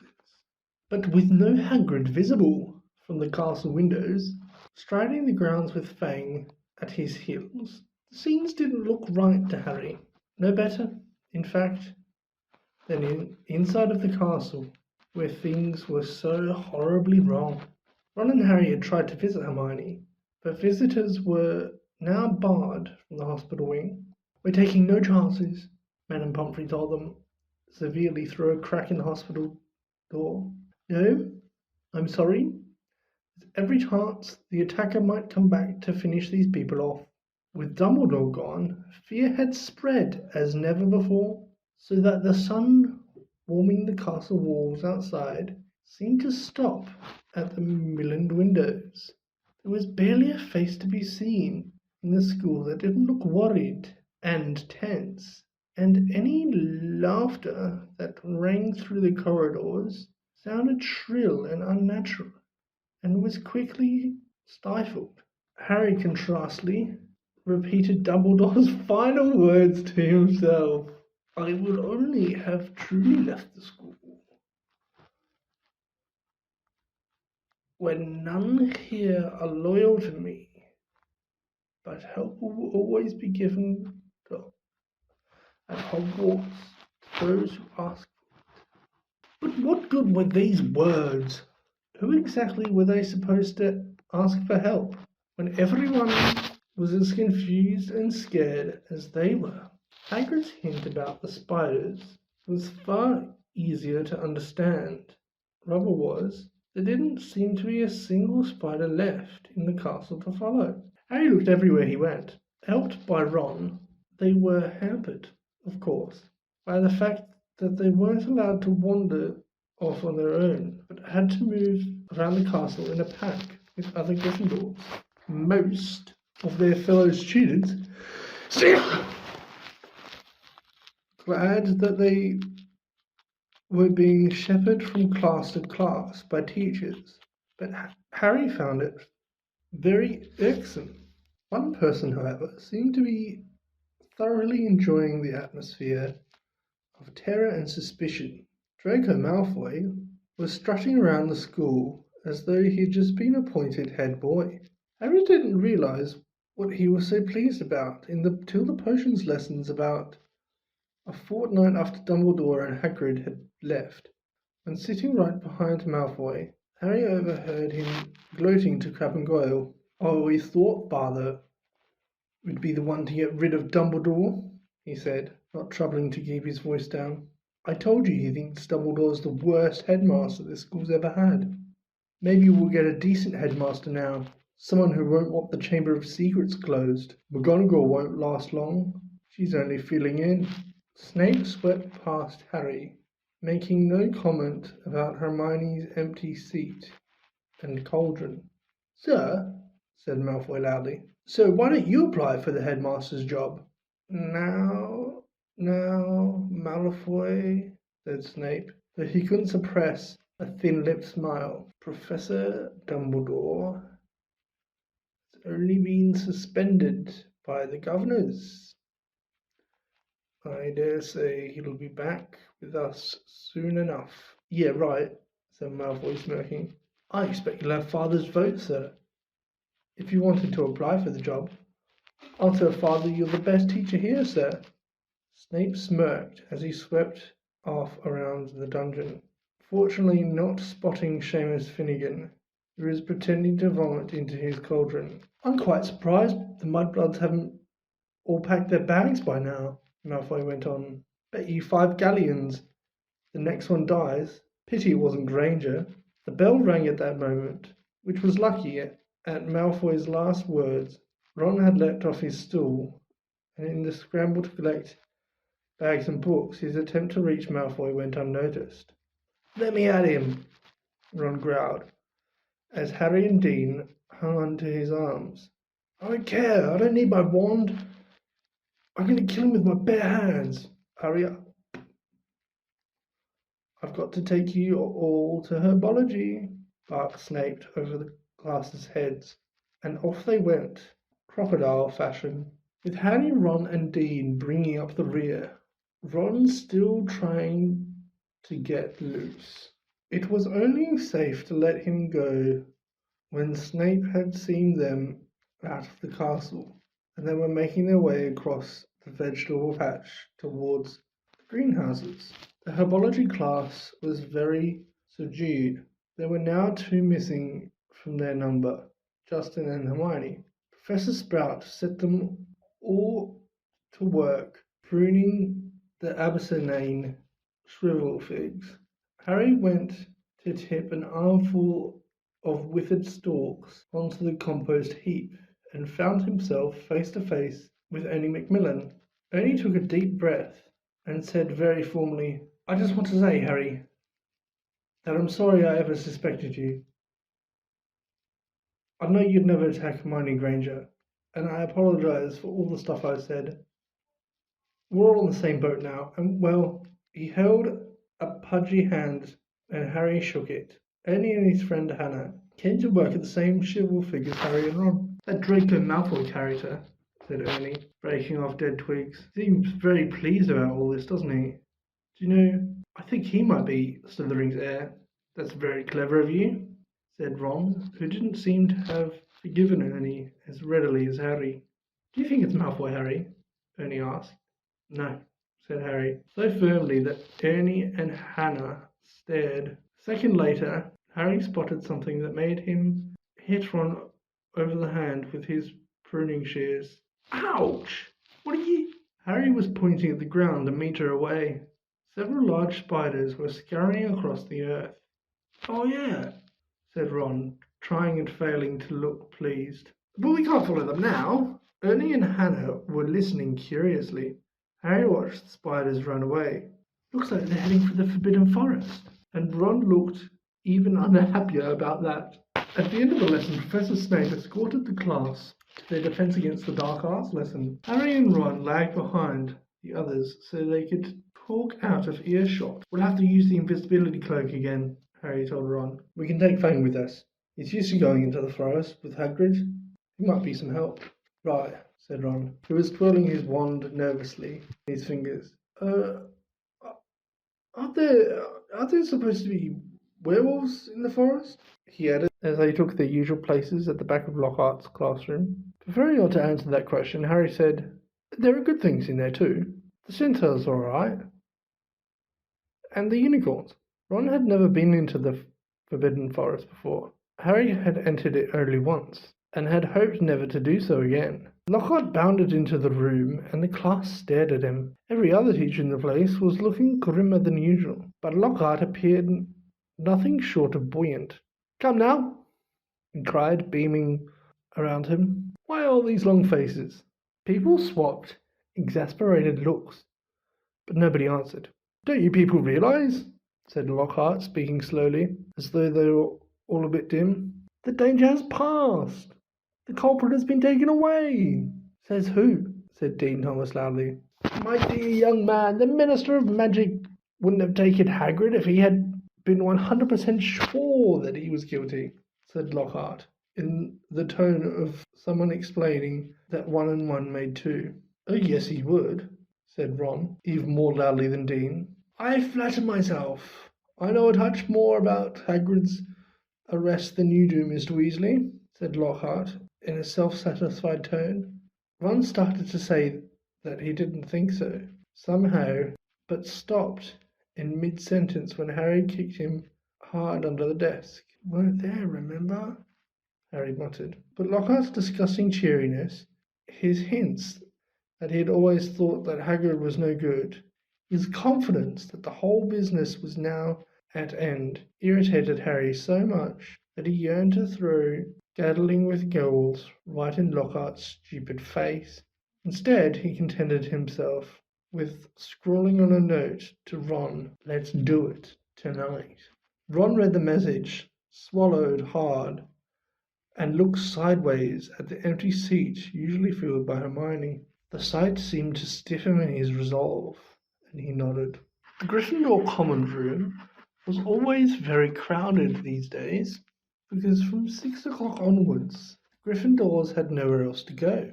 They also had plenty to talk about, with the result that the common room often didn't empty until past midnight. Harry went to get the invisibility cloak out of his trunk right after dinner, and spent the evening sitting on it, waiting for the room to clear. Fred and George challenged Harry and Ron to a few games of Exploding Snap, and Ginny sat watching them, very subdued in Hermione's usual chair. Harry and Ron kept losing on purpose, trying to finish the games quickly, but even so, it was well past midnight when Fred, George, and Ginny finally went to bed. Harry and Ron waited for the distant sounds of the 2 dormitory doors closing before seizing the cloak, throwing it over themselves, and climbing through the portrait hall. It was another difficult journey through the castle, dodging all the teachers. At last they reached the entrance hall, slid back the lock on the oak front doors, squeezed between them, trying to stop any creaking, and stepped out into the moonlight grounds. "Pause," said Ron abruptly, as they strode across the black grass. "We might get to the forest and find there's nothing to follow. Those spiders might not have been going there at all. I know it looks like they're moving in that sort of general direction," but his voice tailed away hopefully. They reached Hagrid's house, sad and sorry looking with its black windows. When Harry pushed the door open, Fang went mad with joy at the sight of them, worried he might wake everyone at the castle with his deep booming barks. They hastily fed him treacle fudge from a tin on the mantelpiece, which glued his teeth together. Harry left the invisibility cloak on Hagrid's table. There would be no need for it in the pitch-dark forest. "Come on, Fang. I'm going for a walk," said Harry, patting his leg, and Fang bounded happily out of the house behind them, dashed to the edge of the forest, and lifted his leg against a large sycamore tree. Harry took out his wand, murmured "Lumos," and a tiny light appeared at the end of it, just enough to let them watch the path for signs of spiders. "Good thinking," said Ron. "I like mine too, but, it'd probably blow up or something." Harry tapped Ron on the shoulder, pointing at the grass. 2 solitary spiders were hurrying away from the wand light into the shade of the trees. "Okay," Ron sighed, as though resigned to the worst. "I'm ready. Let's go." So with Fang scampering around them, sniffing tree roots and leaves, they entered the forest by the glow of Harry's wand. They followed the steady trickle of spiders moving along the path. They walked for about 20 minutes, not speaking, listening hard for noises other than breaking twigs and rustling leaves. Then, when the trees had become thicker than ever, so that the stars overhead were no longer visible, and Harry's wand shone alone in the sea of dark, they saw their spider guides leaving the path. Harry paused, trying to see where the spiders were going. Everything outside his little sphere of light was pitch black. He had never been this deep in the forest before. He could vividly remember Hagrid advising him not to leave the forest path last time he'd been in here. But Hagrid was miles away now, probably sitting in a cell in Azkaban, and he also said to follow the spiders. Something wet touched Harry's hand, and he jumped backwards, crushing Ron's foot. But it was only Fang's nose. "What do you reckon?" Harry said to Ron, whose eyes he could just make out reflecting the light from Harry's wand. "We've come this far," said Ron.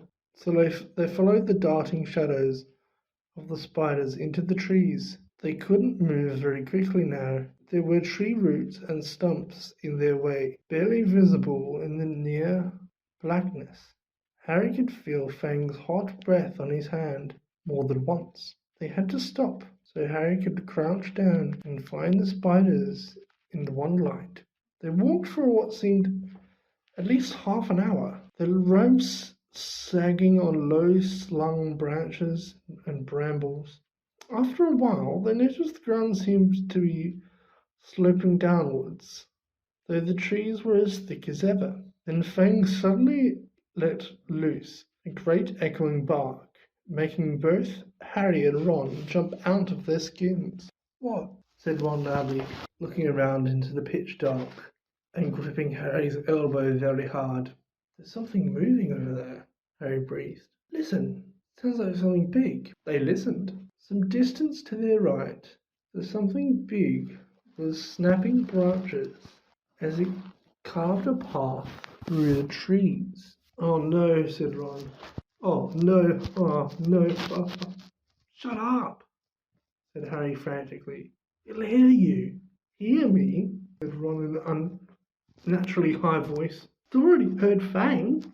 The darkness seemed to be pressing on their eyeballs as they stood terrified, waiting. There was a strange rumbling noise, and then silence. "What do you think it's doing?" said Harry. "Probably getting ready to pounce." said Ron. They waited, shivering, hardly daring to move.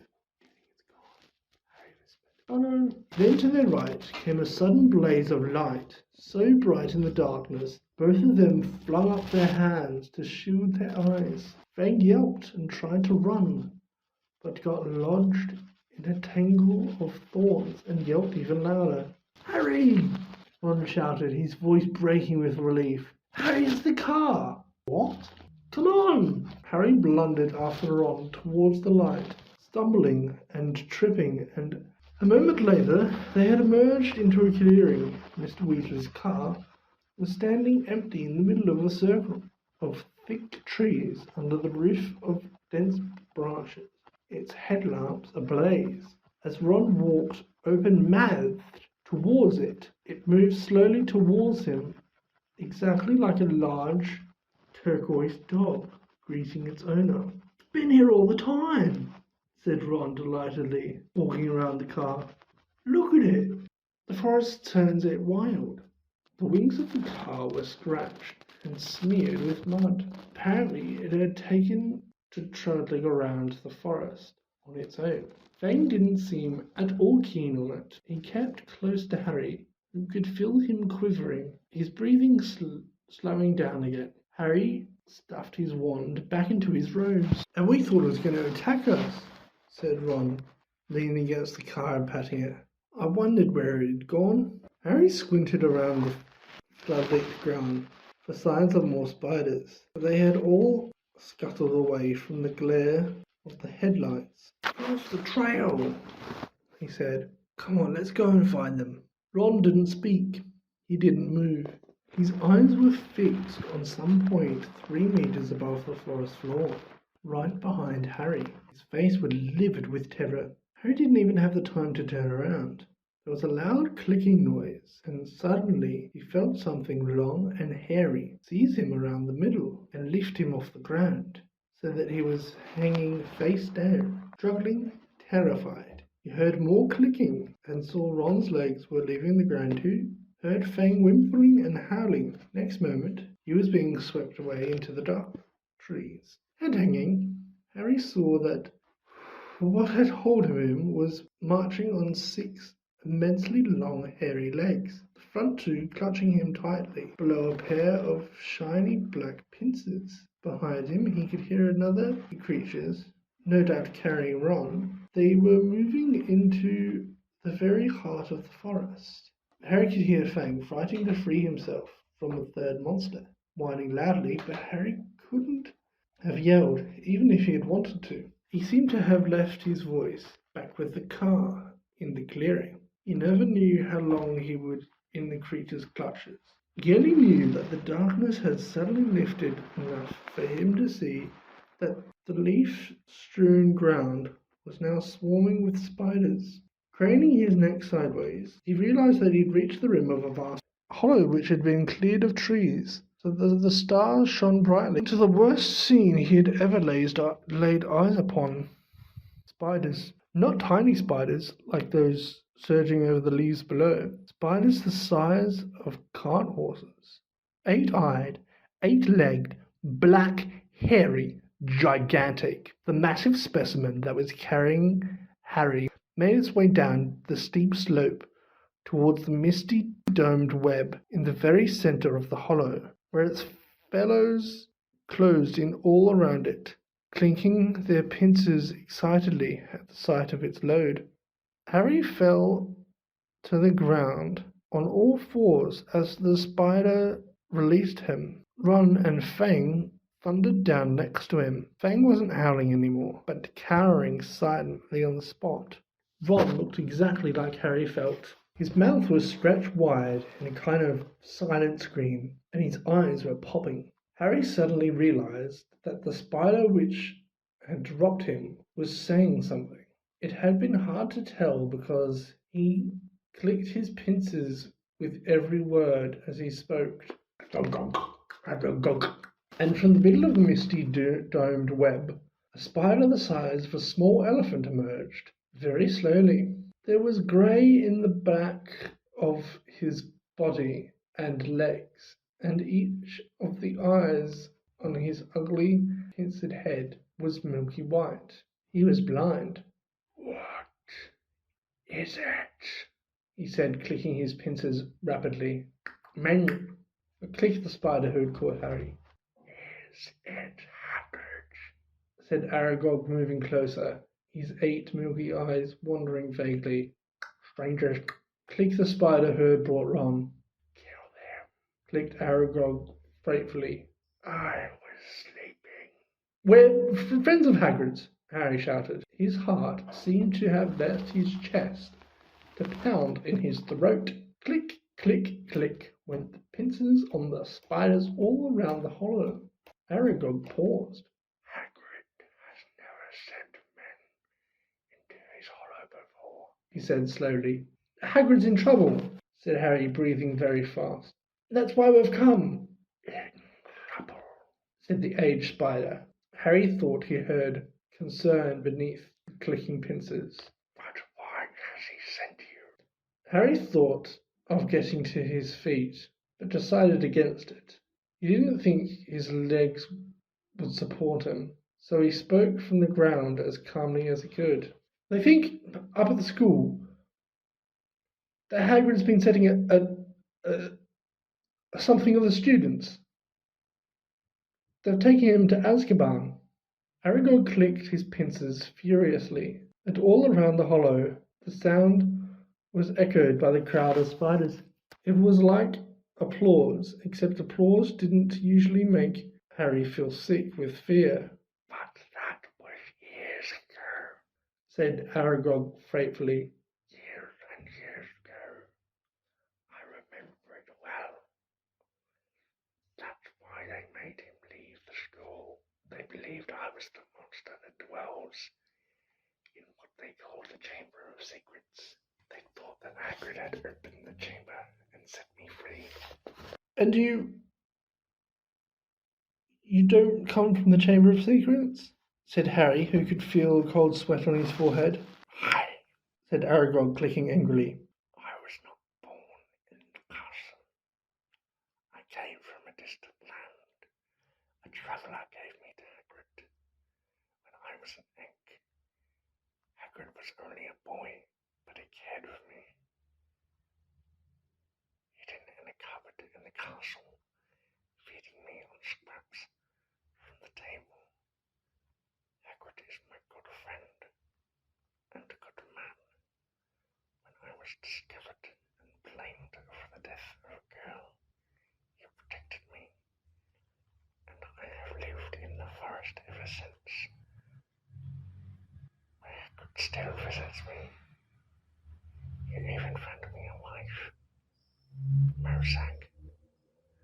And you see how our family has grown all through Hagrid's goodness." Harry summoned what remained of his courage. "So you never attacked anyone?" "Never," croaked the old spider. "It would have been my instinct, but from respect of Hagrid, I never harmed a human.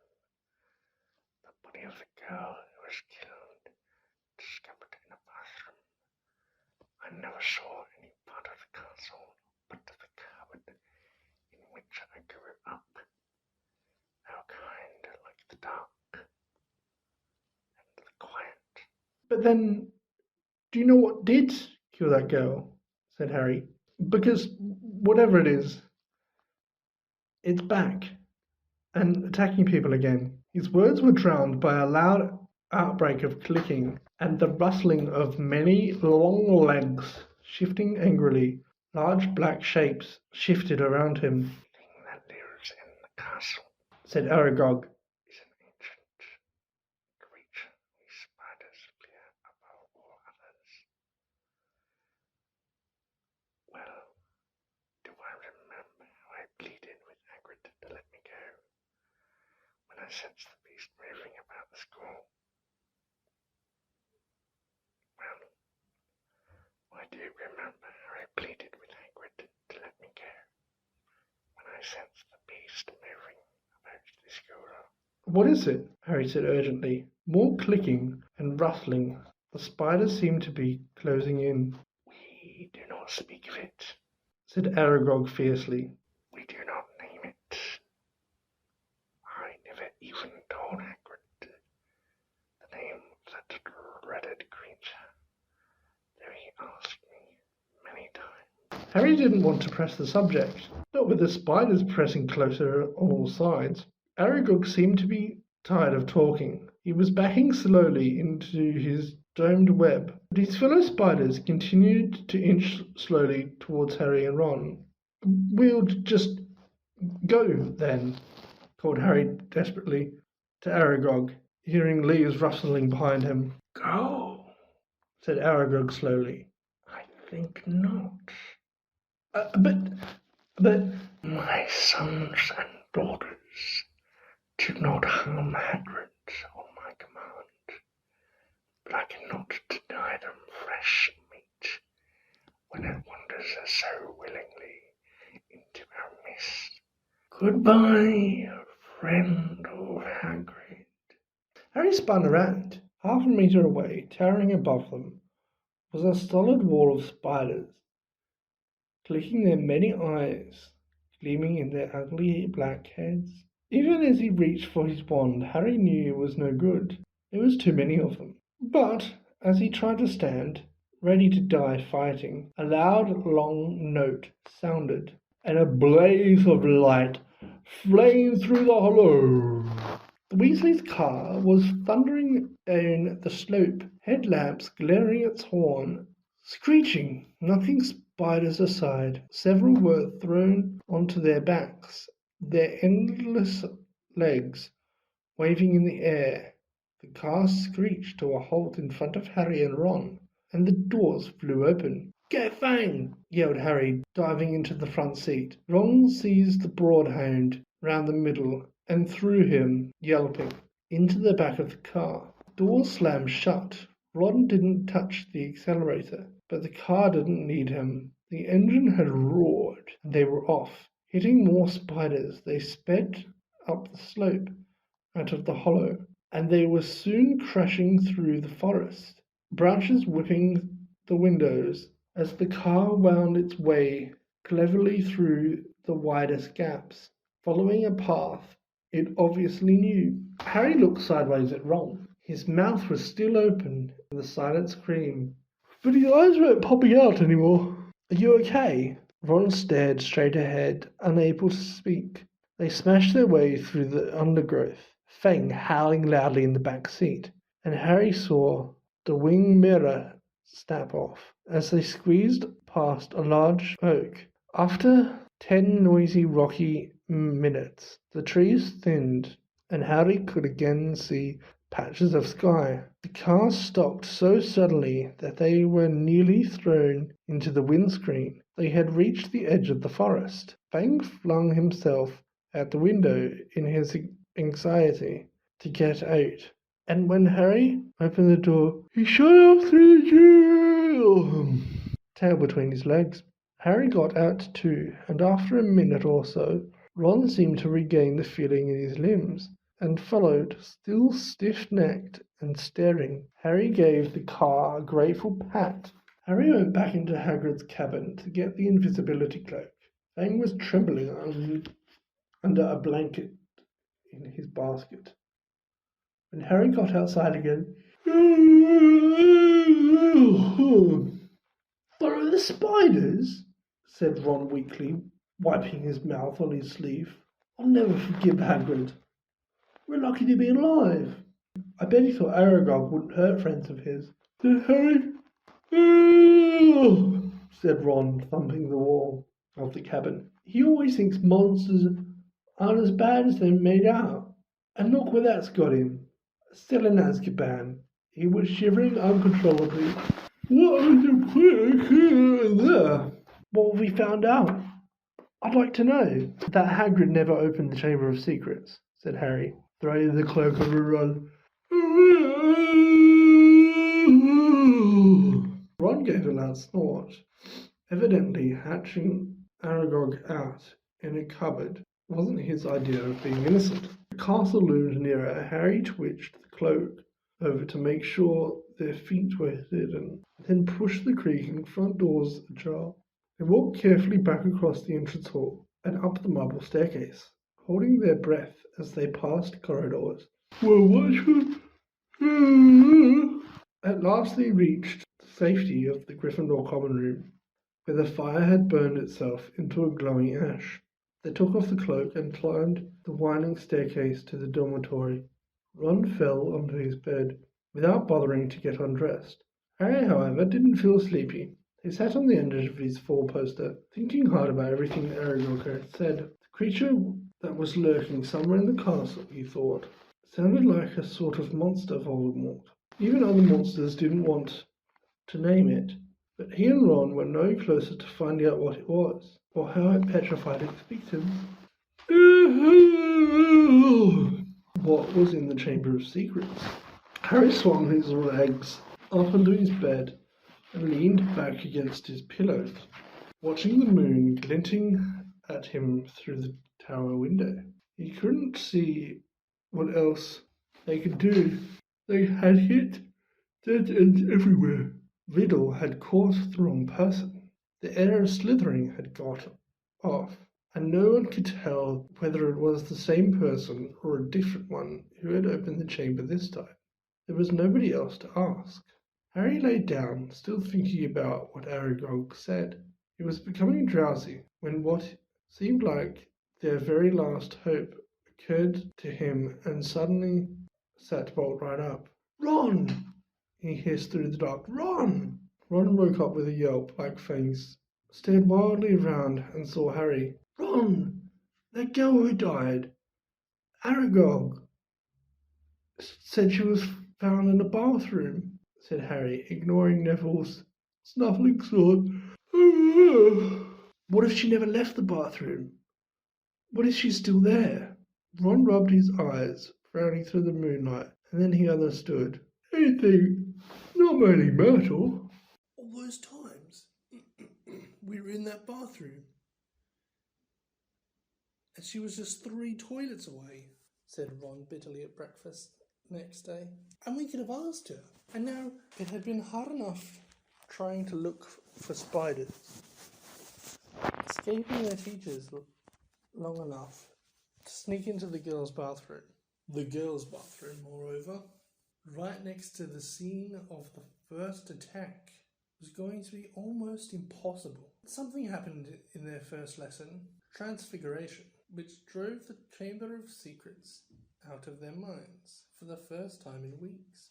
10 minutes into the class, Professor McGonagall told them that their exams would start on the first week of June, 1 week from today. "Exams!" howled Seamus Finnegan. "We're still getting exams!" There was a loud bang behind Harry as Neville Longbottom's wand slit, vanishing one of the legs of his desk. Professor McGonagall restored it with a wave of her wand and turned to Seamus. "The whole point of keeping the school open at this time is for you to receive your education," she said sternly. "The exams will therefore take place as usual, and I trust you are all revising hard." Revising hard? It never occurred to Harry that there would be exams with the castle in this state. There was a great deal of mutinous muttering around the room, which made Professor McGonagall scowl even more darkly. "Professor Dumbledore's instructions were to keep the school running as normal as possible," she said. "And that, I need hardly point out, means finding out how much you have learned this year." Harry looked at the pair of white rabbits he was supposed to be turning into slippers. What had he learned so far this year? He couldn't seem to think of anything that would be useful in an exam. Ron looked as though he'd been just told he had to go live in the Forbidden Forest. "Can you imagine me taking exams with this?" he asked Harry, holding up his wand, which had just started whistling loudly. 3 days before their first exam, Professor McGonagall made another announcement at breakfast. "I have good news," she said, and the great hall, instead of falling silent, erupted. "Dumbledore's coming back." Several people yelled joyfully. "You've got the air of Slytherin," squealed a girl on the Ravenclaw table. Quidditch match is back on, roared Wood excitedly. When the hubbub had subsided, Professor McGonagall said, Professor Sprout has informed me that the mandrakes are ready for cutting at last. Tonight we'll be able to retrieve those people who have been petrified. I need hardly remind you all that one of them may well be able to tell us who or what attacked them. I am hopeful that this dreadful year will end without catching the culprit. There was an explosion of cheering. Harry looked over at the Slytherin table and wasn't at all surprised to see Draco Malfoy hadn't joined in. Ron, however, was looking happier than he'd looked in days. It won't matter that we never asked Myrtle then, he said to Harry. Hermione will probably have all the answers when they wake her up. Mind you, she'll go mad when she finds out we've got exams in 3 days' time. She hasn't revised. Might be kinder to leave her where she is until they're over. Just then, Ginny Weasley came over and sat down next to Ron. She looked tense and nervous, and Harry noticed her hands were twisting in her lap. What's up? Said Ron, helping himself to more porridge. Ginny didn't say anything, but glanced up and down at the Gryffindor table with a scared look on her face that reminded Harry of someone, though he couldn't think who. Spit it out, said Ron, watching her. Harry suddenly realised who Ginny looked like. She was rocking backwards and forwards, slightly in her chair, exactly like Dobby did when he was teetering on the edge of revealing forbidden information. I've got to tell you something, Ginny mumbled, carefully not looking at Harry. What is it? Said Harry. Ginny looked as though she couldn't find the right words. What? Said Ron. Ginny opened her mouth, but no sound came out. Harry leaned forward and spoke quietly, so that only Ginny and Ron could hear him. Is it something about the Chamber of Secrets? Have you seen something? Someone acting oddly? Ginny drew a deep breath, and at that precise moment, Percy Weasley appeared, looking tired and worn. If you just finished eating, I'll take that seat, Ginny. I'm starving. I've only just come off parole duty. Ginny jumped up, as though her chair had just been electrified, gave Percy a fleeting, frightened look, and scampered away. Percy sat down and grabbed a mug from the centre of the table. Percy, said Ron angrily, she's about to tell us something important. Halfway through a gulp of tea, Percy choked. What sort of thing? He said, coughing. I just asked her if she'd seen anything odd, and she started to say, Oh, that's nothing to do with the Chamber of Secrets, said Percy at once. How do you know? Said Ron, his eyebrows raised. Well, if you must know, Ginny, walked in on me the other day when I was, well, never mind. The point is, she spotted me doing something, and I asked her not to mention it to anybody. I must say, I did think that she'd keep her word. It's nothing really. I just rather... Harry had never seen Percy look so uncomfortable. What were you doing, Percy? Said Ron, grinning. Go on, tell us. We won't laugh. Percy didn't smile back. Pass me those rolls, Harry. I'm starving. Harry knew the whole mystery might be solved tomorrow without their help, that he wasn't about to pass up a chance to speak to Myrtle if it turned up. And to his delight, it did. Mid-morning, when they were being led to History of Magic by Gilderoy Lockhart, Lockhart, who so often assured them that all danger had passed, only to be proved wrong straight away, was now wholeheartedly convinced that it was hardly worth the trouble to see them safely down the corridors. His hair wasn't as sleek as usual. It seemed he had been up most of the night, patrolling the 4th floor. Mark my words, he said, ushering them round the corner. The first words out of those poor petrified people's mouths will be, "It was Hagrid." Frankly, I'm astounded Professor McGonagall thinks all these security measures are necessary. I agree, sir, said Harry, making Ron drop his books in surprise. Thank you, Harry, said Lockhart graciously. while they waited for a long line of Hufflepuffs to pass. I mean, we teachers have quite enough to be getting on with without walking students to classes and standing guard all night. That's right, said Ron, catching on. Why don't you leave us here, sir? We've only got one more corridor to go. You know, Weasley, I think I will, said Lockhart. I really should go and prepare my next class. And he hurried off. Prepare his next class? Ron sneered after him.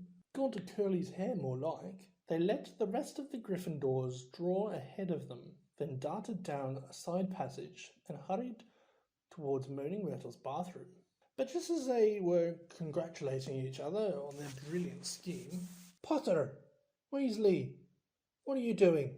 It was Professor McGonagall, and her mouth was the thinnest of thin lines. We were... Ron stammered. We were going to go see Hermione, said Harry. Ron and Professor McGonagall both looked at him. We haven't seen her for ages, Professor, Harry went on hurriedly, treading on Ron's foot. And we thought we'd sneak to the hospital wing, you know, until all the mandrakes are nearly ready. And not to worry. Professor McGonagall was still staring at him, and for a moment Harry thought she was going to explode. But when she spoke, it was in a strangely croaky voice. Of course, she said, and Harry, amazed, saw a tear glistening in her beady eye. Of course, I realise this has all been hardest on the friends of those who have been... I quite understand. Yes, Potter, of course you may visit Miss Granger. I will inform Professor Binns where you've gone. Tell Madame Pomfrey I have given my permission. Harry and Ron walked away, hardly daring to believe that they had avoided attention. As they turned the corner, they distinctly heard Professor McGonagall blow her nose. That, said Ron fervently, was the best story you could come up with. They had no choice now but to go to the hospital wing and tell Madame Pomfrey that they had Professor McGonagall's permission to visit Hermione. Madame Pomfrey let them in, but reluctantly. There's just no point in talking to a petrified person, she said, and they had to admit she was right when they'd taken their seats next to Hermione. It was plain that Hermione did not have the faintest inkling that she had visitors. They might just as well tell the bedside cabinet not to worry for all the good it would do. Wonder if she did see the attacker, though, said Ron, looking sadly at Hermione's rigid face. Because if he sneaked up on them all, no one will ever know. But Harry wasn't looking at Hermione's face. He was more interested in her right hand. It lay clenched on top of her blanket, and bending closer, he saw that a piece of paper was scrunched inside her fist. Making sure that Madame Pomfrey was nowhere near, he pointed it out to Ron. Try and get it out, Ron whispered, shifting his chair so that he could block Harry from Madame Pomfrey's view. It was no easy task. Hermione's hand was clamped so tightly around the paper that Harry was sure he was going to tear it. While Ron kept watch, he tugged and twisted, and at last, after several tense minutes, the paper came free. It was a page torn from a very old library book. Harry smoothed it out eagerly, and Ron leant close to read it too. Of the many fearsome beasts and monsters that roam our land, there is none more curious or more deadly than the basilisk, known also as the King of Serpents. This snake, which may reach gigantic size and live hundreds of years, is born from a chicken's egg, hatched beneath a toad. Its methods of killing are most wondrous, for aside from its deadly and venomous fangs, the basilisk has a murderous stare, and all who are fixed with the beam of its eyes shall suffer instant death. Spiders flee before the basilisk, for it is their mortal enemy, and the basilisk flees only from the crowing of the rooster, which is fatal to it. And beneath this, a single word that had been written in hand, Harry recognized as Hermione's. Pipes. It was as though somebody had flicked a light on in his brain. Ron, he breathed. This is it. This is the answer. The monster in the chamber is a Basculus, a giant serpent. That's why I've been able to hear that voice all over the place, and nobody else has heard it. Because I understand parcel tongue. Harry looked up at the beds around him. The Basculus kills people by looking straight at them, but no one's died. Because no one looked it straight in the eye.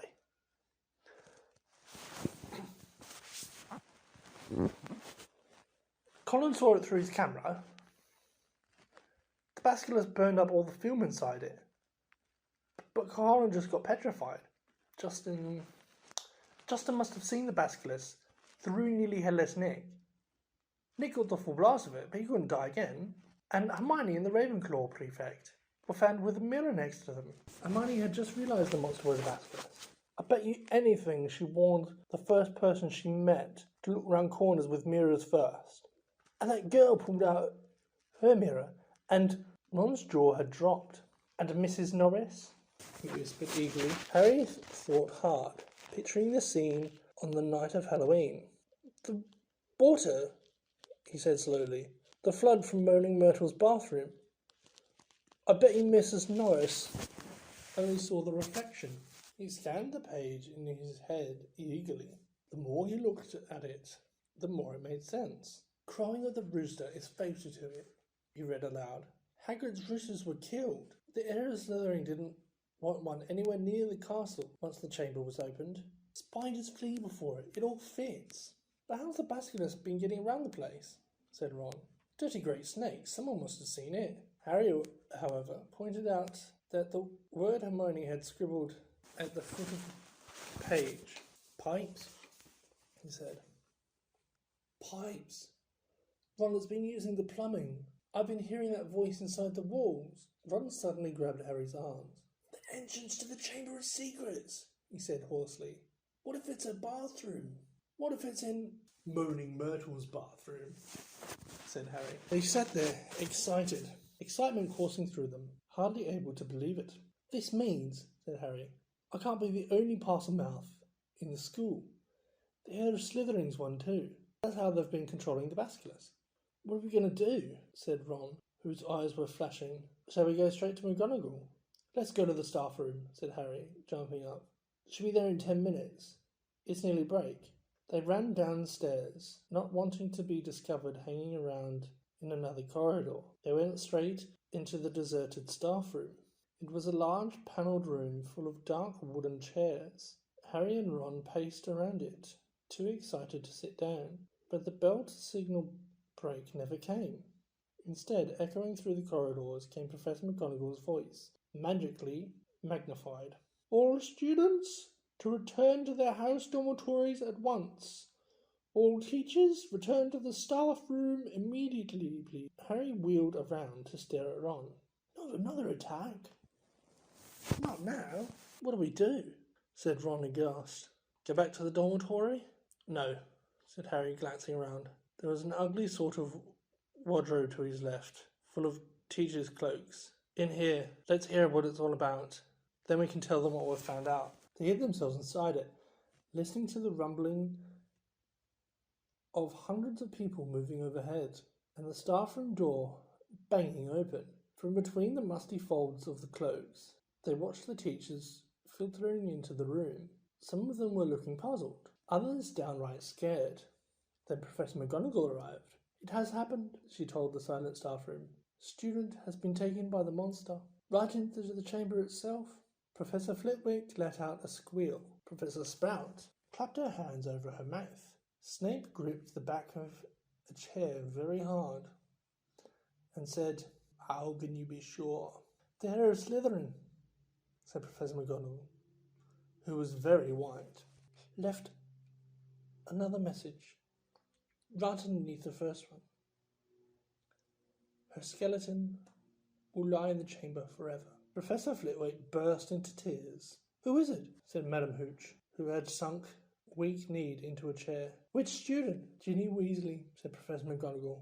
Harry felt Ron slide silently down on the wardrobe floor beside him. We shall have to send all the students home tomorrow, said Professor McGonagall. This is the end of Hogwarts, Dumbledore always said. The staff room banged open again. For one wild moment, Harry was sure it would be Dumbledore. But it was Lockhart, and he was beaming. So sorry. Dozed off. What have I missed? He didn't seem to notice. The other teachers were looking at him with something remarkably like hatred. Snape stepped forward. Just the man, he said. The very man. A girl has been snatched by the monster, Lockhart. Taken into the Chamber of Secrets itself. Your moment has come at last. Lockhart blanched. That's right, Gilderoy, said Professor Sprout. What did you say last night? You've known all along where the Chamber of Secrets is. Well, I spluttered Lockhart. Yes, didn't you tell me you were sure you knew what was inside it? Piped up Professor Flitwick. Did I? Did I? I don't recall. I certainly remember you saying you were sorry you hadn't had a crack at the monster before Hagrid was arrested, said Snape. Didn't you say that the whole affair had been bungled? And that you should have been given free rein from the first? Lockhart stared around at his stony-faced colleagues. I really never... You must have misunderstood. We'll leave it to you then, Gilderoy, said Professor McGonagall. Tonight will be an excellent time to do it. We'll make sure everyone's out of the way. You'll be able to tackle the monster all by yourself. A free rein at last. Gilderoy gazed desperately around him, but nobody came up to the rescue. He didn't look remotely handsome anymore. His lip was trembling, and the absence of his usual toothy grin looked weak-chinned and weedy. Very well, he said. I'll be in my office. Getting ready. And then he left the room. Right, said Professor McGonagall, whose nostrils were flared. Let's got him out from under our feet. The heads of houses should go and inform their students what has happened. Tell them Hogwarts Express will take them home first thing tomorrow. Will the rest of you please make sure no students have been left outside of the dormitories? The teachers rose and left one by one. It was probably the worst day of Harry's entire life. He, Ron, Fred, and George sat together in a corridor of the Gryffindor common room, unable to say anything to each other. Percy wasn't there. He had gone to send it out to Mr. and Mrs. Weasley, then shut himself up in his dormitory. No afternoon ever lasted as long as that one, nor had a Gryffindor tower been ever so crowded, yet so quiet. Near sunset, Fred and George went up to bed, unable to sit there any longer. She knew something, Harry, said Ron, speaking for the first time since they'd entered the wardrobe in the staff room. That's why she was taken. It wasn't some stupid thing about Percy at all. She'd found out something about the Chamber of Secrets. That must have been why she was. Ron rubbed his eyes frankly.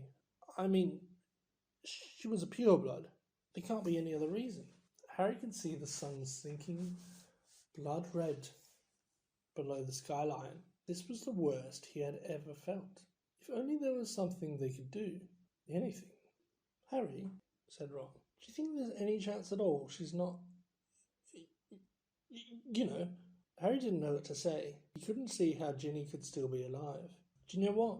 Said Ron. I think we should go and see Lockhart. Tell him what we know. He's going to try and get in the chamber.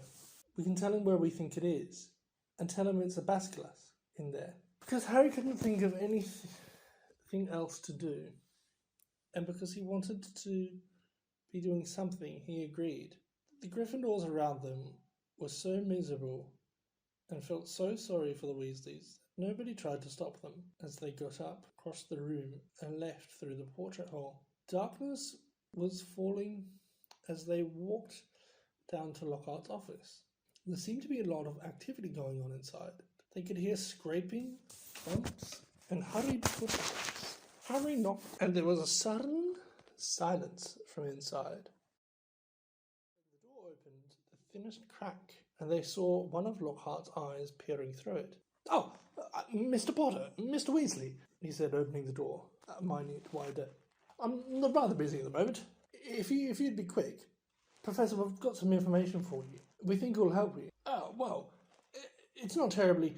The side of Lockhart's face, they could see, looked very uncomfortable. "I mean, well, all right."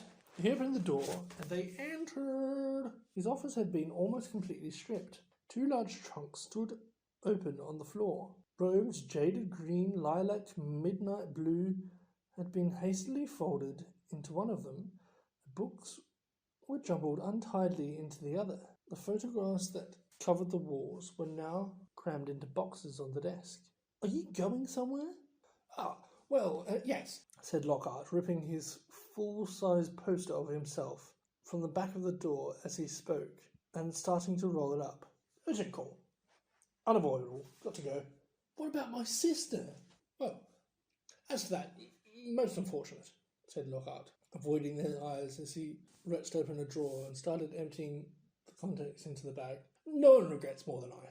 "You're the defence against the dark arts teacher," said Harry. "You can't go now. Not with all the dark stuff going on here." "Well, I must say, when I took the job," Lockhart muttered, now piling socks on top of his robes. "Nothing in the job description. Didn't expect..." "You mean you're running away?" said Harry, disbelievingly. "After all the stuff you did in your books?" "Books can be misleading," said Lockhart delicately. "You wrote them," Harry shouted. "My dear boy," said Lockhart, straightening up and frowning at Harry. "Do you use your common sense? My books wouldn't have sold half as well if people didn't think I'd done all those things. No one wants to read about some ugly old Armenian warlock, even if he did save a village from werewolves. It looked dreadful on the front cover. No dress sense at all. And that witch who banished the Barden Banshee had a hair lip. I mean, come on." "So you've just been taking credit for what a load of other people have done?" said Harry incredulously. Harry, said Lockhart, shaking his head impatiently. "It's not nearly as simple as all that. There was work involved. I had to track these people down, ask them exactly how they managed to do what they did. And I had to put a memory charm on them so they wouldn't remember doing it. If there was one thing I pride myself on, it is my memory charms. No, it's been a lot of work, Harry. It's not all book signings and publicity photos, you know. You want fame? You have to be prepared for a long, hard slog." He banged the lids of his trunks and shut and locked them. "Well, let's see," he said. "I think that's everything. Yes, only one thing left."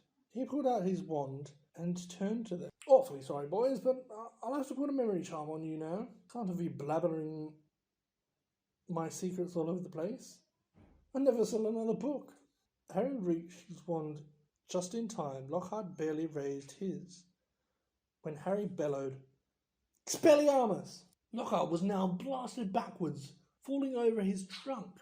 His wand flew into the air. Ron caught it and flung it out the window. "Shouldn't have let Professor Snape teach us that one," said Harry furiously, kicking Lockhart's trunk aside. Lockhart was looking up at him, weedy once more. Harry was still pointing his wand at him. What do you want me to do?" said Lockhart weakly. "I don't know where the Chamber of Secrets is. There's nothing I can do." "You're in luck," said Harry, forcing Lockhart to his feet at one point. "We think we know where it is and what's inside it. Let's go." They marched Lockhart out of his office and down the nearest stairs, along the dark corridor where the message shone on the wall to the door of Moaning Myrtle's bathroom. They sent Lockhart in first. Harry was pleased to see that he was shaking. Moaning Myrtle was sitting on the cistern end of the toilet. "Oh, it's you," she said when she saw Harry. What do you want this time? To ask you how you died, said Harry. Myrtle's whole aspect changed at once. She looked as though she had never been asked such a flattering question. Oh, it was dreadful, she said with relish, and it happened right in here. I died in this very cubicle. I remember it so well. I'd hidden because Olive Hornby was teasing me about my glasses. The door was locked, and I was crying, and then I heard somebody come in. They said something funnier, a different language, I think. It must have been. Anyway, what really got me was that it was a boy speaking. So I unlocked the door to tell him to go and use his own toilet. And then Myrtle swirled importantly, her face shining. I died. How? Said Harry. No idea, said Myrtle in hushed tones. I just remember seeing a pair of great, big, yellow eyes. My whole body sort of seized up, and then I was floating away. She looked dreamily at Harry. And then I came back again. I was determined to haunt Olive Hornby, you see. Oh, she was sorry she'd ever laughed at my glasses. Where exactly did you see these eyes? Said Harry. Somewhere there, said Myrtle, pointing vaguely towards the sink of a toilet. Harry and Ron hurried over to it. Lockhart was standing well back, a look of utter terror on his face. It looked like an ordinary sink. They examined every inch of it, inside and out, including the pipes below. And then Harry saw it. Scratched on the side of the copper taps was a tiny snake. That tap's never worked, said Myrtle brightly, as he tried to turn it. Harry, say something. Say something in Parseltongue. But Harry thought hard. The only times he'd ever managed to speak Parseltongue were when he'd been faced with a real snake. He stared at the tiny engraving, trying to imagine it was real. Open up, he said. He looked at Ron, who shook his head. English, he said. Harry looked back at the snake, willing himself to believe it was alive. If he moved his head, the candlelight made it look as though it was moving. He said, and at once the tap glowed with a brilliant white light and began to spin. Next second, the sink began to move. The sink, in fact, sank right out of sight, leaving a large pipe exposed, and a pipe wide enough for a man to slide into. Harry heard Ron gasp and look up again. It made up his mind what he was going to do. I'm going down there, he said. He could not go, not now that they had found the entrance to the chamber, not if there was even the faintest, slimmest, wildest chance that Jenny might be alive. Me too, said Ron. There was a pause. Well, you hardly seem to need me. With a shadow of his old smile, I'll just... He put his hand on the doorknob, but Ron and Harry both pointed their wands at him. You can go first, Ron snarled. White-faced and wandless, Lockhart approached the opening. Boys, he said, his voice feeble. What good will it do? Harry jabbed him in the back with his wand. Lockhart slid his legs into the pipe. I really don't think, he started to say, but Ron gave him a push, and he slid out of sight. Harry followed quickly. He lowered himself slowly into the pipe, then let go. It was like rushing down an endless, slimy, dark slide. He could see more pipes branching off in all directions, but none as large as theirs, which twisted and turned, slopping steeply downwards. And then he knew he was falling deeper below the school than even the dungeons. Behind him he could hear Ron thudding slightly at the curves. And then, just as he had begun to worry about what would happen when he hit the ground, the pipe levelled out, and he shot out of the end with a wet thud, landing on the damp floor of a dark stone tunnel, large enough to stand in. Lockhart was getting to his feet a little way away, covered in slime and white as a ghost. Harry stood aside as Ron came whizzing out of the pipe too. We must be miles under the school, said Harry, his voice echoing in the black tunnel. Under the lake, probably, said Ron, squinting at the dark, slimy walls. All three of them turned to stare into the darkness. Lumos, Harry muttered. to his wand and lit again. "Come on," he said to Ron and Lockhart, and they went off, their footsteps slapping on the wet floor. The tunnel was so dark they could only see little distance ahead. The shadows on the wet walls looked monstrous in the wandlight. "Remember," Harry said quietly as they walked cautiously forward, "any sign of movement, close your eyes straight away." But the tunnel was quiet as the grave.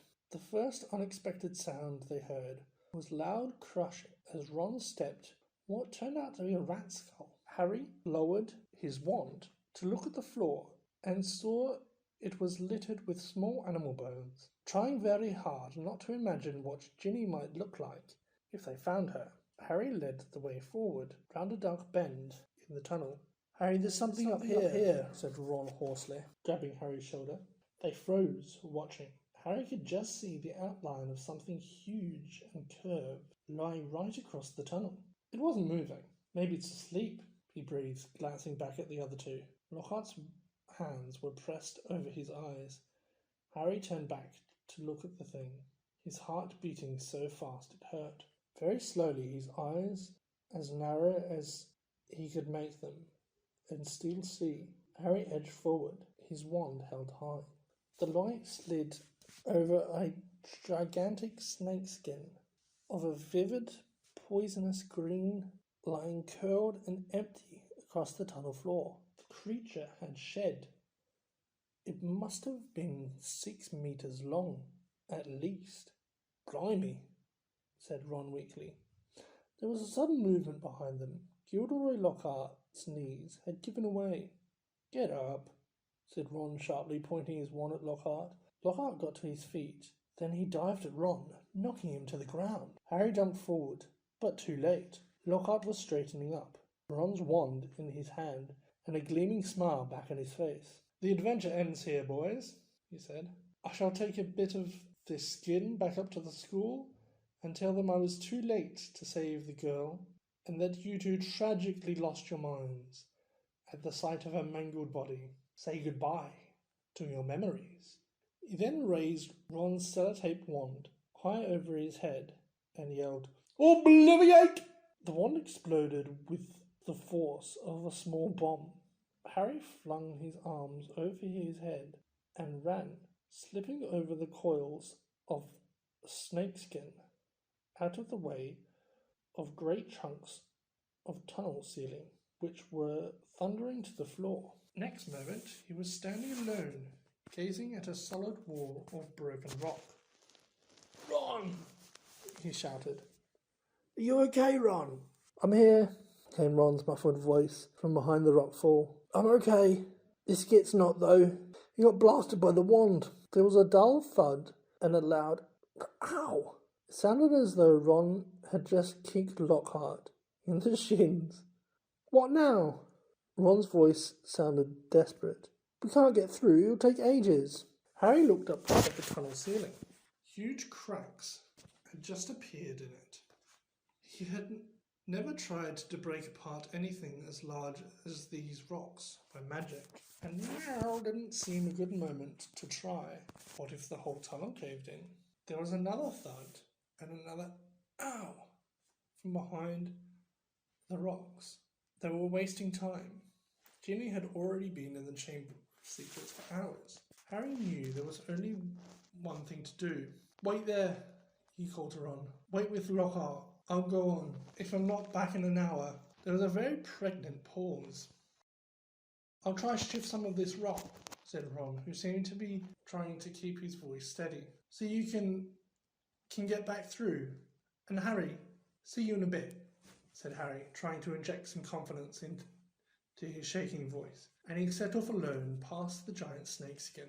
Soon the distant noise of Ron straining to shift the rocks was gone. The tunnel turned and turned again. Every nerve in Harry's body was tingling unpleasantly. He wanted the tunnel to end, yet dreaded what he'd find when it did. And then at last crept around another bend and saw a solid wall ahead, on which 2 entwined serpents were carved, their eyes set with great glinting emeralds. Harry approached, his throat very dry. There was no need to pretend these stone snakes were real. Their eyes looked strangely alive. He could guess what he had to do. He cleared his throat, and the emerald green eyes seemed to flicker. Said Harry in a low, faint hiss. The serpents parted as the wall cracked open. The half slid smoothly out of sight, and Harry, shaking from head to foot, walked inside. He was standing at the end of a very long, dimly lit chamber. Towering stone pillars entwined with more carved serpents rose to support a ceiling lost in darkness, casting long black shadows through the odd greenish gloom that filled the place. His heart beating very fast, Harry stood listening to the chilled silence. Could the basilisk be lurking in a shadowy corner behind a pillar? And where was Ginny? He pulled out his wand and moved forward between serpent columns. Every careful footstep echoed loudly off the shadowy walls. He kept his eyes narrowed, ready to clamp them shut at the smallest sign of movement. The hollow eye sockets of the stone snakes seemed to be following him. More than once, with a jolt of the stomach, he thought he saw one stir. Then, as he drew level with the last pair of pillars, a statue, high as the chamber itself, loomed into view, standing against the back wall. Harry had to crane his neck to look up into the giant face above. It was ancient and monkey-like, with a long, thin beard that fell almost to the bottom of the wizard's sweeping stone robes, where two enormous grey feet stood on the smooth chamber floor, and between the feet, face down, lay a small black-robed figure with flaming red hair. "Ginny!" Harry muttered, sprinting to her and dropping to his knees. "Ginny, don't be dead. Please don't be dead." He flung his wand aside, grabbing Ginny's shoulders, and turned her over. Her face was as white as a marble, and as cold, yet her eyes were closed, so she wasn't petrified. But she must be... "Ginny, please wake up," Harry muttered desperately, shaking her. Ginny's head lolled hopelessly from side to side. "She won't wake," said a soft voice. Harry jumped back and spun around on his knees. A tall black-haired boy was leaning against the nearest pillar, watching. He was strangely blurred around the edges, as though Harry was looking at him through a misted window. But there was no mistaking him. Tom Riddle. Riddle nodded, not taking his eyes off Harry's face. "What do you mean she won't wake?" Harry said desperately. She's not. "She's still alive," said Riddle, "but only just." Harry stared at him. Tom Riddle had been at Hogwarts 50 years ago, yet here he stood, a weird, misty light shining about him. Not a day older than 16. "Are you a ghost?" Harry said uncertainly. "A memory," said Riddle quietly, "preserved in a diary for 50 years. He pointed towards the floor near the statue's giant toes. Lying open there was the little black diary Harry had found in Moaning Myrtle's bathroom. For a second, Harry wondered how it had got there, but there were more pressing matters to deal with. "You've got to help me, Tom," said Harry, raising Ginny's head again. "We've got to get her out of here. There's a basilisk. I don't know where it is, but it could be along any moment. Please help me." Riddle didn't move. Harry, sweating, managed to hoist Ginny half off the floor and bent to pick up his wand again, but his wand had gone. "Did you see?" He looked up. Riddle was still watching him, twirling Harry's wand between his long fingers. Thanks, said Harry, stretching his hand for it. A smile curled the corner of Rizzle's mouth.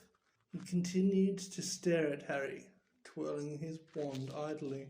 Listen, said Harry urgently, his knees sagging with Ginny's dead weight.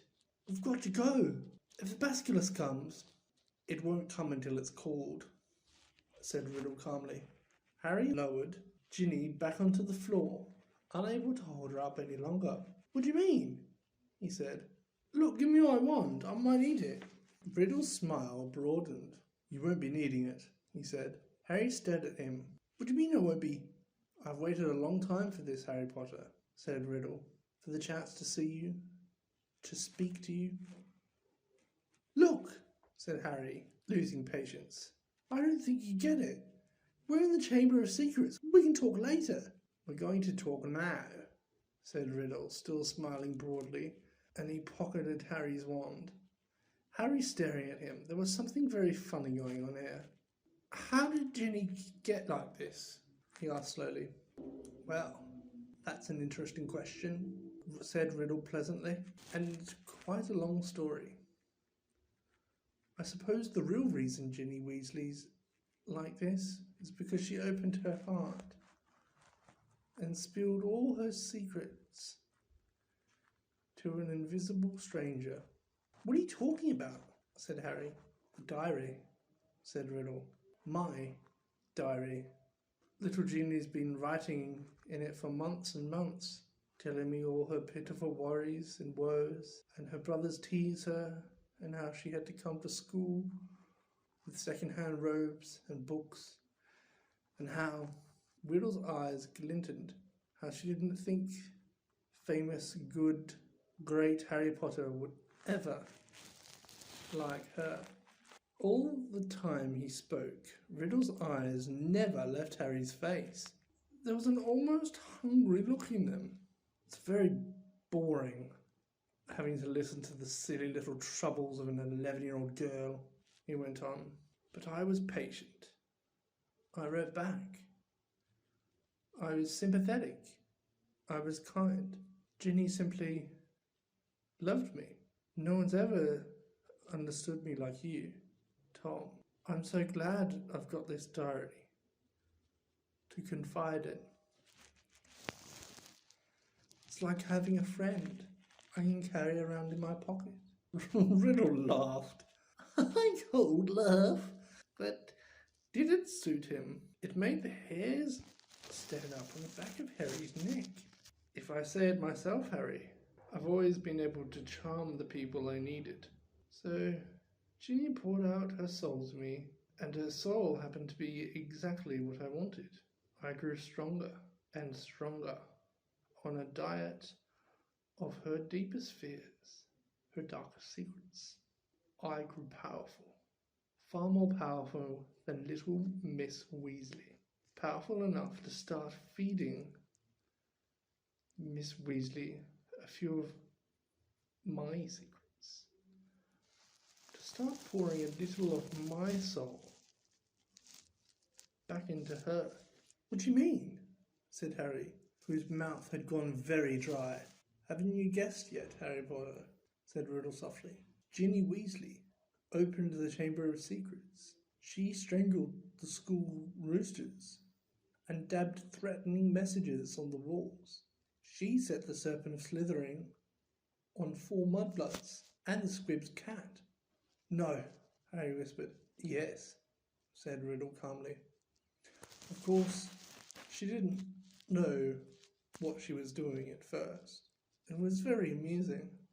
I wish you could have seen her new diary entries. Far more interesting. They've become Dear Tom. He recited, watching Harry's horrid face. I think I am losing my memory. There are rooster feathers all over my robes, and I don't know how they got there. Dear Tom. I can't remember what I did on the night of Halloween, but a cat was attacked. And I've got paint all down my front. Dear Tom, Percy keeps telling me I'm pale, and I'm not myself. I think he suspects me. There was another attack today, and I don't know where I was. Tom, what am I going to do? I think I'm going mad. I think I'm the one attacking everyone, Tom. Harry's fists were clenched, the nails digging deep into his palms. It took a very long time for stupid little Ginny to stop trusting her diary, said Riddle. But she finally became suspicious and tried to dispose of it. And that's where you came in, Harry. You found it, and I couldn't have been more delighted. Of all the people who could have picked it up, it was you, the very person I was most anxious to meet. Why did you want to meet me? Said Harry.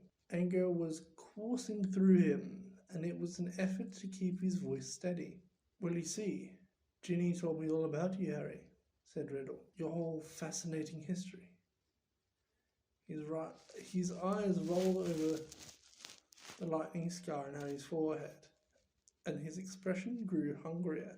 I knew I must find out more about you, talk to you, meet you if I could.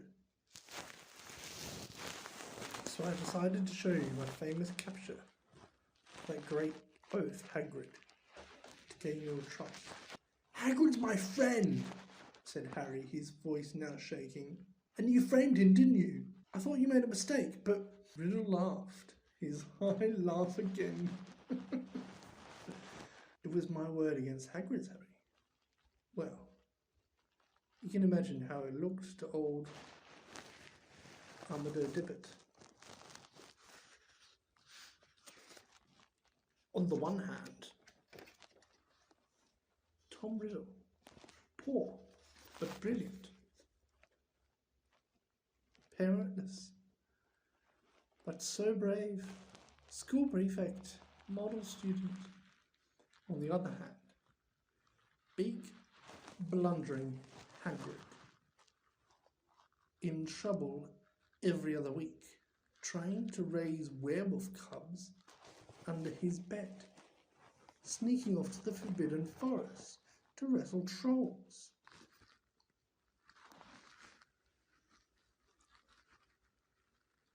But I admit, even I was surprised how well the plan worked. I thought someone must realize that Hagrid couldn't possibly be the heir of Slytherin. It had taken me 5 whole years to find out everything I could about the Chamber of Secrets and discover the secret entrance. As though Hagrid had the brains or the power, only the Transfiguration teacher, Dumbledore, seemed to think Hagrid was innocent. He persuaded Dippet to keep Hagrid and train him as gamekeeper. Yes, I think Dumbledore might have guessed. Dumbledore never seemed to like me as much as the other teachers did. But Dumbledore saw right through you, said Harry, his teeth gritted. Well, he certainly kept an annoyingly close watch on me after Hagrid was expelled, said Riddle carelessly. I knew it wouldn't be safe to open the chamber again while I was still at school, but I wasn't going to waste those long years I'd spent searching for it. I decided to leave behind a diary, preserving my 16-year-old self in its pages, so that one day, with luck, I would be able to lead another in my footsteps and finish Salazar Slytherin's noble work. We haven't finished it, said Harry triumphantly. No one's died this time. Not even the cat. In a few hours, Mandrake's draft will be ready and everyone who was petrified will be all right again. Haven't I already told you, said Riddle quietly, that killing mudbloods doesn't matter to me anymore? For many months now, my new target has been you. Harry stared at him. Imagine how angry I was when the next time my diary was opened. It was Ginny who was writing to me, not you. She saw you with the diary, you see, and panicked. What if you found out how it worked? And I repeated all her secrets to you. What if, even worse, I told you who'd been strangling roosters? So the foolish little brat waited until your dormitory was deserted and stole it back. But I knew what I must do. It was clear to me that you were on the trail of Slytherin's heir. From everything Ginny had told me about you, I knew you would go to any lengths to solve the mystery, particularly if one of your best friends was attacked. And Ginny had told me the whole school was buzzing because you could speak Parseltongue. So I made Ginny write her own farewell on the wall and come down here to wait. She struggled and cried and became very boring. But there isn't much life left in her.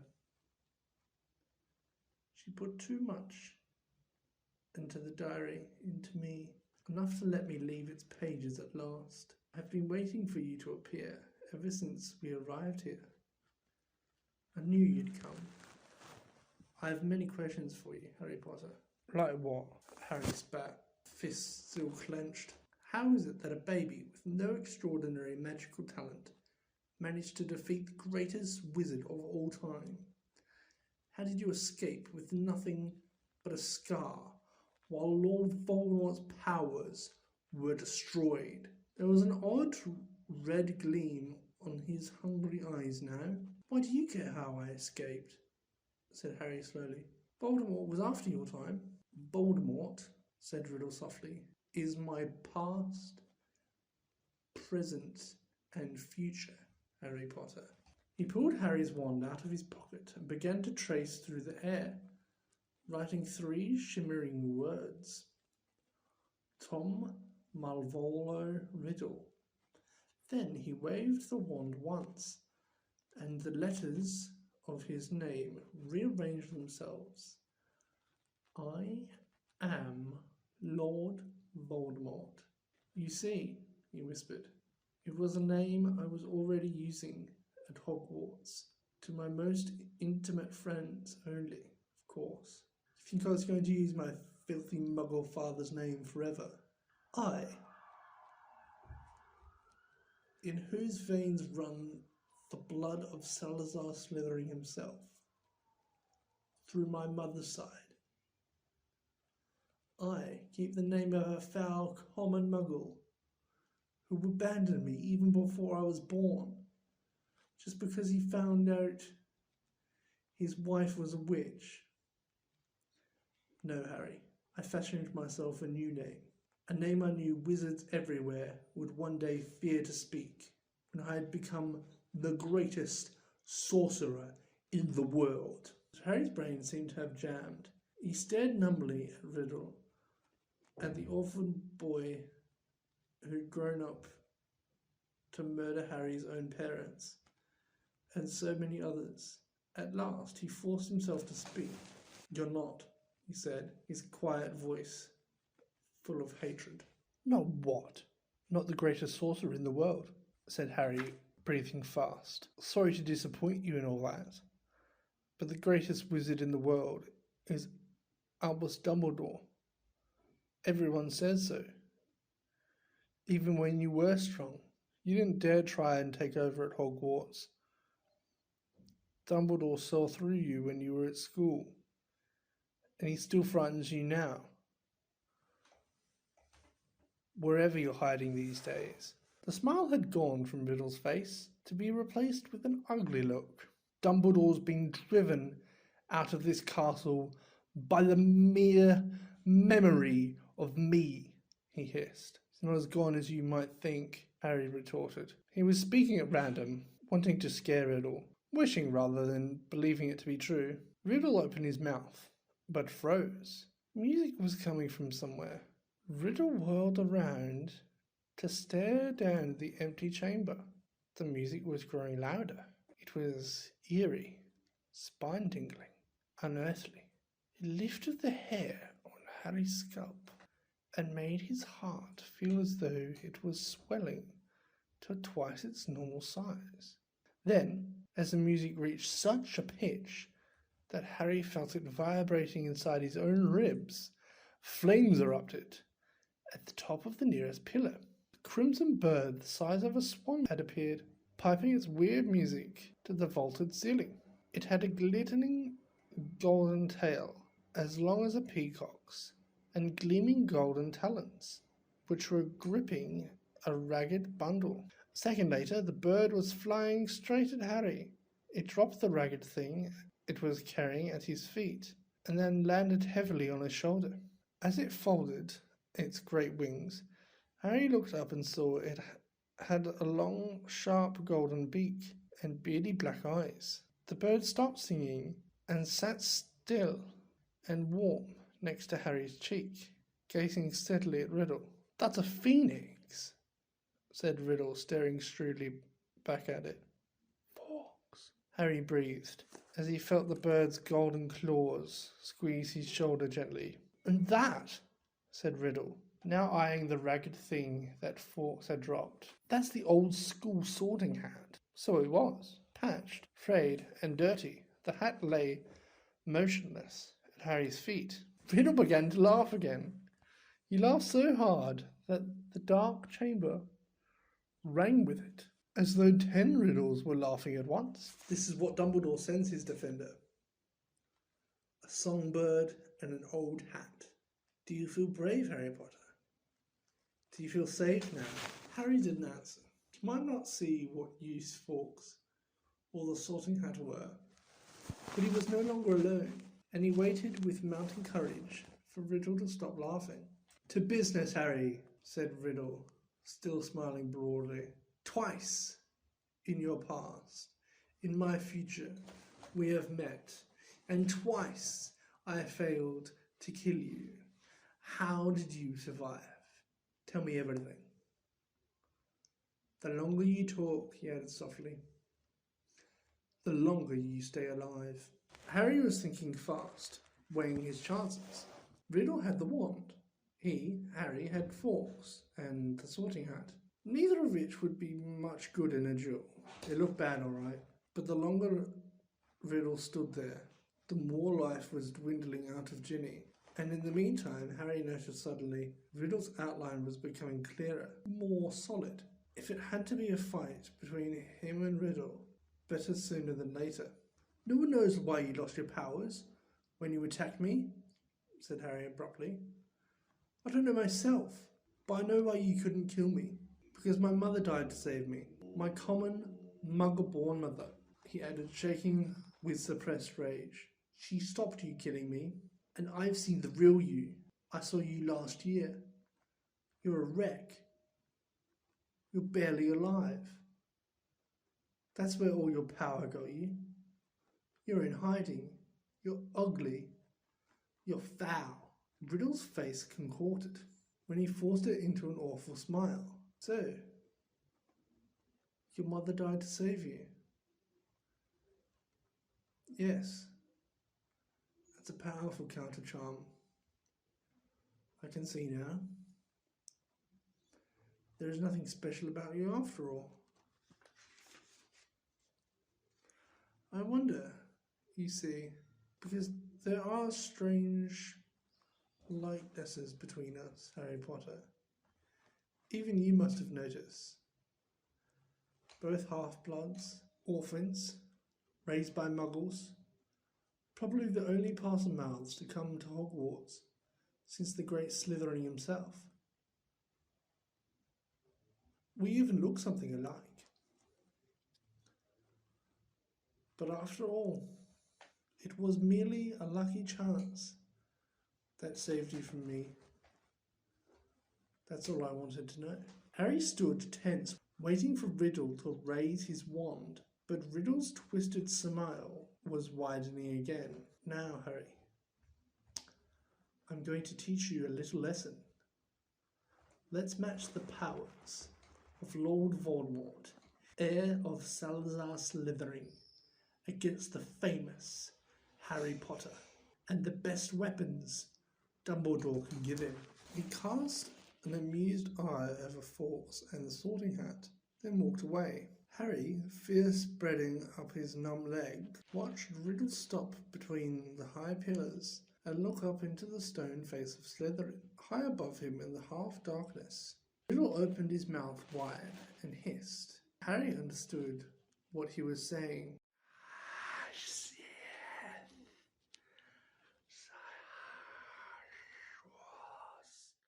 Harry wheeled around to look at the statue, Fawkes swaying on his shoulder. Slytherin's gigantic stone face was moving. Horror-struck, Harry saw his mouth opening, wider and wider, to make a huge black hole. And something was stirring inside the statue's mouth. Something was slithering up from its depths. Harry backed away until he hit the dark chamber wall. And as he shut his eyes tight, he felt Fawkes's wing sweep his cheek as he took flight. Harry wanted to shout, "Don't leave me," but what chance did a phoenix have against the King of Serpents? Something huge hit the stone floor of the chamber. Harry felt it shudder. He knew what was happening. He could sense it. Could almost see a giant serpent uncoiling itself from Slytherin's mouth. Then he heard Riddle's hissing voice. The basilisk moving towards Harry. He could hear its heavy body slithering ponderously across the dusty floor. Eyes still tightly shut, Harry began to run blindly sideways, his hands outstretched, feeling his way. Riddle was laughing. Harry tripped. He fell hard onto the stone and tasted blood. The serpent was less than a metre from him. He could hear it coming. There was a loud, explosive spitting sound right above him, and then something heavy hit Harry, so hard that he was smashed against the wall. Waiting for fangs to sink through his body, he heard more hissing, something thrashing wildly from the pillars. He couldn't help it. He opened his eyes wide enough to squint at what was going on. The enormous serpent, bright poisonous green, thick as an oak trunk, had raised itself high in the air, and its great blunt head was weaving drunkenly between the pillars. As Harry trembled, ready to close his eyes if it turned, he saw what had distracted the snake. Fawkes was soaring around its head, and the basilisk was snapping furiously at him, with fangs long and thin as sabres. Fawkes dived. His long golden beak sank out of sight, and a sudden shower of dark blood splattered the floor. The snake's tail thrashed, narrowly missing Harry, and before Harry could shut his eyes, it turned. Harry looked straight into its face and saw that its eyes, both its great bulbous yellow eyes, had been punctured by the phoenix. Blood was streaming to the floor, and the snake was spitting in agony. "No!" Harry heard Riddle screaming.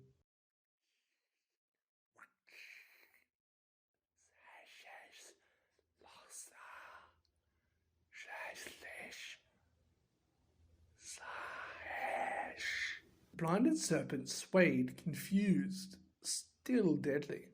Fawkes was circling its head, piping its eerie song, jabbing here and there at the basilisk's scaly nose as the blood poured from its ruined eyes. "Help me! Help me!" Harry muttered wildly. "Someone, anyone!" The snake's tail whipped across the floor again. Harry ducked. Something soft hit his face. The basilisk swept the Sorting Hat into Harry's arms. Harry seized it. It was all that he had felt, his only chance. He rammed it onto his head and threw himself flat on the floor as a basilisk's tail swung over him again. Help me! Help me! Harry thought. His eyes screwed tight under that hat. Please help me!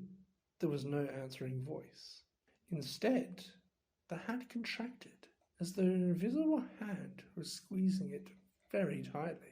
Something very hard and heavy thudded on the top of Harry's head, almost knocking him out. Stars winking in front of his eyes. He grabbed the top of the hat and pulled it off. Felt something long and hard beneath it. A gleaming silver sword had appeared inside of the hat, its handle glittering with rubes the size of eggs.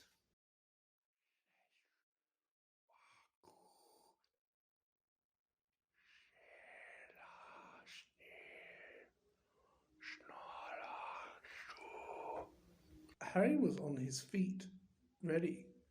Basilisk's head was falling, its body coiling around, hitting pillars as it twisted to face him. He could see the vast bloody eye sockets, see the mouth stretching wide enough to swallow him whole, lined with fangs as long as his sword, thin, glittering, venomous. It lunged blindly. Harry dodged, and it hit the chamber wall. It lunged again, and its forked tongue lashed Harry's side. He raised the sword in both of his hands. The basilisk lunged again. At this time, its aim was true. Harry threw his whole weight behind the sword and drove it to the hilt into the roof of the serpent's mouth. But as warm blood drenched Harry's arms, he felt a searing pain just above his elbow. One long, poisonous fang was sinking deeper and deeper into his arm, and it splintered as the basilisk keeled over sideways and fell, twitching to the floor. Harry slid down the wall. He gripped the fang that was spreading poison through his body and wrenched it out of his arm. But he knew it was too late. White-hot pain was spreading slowly and steadily from the wound. Even as he dropped the fang and watched his own blood soaking his robes, his vision went foggy. The chamber was dissolving in a whirl of dull colour. A patch of scarlet swam past, and Harry heard a soft clatter of claws behind him. Fawkes, said Harry thickly. You're brilliant, Fawkes, he said. He felt the bird lay its beautiful head on the spot where the serpent's fang had pierced him. He could hear echoing footsteps, and then a dark shadow moved in front of him. You're dead, Harry Potter, said Riddle's voice above him. Dead. Even Dumbledore's bird knows it. Do you see what he's doing, Potter? He's crying. Harry blinked. Fawkes' head slid in and out of focus. Thick pearly tears were trickling down the glossy feathers. It's going to sit here and watch you die, Harry Potter. Take your time. I'm in no hurry. Harry felt drowsy. Everything around him seemed to be spinning. So ends the famous Harry Potter, said Riddle's distant voice. Alone in the Chamber of Secrets, forsaken by his friends, defeated at last by the Dark Lord, he so unwisely challenged. You'll be back with your dear mudblood mother soon, Harry. She bought you 12 years of borrowed time, but Lord Voldemort got you in the end, as you knew he must. If this is dying, thought Harry, it's not so bad. Even the pain was leaving him. But was this dying?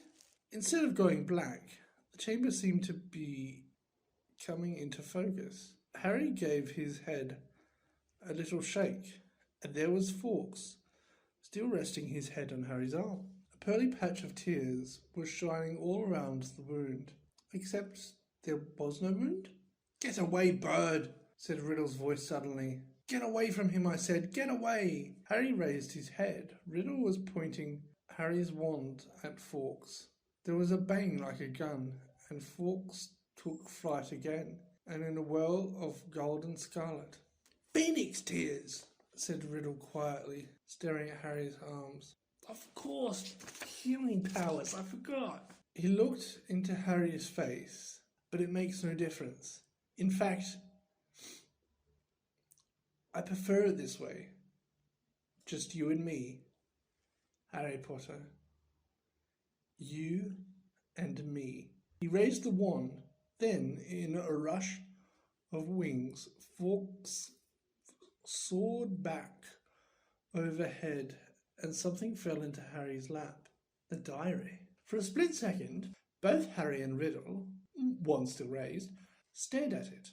Then, without thinking, without considering, as though he had meant to do it all along, Harry seized the basilisk fang on the floor next to him and plunged it straight into the heart of the book.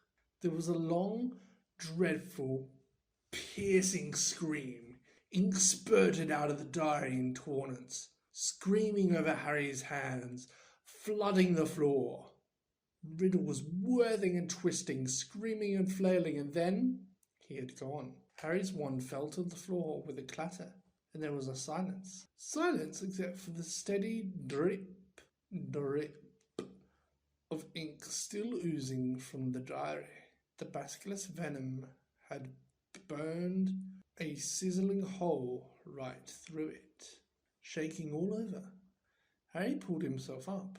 His head was spinning as though he'd just been travelled miles by flute powder.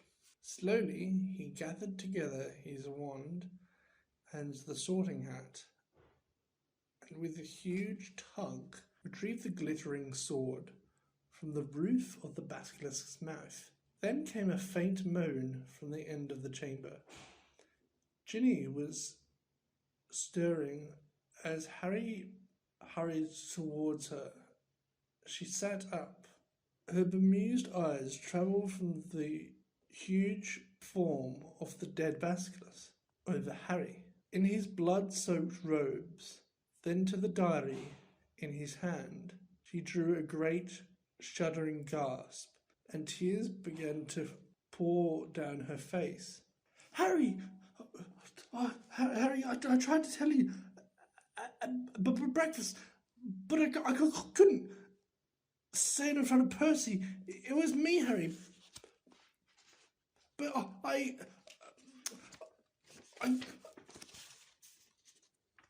swear I didn't mean to.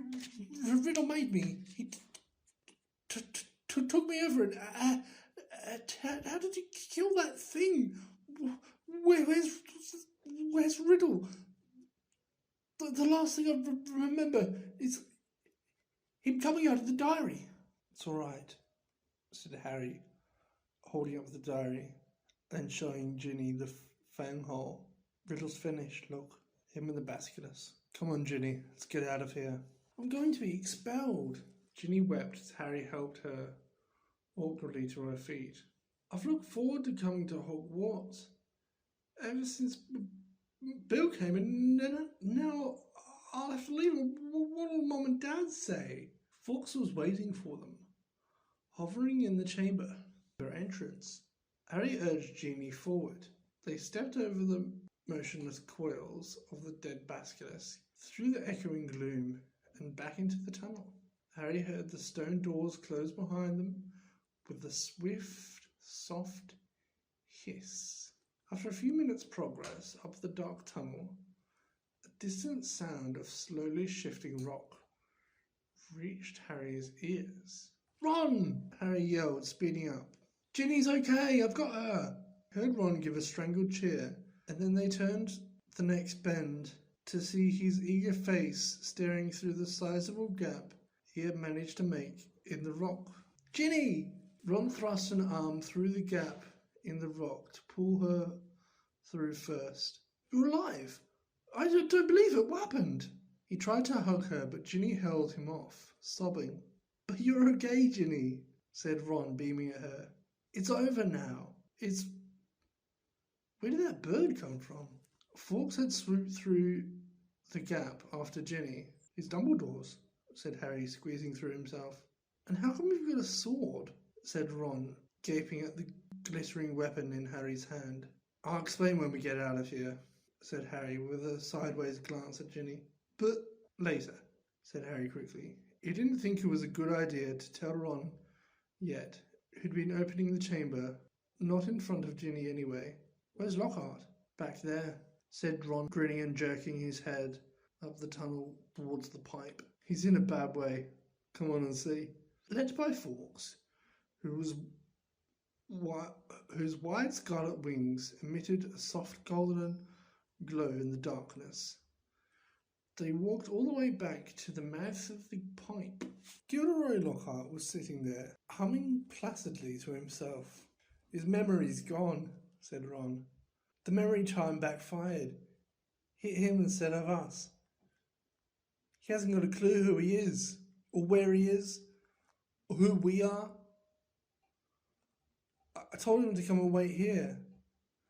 He's a danger to himself. Lockhart appeared good-naturedly up at them all. Hello, he said. Odd sort of place this, isn't it? Do you live here?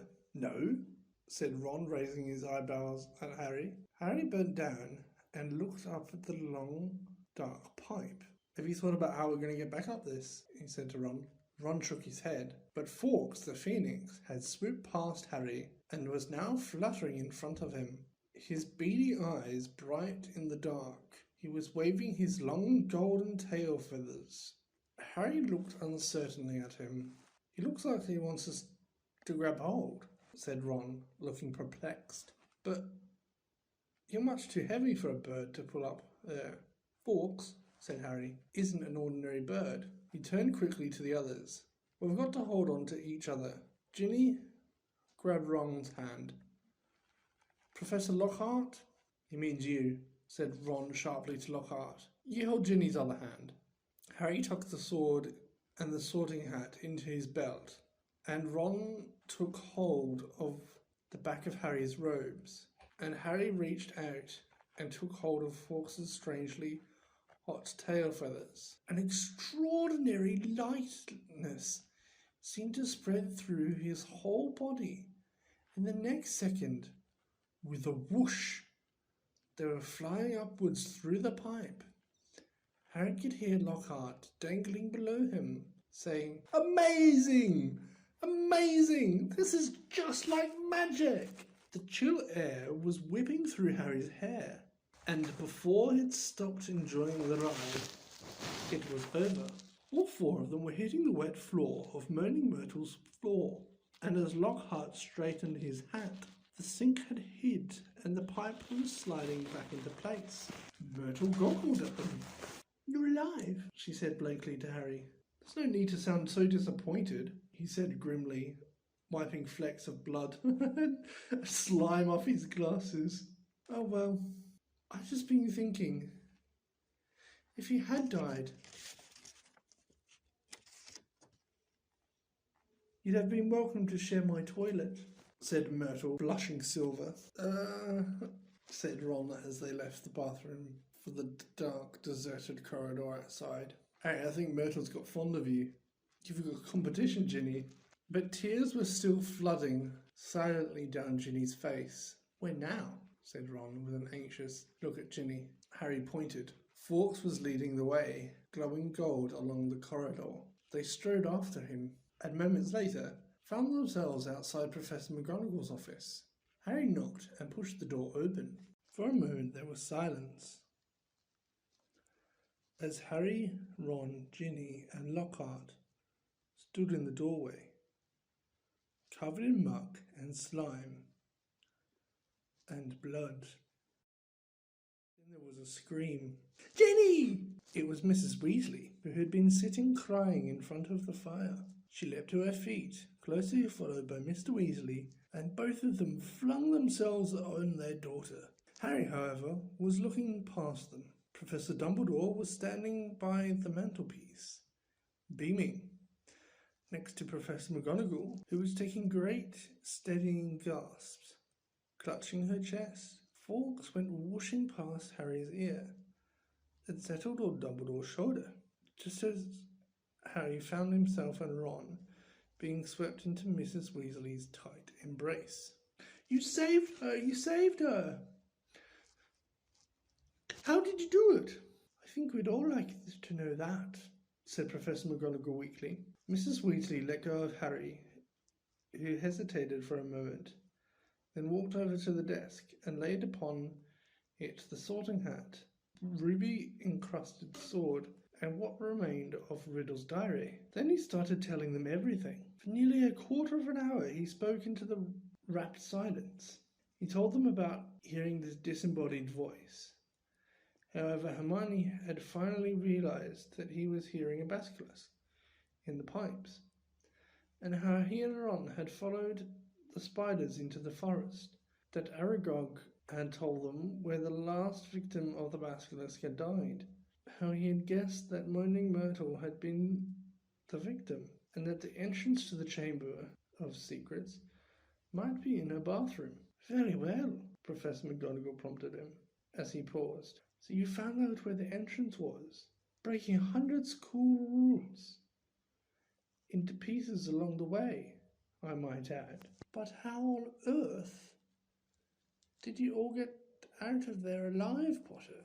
So Harry, voice now growing hoarse from all this talking, told them about Fawkes's timely arrival and about the sorting hat, giving him the sword. But then he flattened. He had so far avoided mentioning Riddle's diary, or Ginny. She was standing with her head against Mrs. Weasley's shoulder, and tears were still coursing silently down her cheeks. What if they expelled her? Harry thought in panic. Riddle's diary didn't work anymore. How could they prove it had been he who made her do it all? Instinctively, Harry looked at Dumbledore.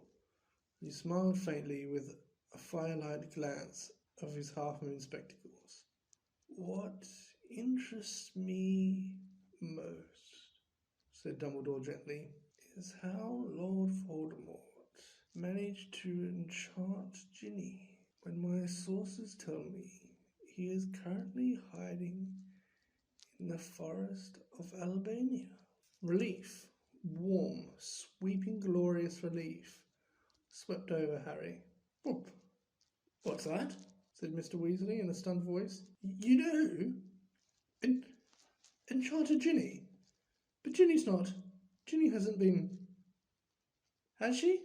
"It was this diary," said Harry quickly, picking it up and showing it to Dumbledore. "Riddle wrote in it when he was 16. Dumbledore took the diary from Harry and peered keenly down his long, crooked nose at its burnt and soggy pages. "Brilliant," he said softly. "Of course, he was probably the most brilliant student of Hogwarts has ever seen." He turned around to the Weasleys, who were looking utterly bewildered. "Very few people know that Lord Voldemort was once called Tom Riddle. I taught him myself 50 years ago at Hogwarts. He disappeared after leaving the school, travelled far and wide, sank so deeply into the dark arts, consorted with the very worst of our kind, underwent so many dangerous magical transformations, that when he resurfaced as Lord Voldemort, he was barely recognizable. Hardly anyone connected Lord Voldemort with the clever, handsome boy who was once head boy here." "But Ginny," said Mrs. Weasley. "What's our Ginny got to do with him? His diary," Ginny sobbed. "I've been writing in it, and he's been writing back all year." "Ginny," said Mr. Weasley, flabbergasted. "Haven't I taught you anything? What have I told you? Never trust anything that can think for itself. If you can't see where it keeps its brain. Why didn't you show the diary to me or your mother? A suspicious object like that, it was clearly full of dark magic. I didn't know, sobbed Jenny. I found it inside one of the books Mum got me. Thought someone had just left it in there, forgotten about it. Miss Weasley should go up to the hospital wing straight away. Dumbledore interrupted in a firm voice. This has been a terrible ordeal for her. There will be no punishment. Older and wiser wizards than she have been hoodwinked by Lord Voldemort. He strode over to the door and opened it. Bed rest and perhaps a large steaming mug of hot chocolate. I always find that cheers me up, he added, twinkling kindly down at her. You will find that Madame Pomfrey is still awake. She's just giving out mandrake juice. I dare say Basculus victims will be waking up any moment. So Hermione's okay, said Ron blithely. There has been no lasting harm done, said Dumbledore. Mrs. Weasley led Ginny out, and Mr. Weasley followed, still looking deeply shaken. You know, Minerva, Professor Dumbledore said thoughtfully to Professor McGonagall, I think all this merits a good feast. Might I ask you to go and alert the kitchens? Right, said Professor McGonagall crisply, also moving to the door. I'll leave you to deal with Potter and Weasley, shall I? Certainly, said Dumbledore. She left, and Harry and Ron gazed up uncertainly at Dumbledore. What exactly had Professor McGonagall meant? Deal with them. Surely, they weren't about to be punished. I seem to remember telling you both that I would have to expel you if you broke any more school rules, said Dumbledore. Ron opened his mouth in horror, which goes to show that the best of us must sometimes eat our words. Dumbledore went on smiling. You will both receive special awards for services to the school. And let me see. Yes, I think 200 points apiece for Gryffindor. Ron went as brightly pink as Lockhart's Valentine flowers and closed his mouth again. But one of us seems to be keeping mightily quiet about his part in this dangerous adventure, Dumbledore added. Why so modest, Gilderoy? Harry gave a start. He had completely forgotten about Lockhart. He turned and saw that Lockhart was standing in a corner of the room, still wearing his vague smile, when Dumbledore addressed him. Lockhart looked over his shoulder to see who he was talking to. Professor Dumbledore, said Ron quickly. There was an accident down in the Chamber of Secrets. Professor Lockhart. Am I a professor? Said Lockhart, in mild surprise. Goodness, I expect I was hopeless, was I? He tried to do a memory charm, and the one backfired, Ron explained quietly to Dumbledore. Dear me, said Dumbledore, shaking his head, his long silver moustache quivering. Impaled upon your own sword, Gilderoy. Sword?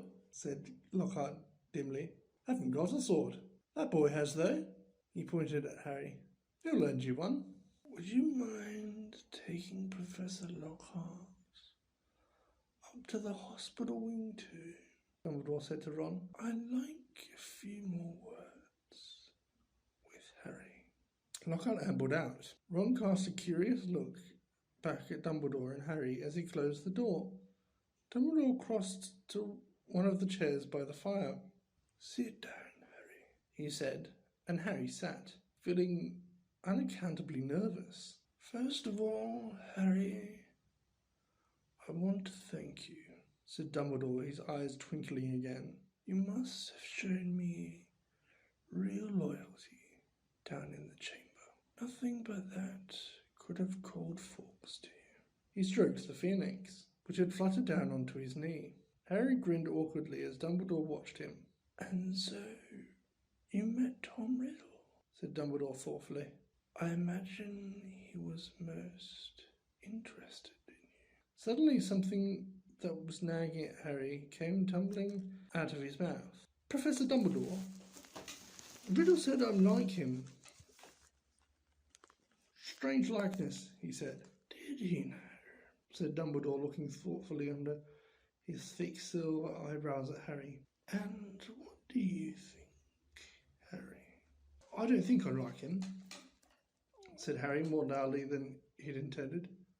"I mean, I'm a Gryffindor. But he fell silent, a lurking doubt resurfacing in his mind. "Professor," he started again after a moment, "the Sorting Hat told me I'd have done well in Slytherin.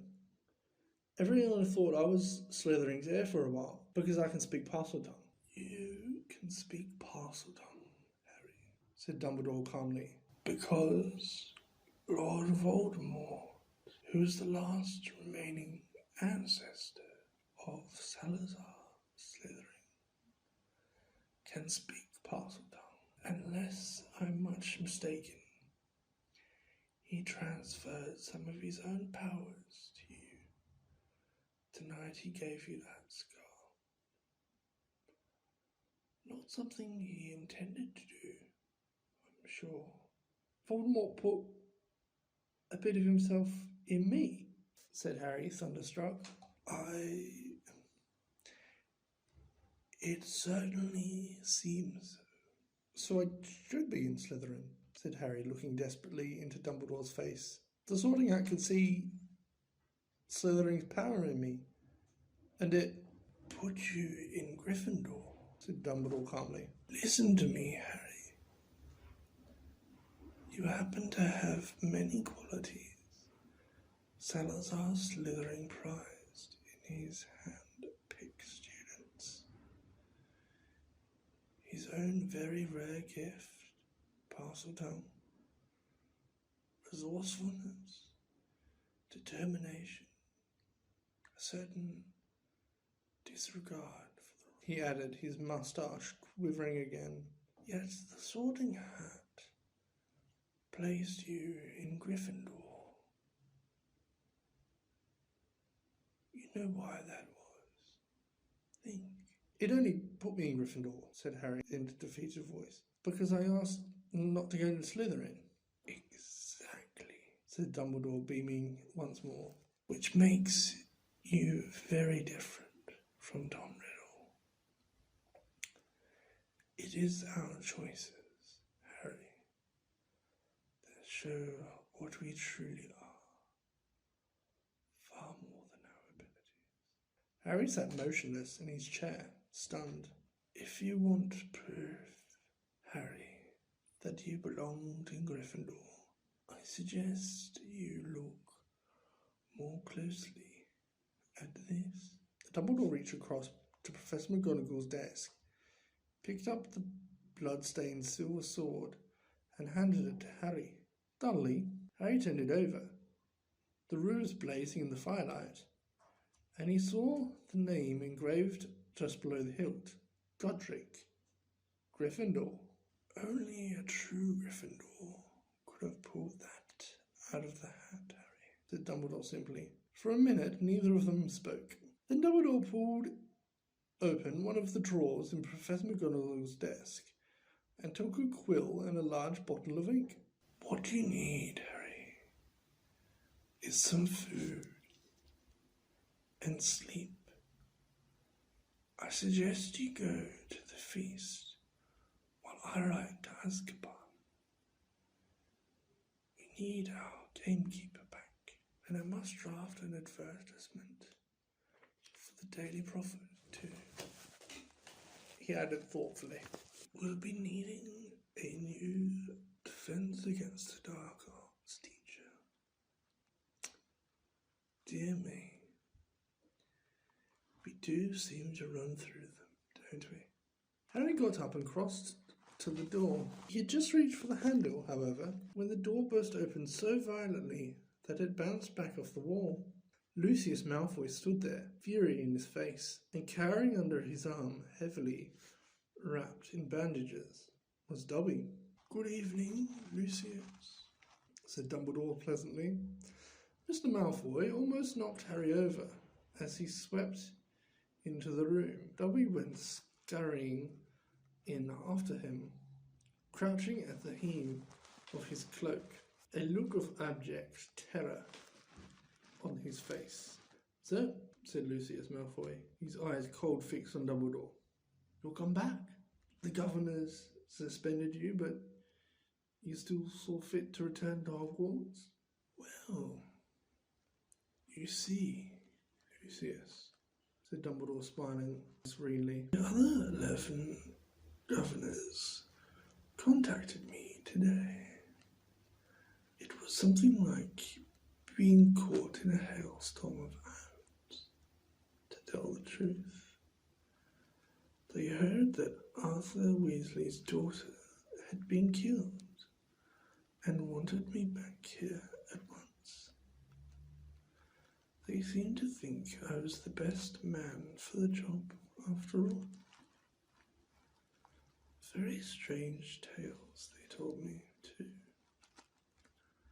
Several of them seemed to think that you had threatened to curse their families if they didn't agree to suspend me in the first place." Mr. Malfoy went even paler than usual, but his eyes were still slits of fury. "So, have you stopped the attacks yet?" he sneered. "Have you caught the culprit?" "We have," said Dumbledore with a smile. "Well," said Malfoy sharply, "who is it?" "The same person as last time, Lucius," said Dumbledore. "But this time Lord Voldemort was acting through somebody else by means of this diary." He held the small black book with a large hole through the centre, watching Mr. Malfoy closely. Harry, however, was watching Dobby. The elf was doing something very odd. His great eyes fixed meaningfully on Harry. He kept pointing at the diary, then Mr. Malfoy, and then hitting himself hard on the head with his fists. "I see," said Mr. Malfoy slowly to Dumbledore.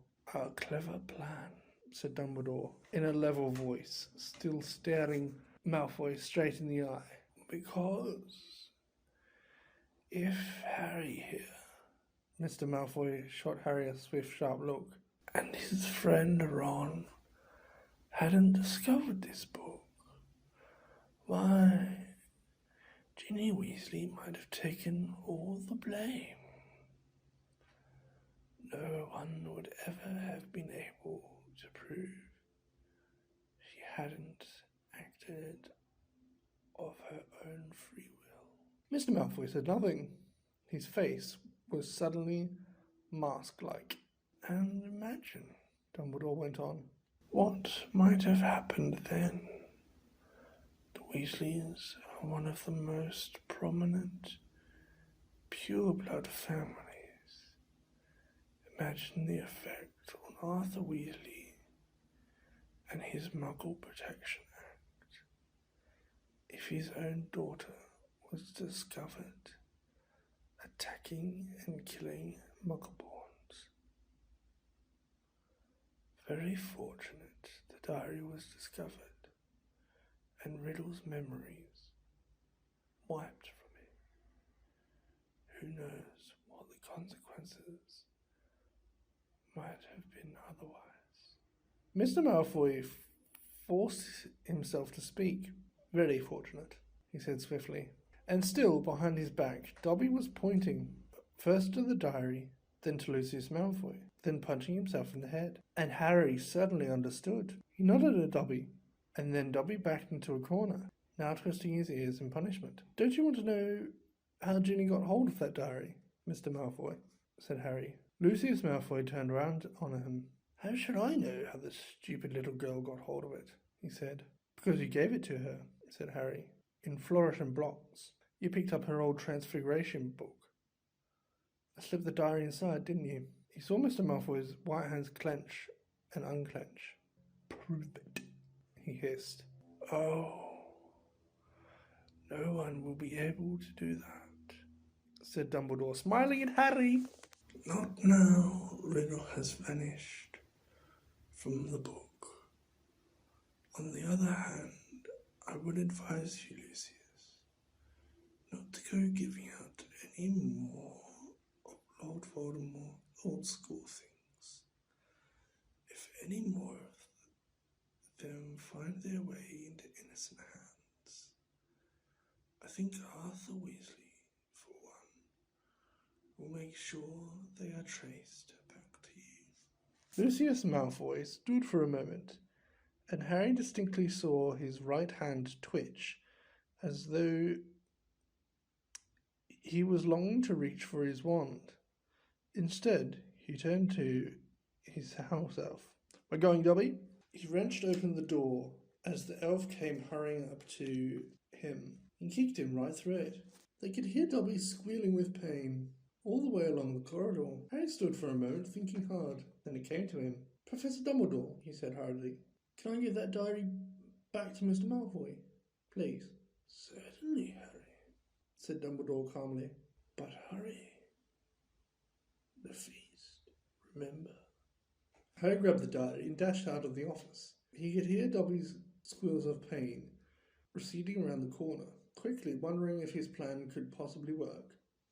Harry took off one of his shoes, pulled off his slimy, filthy sock, and stuffed the diary into it, and then ran down the dark corridor. He caught up with him at the top of the stairs. Mr. Malfoy, he gasped, skidding to a halt. I've got something for you. And he forced the smelly sock into Lucius Malfoy's hands. What the? Mr. Malfoy ripped the sock off the diary, threw it aside, then looked furiously from the ruined book to Harry. You'll meet the same sticky end as your parents one of these days, Harry Potter, he said softly. They were meddlesome fools too. He turned to go. Come, Dobby. I said come. But Dobby didn't move. He was holding up Harry's disgusting slimy sock and looking at it as though it were a priceless treasure. Master has given Dobby a sock, said the elf in wonderment. Master gave it to Dobby. What's that? Spat Mr. Malfoy. What did you say? Dobby has got a sock, said Dobby in disbelief. Master threw it and Dobby caught it, and Dobby is free. Lucius Malfoy stood frozen, staring at the elf. Then he lunged at Harry. You lost me my servant, boy! But Dobby shouted, You shall not harm Harry Potter. There was a loud bang, and Mr. Malfoy was thrown backwards. He crashed down the stairs, 3 at a time, landing in a crumpled heap on the landing below.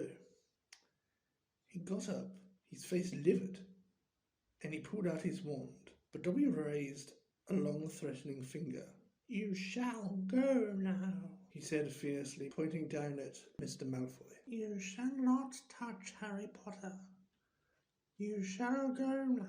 Lucius Malfoy had no choice. With a last incensed stare at the pair of them, he swung his cloak around and hurried out of sight. Harry Potter free Dobby, said the elf shrilly, gazing up at Harry, moonlight from the nearest window reflected in his orb-like eyes. Harry Potter said Dobby free. Least I could do, Dobby, said Harry, grinning. Just promise. Never try to save my life again. The elf's ugly brown face split suddenly into a wide, toothy smile. I've just got one question, Dobby, said Harry as Dobby pulled on Harry's sock with shaking hands. You told me that this had nothing to do with he who must not be named, remember? Well, it was a clue, sir, said Dobby, his eyes widening, as though this was obvious. Dobby was giving you a clue. The Dark Lord, before he changed his name, could be freely named, you see. Right, said Harry weakly. Well, I better go. There's a feast, and my friend Hermione should be awake by now. Dobby threw his arms around Harry's middle and hugged him. Harry Potter is greater by far than Dobby knew, he sobbed. Farewell, Harry Potter. And with a final loud crack, Dobby disappeared. Harry had been to several Hogwarts feasts, but never one quite like this. Everybody was in their pajamas, and the celebrations lasted all night. Harry didn't know whether the best bit was Hermione running towards him, screaming, "You solved it," or Justin hurrying over from the Hufflepuff table to wring his hand and apologise endlessly for suspecting him, or Hagrid turning up at 3:30, cuffing Harry and Ron so hard on the shoulders they were knocked into their plates of trifle, or his and Ron's 400 points for Gryffindor, securing the House Cup for the second year running, or Professor McGonagall standing up to tell them all that the exams had been cancelled as a school treat, or Dumbledore announcing that unfortunately Professor Lockhart would be unable to return next year owing to the fact that he needed to go and get his memory back. Quite a few of the teachers joined in cheering that greeted this news. Shame, said Ron, helping himself to a jam donut. He was starting to grow on me. The rest of the summer term passed in a haze of blazing sunshine. Hogwarts was back to normal, with only a few small differences. Defense Against the Dark Arts classes were cancelled, and Lucius Malfoy had been sacked as the school governor. Draco was no longer strutting around the school as though he owned the place. On the contrary, he looked resentful and sulky. On the other hand, Ginny Weasley was perfectly happy again. Too soon it was time for the journey home on the Hogwarts Express. Harry, Ron, Hermione, Fred, George and Ginny got a compartment to themselves. They made the most of the last few hours in which they were allowed to do magic for the holidays. They played Exploding Snap, set off the very last few of Fred and George's filibuster fireworks, and practiced disarming each other by magic. Harry was getting very good at it. They were almost at King's Cross when Harry remembered something. Ginny, what did you see Percy doing that he didn't want you to tell anyone? Oh, that, said Ginny, giggling. Well, Percy's got a girlfriend. Fred dropped a sack of books on George's head. What? It's that Ravenclaw prefect. Penelope Clearwater, said Ginny. That's who he was writing to all last summer. He's been meeting her all over school in secret. I walked in on them kissing in an empty classroom one day. He was so upset that he was, attacked. You won't tease him, will you? She added anxiously. Wouldn't dream of it, said Fred, who was looking as if his birthday had come early. Definitely not, said George, sniggering. The Hogwarts Express slowed and finally stopped. Harry pulled out his quill and a bit of parchment and turned to Ron and Hermione. This is called a telephone number, he told Ron, scribbling it twice, tearing the parchment in two and handing it to them. I told your dad how to use a telephone last summer. He'll know. Call me at the Dursleys, okay? I can't stand another 2 months with only Dudley to talk to. Your aunt and uncle will be proud though, won't they? Said Hermione as they got off the train and joined the crowd thronging towards the entrance barrier. When they hear what you did this year? Proud, said Harry. Are you mad? All those times I could have died and I didn't manage it. I'd be furious. And together they walked back through the gateway to the Muggle world.